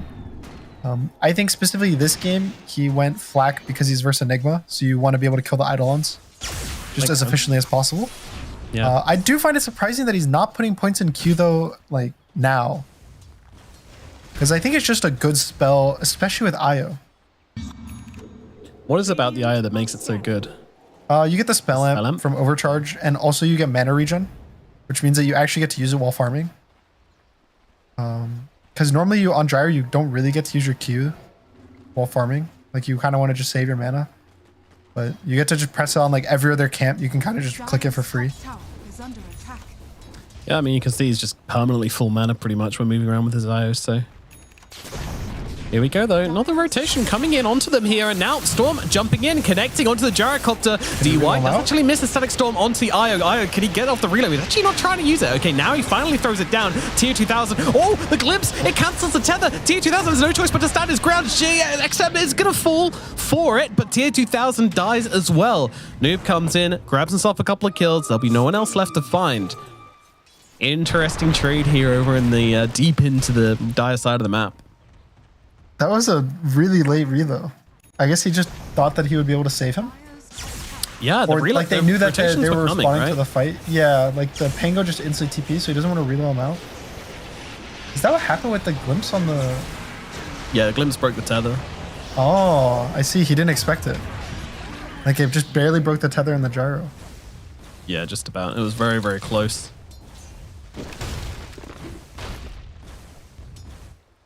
Okay, not the worst trade for either team. Anytime your carry dies, you feel it's not that good. Like in a trade, especially for a 1v2 or like a 1-for-2. And for the side of Extreme, you know, they lose their mid to get one kill. So both teams kind of feel like they lost that trade to some extent. Like no one's really happy. But thankfully, I would say Extreme, their real carry in this game is going to be the Enigma. Like if anything. So if he doesn't die and he gets... Realistically, he needs Blink, BKB, and they can kind of win fights. But I would say his main timing is an Ags.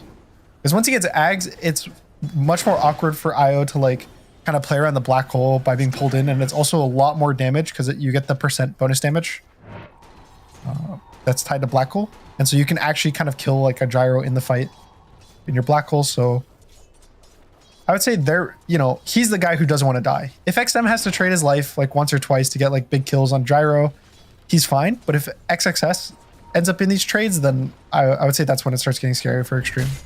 That's very interesting. That read on the game state. And they're smoked up top. There's actually a smoke coming down to the bottom side. Looks like they're gonna actually go for the play down here instead. Might try it again. Sure what that play looks like though. Noob is already set up. Baiting. Yeah, they're just baiting with tier 2000.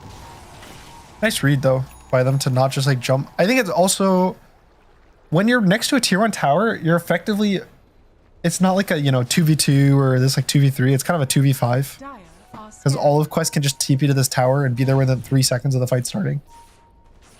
And so it's really good when you can get these kills in this corner of the map, but it's also sometimes even just a better read to not. The Noob scans the tree line, thinks that there's somebody hiding in there, drops a Rolling Thunder and tries to find him, but unfortunately doesn't land. But yeah, the Disruptor kind of runs away. He had moved out at the same time. Like he was like, oh, this play's over. I'm leaving. Yeah, sort of unlucky. DY just got bored and left. And that's like the worst. It's like some guy just like randomly is like, I'm not going to chase anymore. I'm just walking away.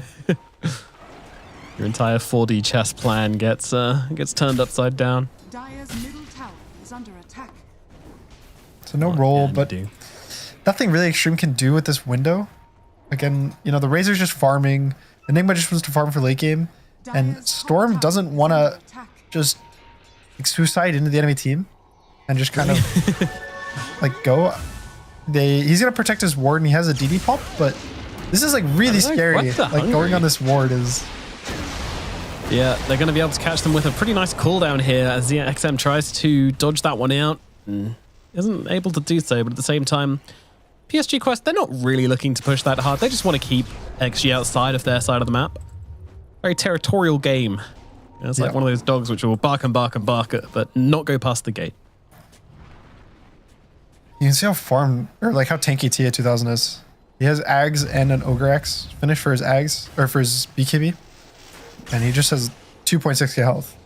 Like, it's really hard to kill him. And the IO is just sitting right behind him with the locket.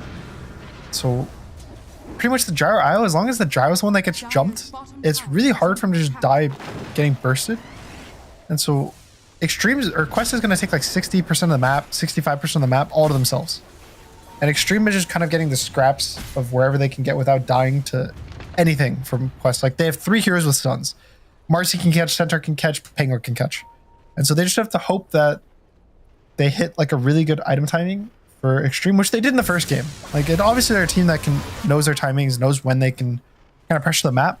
The question is if they will actually find that in this game.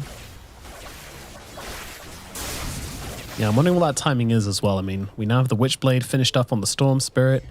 Enigma, he's got the Blink Dagger, looking for the BKB soon. I'm imagining that's when we start to see Extreme looking to make some plays happen. They've been biding their time, and they've been doing it very well. You know, despite being a little bit behind in gold, the map is still very, very even.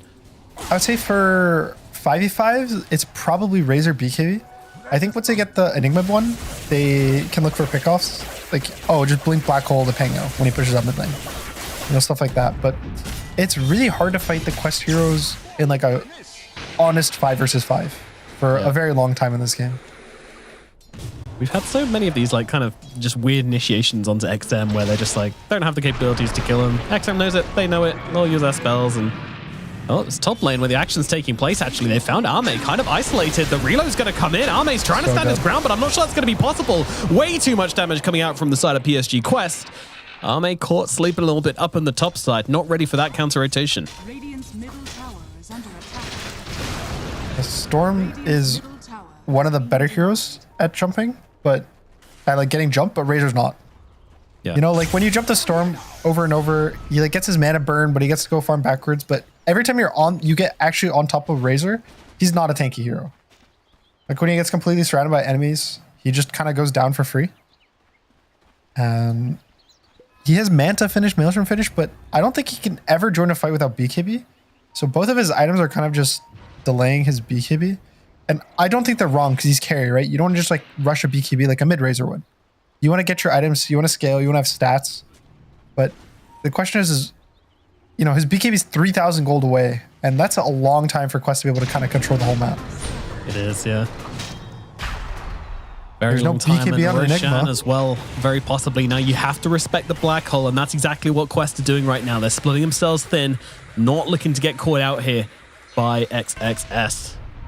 You know he lands these, given the opportunity. XM jumps in, starts the fight, forces the BKB, TA2000, forced to start chasing here, but doesn't really have the speed or the control to get on top of these heroes. Stampede, not available for another second. Very awkward indeed. So now no BKB up on TA2000. Is that going to extinguish the fire of Roshan and full aside of PSG Quest? I'm not thinking so. I think they can just walk into the Roche. They still have the roll.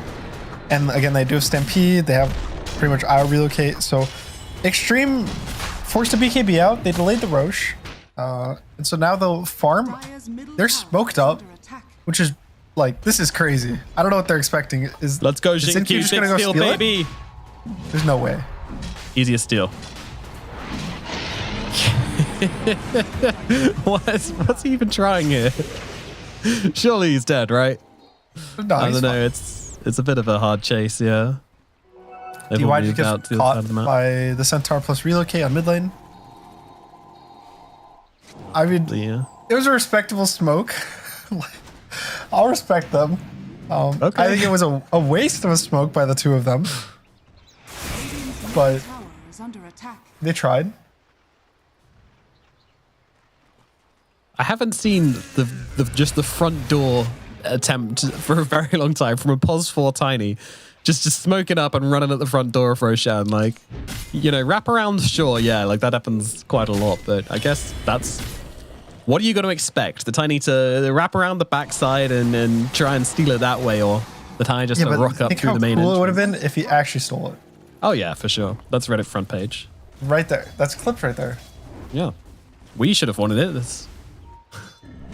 Yeah. He probably wanted it too. You know? Yeah. He definitely doesn't have like true sides of him in him, or, you know. He's just bored. He's playing as a Tiny player. in a game with like 7 kills on his team. Like, what else are you going to do? Yeah. Sad time. Find a way to entertain yourself. Sad game for a lot of people Extreme. This is where I'm starting to feel kind of weird about this Razor pick, I would say. It doesn't really strike me as an Ame hero. And I don't think that's in a way of saying like, oh, he's bad at Razor. It's more just, I think the way Extreme, like Ame specifically, but Extreme as a whole kind of succeeds a lot is when Ame is a hero that is your win condition to some extent. Like not always he's going to AFK farm. Like he's really good on like a Bloodseeker, for example. Whereas he gets farmed and he fights and he like wins you the game, stuff like that. But I don't think Razor's their win condition in this game or their draft. And so it kind of feels like they aren't playing the best. Like in this draft, I think it's XXS is their win condition. Yeah. And even like XM to some extent is like a secondary win condition. And I think the Razor's like the least important core of their three. Do you not feel like this Razor's game has sort of been determined by XM though? The fact that Storm Spirit never really got into the game means that you don't really have that player to play with, that other core to go and make things happen with, because obviously yeah, chilling.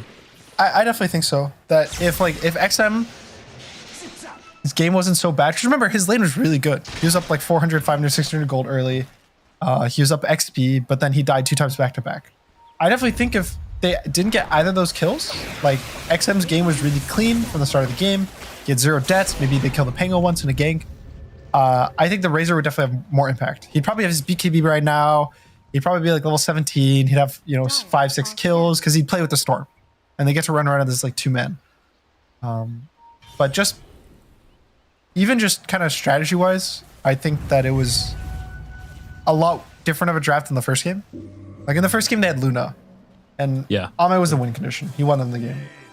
So now I think Extreme just has to play again for this Enigma timing to just be really, really strong. And he has BKB, and now Should be soon, right? Yeah, it should be. It's pretty much your timing is when can you black hole the gyro and he dies in the black hole. That's the only thing that matters.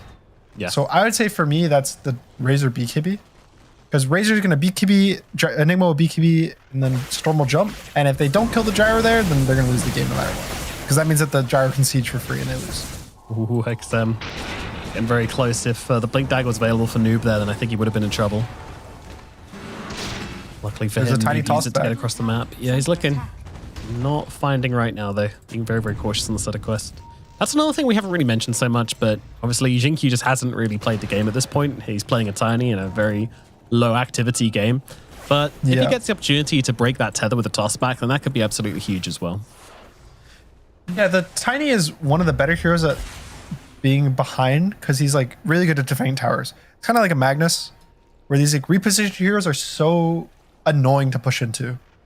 I would say Disruptor is one of the counter arguments to that. Like he's the exception to the rule as opposed to the rule itself, because his repositioning tool is better aggressive. Like when they're running away from you. So but every other one in the game is really good at defending towers. Yeah. And so for them, that means that Quest won't be able to push that well. I think, honestly, when you think of IO, I think the best heroes in the game, Tiny's one of the best, because usually IO can protect from like pulling waves. So a Tiny +4 already gets to pull waves pretty easily, which he likes doing. But not only that, you have this reposition tool, and pretty much every IO combo in the game, like if you think of the big ones like Muerta, Gyro, even like Razor to some extent, Luna, they all want to push high ground and like hit the tier 3s and have this IO behind you to get to siege. But Tiny gets to toss you back. Same with like a Magnus. I think Magnus is really good versus IO because you get to skewer back to carry and like separate him from the IO. So Quest is in the position where it's like, do you just keep farming? Like when do you go high? When do you feel comfortable to go high ground for Quest draft? It's definitely with the next stages. I think maybe we'll see. Mind you, there's still 3 tier 2 towers up for the side of Extreme Gaming. That's 3 opportunities to get Black Hold. Just get tossed back, get the gyro split. Because if you toss him in and the IO has to tether in, like maybe he tethers into a black hole, or maybe he tethers into like a disruptor roll, something like that, and the game can just start getting. It just gets weird. You know, like tossbacks just make the game weird. Dead here. It is a sacrifice that XG probably didn't have to make, but have just decided to make. Didn't realize that they were coming so hard for this top wants to get this tier 2 XP tower. rune? Alright, he does. Yep, Noob grabs the other one, so 1 for 1 XPs once again. Yes. Oh, jump in. They're looking. Extreme. Trying to start this one, but Noob's able to get off the Rolling Thunder, and now they'll turn around, actually look over towards XM, and XM, he just gets beaten up, controlled up by the Marcy, and killed off. Ame also in a spot of bother here, running out. Oh, Black Hole comes through onto the 2 cores. It's good, but it's enough. Ducalis healing up from the sidelines with the mech, with the Holy Locket as well, keeping TA2000 alive. Now he can turn around, just start blasting away, but it's not going to be enough. The damage is there. Ame connects with the link, and now they'll go towards Omar as well. Omar is dead. Double kill for Rames. They look up the high ground towards Ducalis. 4 gone on the side of PSG Quest. Arme puts it together, XXS with the Black Hole. It secures Extreme their first fight of the game. So they had to use the Storm buy, but definitely worth. Like, you buy, you get 4 kills at this point in the game. It feels so nice.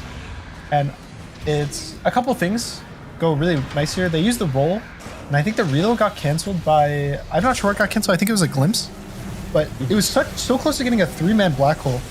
And you can see Razor just does so much work getting on the gyro. And this is even before the 25 talent, that like the second the gyro dies and the roll's on cooldown, it's impossible for them to fight. Like Marcy has no ult to be like this like secondary carry that we've seen like XinQ do a lot, where he ends up just getting BKB and winning fights for his team by just doing so much damage. But he used ult on the Storm. Pango used ult on the Storm. And they keep kind of chasing forward, and it's too far. So nice turnaround by Extreme. You know, just seeing this opportunity to take a free fight and like going for it. Yeah. The opportunity was created by XinQ at the very start, a long time ago, dangling himself behind there. the tier 2. Yeah, the cursed carrot. Can't help but take a bite. We're always ready for that big black hole, but yeah, XXS makes it happen, and that's the thing. Like, one thing I kind of didn't consider when I was talking about like needing the IO in the black hole, I was super wrong about that, because you just hold this gyrocopter still long enough for Army to take all his damage with static link, and it doesn't matter if you heal up your gyro, it doesn't matter if he's alive. Like, he was still doing damage, but not enough to turn the fight back in their favor, not after they'd lost the Pango. Yep, and now he's level 20 on the Razor, so he got the Eye of the Storm, Strike Interval talent, which is just even more damage. Like, that's a really, really nice talent, because you pair that with the 15 talent, which also reduces their armor, and you start getting to this like crazy thing where so much armor is just getting constantly reduced. And Satanic is now finished for Ame, so getting really strong on the Razor. He doesn't have a Refresher queued up, which I don't know. I think most Razors I see go Refresher, just because you have this really strong timing with 2 ults. But Pangolin getting blasted down on the bottom side right now, but he does manage to get off the Rolling Thunder, and that's going to get him to safety. What a good shard. Helping. Yeah. You press roll up. The second you get roll up off, you're like, oh, okay, I'm fine, guys. It's so close. Yeah, I don't think the butterfly's bad. I think the butterfly's good. It makes his burst teamfight worse, because you don't get to just like insta kill a guy with 2 ults. But it makes this like 20-30 second teamfight a lot stronger. Yeah, you just are a strong hero with butterfly. You're not trying to answer the IO, you're just kind of accepting it and going with the flow. As it does look like Malik is just going to get killed off here, but Omar comes jumping straight in, and he's going to be the one. Did he absorb the link there? I think he did, yes. XinQ flying down to the low ground with Yoga Seal Totem, but unfortunately won't be keeping him alive as TA2000 hunts him down regardless. Buyback used from Malik to get off the Stampede, but not really worthwhile, to be honest with you. Yeah, that's a pretty sad buyback. Like, you're having a really good game on the Centaur in this early game, and you now just waste buyback. Buyback's like so much gold that you just lose, and also you know the next time you die you're gonna be dead for even longer, which is kind of like another gold loss to some extent, because you aren't going to farm as much. And also you have to play more scared, because if you get picked off, you're dead for a long time. So buybacks just like feel really bad sometimes in these games. Yeah, buyback and getting nothing for it, very, very bad investment. It's like buying a boat. You're buying a boat. Boat owners out there. And you just see that there's like a hole in it, and you're like, it's okay, guys. If we can get back to shore before it sinks, it's fine. I've got a bucket. You'll never don't know. worry. It's worthwhile. Especially now that Roche is going to respawn in 5 seconds. Black hole's up. Oof. Yeah. At the very least, Tiny's still dead, but I don't know. PSG Quest forcing this one might be a little difficult. At the very least, like with Roshan, you can kind of just leave your Iocopter in the pit and everybody else can kind of hang out outside. Yeah, but now if you saw the last fight, like what's gonna stop Extreme from, if they get into the pit and they black hole this gyro, like what's gonna stop the Razor from BKBing and just going on the gyro in the pit? And you know, Pango can't roll in to stop the gyro because he's in the middle of a black hole. So like Razor might not even have to BKB if he actually gets inside the pit in time. So yeah, Noob is looking Roche for the fight's- basher, but honestly, it's feeling quite late on this basher timing. Yeah, this Roche fight's looking a little. It's like weird. It's actually a hard fight for both teams. Like, I don't think either team feels happy about their Roche positioning. So it's actually gonna be a really interesting fight. That's gonna be based on who gets jumped, where the vision is, you know. And it's actually a very close Roche fight, and it probably determines the state of the game for the next 5-10 minutes. Whoever wins this fight, if not just the game total, like whoever wins this Roche fight might just be the game. It's so important. It's everything. So we see Quest, they smoke up. They have all their timings. They have everything they need. Like both teams have everything. Like this is honestly as close of a game as you can get at this point in the game. Not just and the so Aegis, Quest doesn't want to walk into the pit. banner. The banner. Roshan's banner. Best change ever made. Some people use it as vision now. They look at like a ward. That feels bad. All right, both teams are kind of just poking, trying to see positioning. PSG Quest be pretty aggressive this one. I mean, they have got the Observer and the Sentry up, but the Eidolons are doing a bit of dewarding right now, and now they want to run away. They're taking the portal. That's interesting. Oh, they messed up the deward as Omar kind of getting played around with here.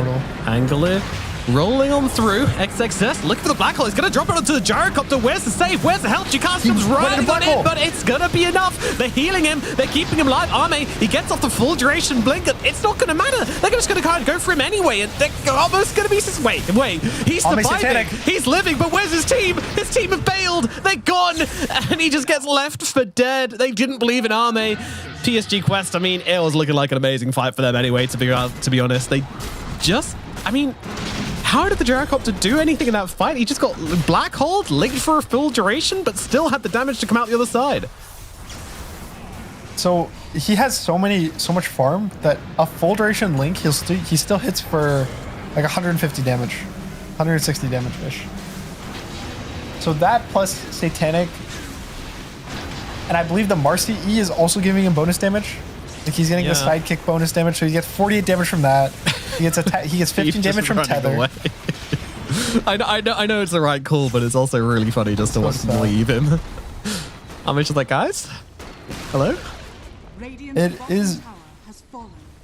I think it's kind of interesting to see how he basically just has 70 free damage from both his supports between the it's crazy sidekick plus the Tether damage talent.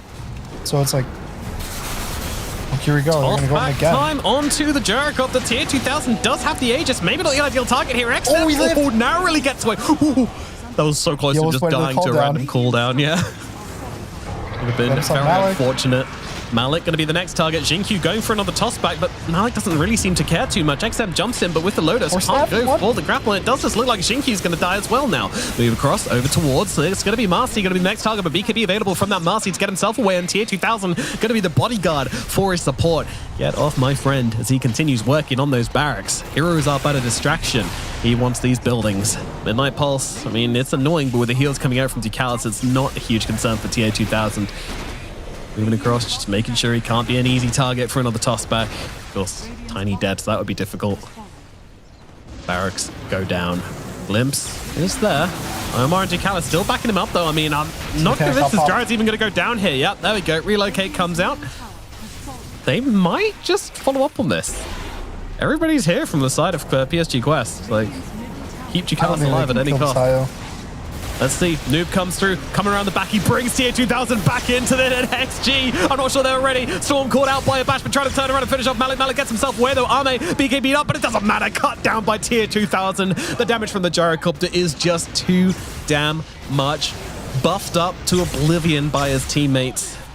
XG still trying to play the back into this. I mean, they do catch out to Callus. That's one of the buffs gone, but Omar's still alive and now stuns out onto Storm Spirit. No BKB available, no escape possible. He gets killed off now as well. The Yules from Jinkyu, not enough to stop tier 2000.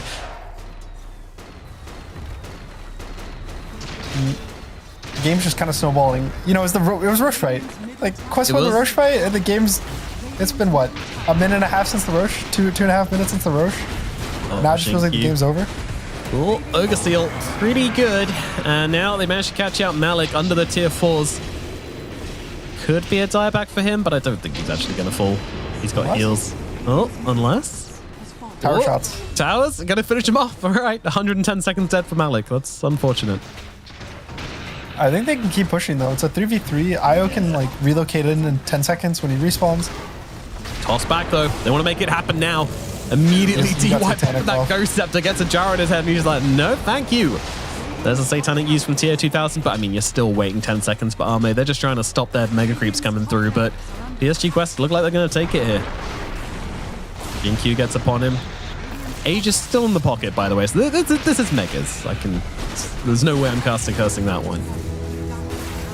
No way. I think Ame needs to go Refresher instead of Butterfly. I don't think that there's a way that he wins an extended fight versus Gyro. It kind of seems. And he needs this burst damage from the double... Let me... Oh, here we go. Let me out, says TA2000. Another day, another toss back, another glimpse. TA2000 just not allowed to leave the enemy base. It's like, fine, I'll stay. Is this what you want? It's just Disruptor for you, this patch. Just Thunder Striking off cooldown, Glimpse off cooldown. Oh, back here we go. Base again. Okay, tier 2000 in the mix. Surely they can kill him the first time here. Looks like they can, but so much used for it. No refresher on this Enigma, so that was it. Everything used for the first life. BKB comes out from tier 2000. Now he can just start running them down. In fact, he wants these towers. Omar punched into Jinkyu, forcing him back. XG, of course, able to just... Oh, okay, another glimpse. What the hell? I mean, they're going to kill him here. Are they? Are they? Satanic? It's doing the work. It's doing the work with the Aghanims. Tier 2000 alive, but they've got the brains, the sap. The static link finally comes through, and he's just not allowed to leave the Radiant base. Once you're in, you are in. Jinkyu and DY finally get the kill onto the gyrocopter. Well, if you're wondering why Disruptor was a good hero, if that doesn't show, like, the amount of Thunder Strikes and glimpses he just clicked on the gyro, like, I don't know what else can show you. Disruptor's a good hero. Not enough to win him the game, it seems. At least yet. We'll see. I definitely think that he needs Refresher on Razor over the Butterfly. I think it's showing that the gyro is too strong in these extended fights. Like, they need the fight to go like a minute long to win an extended fight. But if he goes Refresher, I actually think they'll be able to burst him in the black hole, and they actually will be able to win the fight. I know. The other important thing that's not happening... listening, Gunner. Yeah. The other important thing that's happening is Razor 25. I think is more important than any item he can buy, because it gives him the Link Steals attack speed talent. Yeah, that one is huge. Not only will make his Satanic, his damage, his everything better, but it also makes the Gyro's Satanic and the Gyro's damage worse. So it's kind of like a, you know, Razor's already this anti-carry, but it makes it so he can't turn around after the black hole as easily, because you can't purge the static link with the Satanic. Obviously, the overcharge will kind of make up for it, because he gets 100 attack speed from that versus the -2 and she'll get, but it's still really nice. Unfortunately, the Butterfly, it does have this bonus attack speed percentage built into it, but it's only base attack speed, so it doesn't actually work with the talent, from my understanding. Oh, okay. Which makes Butterfly... I mean, it's still really good on the hero. Like, it's still a very good item, and Butterfly's not bad. Like, it's not just like, oh, this item's bad on the hero. It's just, I think that the Refresher might be better. Also, to have 2 BKBs, just because there's so many stuns on the side of Quest, it might be nice. But I think the Butterfly's more right-click damage on, like, the Pangolier, or maybe he misses an attack on the gyro and he actually doesn't lifesteal and he dies because of it. Yeah, that's kind of what you're praying for at this point. Meanwhile, tier 2000 himself has gone for a refresher orb. I don't think many people would have had tier 2000 getting a refresher orb before Ame in this game, but that's the point we're at.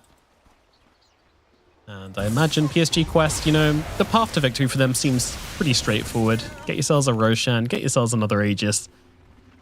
And it's not going to be long before that's going to be available for them.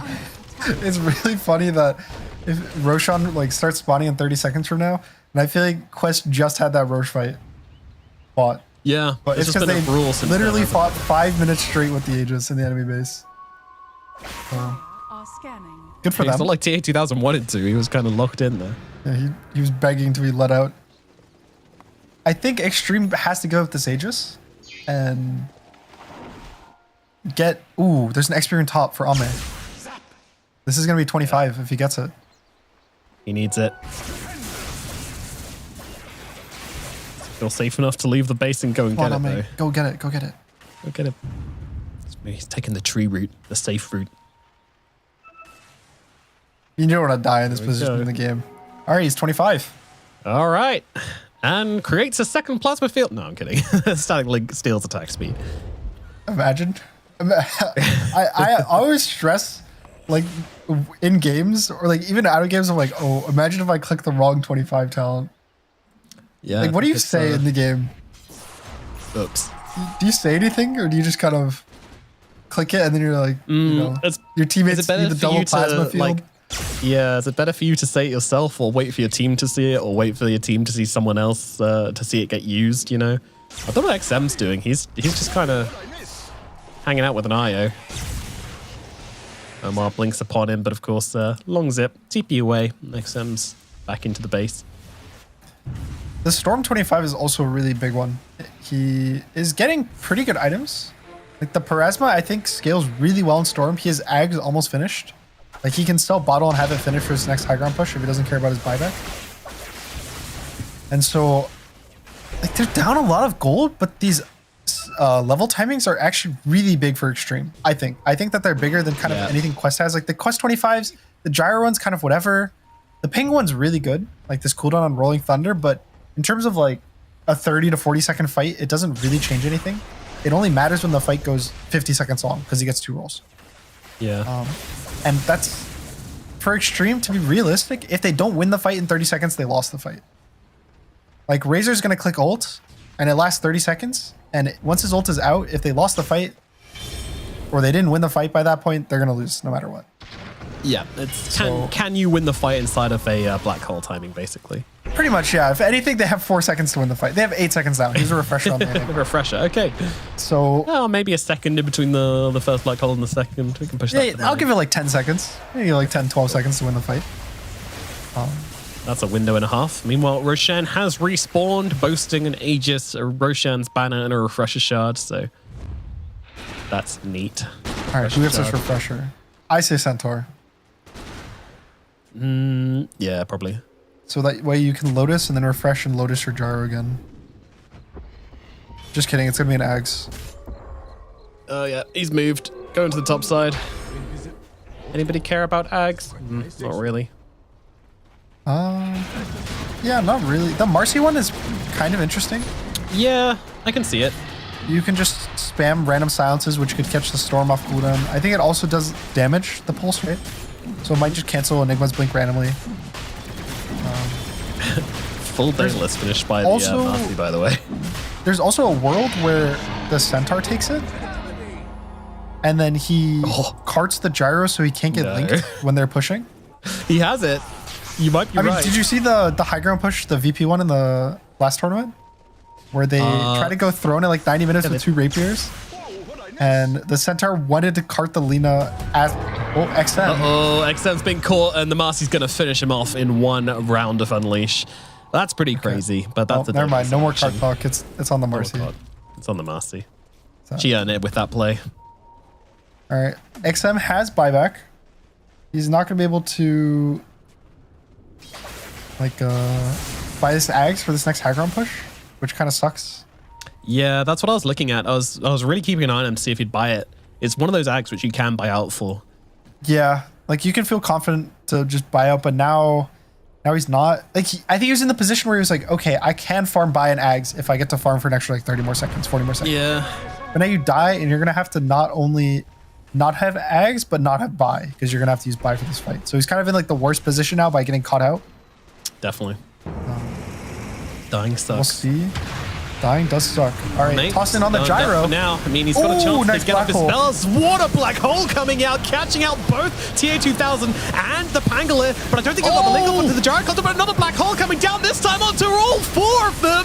Oh, PSG Quest, that is not how it's done. Centaur getting absolutely annihilated right now. The Gyrocopter's going to come back from the dead in just a second. Refresher, He's gonna try to throw. BKB, everything being used. He's going for the throne. He wants to end the They game, still but glyph, have they they got the still damage glyph. to bring him down? They do. Oh, it's 5 heroes dead. XXS. It's a gift for him. 4 heroes? He got the Pango and the gyro on his first black hole, and then he got 4 heroes. I haven't seen that in a long, long time. XXS. Dude. Okay. All right. Game's not over. Well, the game Strap in, is folks. not over. I mean, we're crazy. gonna need a. Ame gets a replay on refresher that now, so now he has And that his shit. refresher timing. And pretty much these like death timers are so long that there's only gonna be like a 40 or 50 second window to actually, you know, pressure the no black holes, which isn't really enough time because Extreme's gonna get all the waves pushed in. XM did have to use buy, but that also means he's now gonna be confident enough to buy out his Ags. He's level 25. Yeah. I don't know if they're actually able to force any buybacks. I think Ame doesn't push that fast. Like anyone at Extreme doesn't really push that fast, but just the gold and XP you get from this is really I mean, big. it's the timings. It's like Yeah. you're now looking at this Aghanims, which we were saying, oh, Storm might not have it by the end of the game. He's gonna have it. Make sure he use buyback, but he's gonna have the Aghanims. We've got Refresher now and Arme, so they're gonna have like the double eye of the Storm. Like all of a sudden, everything just looks way simpler. Yeah, like Ame's damage has doubled. With this refresher, you get 2 BKBs, which is so much more time of actually being able to do damage, but also just so much more, you get more lifesteal because he has the lifesteal talent from Eye of the Storm. You get another Satanic, you get another Link at the same time, you can link 2 different targets. Like he actually had a bad, quote unquote, bad link in the black hole. Like he linked the Pango Yeah, he linked because the he didn't Pango. want to That was a link the huge gyro mistake. who was Lotused. Yeah. Well, not a mistake. now- Had to, but yeah. Yeah, now he gets like 2. So you see Quest instantly smoking down mid. There's no black hole for 30 seconds. Shit. And they're Oh, just shit. going to rush the throne, I think. Okay, this is Chadley. Is it going to pay off? XXS, again, 20 seconds is needed. The 2 stuff- the TNT stuff's just XM. running for it right now. Immediately going to get ulted. Immediately going to There's get Ags linked on up. Disruptor. Oh, he can't. He's actually forced out of it. I think Chikalis, I don't know how he dead, got no out of it, but buyback. it doesn't matter. He's dead. No buyback on the Gyrocopter either. PSG Oh Quest. no. What is this play? It is not looking good. Chikalis is going to go down as well.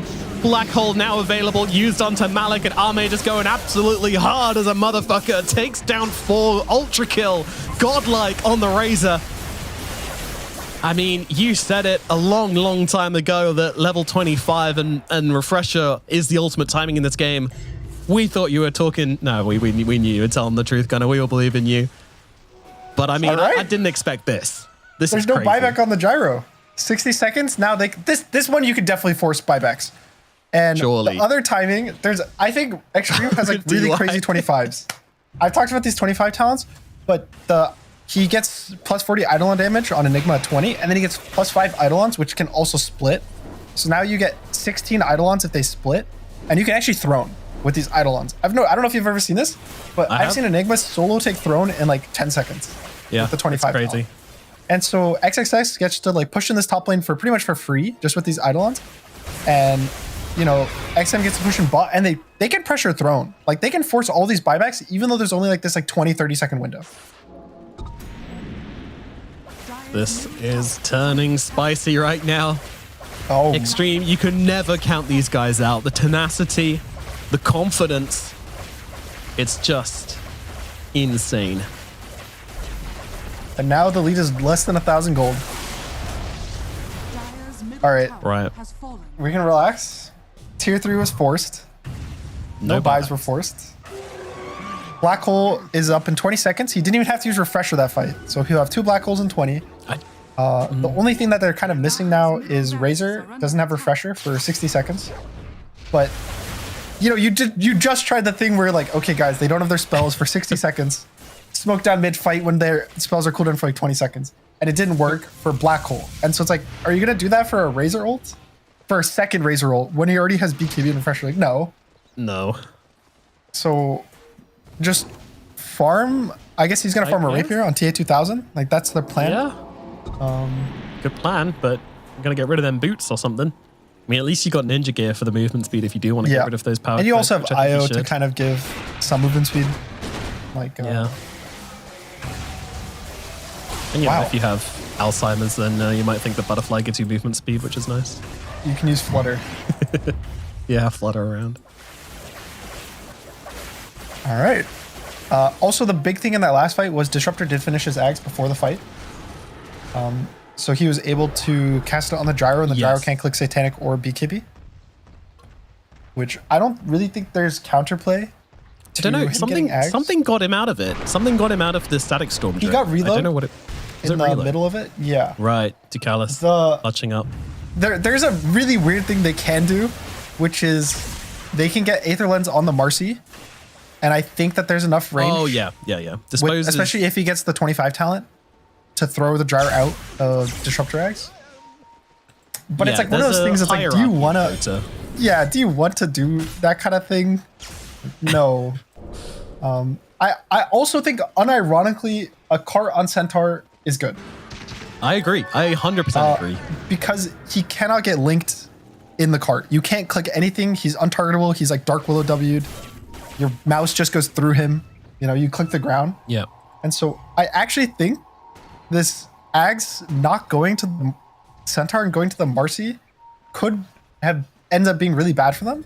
Because I think they could end up pressuring Throne if like Centaur had BKB instead of this Blade Mail, like he buys a BKB.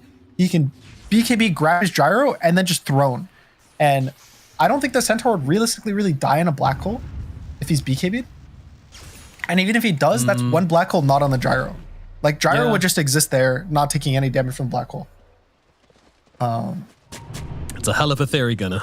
We'll see how if you know, it's kind of like get that second you row. can't really do that. It's a little like too little, too late. The nice thing is, I would say for Quest, it's not like Radiant has some like crazy wave shove.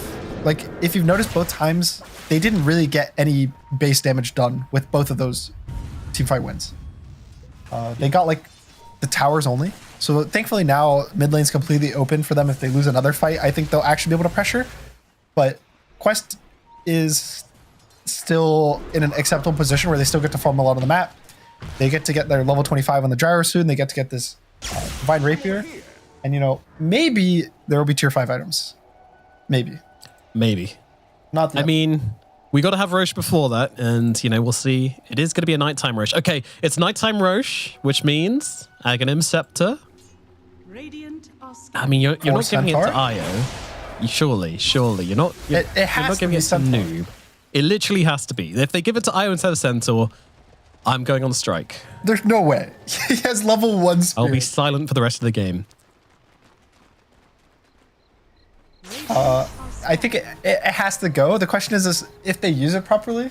Because I know I've had this experience for me in the past as the Centaur, where I know what it does, but my carries sometimes are like, what's happening? Like, I can't move my hero. Whoa, XM, he's been seen, but he has the reactions to get himself away. A little slow from both teams there.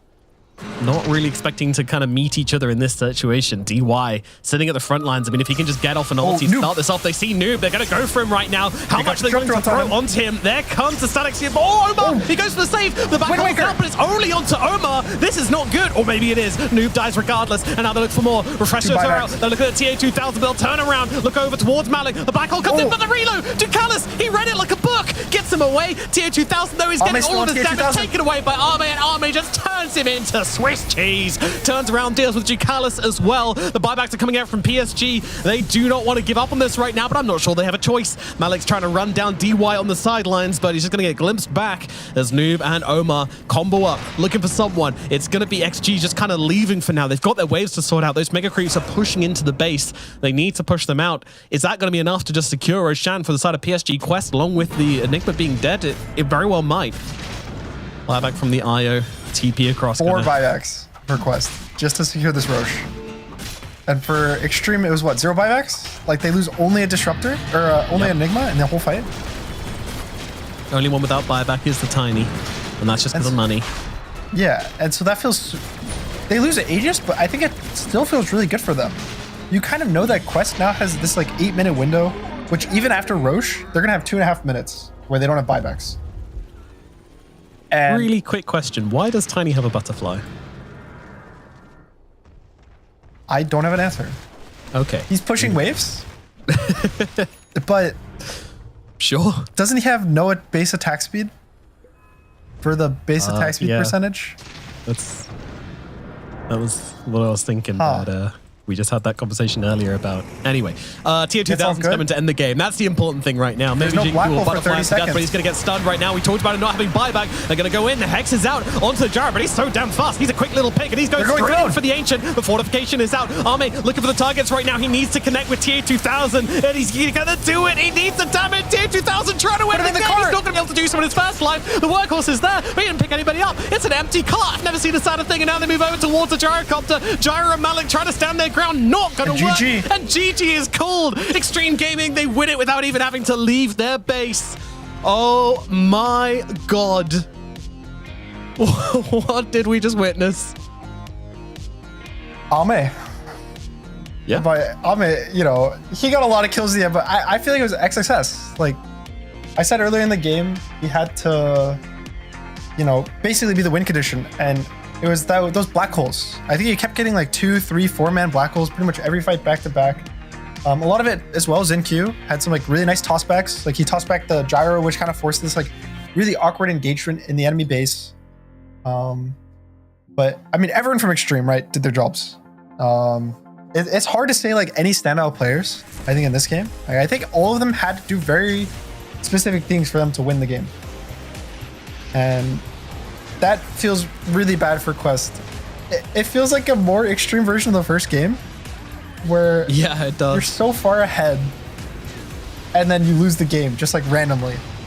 And in this game, it's like the same thing, just worse. Yeah, I mean, first it was the attempt where they got 4-man black hole, like, all right, fine. Then they run it down, just trying to catch them before the second black hole. Oh, the laughs before he knew what was really going on. Yeah, here we go. This is the 4-man, right? Oh, I think we're a little bit late for it, actually. It's just catching the tail end of that, but just, you guys can imagine the 4-man black hole there, and harsh words being said by the side of PSG LGD. I'm sure that was a point, PSG Quest is, yeah. The rundown, I mean, this was just so messy. The attempt at going to finish whilst there was no black hole. This rush, I think, was kind of where it all fell apart. I think that you start like stressing out, you know, in these games where it's like you feel like you're so far ahead and you like mess up a high ground push really bad, and you're like, they don't have no black hole, guys. Let's like go, go, go. I think sometimes it's good, and there's other times where probably in that situation it would have been better for them to say like, okay, guys, let's just sit back, let's farm Rapier on Gyro, and then let's just keep going, you know, and like just slow the game down. Roche will spawn in like 2 minutes, 3 minutes. It's fine. But I think they kind of got too excited and they thought that they would win the fight. And again, this Razor versus Gyro matchup is, again, I think it's pretty much unplayable when the Razor hits 25. Like every fight was just tough. so hard for TA2000 to play the game. Yeah, it's super, super tough. Like, I don't know, it did just feel like it suddenly just turned around at a point where the links went from meaning quite a lot to meaning absolutely everything. And it wasn't hard for Arme to get them off either, especially with the black hole as a setup. Like, yeah, I don't know. That's a really tough one for PSG Quest to come back from as well, because they just pushed Extreme Gaming to 57 minutes. You know, Extreme Gaming second place at the previous tournament. You know, like they're doing absolute work. And yet, you know, now they're in a position where it's looking really, really difficult for them to actually get out of this group stage. So, yeah, going to be a big mental blow for PSG Quest, and one which I hope they can recover from, because that's a tricky situation to be in. All right, well, we do have an interview coming up just around the corner with XM, so guys, stick around for that one as we get to talk to the winning team, and then we'll be back with our second series of the day. So don't go anywhere. We'll see you in a bit.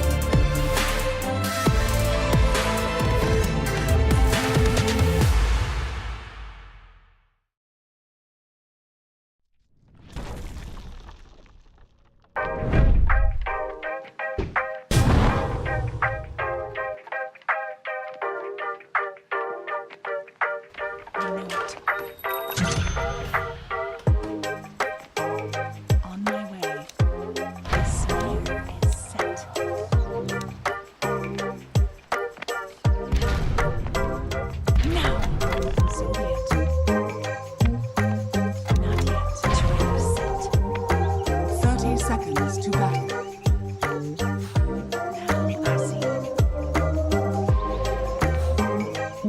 Well, that's it. The secret is out.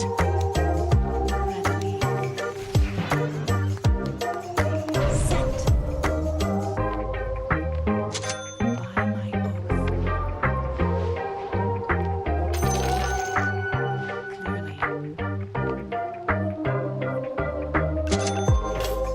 so it is revealed. As the temple requires. In secret. A snare is set. I know it.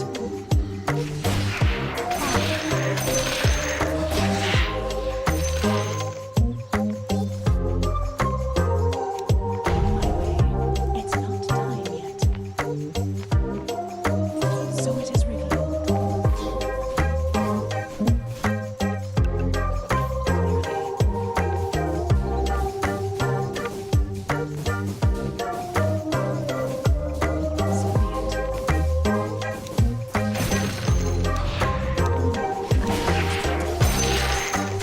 Your bottom tower is under attack.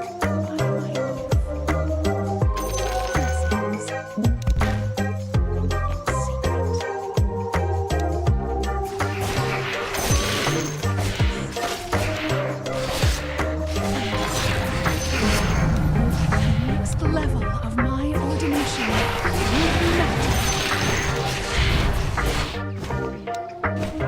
A traitor proves. Now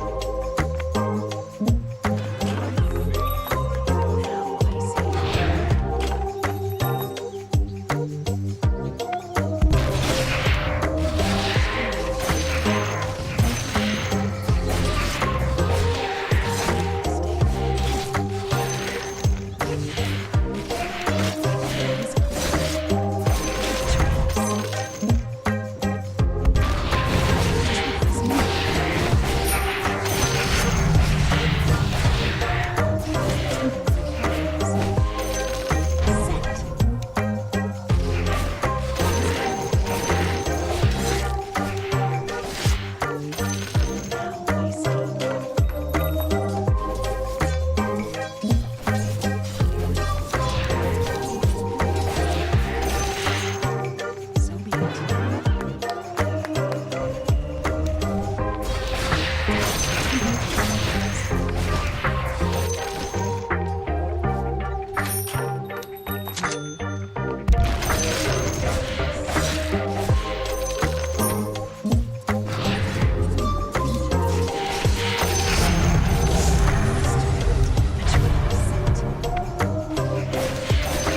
Seat of the mysteries. So it is revealed.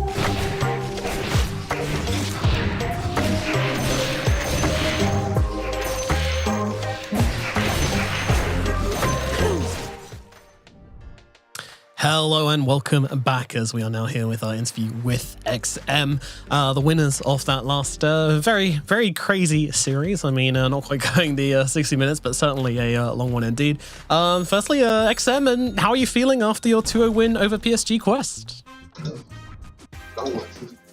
Sam，首先就是恭喜你们险胜PSG Quest，然后就想问你现在感受怎么样呢？感受肯定很爽啊，因为我们是破3路超级兵翻盘的他们。Obviously, I'm feeling great right now. I mean, we just had a massive comeback win against PSG LGD. No, sorry, PSG Quest. PSG Quest, yeah. I mean, can you tell us the story of this game from your perspective? You know, like what was your team's kind of reactions to everything that was happening in that game? 能不能跟我们说一下你这边的视角呢？就是你这边的你们团队那边的故事是怎么样的？刚才好不容易翻盘这一把，你们队内的这个情况是什么样的呢？就是因为我们前面打太烂了嘛，但我们知道我们阵容打到后期比他们厉害，就说在高地等着他们来就行。We played really terribly in the early game, but we were very confident in our lineup to be able to beat them in the late game. So the strategy was really just, we were just telling each other, we'll stay on high ground, wait for them to come to us. Good strategy. Good strategy. Gunnar, you've got a question for XM? In the first game, it was kind of similar where you were behind. Did you have similar thoughts with the first game where it was like, okay, eventually we'll win the game with the team fight, or was it you were feeling worse in the first game? 说第一把你们也是算是翻盘获胜的嘛，然后说第一把的时候，当时是不是感受也是一样的呢？就是也是感觉信心满满，觉得自己肯定能后期能打得过的呢，还是可能会不一样一点？第一把说实话记不太清了，只知道我们双剑游一直在惨叫，好吧，被小鹿打得抱头鼠窜。I don't actually remember much about the first game already, but what I do recall is that both our supports were crying all the time. They were just complaining about how the Enchantress has completely dominated them. Feels that way sometimes.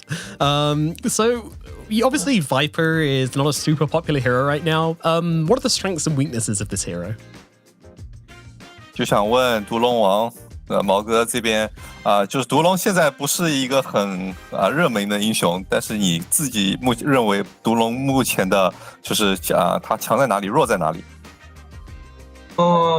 这英雄就是得打出现优吧，没打出现优就不是很厉害。然后因为刚被兽现在火了，所以毒龙我觉得应该也会就是火起来，在这个版本。Well, Viper is the kind of hero that really needs to win his lane. If you pick Viper and you still somehow lose his lane, then he's not going to be able to do much in the game. That being said, we feel like the meta right now, we are seeing a resurgence in Bristleback, and this might also lead to a resurgence in Viper getting picked more in the meta as well. But that being said, we're probably seeing this meta come to a close soon. Hopefully. Gunnar, any final questions? I'm good. You're good? Long game. We gotta let them rest. Yeah, very long game, so we'll let you chill out a bit and enjoy yourselves. Fine. Just thanks for coming to talk to us, and congratulations on your win. Well done. 所以就是这边也知道你们前面打了两把非常漫长的比赛，然后就也希望你们好好休息一下，也恭喜你们2-0拿下 PSG Quest。谢谢蔡安。Thank you. Thank you. Thank you. Thank you. Goodbye. And that's going to do it for this series. It will be somehow Extreme Gaming taking the 2-0 series over PSG Quest, which puts PSG Quest into a very awkward situation indeed, because now they're basically relying on certain results to go their way, and they have to 2-0 Liquid. In fact, due to the results which we've had recently, I don't think it's possible for them to qualify anymore due to one of the other series going down as a draw or something. So, I think that's them gone. Unfortunately, PSG Quest, they can no longer qualify, but they still get to play one more series versus a Liquid tomorrow. So maybe they can show what they've got and bring a bit of heat to that matchup. But sore situation for them. I mean, judging from that last series, I don't know. It's sad to see PSG Quest go so early in the tournament, isn't it? Yeah, especially when they haven't had too much like tournaments to play, like we were saying earlier. It's like one of the few tournaments that they get to go more in the later of the year because Falcons started getting invited to stuff. But there's TI quals coming up soon, so there's more qualifiers for them to play for into boot camp, and all the teams are in Europe right now, so it's a lot of practice for them still to like scrim. So it's not the end of the road for them. Yeah. It was Aurora and Heroic drawing, which makes it impossible now for any other team to join them in the bottom two. So, unlucky PSG Quest. But we do have another series coming up today, of course. It is going to be Shopify Rebellion versus Falcons, battling it up.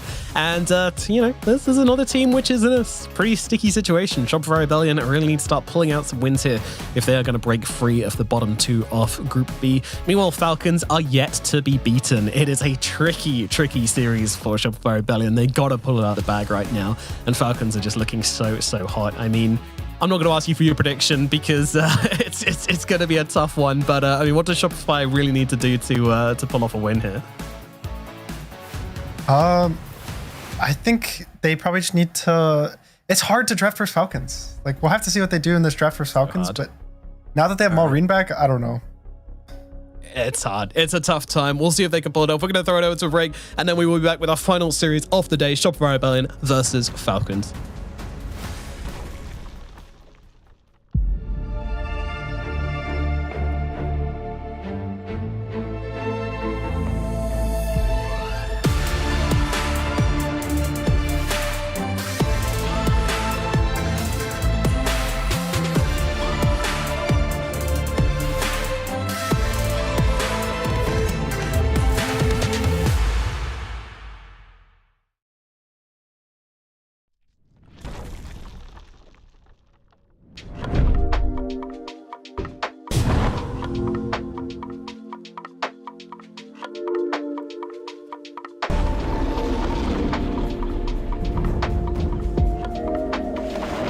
to battle.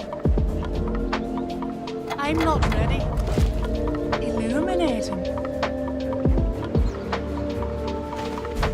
The night sees all. Absolutely not yet. 30 seconds to battle. It's not time yet. What do you see?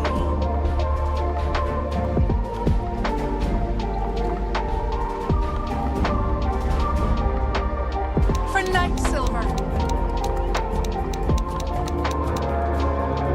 Yeah! On the hunt. The battle begins. The dark moon comes. Yes. Quickly now. Let's go.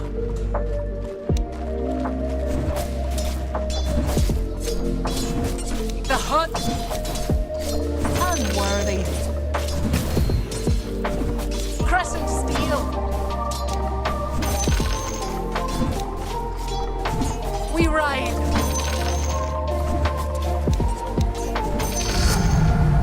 Let's go. Stalking. Let's go. Let's go. Fear the moon.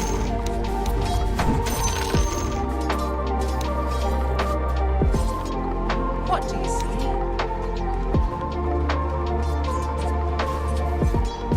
On the frown. Attack! Your bottom tower is under attack. Pia! Another death. Run them down.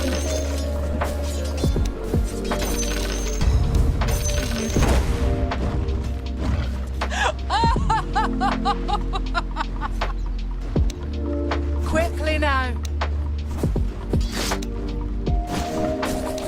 By starlight.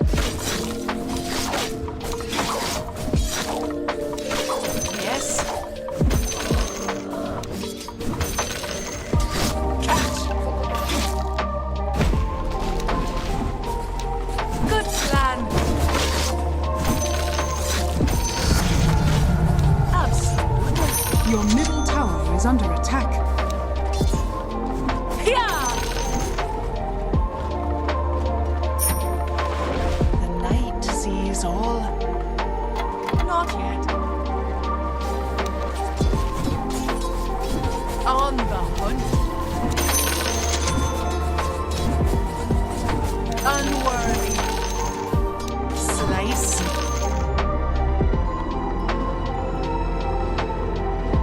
You won't escape. Who dares? This will hurt. Ha! All the night. Heads up. Your middle tower is under attack. We ride. Stalking. With pleasure. Yeah! Heads up. Is that it? On the hunt. What do you see? Radiant structures are fortified. Yes. The enemy's top tower is fallen. Death approaches.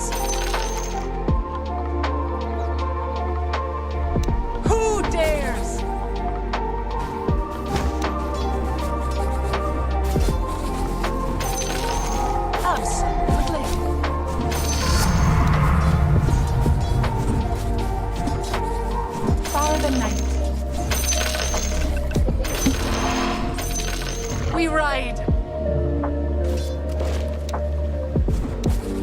night sees all.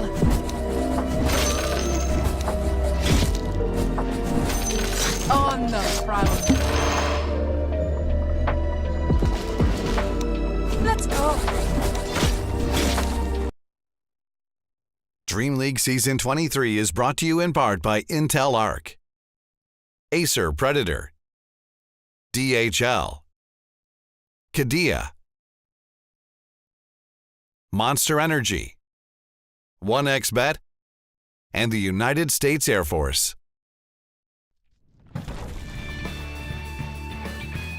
Welcome back to DreamLeague Season 23. My name is Nomad. I'm joined by Gunnar as we get into our next series and our final series of the day. It is best of two here in the group stages between Team Falcons and Shopify Rebellion. And, it would be a tricky game to call even, as Team Falcons have just been destroying everybody right now. It feels like they went on a bit of a break without their mid laner. Now they've got him back, and they are firing all cylinders, man. It's crazy.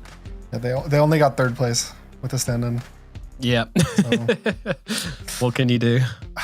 You know, they didn't get to the grand final. First tournament of the year, not in the grand finals. Because they had a stand-in. Unlucky. Yeah, that's a big nerf. Big nerf. Yeah, what a shame. But now they're back, looking on full form.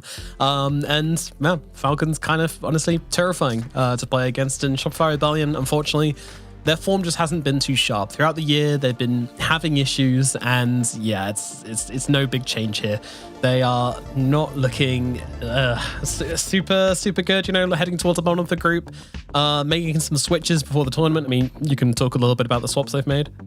Yeah, so they basically changed. I would say they only changed one player, but they basically effectively changed two players because they moved Kittrek from pause 5 to pause 4, and they got a new pause 5. So both of their side lanes have new supports in their lanes now, which I think in the last tournament, they, at least in the first few days in the group stage, they were actually looking pretty decent. I think in this tournament, they now have Skem and they have Yopaj back, and they aren't looking as strong, which I think is probably just, I think with their kind of like stand-in roster, they had Sumail, who has played a lot with like Artur in the past. So it's kind of like they all know each other, but this is like a completely kind of new roster that they have like a completely new pause 5. And so I think they're still gelling together, I would say. Yeah, it's a tricky situation to kind of come in, especially when you kind of need to pull off a deep run here if you want to score those EPT points, get yourself to the Esports World Cup. They need quite a few points to be able to get there. I think a top 3 finish is what they're after. So, they need to start pulling their ideas together soon, because right now, you know, they are sitting in that kind of bottom 3, tied with Bet Boom on the kind of 4th place at the moment, which isn't ideal. On the border of elimination, half in, half out. A win here would be obviously huge for them, but against Falcons, it just seems super difficult. I mean, what do you even do? You were saying earlier, like the hardest part about playing against Falcons is drafting against them. Yeah, I think they just have a really nice way of drafting between their players and kind of like flexing heroes, specifically versus, I would say, Amar and Malrine. They both play Timber, they both play Razor, which I'd say is kind of their bread and butter of the team. They kind of have one of those two heroes every game. And then even now they both play Pango, which is like the 3rd hero in line. And then you have Snaking, who plays IO Gyro with Skeeter. And then you have Crit, who just will like crush on like a Hoodwink, you know? So it's like you have all these different heroes and playstyles, even like Earth Spirit. I feel like Falcons are the only team that can make Earth Spirit work in this patch as a pause 4. What is it about the way he plays it that makes it viable compared to they win their lane? Oh, yeah, that's kind of impressive. I've watched them and they get like kills in their lane with an Earth Spirit, and then he'll TP mid and he'll get another kill. Yeah, it's kind of crazy that they're able to pull that one out. Of course, here to tell us a little bit more about Falcons is a short video. Team Falcons are made up of Skeeter, Malrine, ATF, Crit, and Snaking.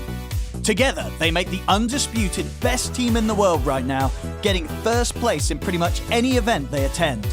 With unique drafts and impeccable gameplay, they are a team to be feared and prepared for by any team that wants to make it far in an event. You know what? this is boring me just talking about it. You've heard it all before. We've all heard it before. When are they gonna get last place? When is someone gonna clip the wings off these bastards? Let's talk about something different. Something much more interesting. Falcons. The falcon is a bird of prey that very few animals can stand a chance against. Falcons inhabit most of the world, being spotted in Birmingham and Riyadh, among others. With incredible agility and vision, the falcon can spot any prey that is out of position and will swiftly gank it. One little known aspect of falcons is that they are attracted to shiny things and have been known to collect vast amounts of objects. Falcons are very intelligent birds and will frequently drop items in the nests of other birds as a display of power. With the powerful strength of their claws, they can even pick up heavy trophies to add to their hoard of items. To anyone trying to defeat a falcon, good luck. All right, someone let Owen cook with that one, and I'm glad they did, because that was a beautiful intro to a beautiful team, and we are deep into the draft for game number 1 between these two teams here in the group stage. Of course, the best of 2 coming up, Shopify versus Falcons. So let's get into it and see exactly what's being picked up and banned out in game number 1. Unsurprisingly, we're going to open things up with a Pangolier. And a hoodwink response from Shopify Rebellion. All right, how do you feel about this, Gunnar? Pango, it's kind of obvious, I think, to some extent. They banned the Slaughter, Doom, Razor, which are like 3 cores that are equal or better than Pango, so then they just banned the Bloodseeker, take the Pango. Bloodseeker has actually been a better counter to Pango recently. People weren't banning him in the past, but now Dota's getting into this like really sweaty phase because the patch has been so long that like people will play Bloodseeker all 3 roles, so you can't counter him as easy. And there's just like all these random like things that people do that is just really confusing and like annoying to deal with. So they get the Pango, and then I think that Kitrak has been playing Hoodwink mostly since he swapped the pos 4. Like I think that in pubs that's his most common hero, so it's probably just a comfort thing. They just want to take the Hoodwink as early as possible, and as well to some extent it's stealing it from Crit, because I think that's also one of his best heroes right now. And so it's kind of like a 2-for-1. You get your pos 4's best hero, you take away their pos 4's best hero. Shopify Rebellion's turn. Yeah, that's a great point. There's a bit of a steal there for Shopify Rebellion, maybe, but definitely not something which is like super answering this Pangoli. Yeah, it doesn't do anything versus Pango in like a 1-to-1. I honestly would have preferred them take TA, I think. I know Yopaj, that's one of his best heroes. Like Shopify had the most success when he's playing TA. And it's also a flex because, RTZ plays it a lot. And they don't get last pick overall, so technically the Pango would be able to dodge the TA, but it just sets up your draft in like a very clean way. But now the TA and the Primal get banned, which are those flex heroes that get to follow the Pango, so it kind of forces Shopify now to take double supports, which it's like, sure, you get Hoodwink, which is stable, you get Bane, which is good versus Pango, but I would say Pango gets a really comfortable 10 seconds remaining. like way to play the draft out now. Like he doesn't get a core counter pick to him. I see, yeah. And so I think Pango's happy the way that this draft is playing out. Yeah, I mean, Marion certainly looks happy over there. Having a good old grin to himself. Yeah, happy. Maybe playing the Pango. Who knows? We'll see exactly what he's can probably go He's probably with, the Pango. Most likely. Bane can be annoying for Pangolier. Like there's situations where you can get off that grip and kill him off, but often Pangolier is never rolling into a fight by himself. Also now you have Crit on Tusk. You can just put the Pango to Snowball. Yeah. Which will just insane the grip. Free. Put a bull around the bull. Perfect. So it's an interesting Tusk. I know a lot of people don't really value Tusk that high in terms of melee fours. Like people will pick Clock or they'll pick Tiny. I think probably those two specifically. Even some teams pick Marcy over Tusk. I think they're probably valuing Tusk specifically for the Bane. The other thing that makes it interesting is Mars doesn't really play Enigma. And so the only ranged heroes he really plays is Razor and Viper. And I don't think you want to just take a Viper for no reason. So I guess they're probably just really confident with their laning that they can just do a double melee is probably what they're going to end up with a Tusk. Probably just because they see both supports. Like Yeah. Bane is really bad versus Tusk, and now like there's no carries that they're really going to want to pick on Shopify that'll counter this. So it's probably going to end up just being pretty stable lanes. I don't think that this Tusk lane will stomp, hopefully, for Shopify's sake. Like, Yeah. That's usually the scary thing with Tusk. It's like you lane Tusk Dawn, right? And you just kind of like stomp the lane. Or like a Tusk Razor and you stomp the lane. But that should not really be the case here. Seems unlikely. Seems like those aren't options for them. Enchantress going to secure them the safe lane now on the side of Team Falcons. Honestly, not a whole lot you can do when this hero comes up other than hope that you can maybe kill off that creep, or at the very least just pick a very sustainable carry. But I'll go with the Centaur Warner for now on the side of Shopify Rebellion. Get yourself your Saberlight hero out straight away. Good lane with Hoodwink. Now you have to pick something. You have to pick your carry, or you have to pick your mid versus Pango, and the Pango will swap lanes. What is your poison? I think they should take their mid. They already know there's an Enchantress that is going to run at your mid. So it's like you'd want to pick Storm here, but there's going to be an Enchantress running at you, and it can get weird. Can. Like we already saw that earlier today versus in the last series with the Enchantress just crushing the Viper's lane in his tower. Like there's a Storm, but yeah, they take Weaver, which is going to go carry.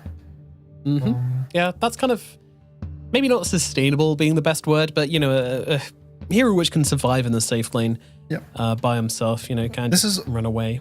Also kind of a page out of Falcons book from last tournament. Sure. They were drafting a lot of Weaver actually this, and it would be mostly with an Amar or Doom earlier in the draft, or sometimes a Centaur. And the reason for those heroes, like the Doom or the Centaur specifically, is the best carry in the game versus Weaver is Faceless Void. And Centaur and Doom are both good versus Faceless Void to varying degrees. I think Falcons might just take the Void here and not really care too much about the Centaur, just because of how bad this matchup is for Weaver. But I think that's basically the main reason why they take both of the heroes together, like Centaur and Weaver. It's basically to protect each other. All right, well, we'll grab the Mars instead. Still similar idea to the Faceless Void, where you can get that lockdown AoE on the Weaver, vaguely catch him out, and he's going to have a hard time. But of course, nowhere near as hard a lockdown as the Chronosphere. With the BKB, Weaver should be able to get out of that one. Maybe a time lapse could get him out of danger as well. So not a hard counter, but definitely an option to start to make this Weaver's game tricky. And of course, the answer to Stampede as well. You cannot run out of support out of Arena. It's a very nice Mars pick. It's the thing with Weaver early game versus Mars is it kind of sucks when you get a Arena, because if you don't have to stun the Weaver. You just press Dust in Arena and then everyone just hits him. And if he presses ult, then you spear him. And then if he doesn't press ult until he's half health, then you also spear him and he just gets stunned to death. So it's kind of like a death sentence, and it also works for Stampede, like you said earlier. So they're valuing, I think, Mars more so than the Void, because again, you don't really want to pick Void into Centaur, and to some extent Bane. So I think they might be in that position where it's like, if Shopify don't ban the Void and they give them the Void anyway, they might take it. Yeah. But they're also kind of saying like, okay, the Void isn't this like gotcha god tier pick versus Weaver, so we'll take Mars. You have to ban the Void anyway, and then now we get to pick the actual like second best carrier, the best carrier versus Weaver. Interesting. Let's see which way the wind blows at the moment. Not banning out the Faceless Void, banning out the Sven instead. I think it's Chaos Knight is really good for Falcons. I know Skeeter really likes it. It ends up being really nice for Centaur because you kind of sustain him in the lane. You have the armor reduction from your W, and so you can actually kind of like chew through a Centaur because he's really low armor early game. 5 seconds remaining. And then you just have a stun for the Weaver. And also Bane doesn't do that well versus illusions. Yeah, that's true. You can give him some issues there. Just a lot of kind of big pick off and kill versus these three pesky heroes, which you just really want to catch out. Yeah. Wonder what Shopify need on the mid lane as well. The Puck and the Timbersaw being banned out for them. Yopaj hero. I mean, could be a spirit of some sort, but there's still Storm. Yeah. Clinks. Ooh. Okay. I like it. It's getting really popular now. It's like every day I think it just gets a little more popular. They're starting to people go with 3 points in the eat creep, and so now you just get effectively a Midas on a 40-second cooldown or something. You just eat a big creep for free. The other really cool thing is people are buying arcane boots on Clinks, which I think is really cool. Because you don't need attack speed because you have Q, and it just gives you enough mana to run around the map and run for kills. So I like it. It's the same thing where it's a lot of physical damage to deal with Centaur. It also buys Gleipnir most people, which catches Weaver while he's invis. It catches the Centaur. So pretty stable, and he has an Enchantress in his lane. So hopefully their lane should go pretty decent. Bot, I think this Centaur lane is a little stronger, but their lane should be acceptable. And then DK comes out last pick, which it doesn't strike me as like a really good DK game. If anything, it strikes me as a bad DK game, because your Bane doesn't provide you damage. Your Bane's a stun. Your Centaur doesn't provide like this like scaling damage. Like sure, in the early game and like really late game, he does a lot of damage when double edge, and he gets like shard and heart and stuff like that. Yeah. But in this like early game, when they both get blink daggers, they both are gonna do 600 damage to the guy, and then that's it, or like 500 damage. And so it's all on the Hoodwink and the Weaver to kind of kill heroes. And especially when there's this save, like this crit Tusk, how I see the fights playing out is if he snowballs a guy on the stuns, that guy won't die because there's no follow-up damage post snowball. Which kind of scares me with DK. I think if Bane was a different hero, I would like him more. But yeah, as of now, I'd like Falcons draft a lot more. I think Shopify just lacks a lot of damage. Which the way I could see it getting fixed is if the Weaver crushes his lane. Do you think that's going to happen with the Bane versus the Mars and versus the Tusk? Like Mars Tusk doesn't sound super strong to me. They're not the strongest. It's not a lane that's super weak, but like I think it should be 55-45 for the Weaver lane.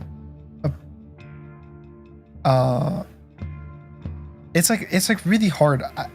I think the Weaver lane should win just because I think Weaver's such a strong hero. Like it's a very oppressive laner. But I think Amar and Crit are just such a good laning duo that they can get out of this lane for free even. Yeah. Or like maybe they just get a random kill somewhere. Get that framing right, King. Make sure you lick your best.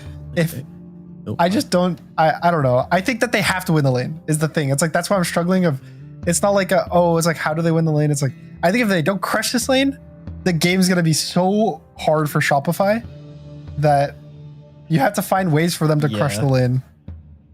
Yeah, it's a lot of pressure, and a lot of pressure on this laning duo, which is pretty new. Scam, obviously, new addition to the team. Yeah.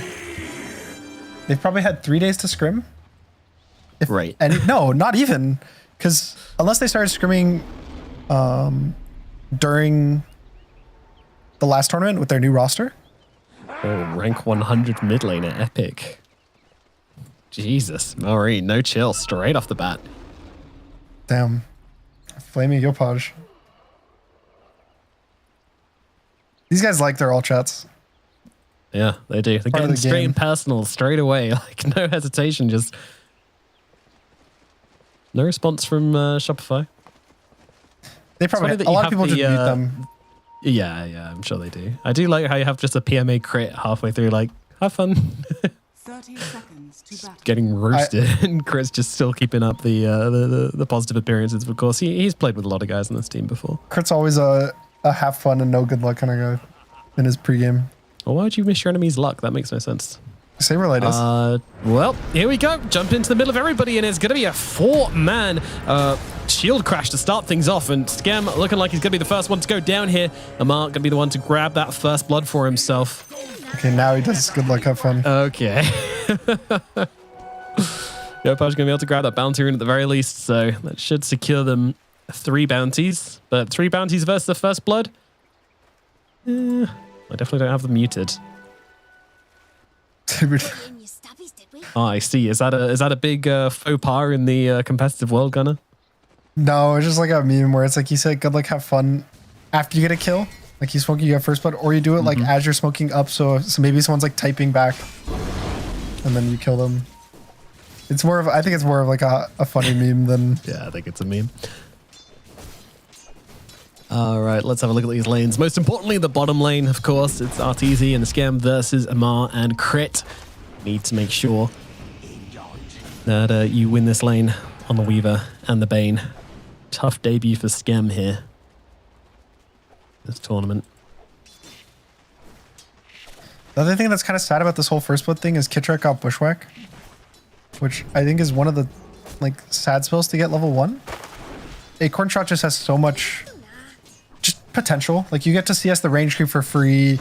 You get to sometimes bounce between the two heroes and just do 150 damage to the carry and 80 damage to their 5. So it's definitely really sad that he ended up having to go Bushwhack and not only they don't get a kill, but they also are the ones who feed first blood.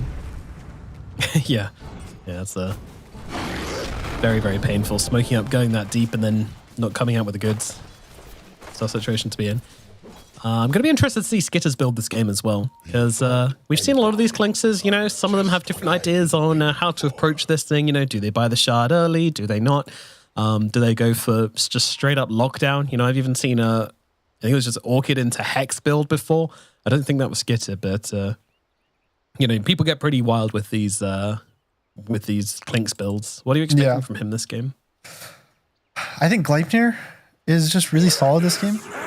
So, I could see Orchids into Gleipnir or just a Gleipnir rush. I think either works. Obviously, Orchid's really good versus Weaver. And even the subs, it lets you kill Bane without him clicking spells on you. But I would say the most likely thing is just Gleipnir, just tank up and catch. The thing that is interesting though is the rank 100 billionaire is currently 7-4 CS versus 1-1. Yeah, I was gonna say that, but yeah. Unfortunately, I love the silence from Yopaj as well. There's been no tips. There's been no harassment. There's been no nothing. Yopaj just silently destroying Malrine in the early levels here. I mean just destroying. This is a smackdown it's bad right now. Yeah, it's bad so far. That's always the funniest thing when there's a little all chat. Interesting interaction. To my understanding, is that how Breathe Fire reduces the damage of everything? Yeah, it's so strong that it reduces swashbuckle damage as well. Yes. Yeah, which is one of the only things in the game that can actually reduce swashbuckle damage.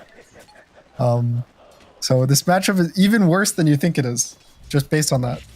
Yeah. I've actually never noticed that before, but just in that instance where he missed a melee creep with it, it's a tough old time. All right, well, we'll see if Marine's able to recover this middle lane for himself. It's off to a pretty tough start. Meanwhile, down at the bottom, so far so good for Shopify Rebellions. He's been able to get himself decent amount of CS. Of course, Amar has as well, as he always will on the Mars. Anybody that doubts Amar Mars has not been watching professional Dota for the past 3 years or however long he's been playing.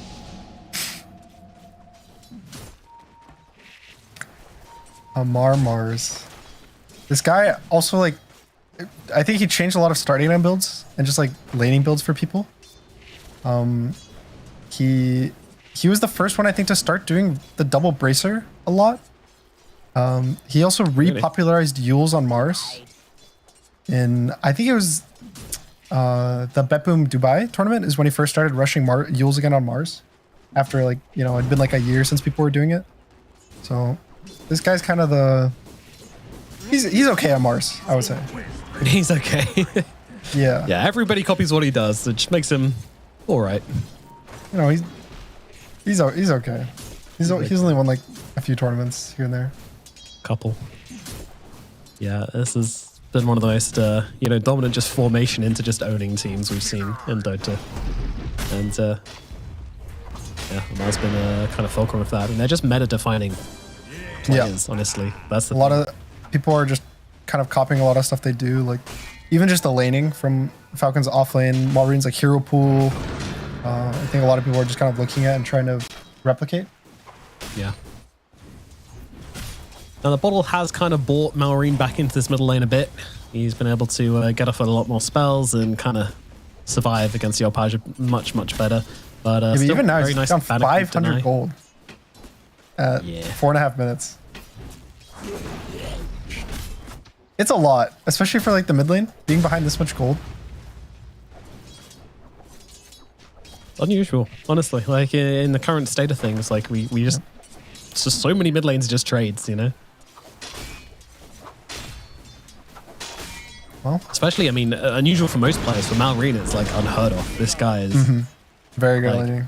A credible laner. Yeah, like people kept throwing up stats about how many kills he gets in lane compared to other people. Like, yeah, absolutely ridiculous. So the offlane for Falcon getting run down on the tower. They're gonna get the kill. The Enchantress, she went away to go and get a big creep from the enemy triangle. And whilst she was away, well, they were able to get a kill on Skitter. Yeah, Kitrak's gone. So the thing is they're actually losing, Shopify's losing their safe lane by quite a lot. Amar's up 500 gold on the Weaver. So he did get first blood, which is kind of cheating. First blood's really stupid right now. Radiant structures are in Dota, it's like you get first blood in the pre-runes and you just get like 300 gold. You start the lane with a bracer, so now you get an extra 300 gold because you're laning with more stats. And there's games and lanes that I've seen just because some guy gets first blood, you like almost lose the lane. Just like borderline, just because. I mean, we literally had that yesterday in one of our games. As Marine is getting jumped on right now. Yopaj is here. Kitrak joining in. Skem coming in from behind the tower. Shield Crush going to buy him a little bit of time, but will be going down. The right click's there. Crit might go down too. Now look over towards Crit. Yeah, they're not stopping. I mean, Yopaj don't care about no tower. He's just going to keep it on going here. Kitrak lands a bushwhack. 2 kills in the middle lane for Shopify Rebellion. All right. All chatting mid did not work this game. Turns out when the enemy team has you all muted, all chatting doesn't work to tilt them. Yopaj, the untiltable mountain. He's just a chill dude. He's just vibing. Just hanging out, playing DK, hitting towers, hitting heroes. Rank 100. Psh, who cares? Yeah, we never really mentioned how pivotal that was going to be because we kept talking about how important Arteezy's lane was going to be on this Weaver. You know, he needs to dominate. And then the Mars gets the first blood. I mean, wow, that's kind of pretty against what they were hoping for there. Whoa, Mars. Amar trying to track down. Yeah, I mean, he was about to go for it, but he's thinking about it. I think he was right. So this mid lane is kind of making up. I didn't think mid lane would go this bad for the Pangolier. And so now Shopify kind of has a way to play through.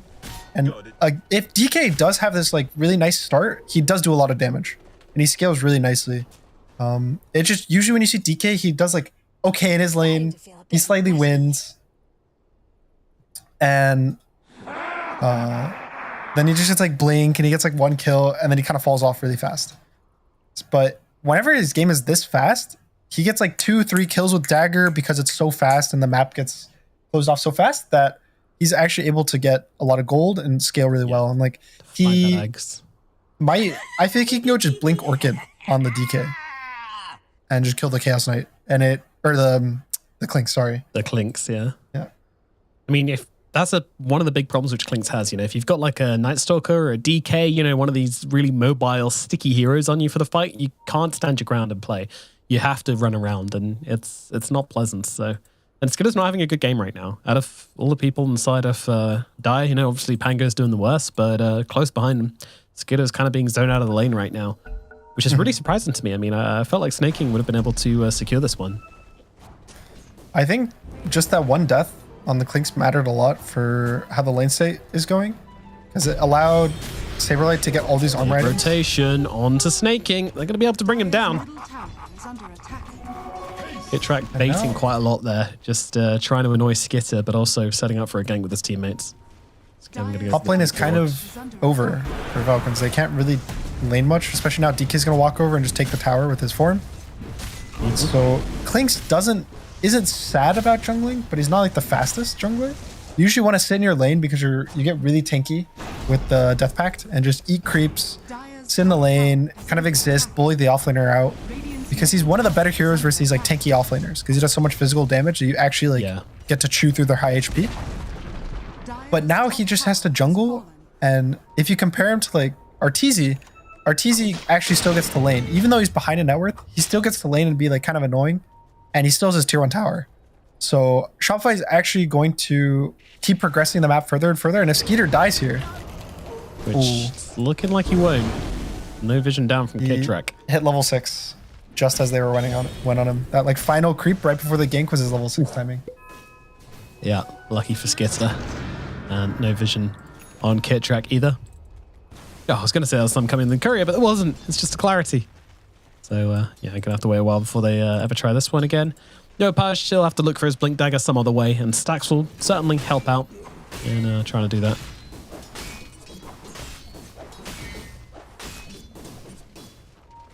Lamar has his arena ready to be skilled. He always does this thing where he basically doesn't use the skill point. And also we're going to see mid. Skeeter's and in some trouble, turns around with the brain sap. Nightmare's alive as well, and that's going to set up for the kill into Snaking. Malrine, he's trying to get off the Rolling Thunder. He's spamming it, but he's going to be able to get away. Just swashbuckles up to the high ground. A lot of heroes here from Falcons just to try and get Malrine out of trouble.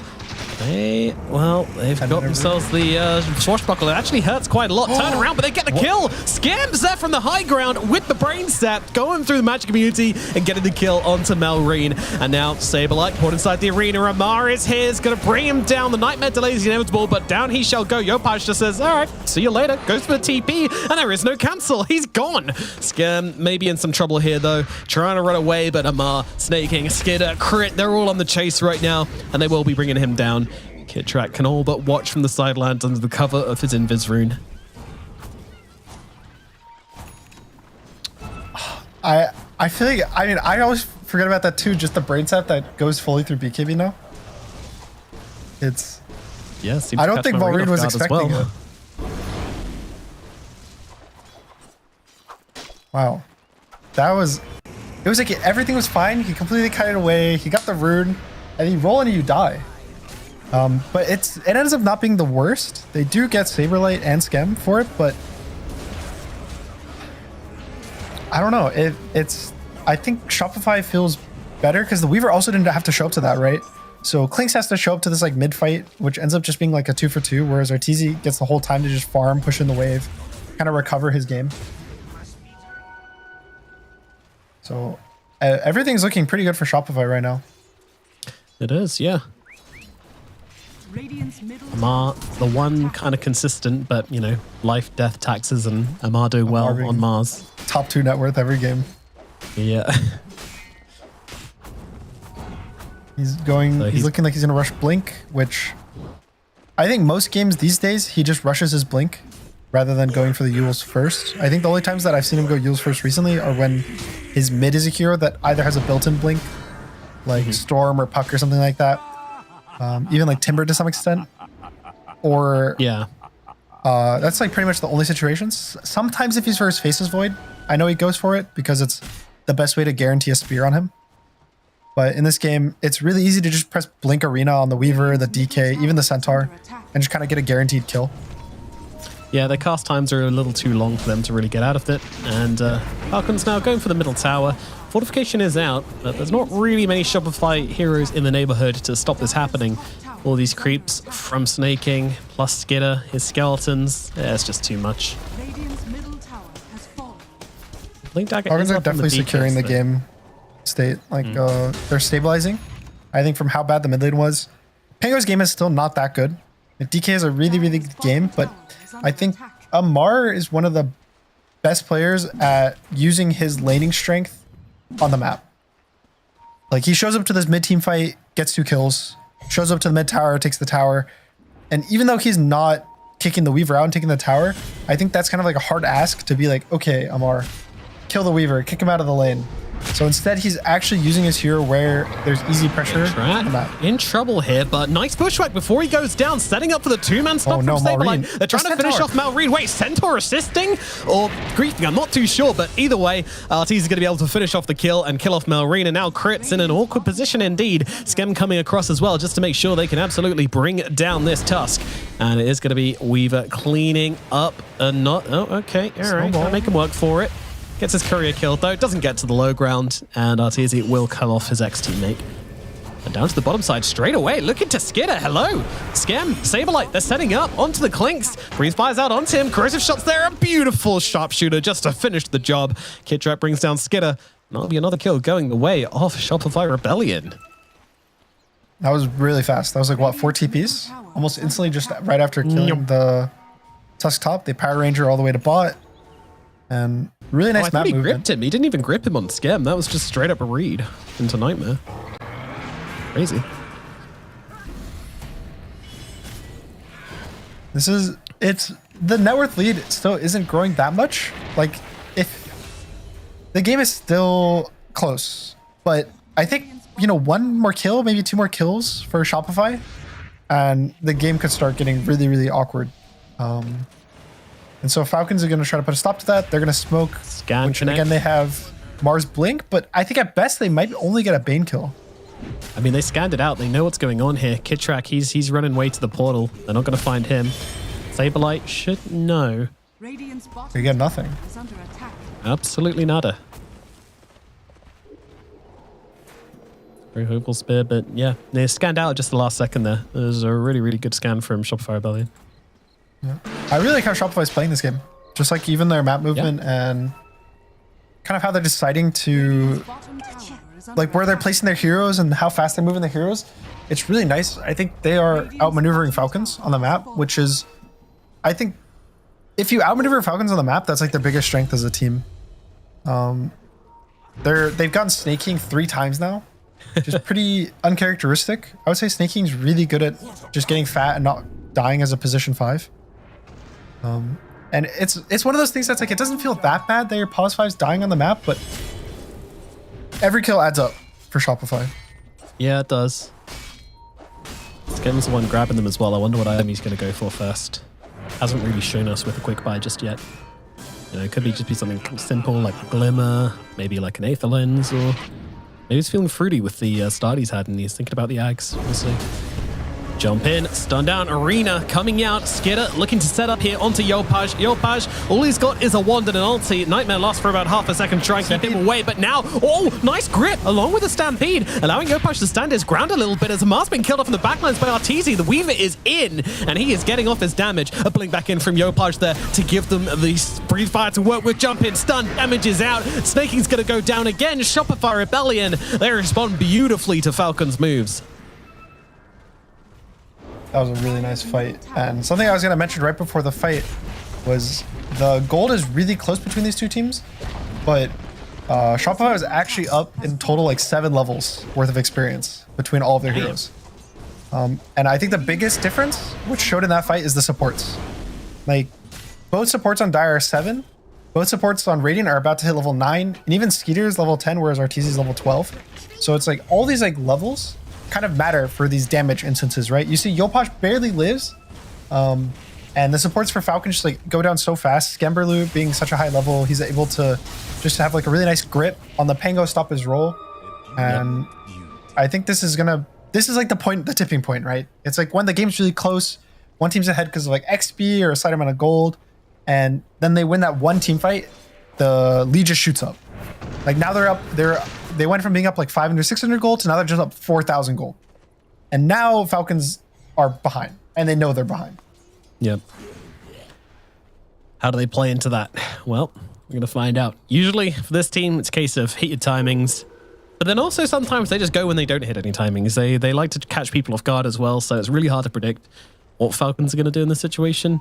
Most teams I would expect just to wait for some BKBs, wait for the game to stabilize itself in a way, but I would say Falcons is really good at just finding random kills because they group their heroes in good parts of the map. Cool. Oh, that's 3 heroes grouped in the part of the map where there's a Weaver. And yeah, they get a massive kill. They can even, there's a world they consider roshing here if they want. It's a little risky, especially because when you get kills on carries, usually people like TP to try to save him and like react. And so now, as you can see, all Shopify is just kind of crowded in this top corner of the map. So if they rosh, there's probably just a team fight and it ends up bad. So instead, they go split up and farm because they got a free pick off on Arteezy. And now Crit. A little bit spaghetti, but well, full-length sharpshooter's going to land, and that is not survivable. But Falcon's coming in. Mars, Amar's no on the arena. sidelines. He's got the blink, but he's got no arena. Already used it on the Weaver. A little bit awkward to engage upon this one, so Falcons will back themselves away. There's also a BKB on the Dragonite already. Yopaj is massive. Damn. I think a lot of the DKs go the greedier Manta rush. They just go Blink Manta because they want to hit this like Ags Manta 18 timing really early. But I think especially in this game versus Pango Mars, those two heroes are unplayable if you don't have BKB. As any hero in the game. Like Pango rolls on you and you don't have BKB, you're stunned for 10 seconds. Mars arenas you, Yeah, you're chilling. effectively also stunned for like 10 seconds. So I like this BKB rush. Again, the concern for Shopify is to some extent their damage, which I like Saberlight how he went for Veil because it effectively amplifies their damage to be like their flat amount of damage to just be a higher number of flat amount of damage. But again, it kind of is going to break down a lot to how many fights and how easy it is for Arteezy to show up to these team fights. Especially with the Gleipnir, I think is when Shopify really wants to like turn up the speed. Yeah, I think it's very important pretty that soon. Arteezy's not kind of, you know, the one being started on for these engagements. Yes, yeah. Kind of need to have a support playing up in front of him. They want this already either, feels a little sketch. They want to start the fights with a blink stun on, you know, either Saberlight or Yopaj, like the centaur or the DK just goes in the fight, starts it, or one of those two get jumped. Like basically, as long as those two are starting the fight or getting started on, it's really true. I mean, here they go. They're going on the Skinner, and look at the damage coming out to him immediately. But Arteezy backs himself away because he knows that Yopaj and Scam can secure the kill for him, and that's exactly what happens. Very, very cautious there. Knows what can happen if he shows himself in the front lines like that. So I actually really like that play as they continue the progression here onto Crit, and just behind him as well. Sablight's trying to set up onto Mar, but that's not quite going to work. So we'll just be Crit going down. Acorn Shot's going to find him. That's going to be 2 clean assassinations coming out for Shopify Rebellion. That was a really nice play. It was Arteezy went invis and then used the Stampede slow on the Clinks. So really interesting setup. I don't think Skeeter expected that. Like that's a really weird thing to happen. It's odd. Just some invis Weaver Flowed from Stampedes on invis. you and slows you, and you're Excuse like, me? wait, what just happened? But a really nice pickoff. I think that's gonna be the Gleipnir finish for Arteezy. So pretty much now it's basically a game of kill them as much as you can without just randomly getting caught out on the side of the map. That's all Shopify needs to do. I know Arteezy got caught out that one-time top, but it ends up not really mattering too much just for the game state. And so as long as they keep just getting these like random pickoffs on the side lanes, it will keep getting more and more into their favor. Bottom side. There's a whole flock of Falcons down here, and Kitrak is going to be the one to enter the nest. Impetus is doing might not damage. be that good for them. No, it's looking a little awkward. Get very far forward here on Crit, but Sablight's also Saberlight, taking heavy hits as well. Skidder does not mess around when it comes to the damage being down. Now with the No BKB. God, the burning barrage tearing through them. They're out of supports. Yopaj up to the high ground, miss on the Impetus, but they've only traded 1 hero for 2 here. And Shopify, they're going to see this as a calling to get themselves back. This isn't their fight. That was Why did that one look so almost really awkward? scary for Falcons. I think the Weaver is really far, which again is like all their damage, but the Klink's Desolator kind of chewed through the Centaur, which I don't think Shopify was expecting. Especially he has BKB. Like you expect when your Centaur has BKB for them to be a really tanky hero. At the same time though, it looks like Shopify is going to take this Roche fight. They're smoked up. Roche is getting really low, and there's no roll. Hitrak comes in, Bushwhack comes down, it's going to tie up the Clinks, along with the Atos. Yopaj, Arteezy's in he's with into the BKB. pit. Roshan so low, Arteezy, he just wants to take down the Aegis, he just wants to get rid of it, he's going to do it! Arteezy, he gets the Aegis, he gets the Clinks, he gets everything! Running now after Amar as well. Amar under the cover of BKB, going to be able to get himself away, so they'll kill off the snaking on the sidelines instead. Blinking one. Amar on the run, blinks up. I think they might Yopaj trace. goes one way. Hey, get out the way! Get out the way, Murray! The worst place to they'll be TP, fine, but they'll it be does look like Amar's going to be able to maybe get away regardless. I say that. Saberlight, he's still hunting. He's still chasing. Stun doesn't quite connect. Blink Dagger available, and Amar will get himself back. Oh, I mean, that was just a messy, messy fight. Falcons not securing their Roche there at all. Arteezy just coming in, getting that Aegis, and then being able to take down the Clinks as well. That was a pretty greedy Roche because they used everything right in the fight. They used the arena, I think they used the Amar BKB in the initial fight. I'm not sure, but I know they used roll as well. They used And roll, so yeah. That's a big It one. was this really awkward where it's like Shopify is respawning because they didn't roach fast enough. And it ends up being really bad for them. RTZ also ended up doing BKB instead of the Gleipnir. I think he realized that his whole team is basically stuns. Like all 4 heroes on his team are stuns. Yeah. So you basically just don't want to die, right? Like you just need to pump the damage out in the fights. Oh no! Ooh, very quick from Amar, but Yopaj still chasing now. And now the grip's coming. Wait, what? Scam from the sidelines. Okay. That'll be enough to bring him down. Why was Scam? All right, you know what? This is just beast mode. It's just, he's just playing some Bane. And now he's setting up top. He's going to look for the Clinks to push the lane out. And Crit doesn't have Might find dagger. him. So if they catch Skeeter. It's a little awkward. Scam can't approach. It's a little weird. He doesn't want to walk randomly into the Clinks and die. No, he does not. That would not be good. Kidrak on his way very quickly to Gleipnir. Weaver on his way pretty quickly to Gleipnir. Everyone's buying Gleipnir. Everybody. The Yeah, trend. Kitrak's going to have his. Teasy's going to have his. Have you ever played versus 3 Gleipnirs? It's not that fun. I don't think I have, and I don't think I want to. It's not that fun. You just see the lightning, and then you see another one, and then you see a third. It's pretty painful. Thankfully, in this game, it's only 2 for Shopify so far. Yopaj might be caught out here. There's a lot of heroes, but is Yopaj really the target they want to go for? He's got the BKB, but not quick enough on the fingers. And now the chain stuns coming in thick and fast. There's the BKB, there's the Dragon Form. Arteezy's behind him as well, backing him up. And there is no damage coming out from Skidder onto this DK. Yopaj is a big boy, and look at Arteezy just blasting in the hits from the sidelines. Oh my god, Nice Crit stomp. is gone out. Beautiful stomp from Tattoo from Saberlight. The arena comes down, but the BKB's in response. They just want to keep on chasing Amar. Running, but he is running out of places to run to, and Scam's going to take him down once again. These brain snaps going to work. Double kill for the Bane as they get on top of Snaking as well. Stun, double edge, bye-bye Snaking. Enchantress is down. 24 kills, 10k gold advantage. Shopify Rebellion are destroying Falcons at the moment. Shopify's back.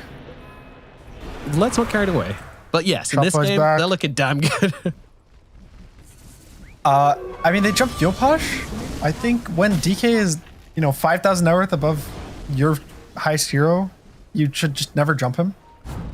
It's a good rule. But biggest thing was they basically didn't have the Clinks in the initial jump for damage. If Clinks is standing like on top of DK and then the Tusk blinks in, presses tag team, punches him, and then like Mars follows up, he's gonna die. Because he will die to this Clinks damage. But the issue is Clinks literally hit him 0 times on that jump.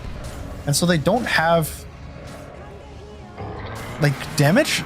The second that DK gets BKB off, if he's not low, like low, he's just gonna turn the fight. And also Maureen, I think, is in this really awkward position as Pangolier in this game where he doesn't really have the damage or the HP to kind of like play this like pokey fight that Pangos normally want to do.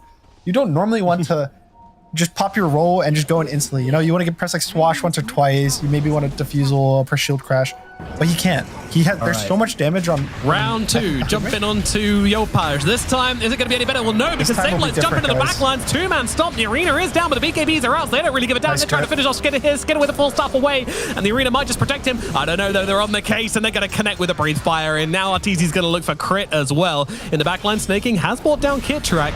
He's fighting up all by himself, but he's not going to last long. Bambi, just like his mother, is going to get killed. And unfortunately, Arteezy did not connect onto Crit. Crit gets away, thankfully. But all in all, another good fight for Shopify Rebellion. And strangely, the jump of the DK's play didn't work, but this time it was kind of more of a bait from Shopify Rebellion. Saberlight was ready to respond with the Blink Stomp. 3rd time's the charm though. The next jump on DK will Next work time, out. Yopaj is so Next dead. time. Yopaj, I think, gets powered up by this all chat. C player, there's a little all chat on those servers. There's a little flame. He gets called rank 100 mid. He needs to lock in. And locked in, he has 3019. He's fueled by rage. He might look like a sweet man, but bad. On the inside, he's bad. Yeah, Shopify, very dominant position. I think for Falcons, they they need to find, I think, Weaver without Aegis, because Weaver does die to this like random chainstone on the side.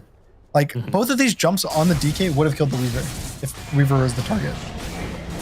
It's like how do you find him when the heroes in front are going to be a Centaur with 3,000 HP and a BKB and a Shiva's, a DK with 3,000 HP and a BKB, and if you go on either of them, you're going to get nightmared, or they're going to get nightmared by the Bane.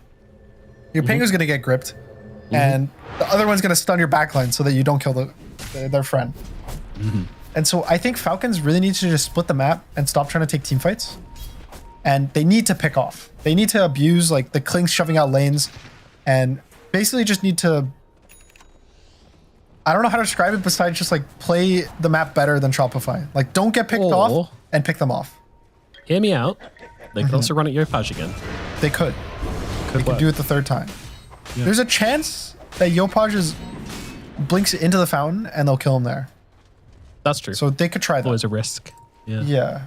Like sometimes, you know, your computer just breaks and your mouse just like randomly flies and the last input you run down mid. Was a fountain click. Yeah. Yeah. That's how it happens in those games. Very common. Yeah, very common. Happens to everyone, you know. Well, they managed to find Arteezy. This is a much better target. He doesn't have a BKB. He needs some help, and he's not going to get it. Arteezy's gone down, but as has Crit. Not a great trade so far for Shopify Rebellion. Yopaj trying to stand his ground on the front lines. He's got the Aghanim Scepter. He's scary, but so is the Enchantress, apparently. Trying to take him down there. DK illusion. Yeah, DK illusion plus the impetuses. I mean, Shadelight's trying to come in. They've got the grip onto Marine as well. That one's going to be interrupted by Amar, but Amar, did he give his life for this one? Might well have done. He's low, but not low enough. Spear pushes back Saberlight. Saberlight going for the TP back to base. He's going to make it out okay. It will just be a trade. A very bad one for Shopify Rebellion, but they get out with 4 of their heroes intact. Well, that's really good. Like a 1-for-1 trade. You killed the enemy carry. It could have been really bad. Oh, Amar! Jeez, that was really close. If that breathe fire landed, he might have been in some trouble. That stuff cooks at this level. There was also a stun that he dodged with the blink just barely. I mean, it's like that. That's like one of the best things you can ask for. You just delay the game, right? Anytime you're behind, usually delaying the game and like getting random kills like here and there are really, really nice. Just because you get more gold when you're behind, you get more XP. So, nice for Falcons to get this pick off. I think, again, the fight was purely because they got the jump on RCZ, right? Like, that's all that you need. The thing is like, it sounds so simple. You're like, guys, just jump the Weaver. But I think usually when your game state is just do this as like a sentence, that thing is so much harder than the sentence makes it seem. Like, if you're like, guys, just kill Weaver. Oh, yeah, I mean, just so happened that Skim was out of range for the Nightmare. Just so happened that the team weren't quite behind him at the time. They got like situation, the perfect stuns. Everything like lines up, and that happens. It's you know, maybe it won't happen again. Maybe Arteezy will just never show again, and just let the Dragon Knight and the Centaur just start every single fight for him. So Falcons actually sees the Weaver top, and they're pinging him out, and so I think they might try to either smoke onto the Weaver connecting, like they might think he's going to run towards this mid wave and try to jump him, or they're going to just try to take a fight bot lane. It looks like they're going to try to kill mid. No. Interesting. Well, lane's kind of pushed in, but Arteezy, he's not interested in. Yeah, he's just going to TP bot. Smoke up from the Falcons. I mean, Shopify should know that this is coming, and yeah, both teams literally just pinging right on each other. Yep. It's a Roche fight, right? Anytime there's a Roche fight, you smoke not to like hide it, it's just to hide your initiators. That they always get their blinks off pretty much. I'm pretty surprised that Arteezy's the one hiding in the trees ready to pop it rather than Saberlight, but I guess they feel like they need the follow-up from the Centaur. Yeah, he probably feels more confident. Crit like also knew exactly where the Weaver was. Like I think he knew it was the Weaver. He pops the dust and the shards on him. That's unhinged. No, this man played with Arteezy for many, many years. Knows what's happening. All right. In his head. Roshan, they are Roshi on Shopify. This is the reverse of the first Roche. Last time Falcons was doing it, Shopify contested. So we'll see if you know it goes the other way. Skemberloo. They have managed to find a great pick off to start this off. Skem has gone down. He's got a buyback available. He's going to use it and TP in to the outpost. They do. Both supports in a terrible position here, but they're going to jump in. Two-man stun onto Skinner, onto Crit. Skinner gets on the BKB though and looks at the turnaround, but he needs to reposition himself first. It's very difficult against this big dragon. They've taken down Snaky, a buyback from him. Skinner going to go on backlines, but he gets controlled up by the arena, but it's not a fantastic arena as Skinner just gets torn down by all these calls from Shopify Rebellion. Where is his help? Where is his team? They're lying dead on the floor. 2 dead, 2 brought back. Amar, arena onto Skem, just not really what you're looking for in that engagement. They get the Bane very start of the fight, but I think especially the Dragon Knight, the Centaur, are just, even the Weaver, are kind of getting to this tanky point where when they click their BKBs, they literally can just right click the Falcons heroes and just take their hands off the keyboard, and eventually they're gonna die. Like if you watched Skater perspective, it's like a horror movie in that fight. He's just running. He BKB dodges the stun. He's just running. And then he runs. And the entire time, there's just a dragon and a giant bug chasing him. And there's nothing he can do. He just knows the second his BKB is out, he's going to get Gleipnired and killed. They're doing everything they can to try and help him live.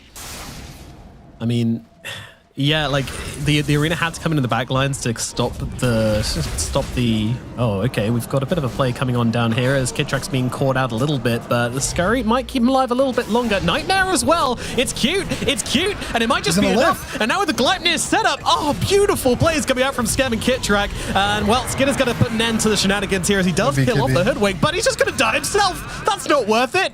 I mean, that's not worth it at all. Falcons, what was that?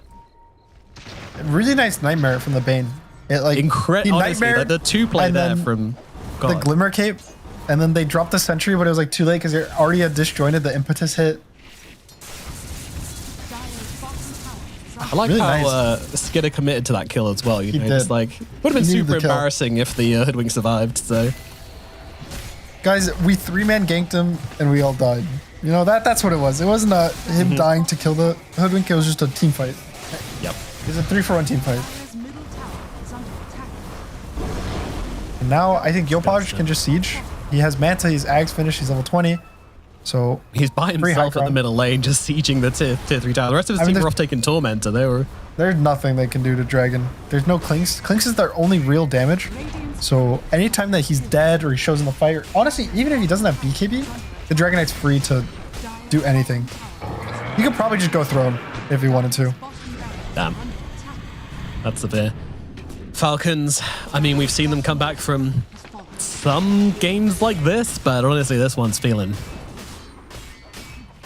Those G's might be dropping the next thing, which Marine all chats. I hope Radiant all chats rank 100 mid or something, but I think that they literally don't even know that happened. I feel like we can't even ask them a question about it because they'll be like, well, we did see a response. They did reply to each other, so there's definitely someone as Snaking's getting blasted right now. Oh, Amari tries to jump in and get off the arena, but he's just gonna die. Caught in the bushwhack. That's just unfortunate. Now the grip comes down onto Malrine as well. Malrine does get released, and now the buyback arena comes on through, but the BKBs are all going flying right now. It's going to be able to allow Shopify to back themselves up, but they are backing out. For now, it'll just be 1.5 racks. Approximately 50% of Falcons barracks have been taken. 50%. It's like 60%. The melee racks got taken. Okay. Do you value the melee racks? More. I value melee racks at what, like 2 times as much as a ranged? Okay. Well, then it's like, yeah, more than 50. Yeah, more than 50. All right, I'll watch my maths next time. It's okay. You know, we got NA math over here for the NA team. Gotta respect it. Yeah, that one was, I mean, I don't think you can call it a win for Falcons. They did lose a lot of their base, but hey, at least they repelled Shopify Rebellion for now. But I feel like they're just going to regroup and come back again. Yeah, they held on for maybe one more push, but with a minute left in this Aegis, I don't know, Arteezy's making moves towards the top side. Yeah, there's Dragon Form in 20 seconds. BKB. I mean, Shopify has nothing really stopping them. They can just go. It's all up to Falcons to kind of figure out the solution to this game, which Amar has Hex, I believe. He's going to just finish his Hex like right now, which I don't know. I guess their problem is chain stun. Like, they don't have enough chain stun to kill the guy before BKB, but it also just doesn't even feel like You could stun this doesn't have DK enough for money for the 15, hex. 20 seconds. Is it going to do anything? Yeah, not the DK. Maybe Arteezy. Arteezy, though, Oh. pops a BKB and just immediately takes down Malrini. Tries to roll in, but just gets absolutely obliterated. And now they look towards Crit as well. Crit's going to get taken on down here. Ramar, he's in deep. He's got the BKB. Arena available. Doesn't want to use it. They're just trying to back themselves away, and they want to try and go for one more fight. But with Pango in the grave for 60 seconds, I'm not sure you're going to get it. Yopaj looking at the buildings. Fortification comes down. Yopaj, he's clicking on tier 4s right now. Knock, knock. Any buybacks available? Answer is, of course, no. Now, oh. The only thing that's stopping them is Yopaj's own illusion. And now the arena comes down. They do manage to catch out the Weaver. The Weaver without an Aegis could be in trouble. The Nightmare comes through. The Skinner goes down. And GG is called. Shopify Rebellion. They might not be out of this one yet. That was a really nice game by them. I think specifically Yopaj played really nice in the early game. Like he crushed Malrine mid, which, as you said, is kind of one of the big things about this team is that Malrine always does really well in his lane, which was a big thing. And I think as well, I think a lot of the game was honestly off of that. Like he went to top, he took top lane tower, and then I think they took mid tower as well after killing Yopaj. And bot lane was hard for Radiant, for Shopify, but I think that was a lot because of the first blood, kind of made the lane significantly harder than it was supposed to be. And so all in all, pretty nicely played by Shopify. Like they connect their heroes. I think the supports played really nicely together. And I think our responses to the dives mid were the other big turning point. Falcons is really good at outnumbering, and like Skeeter like showing up a lot to these like early game engagements. But Shopify brought the heroes, right? They TP'd in the Centaur, they killed the Enchantress, and they killed Malrine as well on this like mid play. And so they kind of kept getting these like small advantages until they get that one really big team fight, and then the game just starts snowballing out of control. Yeah, they got pretty crazy in the end, and it was always going to be that way. If you could get out of that kind of like a mid game, no, chilling, enjoying life.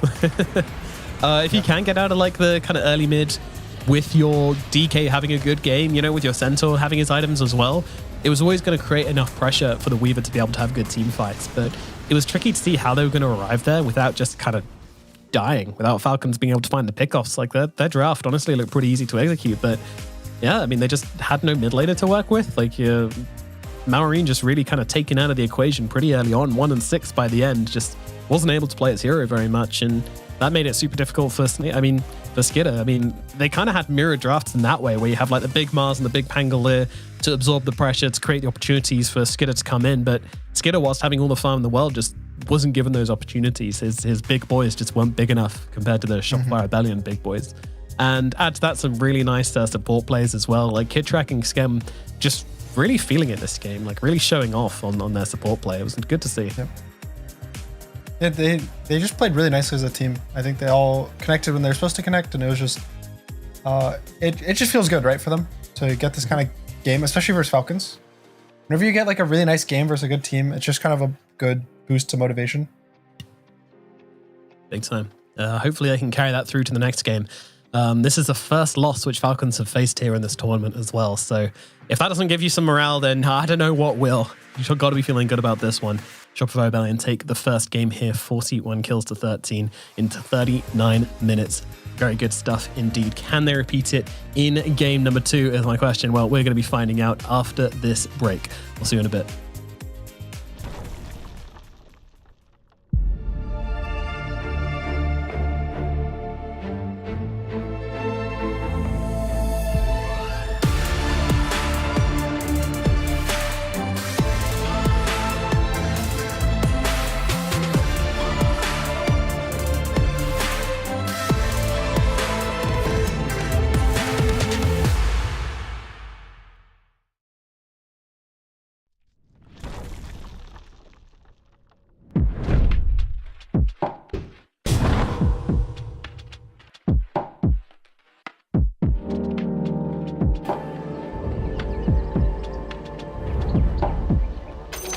Don't worry, I still like to shoot stuff. I gust onward. I'm not ready. As the wind blows.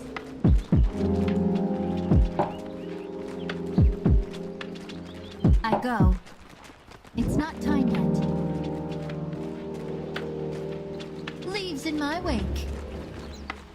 Night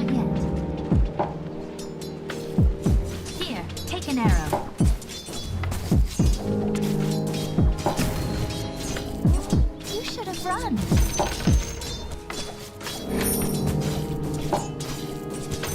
At them.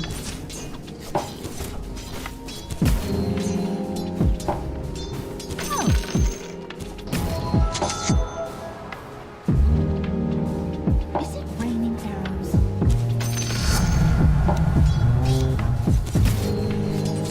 On my way.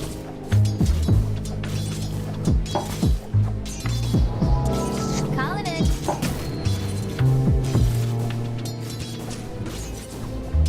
On it.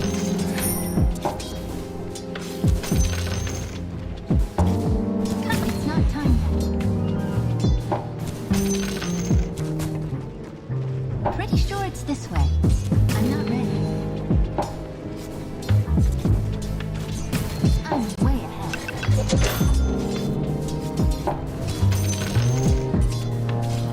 Now!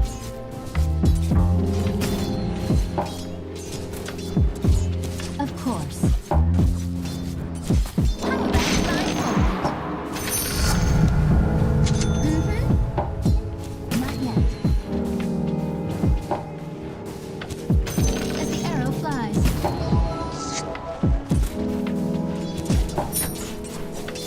Attack!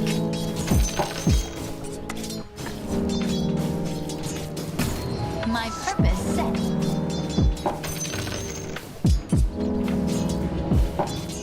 You catch my points. I'm not ready. On my way. Not yet.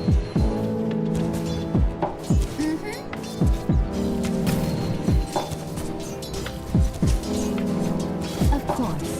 Learn to share. My purpose set. It's not Your middle tower is under attack. on. Not yet. Never really understood my connection to this thing.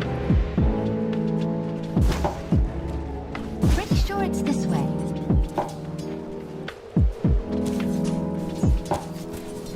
Nothing personal.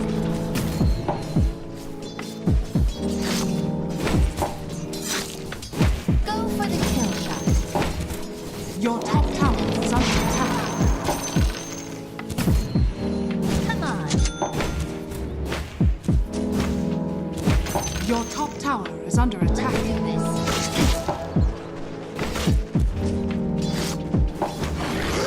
Try this on for size. One for Ivy. I gust on.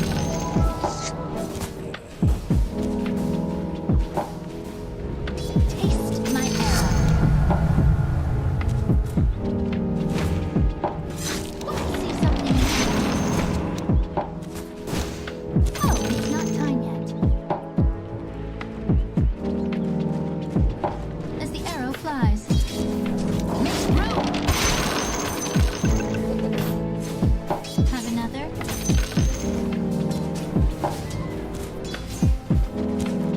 I'll give you a head start. Check this one. Already moving.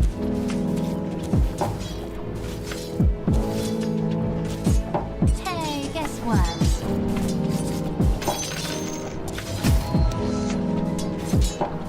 Wind blow. Better keep this elbow. I could do this all day.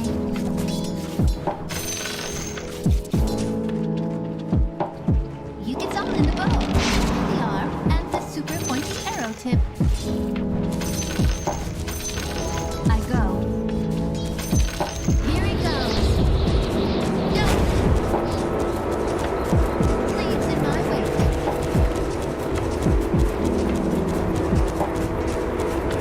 I'm way ahead.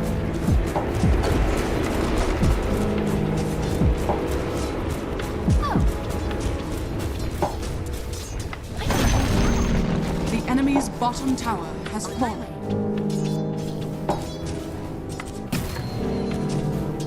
Thanks for the gold. On it. Check this one.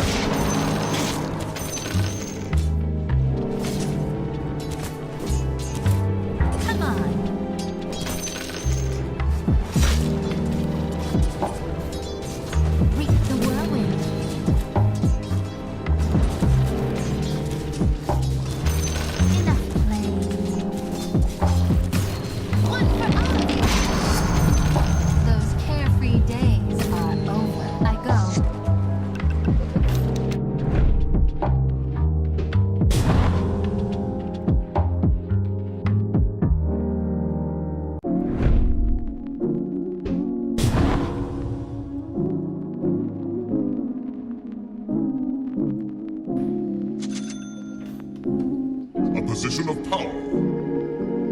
Prepare for battle. Let's make this a battle worthy of my name. I ordain it. To battle.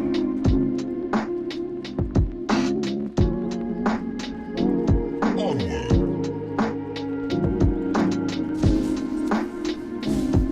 Sound advice.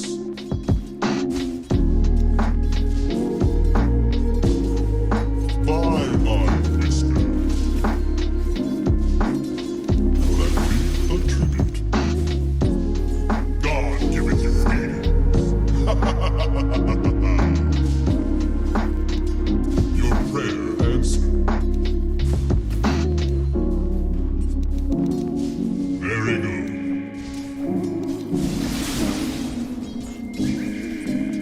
Heaven help you. Beware.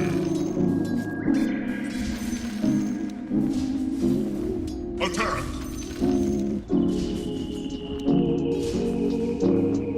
Yes. Onward. Your bottom tower is under attack.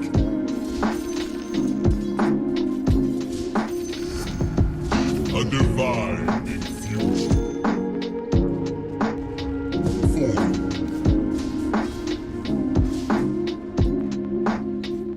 A position of power. To battle. God help you back. Reach for the sky. I ordain it. Yes. Very good. Sound advice. Your bottom tower is under attack.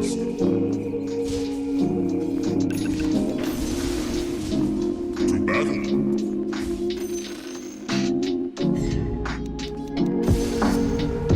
Very good.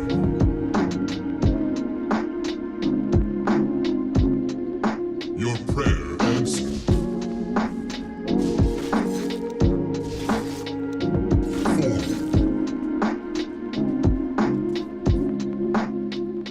I ordain it. You wish you would never spawn. Divine invasion. Hello and welcome back to DreamLeague Season 23. We're here in the group stages where we have got Shopify Rebellion playing up against Team Falcons in a best-of-2 series, and Shopify Rebellion are leading that series by 1 game. They are holding their hopes alive here in this tournament, and they want to get out of the group stage, and they're going to need a win here to do it. But 1 win is already a good start. Can they pull off another? That's what me and Gunnar here are here to find out. Gunnar, how's it going, buddy? It's going good. I mean, they can pull out. I think the second game versus a better team is usually way harder than the first. I think when a team in, like, you know, some people's perspective is a lot stronger, the first game is the one where the weaker team gets to kind of like show up ready, they're really motivated. And so this is the game where if Falcons was going to lose a game, the first game is more likely than the second. Not to say that I don't think they could lose the second game, but I think this game will probably be a harder game for Shopify. Like, I think it'll be a closer game than the first. Yeah, I think that's a fair thing to say. I mean, when you lose a game, you're always able to kind of reflect. You're able to kind of figure out what you did wrong and improve upon it. If you win a game, then you can't do any of that. And it's very hard to run it back in Dota. You can't really just try the same thing twice. That's a terrible idea usually. Sometimes we see mirror drafts, and almost always if it is one team winning the other, then it will just go the other way. for the second game. So yeah, I think Falcons, they're going to put up a really good fight here in game number 2. Shopify Rebellion, they just got to have some new ideas and have some kind of fresh ways to take this. But I'm hoping their strategies run pretty deep. Like, I know they haven't really been playing with Skim for that long, but, you know, he's a position 5. Kidrak's still drafting for them, so hopefully they can kind of start to bring out some of the strategies and then bring out some new ways to play the game. Of course, you know, they all have very deep hero pools. You know, Yopaj, Arteezy, and Sableye have never been accused of really having much of a hero puddle. They all can play like pretty much every hero in their roles, so I'm definitely not worried about Shopify Rebellion not being able to bring too much to the table. I think the only one is potentially Kitrak, just because of the nature of him like switching roles very recently. Usually, I would say supports like between 5 and 4, there are some common heroes, so it's not necessarily this one-to-one like, oh, now I'm pos 4, I can't play any of the heroes I used to play in pos 5. Like, even we've seen Tofu play like Crystal Maiden in pos 4. There's people who play Enchantress pos 4. Like, those are heroes playing on 5. There's Shadow Demon pos 4. So I think the Hoodwink is his best pos 4 hero. And I think that if anything, maybe Falcons should like ban or take it, because I think that Shopify is just going to keep valuing this hero really highly for Kitrak. Falcons is now second pick, which means I think it's honestly easier for Shopify to not get the Hoodwink, because I don't think you want to just first pick this hero just for no reason. So Shopify is now in the position where maybe Kitrak doesn't get his comfort, maybe Yopaj gets like counterpicked harder mid than being the one to get the counterpick. And this game, the draft's gonna be completely different now that it's kind of swapped. Yeah, we'll see exactly what gets banned out and picked out here. Of course, Shopify with the first pick, and they do get to ban something out. And a fair amount of those popular heroes still left in the draft. And a lot of heroes from last game also left in the draft as well. So yeah, let's see exactly which way this one goes. I mean, Hoodwink's still available. Obviously, Sladar's still hanging around as well. Bristle, Timber, all that good stuff. Seems like Shopify are pretty content with Falcons kind of getting their hands on the Mars or the Timber or anything like that, which kind of makes sense. I mean, I don't think you want to go ham in letting through like a Doom or a Razor in sacrifice for those two. And Viper Band's very interesting. So it feels like they're setting up for perhaps a Bristleback. Wow, they do first pick the Hoodwink. Wow. they really, I think they really just value Kitrak on Hoodwink. And important heroes not banned yet are Shadow Demon, Timbersaw, I would say like are the big 2. And the third one would be like Pingalier. Are probably the big 3 that aren't banned yet in this first phase. 5 seconds remaining. I think Mars is also a really good hero versus Hoodwink. Obviously they picked it last game, it didn't work out, but in just a 1-to-1, it's a really nice matchup. You break all the trees for Hoodwink, which is kind of how this hero is effectively tanky by just like kiting. They take Dragonite, which it was, I think it was in this position about a few months ago, like 3 months ago or 4 months ago. Same patch, you know, so it was good in the exact same patch 4 months ago in this position.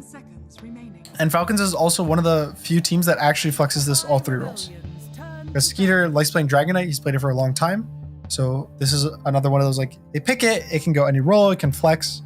And so Shopify doesn't really get a clean counterpick. Yeah, and that's one of the scary things about Falcons as well, is their flexibility and how they're able to just kind of bend heroes in ways which people didn't know they could bend before. DK certainly one of those. And takes out the hands of Yopaj as well. Kind of interesting though, I mean, this hero's just not been that popular. You know, it's been up there, but it's definitely not kind of the first pick material in other matchups. But this time around, we do see it coming out, so...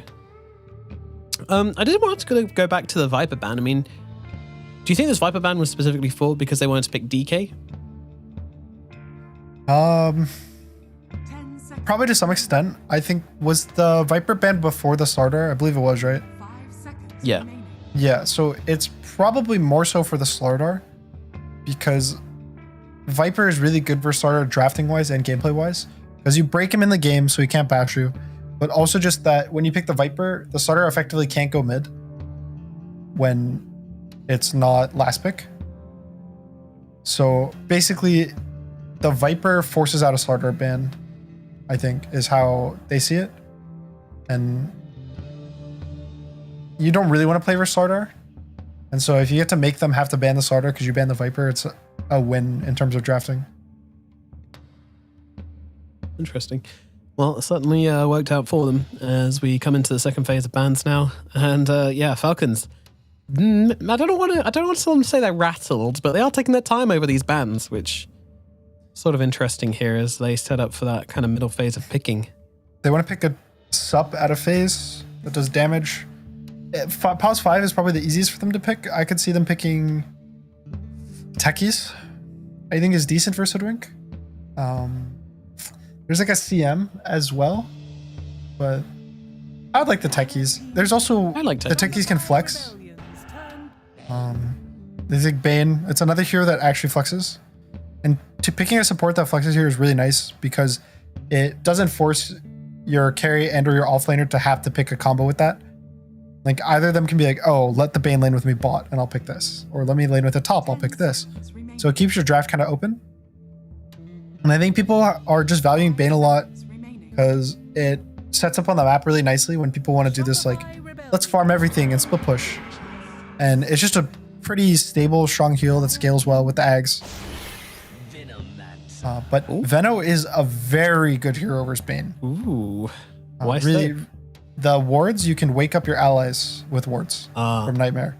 You can wake up yourself, and the wards don't go to sleep because they're magic immune. Yeah. So it's a really hard matchup because pretty much anytime you see Bane, you just click a ward next to the guy, and he can never get slept. And how does Veno fare against the DK? Is there any kind of answer there? Not so much so. Like his ult does percentage-based damage, but it's not the biggest issue. It's like whatever. At best, the Veno interaction is you'll cancel the Dragonite Blink with a ward here and there, but it's not. Okay, so it's definitely as an answer to the Bane and to kind of give themselves a bit more. Yeah, it's more so I would say for the Bane specifically. Yeah. Timbersaw getting picked, another flex hero. So pretty much Falcons have, like, they need any core. They just get to pick the easiest last pick core. And now they just pick another support that's really strong. What do they pick? I think Save is okay. Ooh. They pick Wind. Okay, so most likely going to be Skitter Wind, Amar, Timber. I mean, it could be Crit I guess Wind. I can see their matchups there, right? You want to see Crit Wind? I don't think this screams a core Wind game to me already. Mm-hmm. Like, I think it's not that good of a carry versus Centaur. I would say if anything, Centaur's good versus it. The weird thing for me is why pick it to pick it as support? Why pick it at all? Yeah. Yeah, like why not just pick a different support if that's what you were going for? So it definitely has to be a core flex, I think. Even if it ends up being support, I feel like to some extent they're thinking about it as a core. I also see a world that they were worried about a carry Wind for Shopify, and they wanted to kind of steal it. Because I think carry Wind is one of the best heroes versus Timber. Especially when paired with like a slower stun like a Veno. Because you actually kick this guy out with your Javelin timing, you do a lot of magic damage with Power Shot. Timbersaws don't even really want to get armor in the lane. And so when you have to do all this physical damage, like right click on him, it kind of pressures him out. So it's probably a mixture of stealing the Wind, and I know Crit does like the hero. Like he's one of the few people that actually plays like Windrunner support, so it's not too like out there for him to be playing this Windrunner. Okay, could be an interesting one. I mean, could just be some support on support violence, where you want to pick something which is just going to deal with this Hoodwink or this Venomancer by themselves. Mm-hmm. Free up your cores to kind of go after the main targets. Kill threat is one of the biggest ways we see people deal with Venomancer. All right, so Shopify has to show their mid hero. Their mid can play versus Wind, it can play versus Timber, or it can play versus Dragonite. Great. So that narrows it down. Yeah, really easy pick. The easiest would be Primal Beast? It's okay. They would put the Dragonite there, which is actually a really hard lane versus Primal, because you just stun him every time you press Yeah, but you can just cut the wave forever, right? Yeah, you can eventually cut the wave. That one's okay. I think there's like an OD, which actually lanes pretty well versus all of them. And it's save versus the Bane. But it's like do you want to pick OD in this patch? Yeah. No, not really. So then you go to like Lesh, which is okay. I think the DK will lane versus the Lesh, but that might be kind of the best you get. I think they need some physical damage. Or not physical, sorry. They need magic damage, Oh, kind magic, of, okay. for the side of Shopify Yeah, to lane. That's what I was feeling. There's a Shadow Fiend, which could be pretty cool. Yopaj Shadow Fiend. I mean, I'm down for that any day. You don't even need to sell me on these drafts. Just Yopaj Shadow Fiend and I'm in.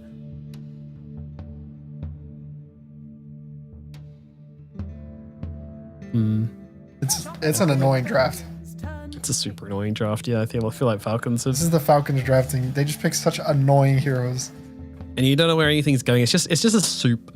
Like the Bane is the bread on the side, but everything else is just a messy soup. You know what's in there. Anything can go anywhere. Final pick now for Shopify Rebellion. We haven't really talked about this Luna pick at all, by the way, but I mean, it's pretty boring. It just does what you need. It's just a hero. It's good. It lanes well versus Timbersaw. It's Generic like carry you hero. Pick it. Yeah. There's not like a reason you usually pick this hero just to pick, like, you're not like, oh, they picked this hero, pick Luna, guys, pick Luna. Like, the closest thing I would say is Timbersaw to that. People pick Timber and you're like, okay, we should pick Luna versus it. But it's just stable. Like, it should usually win its lane slightly. Even if it loses its lane, he can go jungle. So it's not. It was probably the most stable carry, and they probably thought that there was not really many carries that they'd want to pick versus this potential Timbersaw / Dragonite, and that there was like at least 3 mid options, which I'm honestly not too sure. I think the Coddle or Zeus might have been more value than this Luna. Yeah, I'm starting to feel that way as well. But then Luna does inevitably get banned, and we're gonna have a Death Prophet. It had to be something There's no magic unconventional. damage. It's like the magic kind of anti-melee hero. It's okay. Sniper is in the pool. Is that like a classic DP counter? It is. I think Falcons will just sniper for the Malrine. The issue is there's a bit of Centaur revenge which on the can mid get on lane. him, but I don't think Malrine cares. Yeah, I don't think so either. The thing is, with Guy. Sniper, you always need at least 2 sources of jump to really put some pressure on him. Malrine's standing. He's standing up. He's excited about Sniper. Oh, yeah, he is. Good call, Gunner. Gunner gets the Gunner. And Sniper comes out for Falcons as a final pick here, the counter pick to the Death Prophet. Taking a little bit of time to pick their heroes, but there's no flex potential here for Shopify Rebellion. It will just be the Yolpaj Death Prophet coming out for them. So, yeah. I mean, TP is a hero we haven't seen for a while. Why isn't it so popular this patch? It's kind of the same reason why DK has fallen off to some extent. Obviously not this series, it seems like, but there's a lot of the mid heroes just do a lot of burst and or anti-lane shove. Like, I would say the most popular mid heroes right now are like Coddle Zeus are like really strong and stable mid heroes. Even Sniper's getting picked a lot. And these heroes you don't want to push into. And so when you pick these mid heroes like Death Prophet or even Leshrac to some extent, but Leshrac gets to like farm jungle, right? But DP has to pressure and constantly run at the enemy, constantly take towers. Your farming tool is not that good. Like, your Q costs so much mana and it's not that efficient of a spell to just like farm constantly the jungle with, that when the game slows down, Death Prophet feels bad. Is probably the simplest way to explain it. And I think that Dota's all about the game slows down right now. And so if your hero is sad when the game slows down, it's on average a weak hero. I guess the follow-up to how I that describe is, yeah, is Shopify Rebellion strong enough as 4 heroes to go and do stuff on the map whilst the RTZ Luna is farming? Yes and no. I would say if they get the Sniper, they will actually be able to survive and like take these fights 4v4. Like, the Death Prophet will get siphons off, and if the Sniper dies, they won't really be able to burst. And I don't know how strong this Windrunner is in terms of like finishing the DP off damage-wise without items. Yeah. And I think if the Sniper lives, though, it can get really dicey. So it's pretty much a lot on kind of this counterplay between like Stampede / Saberlight and Malrine on who gets to jump who and how these fights kind of play out that way. All right, let's get into it. Game number 2 here of Shopify Rebellion versus Team Falcons. Game number 1, of course, Shopify Rebellion were able to take the surprise win over the dominant Team Falcons. But a great game to start them off. Can they follow their success in game number 2? Or will it be Falcons returning to form and punishing Shopify Rebellion for daring to take a game off them in the second match? That is what we're going to find out. Of course, Falcons looking pretty good right now, sitting on the top of the group. Shopify Rebellion edging dangerously close to the bottom of the group. So a double win here, a 2-0, would be pivotal in getting them to a safer position in this tournament and getting them out of those group stages. Yep. This is a really big match, I would say, for at least for Shopify. For Falcons, I think they're guaranteed right through, I would say, because that was their guaranteed first through. loss. I just don't know if they're guaranteed upper bracket yet. Yeah, so I mean, obviously for them they want to be upper bracket, but I would say the difference between upper and lower is much smaller than being eliminated and not being eliminated. Mm-hmm. So Shopify has a lot more to kind of gain / lose for this series. Whether or not that kind of plays into it is, it's hard to say. Some players play better with more pressure, some play better with less. In this game, I think for Shopify, at least gameplay-wise, they need to be pretty high pressure in terms of this Death Prophet. And I really think that if they don't take probably the mid tower in the first, it's hard, right? Because they want to take the mid tower really early with Death Prophet, but I don't know if they can versus Sniper. Just innately how the hero works, right? He gets shrapnel, he presses it on the tower, presses it on the wave just dies. And so I think if they get this tower pre 10 minutes, I think Shopify is just in a really good position in the game to just kind of win the game off of that. There's also a super good block from Malrine as well to start off this lane, so that's going to cause issues for Yopaj, honestly.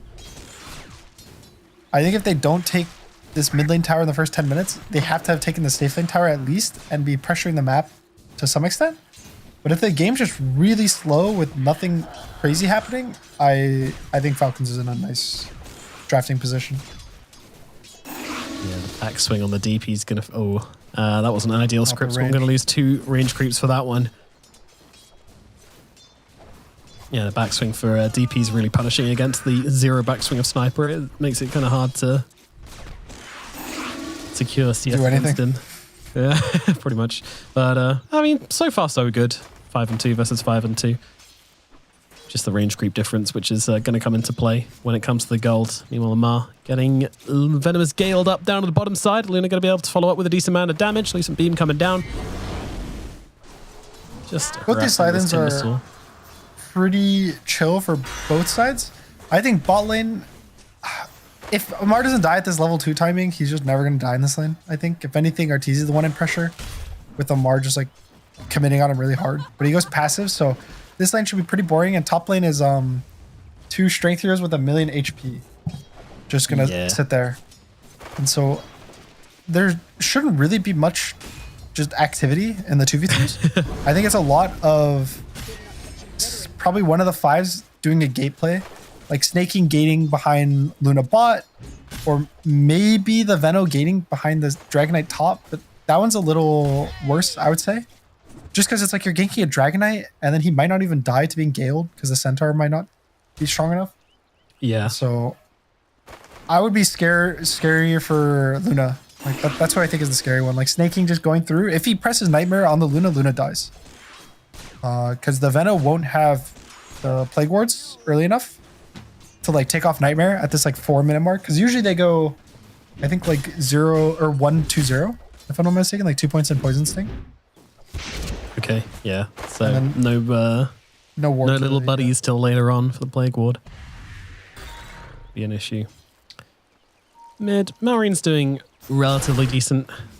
Starting to get a bit of a lead here, which I imagine will start to increase over time. Although Yopaj has been able to kind of control up the lane aggro a little bit better. Gotta be careful though. Shrapnel comes down. Oh, he's using it defensively. He thought that Yopaj was going to commit with the Spirit Siphon, but Yopaj is chilling. I mean, it was a good call. He had a Water Rune and a Fairy Fire available. So for Yopaj to dive there wasn't completely inconceivable. Yeah. Are you enjoying Sniper in every game? Or are you not a Sniper yeah, it's fan? great. It's great. I mean, he just kind of does his thing. He's not really part of the game, is he? No. I mean, I thought Sniper was really cool when I think it was like Tops was first playing it and he was rushing the Ags like a month ago. The assassinate build, yeah. Yeah, and like you go like Ags and Conda and stuff. I was like, oh, okay, like this is cool. Like he farms close to his team. He assassinates for like 1,000 damage. I thought that was pretty interactive. And then now it is you shrapnel your camp close to the wave and you stack it every minute. And then you just buy Dragonlance and then you just hit them. Gameplay. It's not as fun. This stacking thing mid not. has gotten crazy. Yeah, I mean, who are the heroes which abuse it the most, right? It's like kind of Coddle, Leshrac, Sniper. Puck. Maureen started with Puck, whereas he just orbs the camp every minute. Yeah. And stacks it.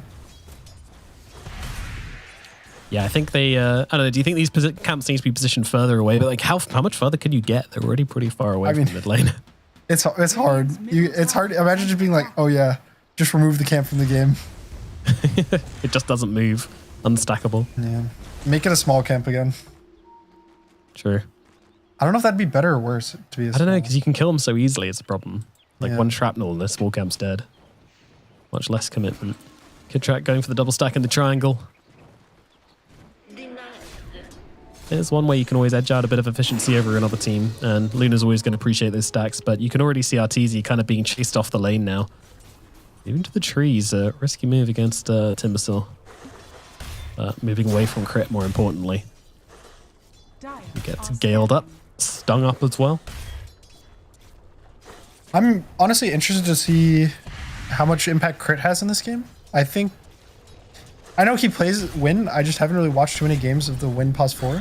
I don't know. Damage up onto Snaking. Oh, the Nightmare. Is it going to save him? He steals a Nightmare to allow Saberlight to get off the Stomp, get off the double edge, and that'll be your first blood. Bane goes down up in the top lane. Nicely played. Saberlight has been playing Centaur. I feel like every game this tournament I've watched Shopify, he's like Centaur. So he's loving warmed it. up on the hero. He's enjoying it. I'm curious as to see what his item build is. So low. He really likes his Veil. More so than Blade Mail. A lot of other players just go Blade Mail and they just farm for their Blink with the Blade Mail and just like controlling their like offlane area of the map. He likes going for Veil and Yopaj mid. He's going pretty deep right now and not getting the kill into Snaking. Marine and crit backing themselves off from this one. An attempt was made, but not successful. Really close. They like barely didn't have enough damage to kill the Death Prophet before he started getting siphons off.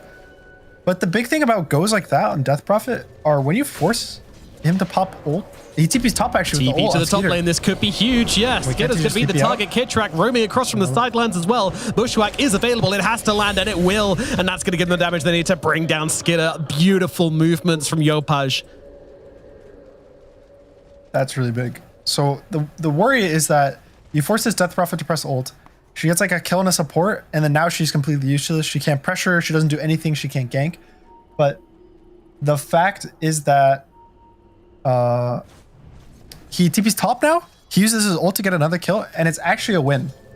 It's huge, yeah. They turned Yopaj getting ganked and almost dying into 2 kills back to back.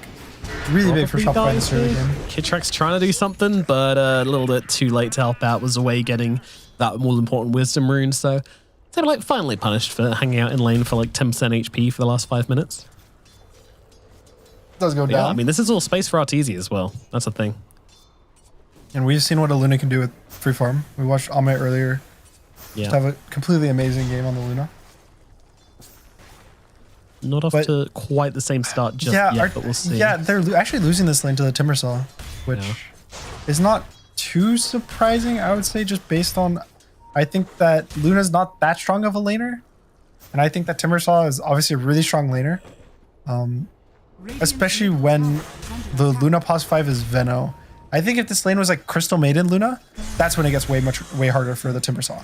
Because you like Frostbite into Lucent Beams and he just keeps taking poke damage and he's always half, but the Veno, I think we're just getting constantly poked by crit. And now the Veno's gonna go down. Nice rotation by Skeeter.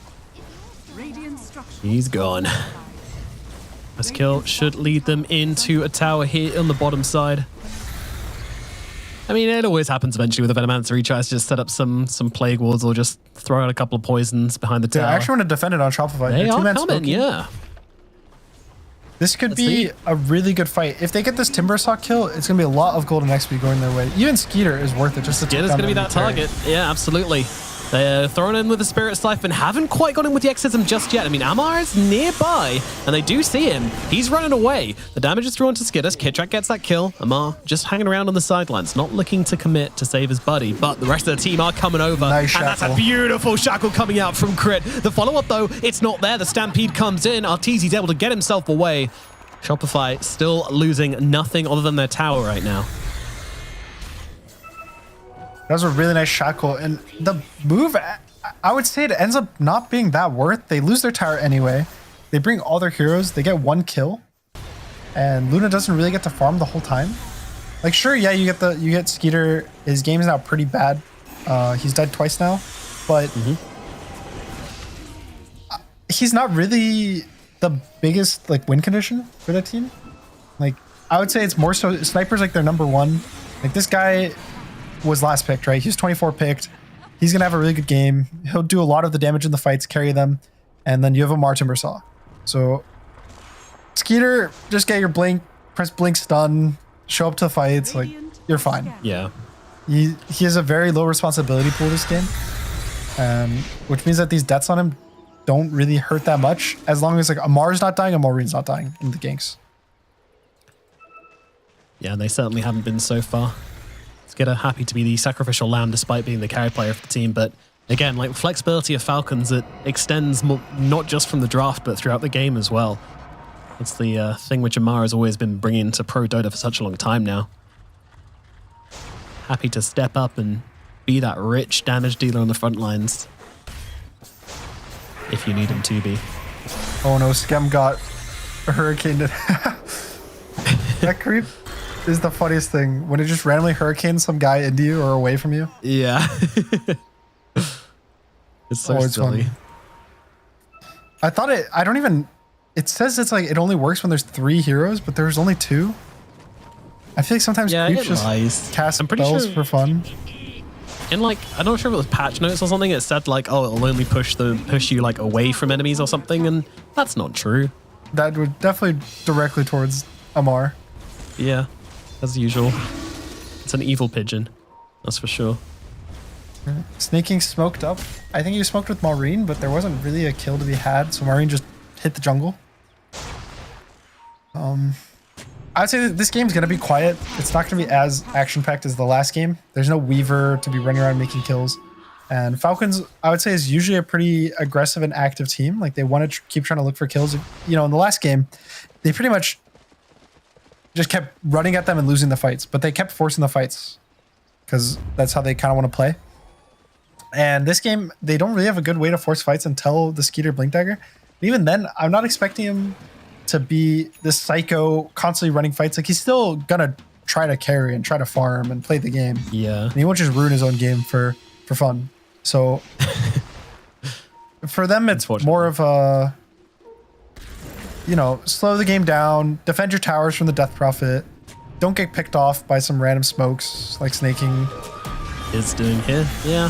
Maureen's here though, as it's Crit, as it's Amar. I mean, there's a big force from the side of Falcons ready to fight back here. Shackle does land, but doesn't really achieve a whole lot. And with the Stampede, Shopify once again just get the kill, get out. That is a plan. They know that unless the initial initiation is onto Maureen, then it's very hard for them to stand and fight into the 5-man squad of Falcons. And Falcons know that, and they're going to start dealing some real damage to this tier 1 tower in the middle lane, and it will fall. It's really nice that it was kind of a bad result for Falcons. The fact they TP the Dragon Knight mid and they don't really get anything out of it. They had like 4 heroes there, all 3 cores there.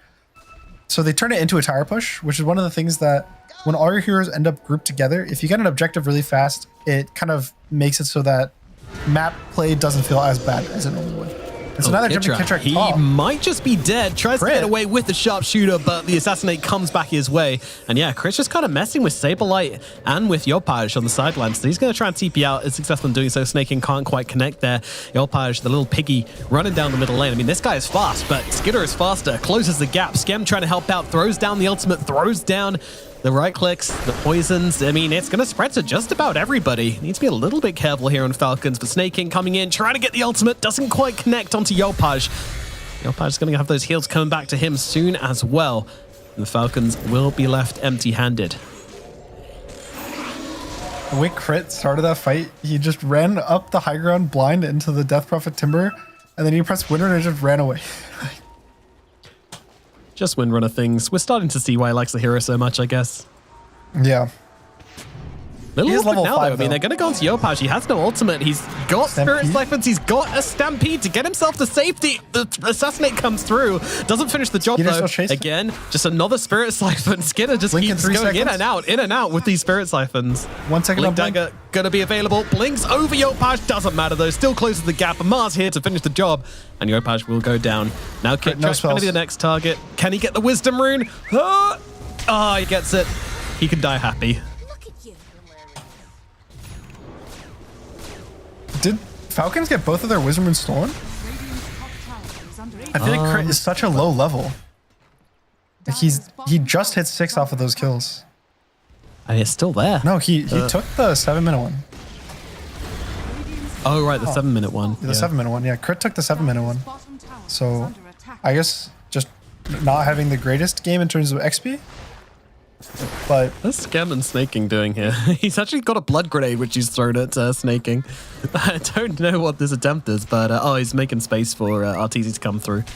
Okay, should just be a kill here. Jesus. Okay. Got him. Yep. Kill secured. He's dead. Certainly is. Eclipse used, but I mean, it's a Lunar at 50 minutes into the game. Yeah. Probably have it by the time you get 4 points and Lucent Beam again. A lot of these carries, just heroes in general, you kind of want to click your ult just to get any kill. For a couple reasons. One is like, each kill matters a lot, just for map, for gold, for everything. But also, you know, you don't really have the responsibility. You're like, guys, no Eclipse. I can farm. I was just about to make You have an excuse. Yeah.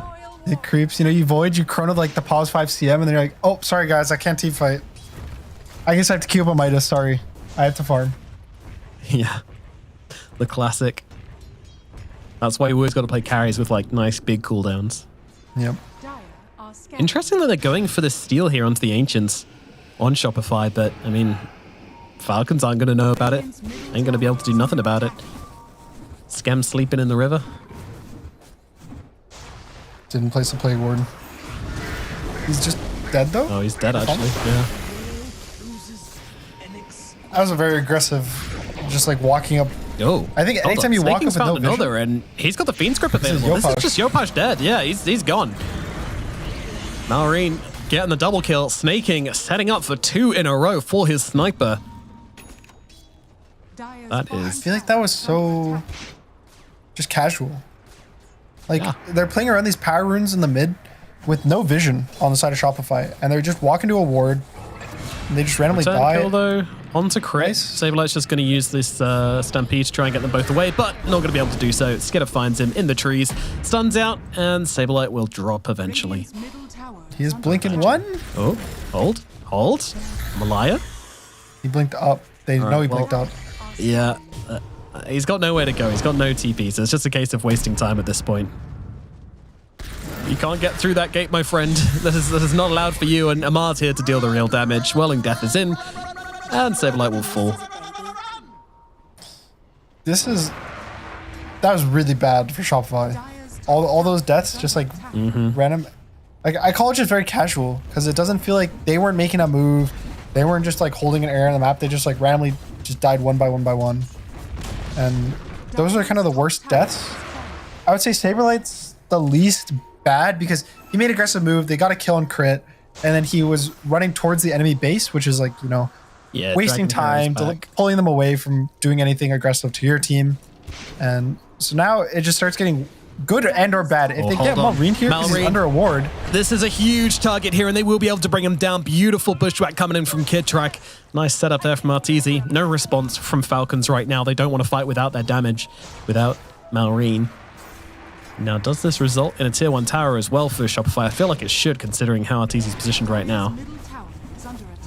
This tower should just go down for free. I mean, Falcons doesn't even really want to defend it. Nah. They can just play the map, on Falcons, and they don't really have a good teamfight timing. Like, they don't have any teamfight heroes. I'd say Shopify is a much easier like way to execute teamfights. It's Centaur, you blink in, Death Prophet, you press ult, Luna, you walk in, and they just kind of like all enter the fight and go. Whereas Falcons, I feel like is more, you have to stun a guy and burst him. Like Dragon Knight's gonna stun, Timber will click his spells, Sniper will click his spells. If that guy dies, you reset, then wait till next DK is done. If he doesn't, you know, hope it's fine. Okay, that sounds like a good plan. It's pretty much you just need to let Maureen hit. You know, if this guy gets to hit like 10, 15 seconds in the fight, he will kill things. The hero is really strong, especially if he finishes Pike or Mjolnir. That's when you start getting into this like very nice, strong phase of the hero. Yeah, definitely is. Even being scared all the way back into his base by an illusion there. It's quite a reaction. He saw one lunar illusion and just went back onto the high ground and is just sitting there. So controlled, I guess. All right, Luna's finishing BKB. I think that for Shopify, they can try to look towards Roche. Although Skidder coming in response. They want to fight this one on Falcons. I mean, they don't have their sniper, but they don't seem to care. Saberlight's already dead. Poison out onto the DK. He's going for the TP away. Eclipse coming through. Elusive Beam. It's not there in time. Crit moving to the sidelines. Surely they can get at least the Wind Ranger here, and looks like they will be able to do exactly that. Elusive Beam comes through. Snaking's nearby, helping out the Wind Ranger. Bushwhack doesn't connect. Crit on the run. Turn around. Grip, but used up by Yopaj. Yopaj ready with the Exorcism. Doesn't want to use it just for a support, though. Crit still running away on the sideline. Skem trying to get out the damage. Focus Fire comes out onto Skem, but Skem should maybe finish the job here. The illusion does it. And now Amar sees the opportunity onto Skem with Assassinate coming through as well. The sniper has finally arrived, and Skem is dead. But Arteezy sees the sniper, Maureen gets on top of him, but Skidder's here to help out as well. Malreen's going to stand his ground. The BKB's there from the Luna. Luna takes him down. Arteezy's the king, and now they turn around and look towards the DK. DK's gone as well. Amar does find the backup kill on the backlines, but now he needs to get himself out. Yopaj and Saberlight giving chase. Blink Dagger not available for another 5 seconds for the Centaur Warrunner. And it looks like Amar might just be able to get out of this one, but still a very, very good fight for the side of Shopify Rebellion. Wow. That was... Maureen's so close to his Pike. If he has Pike there, I don't think he can die to the Luna, but Luna just walks into him. And yeah, pretty much. Shreds him. Just 100 to 0 from full health. And what a weird fight. I think Falcons had multiple opportunities to kind of get out. Like, Skeeter TP'd out. I think they could have just sacrificed crit on the Wind and gone out completely, but then Snaking runs in, tries to save his friend, wastes grip instantly, gets canceled, then he dies, then Wind dies, and then now the DK comes back into the fight and then ends up dying. Yeah. I think that's one of those situations you just say, so, thank you, crit. Or, you know. Thank you, crit, my beloved. Thank you, crit. Yeah. This is a problem. This is why they were so good at the start of the season, as we do have a Tormented Death. And now, you know, they're starting to fade away because they're starting to care about each other. They're becoming friends, Gunnar. Yeah. And you don't want to be friends with your teammates because that means it's even harder to let them die. Sometimes you just got to be like, in the game, just be like, you're not my friend, and then you just walk away. Just watch them suffer. It would have been the best for them. You know, it's the best. It would have been the best for everyone. Well, not Shopify, but there you go. And now, 4K gold for Shopify. I think the biggest thing for them now is they want to get Roche. They have Death Prophet and Luna, so Roche into just like really nice high ground sieges is the goal. Obviously, Falcons does have Sniper, which is, you know, one of those heroes that is anti-high ground push. But even just Roche to take these tier 2 towers and kind of constantly force the Sniper to be in base is just really nice. You see Shopify is already angling all of their heroes towards bot. And so they'll probably just walk in a Roche sometime soon. I think they're using this as a mass smoke bait, though. Like, they're using the idea that Falcon's going to say, guys, they're Roshing to try to kind of catch Amar off guard. It's a huge target if they bring him down, but Amar's very TP's out, tanky though. indeed. This will be so sad for Shopify. Let's see. Amar, is he going to go for one more wave? Yopaj Going to cut that wave off. And that's probably enough to alert Falcons to the fact that they're probably not doing Roche anymore. And look at this wraparound from Falcons. This is kind of crazy. Wait, they're going to catch out Snaking. It's a great first target here. If they bring him down, that's going to be no clip. So they also find Crit on the backlines as well. Crit's going to go down. They look over towards Skidder. They found Malrine. Saberlight gets upon him. There comes the Pike to force him away, but Saberlight just inevitably keeps on running him down. The stun is there. The damage is in, and Malrine, he's in a whole world of hurt. And this time, no one's coming back to save him. Blink away from Skidder wants nothing to do with this one. The gank, it takes a while, but it is successful. That was the strangest bat movement. They like all smoked through the gate, and then Falcons like re-smoked into their tri-camp. I think expecting like solo heroes to be pushing waves. I think everyone just kind of read the map in a different way, like both teams. Yeah. Falcons thought they were roshing, and then Shopify thought that Amar would walk to the right, but he was walking left to bait first team smoking. And now Sniper is sad. He just died twice. He has 3 deaths to him now, and starting to fall behind. And this hero, a lot of his damage, I would say, comes from like an item advantage. He doesn't really innately have good stack gain, doesn't really have good like headshots are okay damage, but I would say most of his damage comes from he just farms so fast and wins his lane that he's like higher net worth than people or even net worth, and then he just gets to shoot. Yeah. But you fall behind, the enemy has easier ways to jump you, and they have more health, you don't have the items to kill them, and it just gets harder and harder as the game goes on.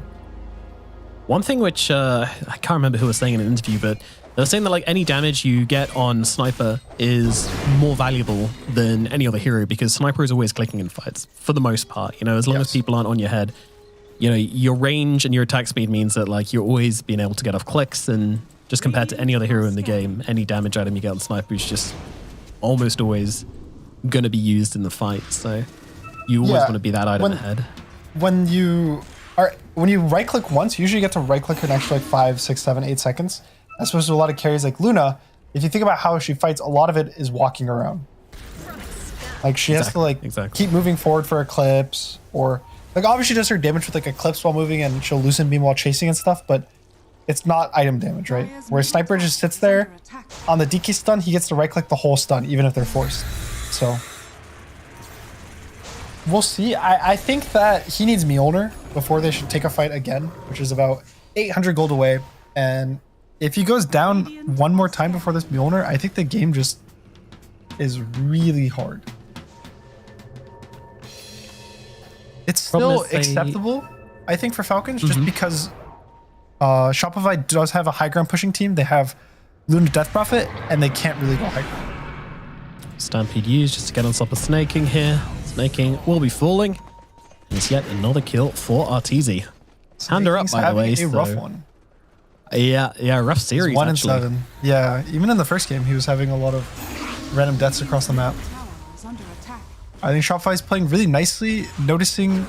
I think the thing Falcons does really good. Hold that. Oh no, he jumped the illusion on Skeeter. Deep, but wrong one. Yopaj, considering what to do here, you saw that pause there. He was like, do I turn? They're going to turn this.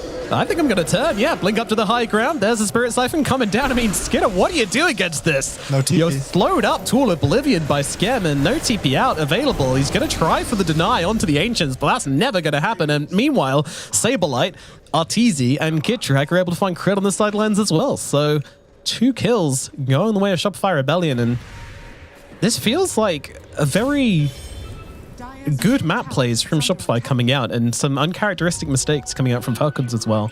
I think something Falcons does really good is that people notice. I forget who said this, but they said like they compartmentalize the map. They like put in like little sections of the map that they all farm and they all hold with their correct amount of heroes like really, really nicely. And it feels like Shopify have kind of done a lot of research and know that basically the way that means is that they're always split a little. Like they're gonna show a hero here and he's gonna split for like these 5 seconds, and they jump them in those 5 seconds. You know, they don't let them split and regroup and then they fight, because that's usually what Falcons do. They split, then they group really fast and they fight like faster than you expect.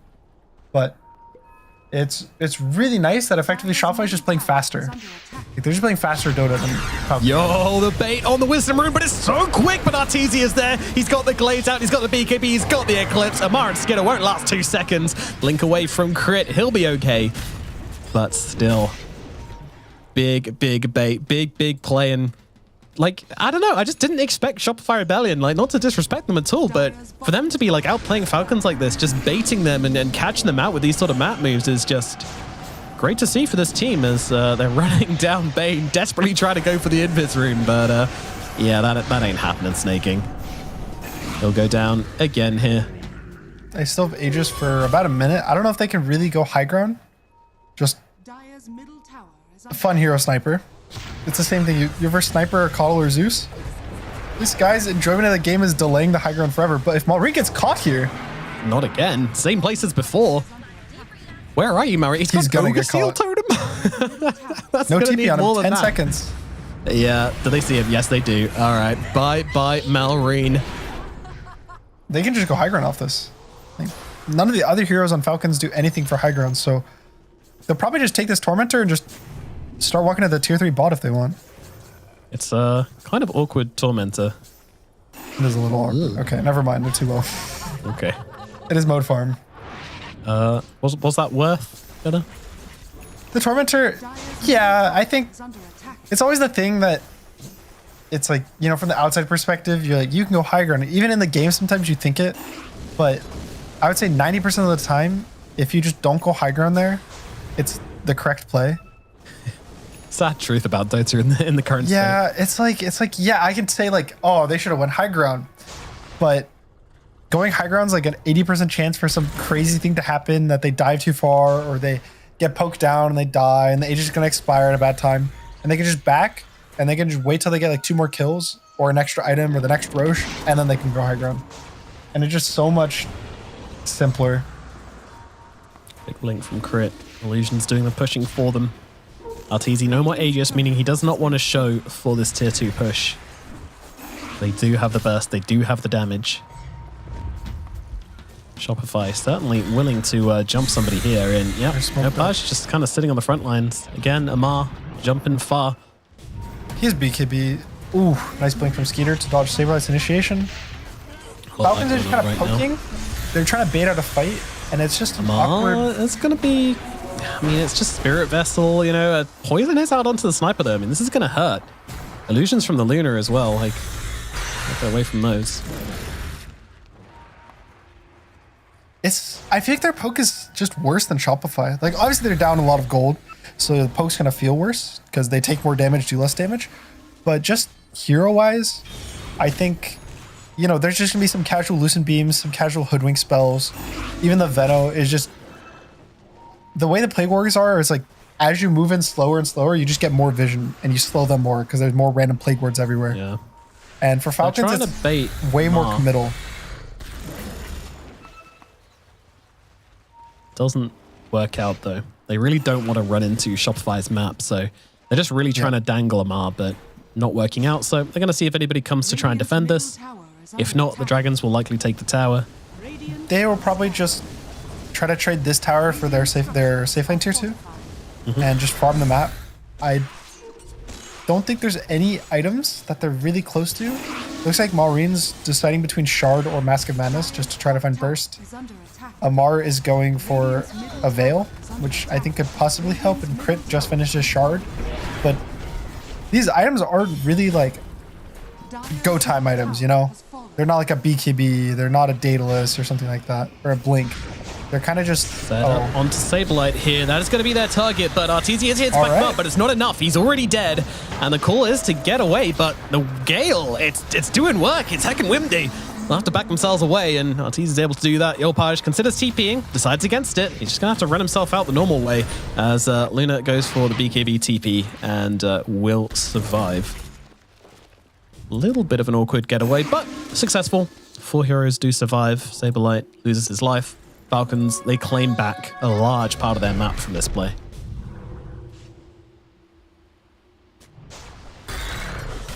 It's funny how fast he dies. It's like you feel like you're so tanky, you're so far ahead, and then Timbersaw shows up. Yeah, and then Timbersaw. I mean, one thing I will say is to not count Falcons out of this game. Even in the last tournament, they played a bunch of games where they were down a lot of gold and they somehow won.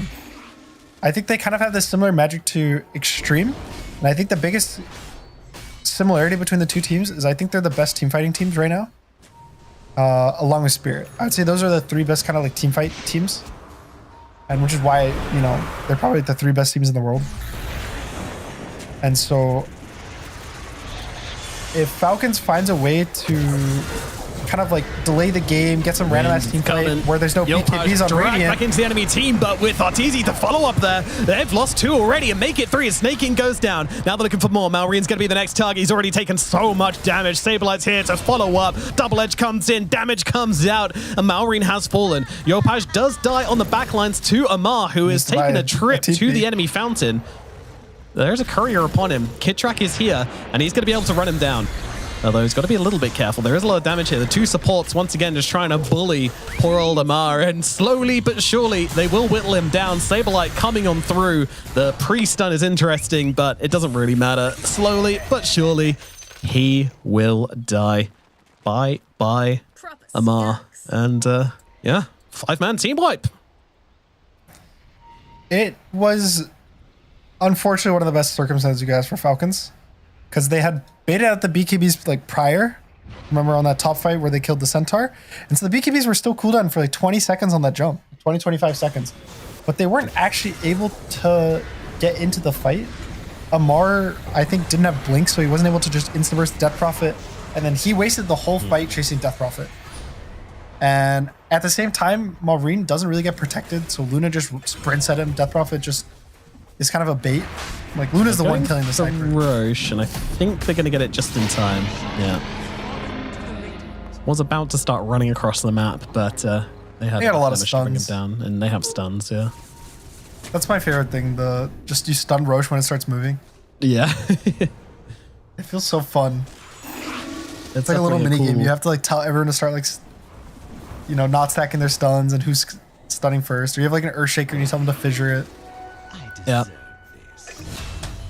You got to make sure it's still getting off the damage in the pit as they catch up track, but immediately going on to Yopaj here as well. But Yopaj, he's chilling. He's got his Ogre Seal Totem. Sea Snaking on the side. Heal's available. Going to use it.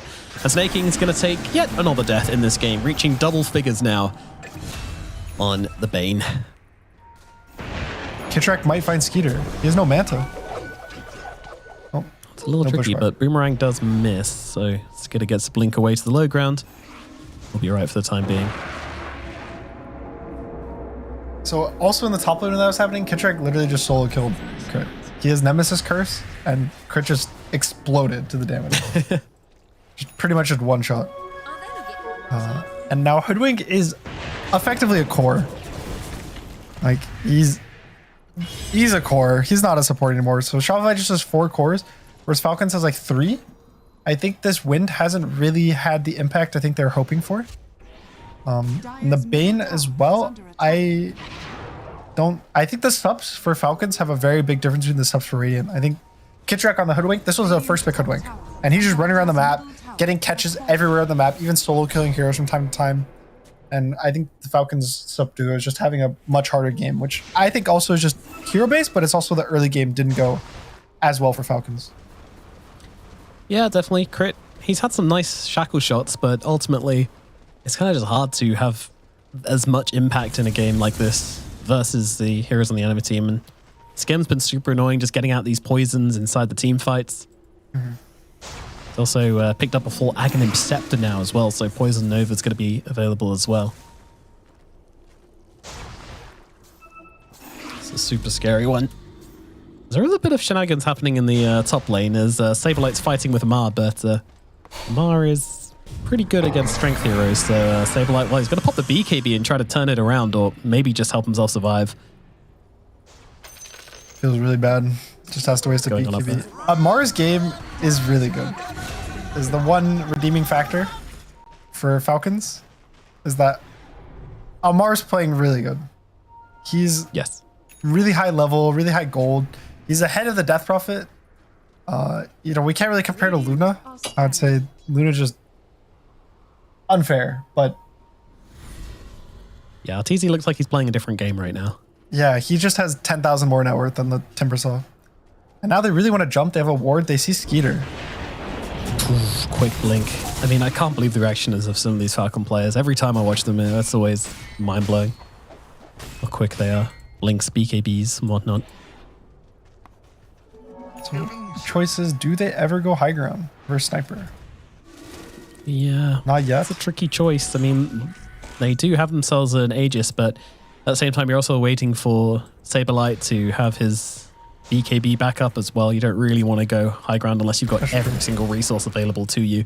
And preferably catch out Amar whilst he's doing all this split shot. Splitting the waves. Yopaj gets onto Amar, but BKB TP away. Requests the high five, and yeah, he's gone again. All right, big thing to talk about. Massive. Most important thing. The Centaur has an Aghanim Scepter queued up. That is huge. Huge. Why? Why is a great question. But it's probably that he can grab his Luna and then run at the Sniper. And then if... I guess... Doesn't it suck though if the Centaur gets gripped?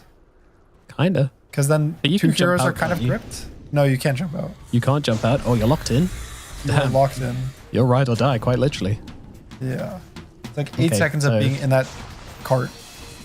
Just sitting in the cart. So... Yeah, I don't want to see that happen. That would be terrible. That would be so sad. And the funny thing is, Luna's kind of like a melee hero attack range, right? Yes, yeah. But since she's a ranged hero, she doesn't get the bonus attack range that cart gives to melee heroes. So, like, if she was a melee hero, she'd pretty much have the exact same attack range as a Luna. Intriguing. Is under attack. The more He you has know, it. but he just straight up bought the whole thing, yeah. All right. Who's exciting. getting in the cart is my question. Well, we might be finding out very quickly as a fight is a brewing, but a blink away from crit once again. Not going to get caught out. Skidder did pop the dragon form. Who is he going to find? Kidtrack. He's got to be a nice target here, and here they go. Stun does connect. In comes Saberlight, though. He grabs Kidtrack, trying to save him from the Kidtrack's fight, on and the does so cart. successfully. Zarteezy just fighting with Amara over the sidelines, but can't quite bring him down. Kidtrack is going to get away thanks to the what? Never mind. Assassinate brings him down. It was almost type. I think that cart... I think it killed Kidtrack. And now dear. Falcons is going to chase. Skeeter's really low. It's really hard for him to chase. Snaking still's a grip. Oh, Nightmare out onto Saberlight. Arteezy coming forward, but Arteezy's taking stuck in there. heavy hits from Arteezy. Malrine here. Quickly, Workhorse! Get him away. No, get him in. I don't know. Glaives are going. This is something. Oh, he blinked. Blink away. Jesus. That was close. The Skidder almost locking down the Luna. Yeah, when you blink, it ends the cart. So... Keyboard bug. Bug on keyboard.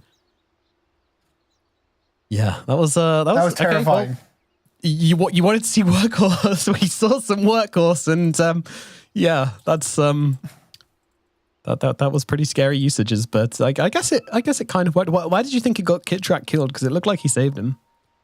Because so what it does is it prevents movement, and so Hoodwink had Pike and also Scurry up, and there was a Stampede, and so he basically could have just ran left. But instead, he was stuck in place, which meant that he took more damage from like shrapnel and Timbersaw spells. Mm-hmm. And then he just got assassinated and died. Yeah.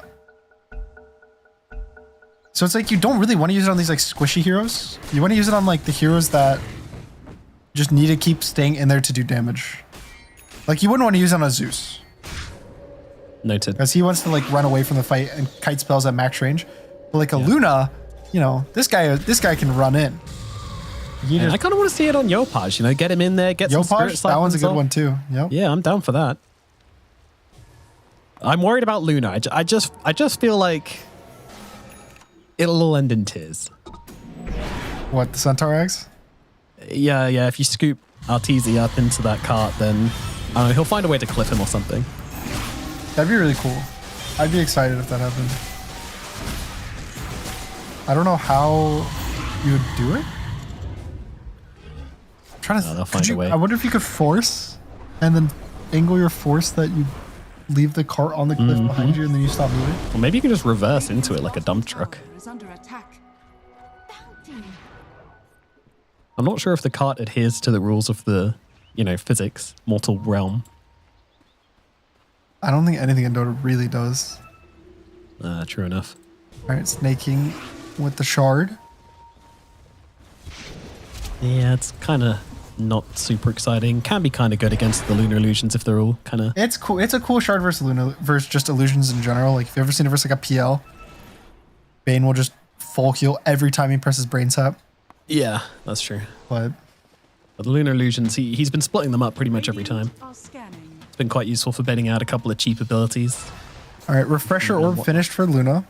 This guy is so strong. He's huge. That if they ever take a fight outside the enemy base, I they're think scanned. It's so they hard. know.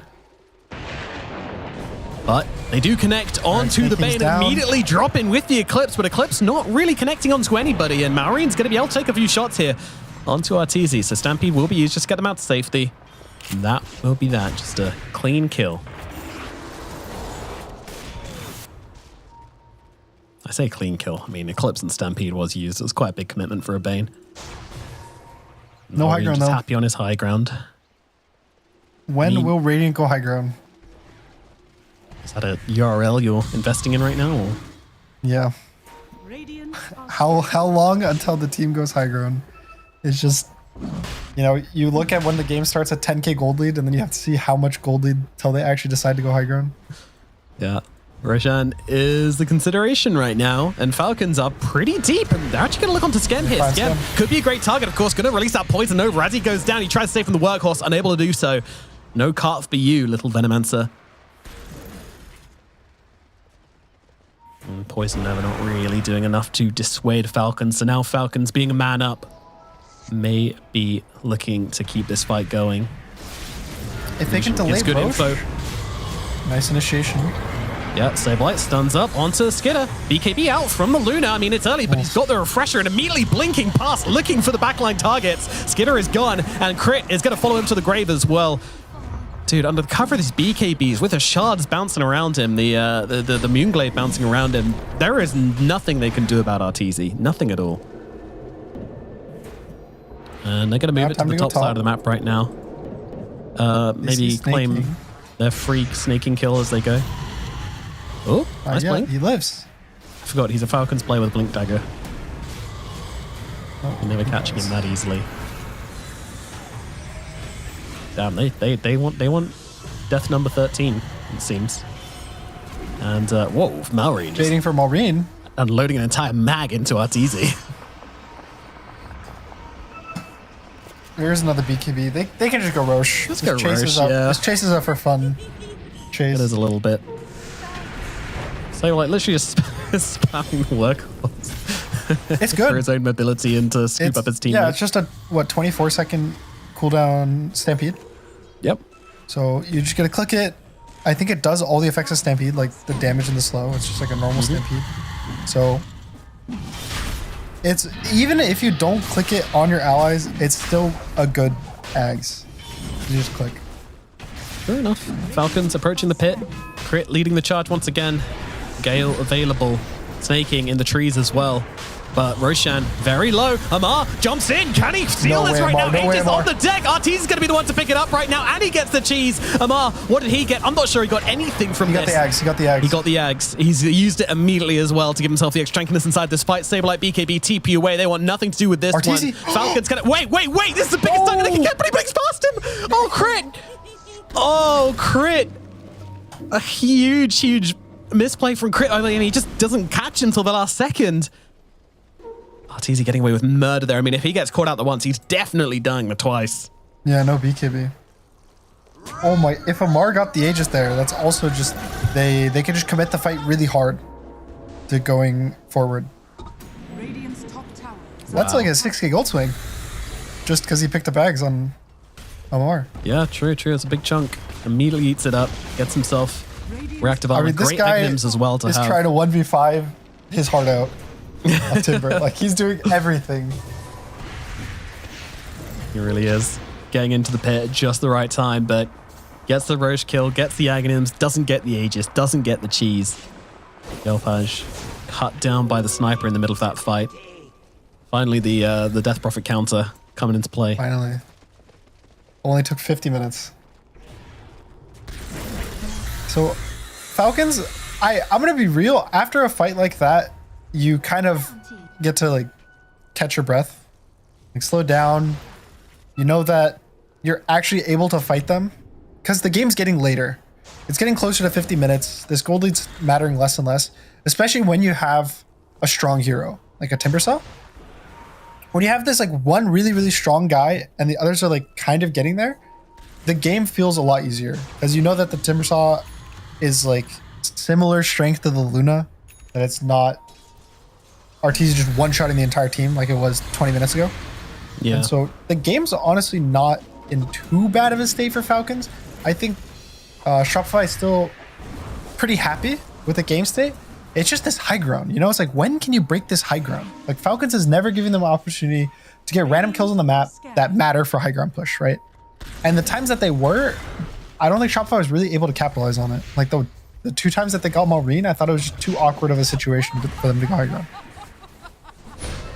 Yeah, the lanes weren't quite set up. Oh, no, RTZ, he's just gone for the first time. Saberlight also getting very low as well. He's trying to get himself out. He's got the BKB, getting himself up to the high ground. RTZ respawns. He has got the BKB, so should be safe for the time being, but he needs to start doing some damage. Eclipse comes down, but Amar says, see you later. Timber Chain up to the high ground, and now things getting a little bit awkward. Refresher Orb is available for the Luna, so second BKB required if needed, and that's going to cause Falcons to hesitate. They got a lot from this. Snaking connects with a big, big grip. All right. 1 life down. Exorcism used. And nothing... Falcons doesn't really have any cooldowns. Like, I guess their teamfight cooldowns is grip and BKBs, which the grip is... You know, you're not always going to be like, guys, wait for grip to fight. So, if anything, it's just BKBs. Whereas I feel like Shopify is way bigger, like, timings between the EXO, I think is the really big one. Look at them just run away from snaking. He's going to catch Kid Track here. Oh, he's not going to catch Kid Track here. He's not going to catch Kid Track. I also think... doesn't catch out Saberlight either. I think BKBs matter more for Shopify than Falcons. Because specifically for Amar, I think Amar will like shred any hero that gets stunned without a BKB. Whereas snaking bot might get caught. Maybe. Scam also, though, going down. They're just going to trade supports, and Saberlight's in pretty deep. But Yelpaj connecting here onto the DK. DK taking so much damage, and now they get in the cut. And Luna just stays on top of Amar. Adorable, but they don't really have the damage to really kind of deal with the Timbersaw here. Staking with the buyback. Yelpaj on the run. Shackle connects, though. Maureen's upon him. There's the damage coming through from the sniper. There's no BKBs no one really here yet to get on top of him. He's still defended as Kid Track does fall in the backlands, trying to finish off Crit. Amar chasing forwards, looking for more. Does connect onto the Luna. Luna, she's got nothing left in the tank. No BKB available, no damage, definitely no Satanic, and she's just gonna fall. Finally, RTZ will die, buyback available, but Amar just doing so much for his team right now.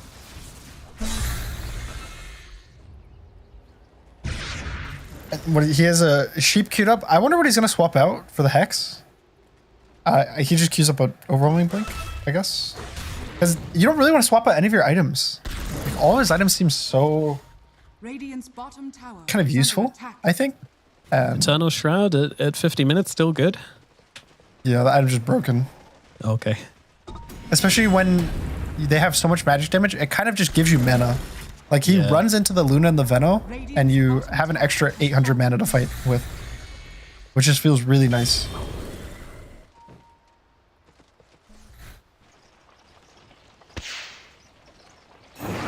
Man, hard game when you can't go high ground. Tough. It starts to beg the question, like, did Shopify miss opportunities to go high ground?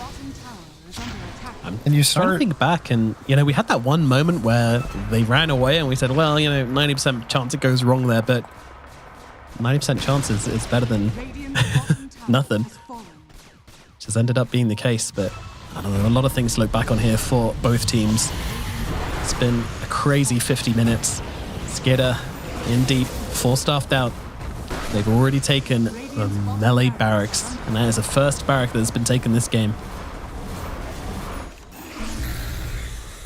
Falcons really don't want to give anything up right now. Roshan will be up in about 2 minutes. Well, we'll start respawning.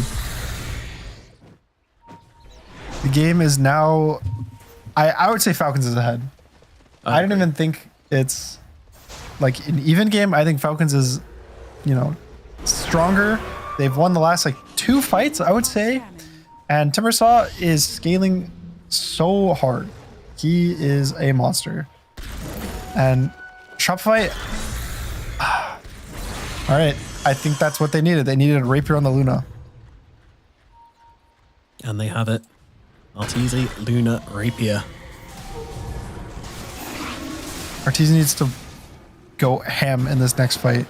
Yeah. Question is, does Are he you worried go at all? There's no Satanic still. on Luna? Yeah. Not really. A Satanic really won't help him because I think all the damage on him is really going to come from the Timbersaw. Like, sure, Sniper might kind of go on him, but for the most part, he's going on the Sniper. And so the damage that the Luna's taking is from the Timber, and you won't out-heal it with a Satanic, I think. It's just better to have the Rapier. All right, Arteezy's And done. just He also buys live up 2 the, BKBs. upgraded Aghanims as well. So If you die with this Rapier, the game's over. Yeah. For the most part. Usually when you buy Rapier, you're kind of like, all right, guys, I'm ending the game with 1 death or 2 deaths. If you have buyback, you could end the game with 3 deaths. But he's either not dying anymore or he's dying once and the game ends. That's it. Does he go magic Rapier or physical? Which the better one? It's physical, right? You don't go magic. Yeah, 1000% physical. The magic on the Eclipse. I mean, it's only 25%, isn't it? Yeah, only. Only. You've also got 25% more well. damage. Yeah. Radiant's middle tower is under attack. I mean, maybe you can do some cool toggling, but It's I feel like annoying because there's a cooldown on it. Yes. I wish the 6 cooldown was seconds, 2 or 3. 0. Give me Power Treads Mark 2. Yeah, I mean, I know why they didn't do 0, but I feel like 0 would still be balanced because you could never get it at the same time. Yeah. Like the reason it was strong was because you could get both, right, at the same time. Crit soloing Roche. I'm sure his team will be here soon, but he's getting dying. started on it at the very Getting least. destroyed by Roche. Roche got hands at this point in the game, dude. Oh, the Roshan's call actually comes out because of the steal from Amar earlier. Amar got the last hit, yeah.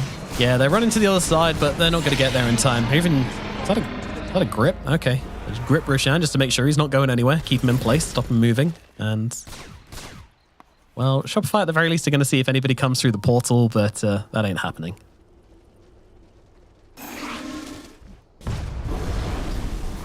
So, Aegis now with the sniper.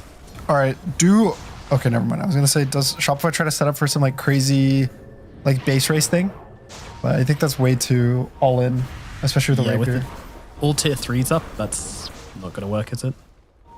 Because it would refresh. It refreshes on tier 3s, doesn't it? It does, yeah. Yeah. BKB. Wow.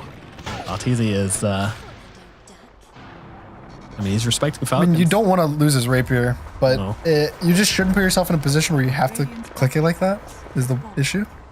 All right, Maureen TP's out.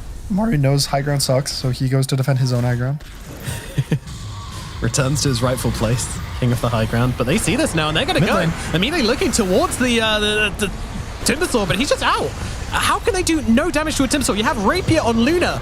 What am I seeing right now? He's just not taking damage. Yopaj up in the cart right now, but they're just shackled together. That's not ideal. Amar still standing his ground in the middle of this fight. Arteezy has to back himself away. Can they finally finish the job? Yes, they can.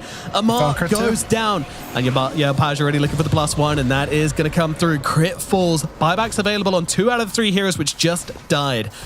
But a critical catch here for Shopify Rebellion.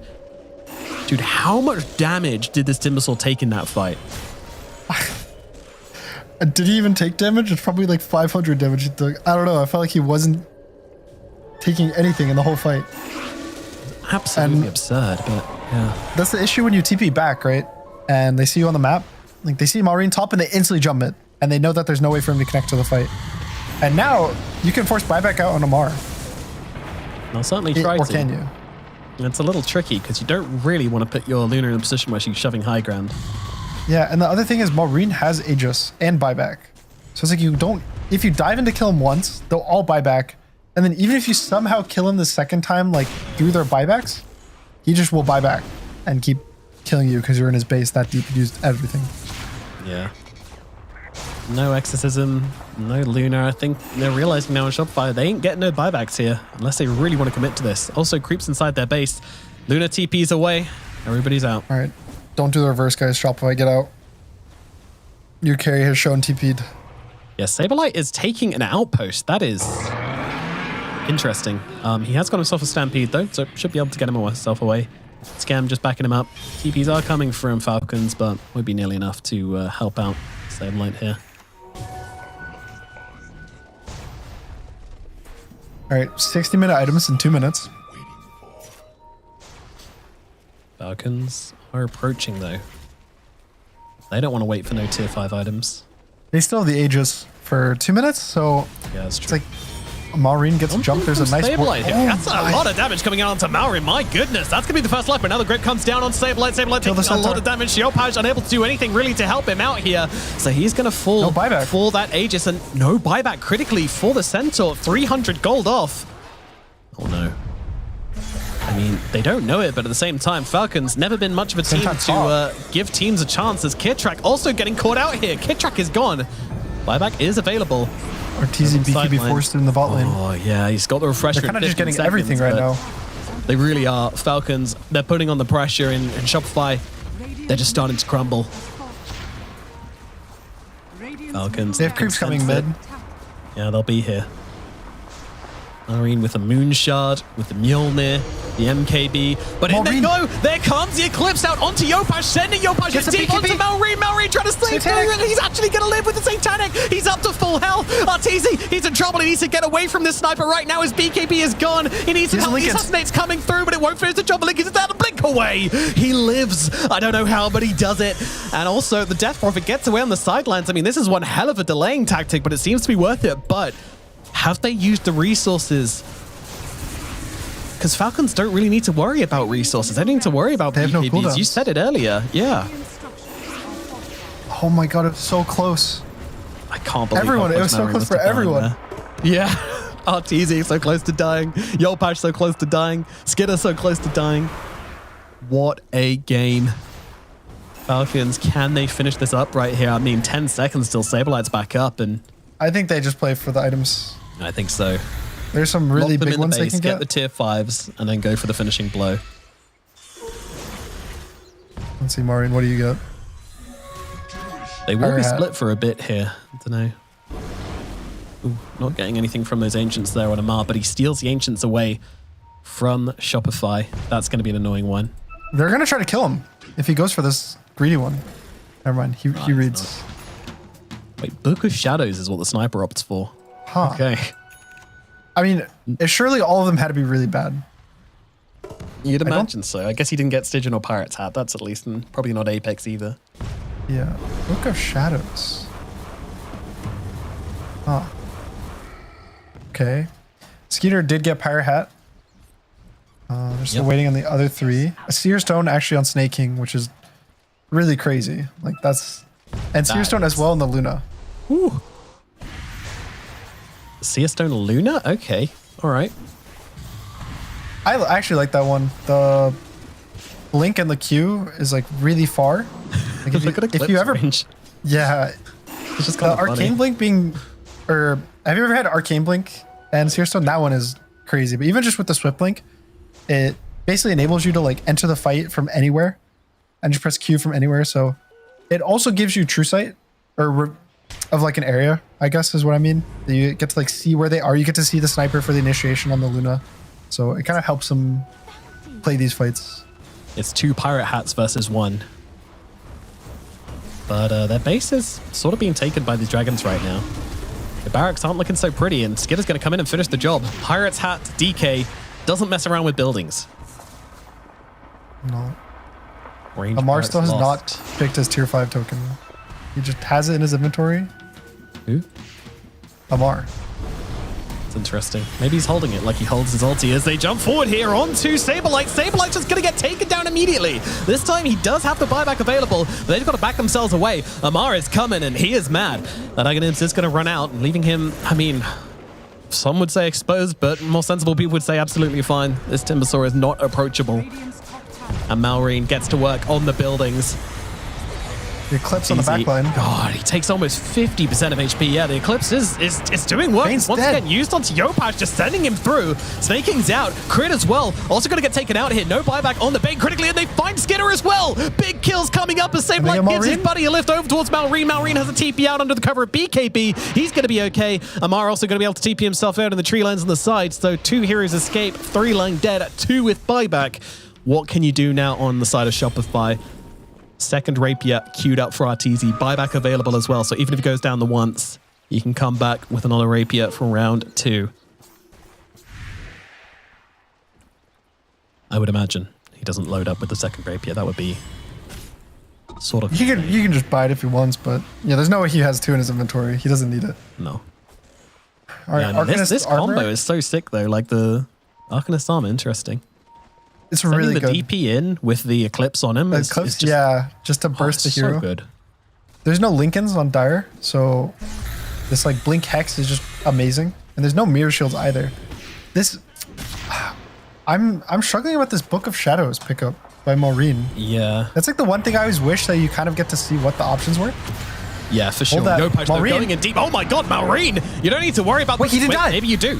He didn't die. And they're backing out. They're scared. And Arteezy Pick can't up get away Arteezy from in this. the He cart. doesn't have a BKB right now. He needs to get inside that workhorse, or maybe he doesn't. They're not really advancing here on Falcons. They don't have the heroes right now, but Amar, he is the hero. So he jumps forwards and brings down Arteezy. Arteezy with the buyback. The Rapier, it's on the deck. Saberlight picks it up, goes to the BKB TP way, and he might just get away with it. He does.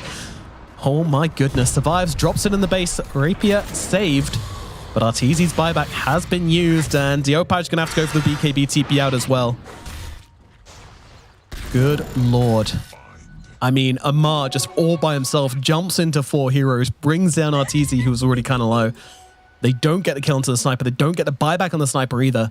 He's still holding it. Amar's still holding it. Skidder's still holding it. Meanwhile, on the side of Shopify, they only have 2.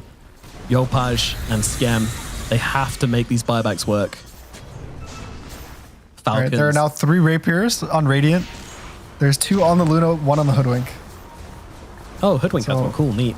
Yep, just bought one. All right, So well, they that's have going to help a with lot clearing of out damage. illusions. They do, but can they get it off? And will Amar care? I mean, there's no BKBs. Death Prophet, no BKB. Luna, no BKB. Oh, Luna, that's a great Arteezy. blink right there, my friend. He doesn't have a BKB right now. Workhorse comes in, gets him out. Amar just constantly sitting on the front line. Sharpshooter comes in. Malrine will dodge. The buildings, though, they're just slowly trickling down to these pesky dragons. Fortification comes out. But Shopify, I mean, they don't Arteezy have has anything on BKB. Falcons. All right. They can do a jump. If they blink Hex the sniper and they jump on him, this is not the jump they need just though. tanking everything. Scam and Yopaj sitting on the front lines. I mean, these are your buyback heroes. It's kind of who you want to be getting jumped right now. Saberlight runs around the back, though. Tries to pull up onto the DK, but it doesn't really work out. He's running around with the extra Stampede to try and find himself a target. Amar's out upon him, but Amar, with the Aghanims, is just tanking up Yopaj everything on on the the back front line. line. They're trying to get around the back, but look at the grip coming down onto the TP. TP Arteezy. buyback immediately. Snaking's already been taken down. They found Malrine. Malrine, he needs to fall, but look at the Book of Shadows. It's not going to do enough. Amar, though, going face to face with Arteezy. He's going to take him down. 2 Rapiers on the deck. Amar looking for more on top of Yopaj, on top of Saberlight. Saberlight just trying to tank up into him. Can't do enough. The Rapier still deck. Who cares? Maureen just Malrine is diebacked. finally diebacked here. Oh my god, the sniper is gone. Can they do it without him? I mean, Amar is just doing so much. But is it enough? All by himself. Yopaj says hi, trying to follow him down here. Follows the chakrams to the end of the earth. But Amar, he's moving 1,000 miles an hour across the map. They just can't chase him down. No buyback on the Luna. No buyback on the sniper. Which team is stronger without their carry? I mean, Falcon still has their carry. They still have the Timbersaw alive. So Very true. Oh, hold on. You say that. Yopaj's on him again, though. Yopaj. Yopaj, he's just feeling it right now. Getting on top, but he does manage to get off that Aghanim Scepter, so that's going to make things a little bit awkward. TP out. Bushwhack not available. the question mark. There it is. We saw that one coming eventually. Inside the base, Skem's doing his best to try and clear out these catapults, but he's just one little Venomancer. All right, and Amar did also take Magic Lamp at some point, which is why he actually survived that. Oh, damn. Yeah, that's crazy. And then Mirror Shield on the Hoodwink. And that's kind of it. Pirate Hat on Centaur. Death Prophet doesn't have one? She doesn't have one, yeah. They do have one available inside. It is not. Yeah, I guess hers. I guess he thinks that the Pirate Hat is too. Or the Aesthetic Cap is too value? No, he's getting it delivered now. Okay. Okay. I might see Yopaj with like a Giant's Ring or something right now. That's what I'd like to see, but does he have it? Mirror Shield. Mirror Shield, your Mirror Shield enjoyer. Well, all this time we're talking about neutrals. Roshan is being taken. Oh, Amar. He's going to take 0 damage. Yeah. They jump him again, but he just doesn't care. Literally 0 damage. He just doesn't care. This is 67 minutes into the game, fighting 2 cores and a rapier hoodwink. Oh no, Saberlight. Has no buyback. BKB though, he's got workhorse available in just a second as well. I think he's going to get away from this one. 4 staffs are out. Yopaj is there and Scam to cover him. No buybacks at all available on the side of Shopify Rebellion. It's been a long game of resources, but this is going to be potentially the final push coming out. As did Amar just buy 2 rapiers in a row? Yeah, he did. Yeah, he did. Does he? Magic 2? He's bought a moonshot. Oh, he's in a right clicker now. What? He's just gonna What am I attack witnessing? them. He's just gonna go. He's click gonna them. siege. Yep. Okay. This is understood. Is it understood? I don't understand it. He's got the Daedalus queued up. Is this better? You can't be serious. You cannot be serious about this one. This can't be better than. I mean, yeah, he's in the it's kitchen. gonna win. Okay, he's cooking like up. Amar's gonna make it look good, but it's fine. It's fine. All right. I've learned it's better not to question him and just watch. Yeah, we'll see. This is so unbelievably cooked, though. 69 minutes. This guy is people are locked starting in. to lose their minds. And now Skeeter also buys a rapier. There's what, All like right. 6 or something in this game? Yeah. Arteezy has only 1. He dropped There's 2 7. earlier. There are There's 7. 1 on the hoodwink. Okay. Is there one in the base? No? No, there's 6. There's 6. I'm just counting. You sure Arteezy doesn't have one in his courier? No, he doesn't. Okay. Well, here they come. Crit jumps in with the BKB immediately engaging on Saberlight. Skinner just Going going thrown. for the There's no throw. glyph. There's no glyph. They don't have glyph. It's just over. Well, GG, I guess. I see. Okay. That was Beater Light. Yeah, Feeder Light was dropped in the old chat. NXT is a response, but yeah. You know, sometimes these games go in big explosions, big fanfares, you know, and sometimes you just realize the glyph is down. You just realize that you can jump in and hit it. You don't get to see the double rapier crits, timber saw. It's just not there. I don't know. I don't know, Gunnar. I'm at a loss for words at this point. That was just such an insane 1 hour, 9 minute game. I mean, it was also heartbreaking for Shopify. They were leading for so much of the game, and then I think we've seen this so many times today where it's the team's just leading and doesn't know how to go high ground. It seems so hard to just end the game right now that the games are so scary to play. Like, you lose this one fight and the game's just completely out of your hands. Yeah.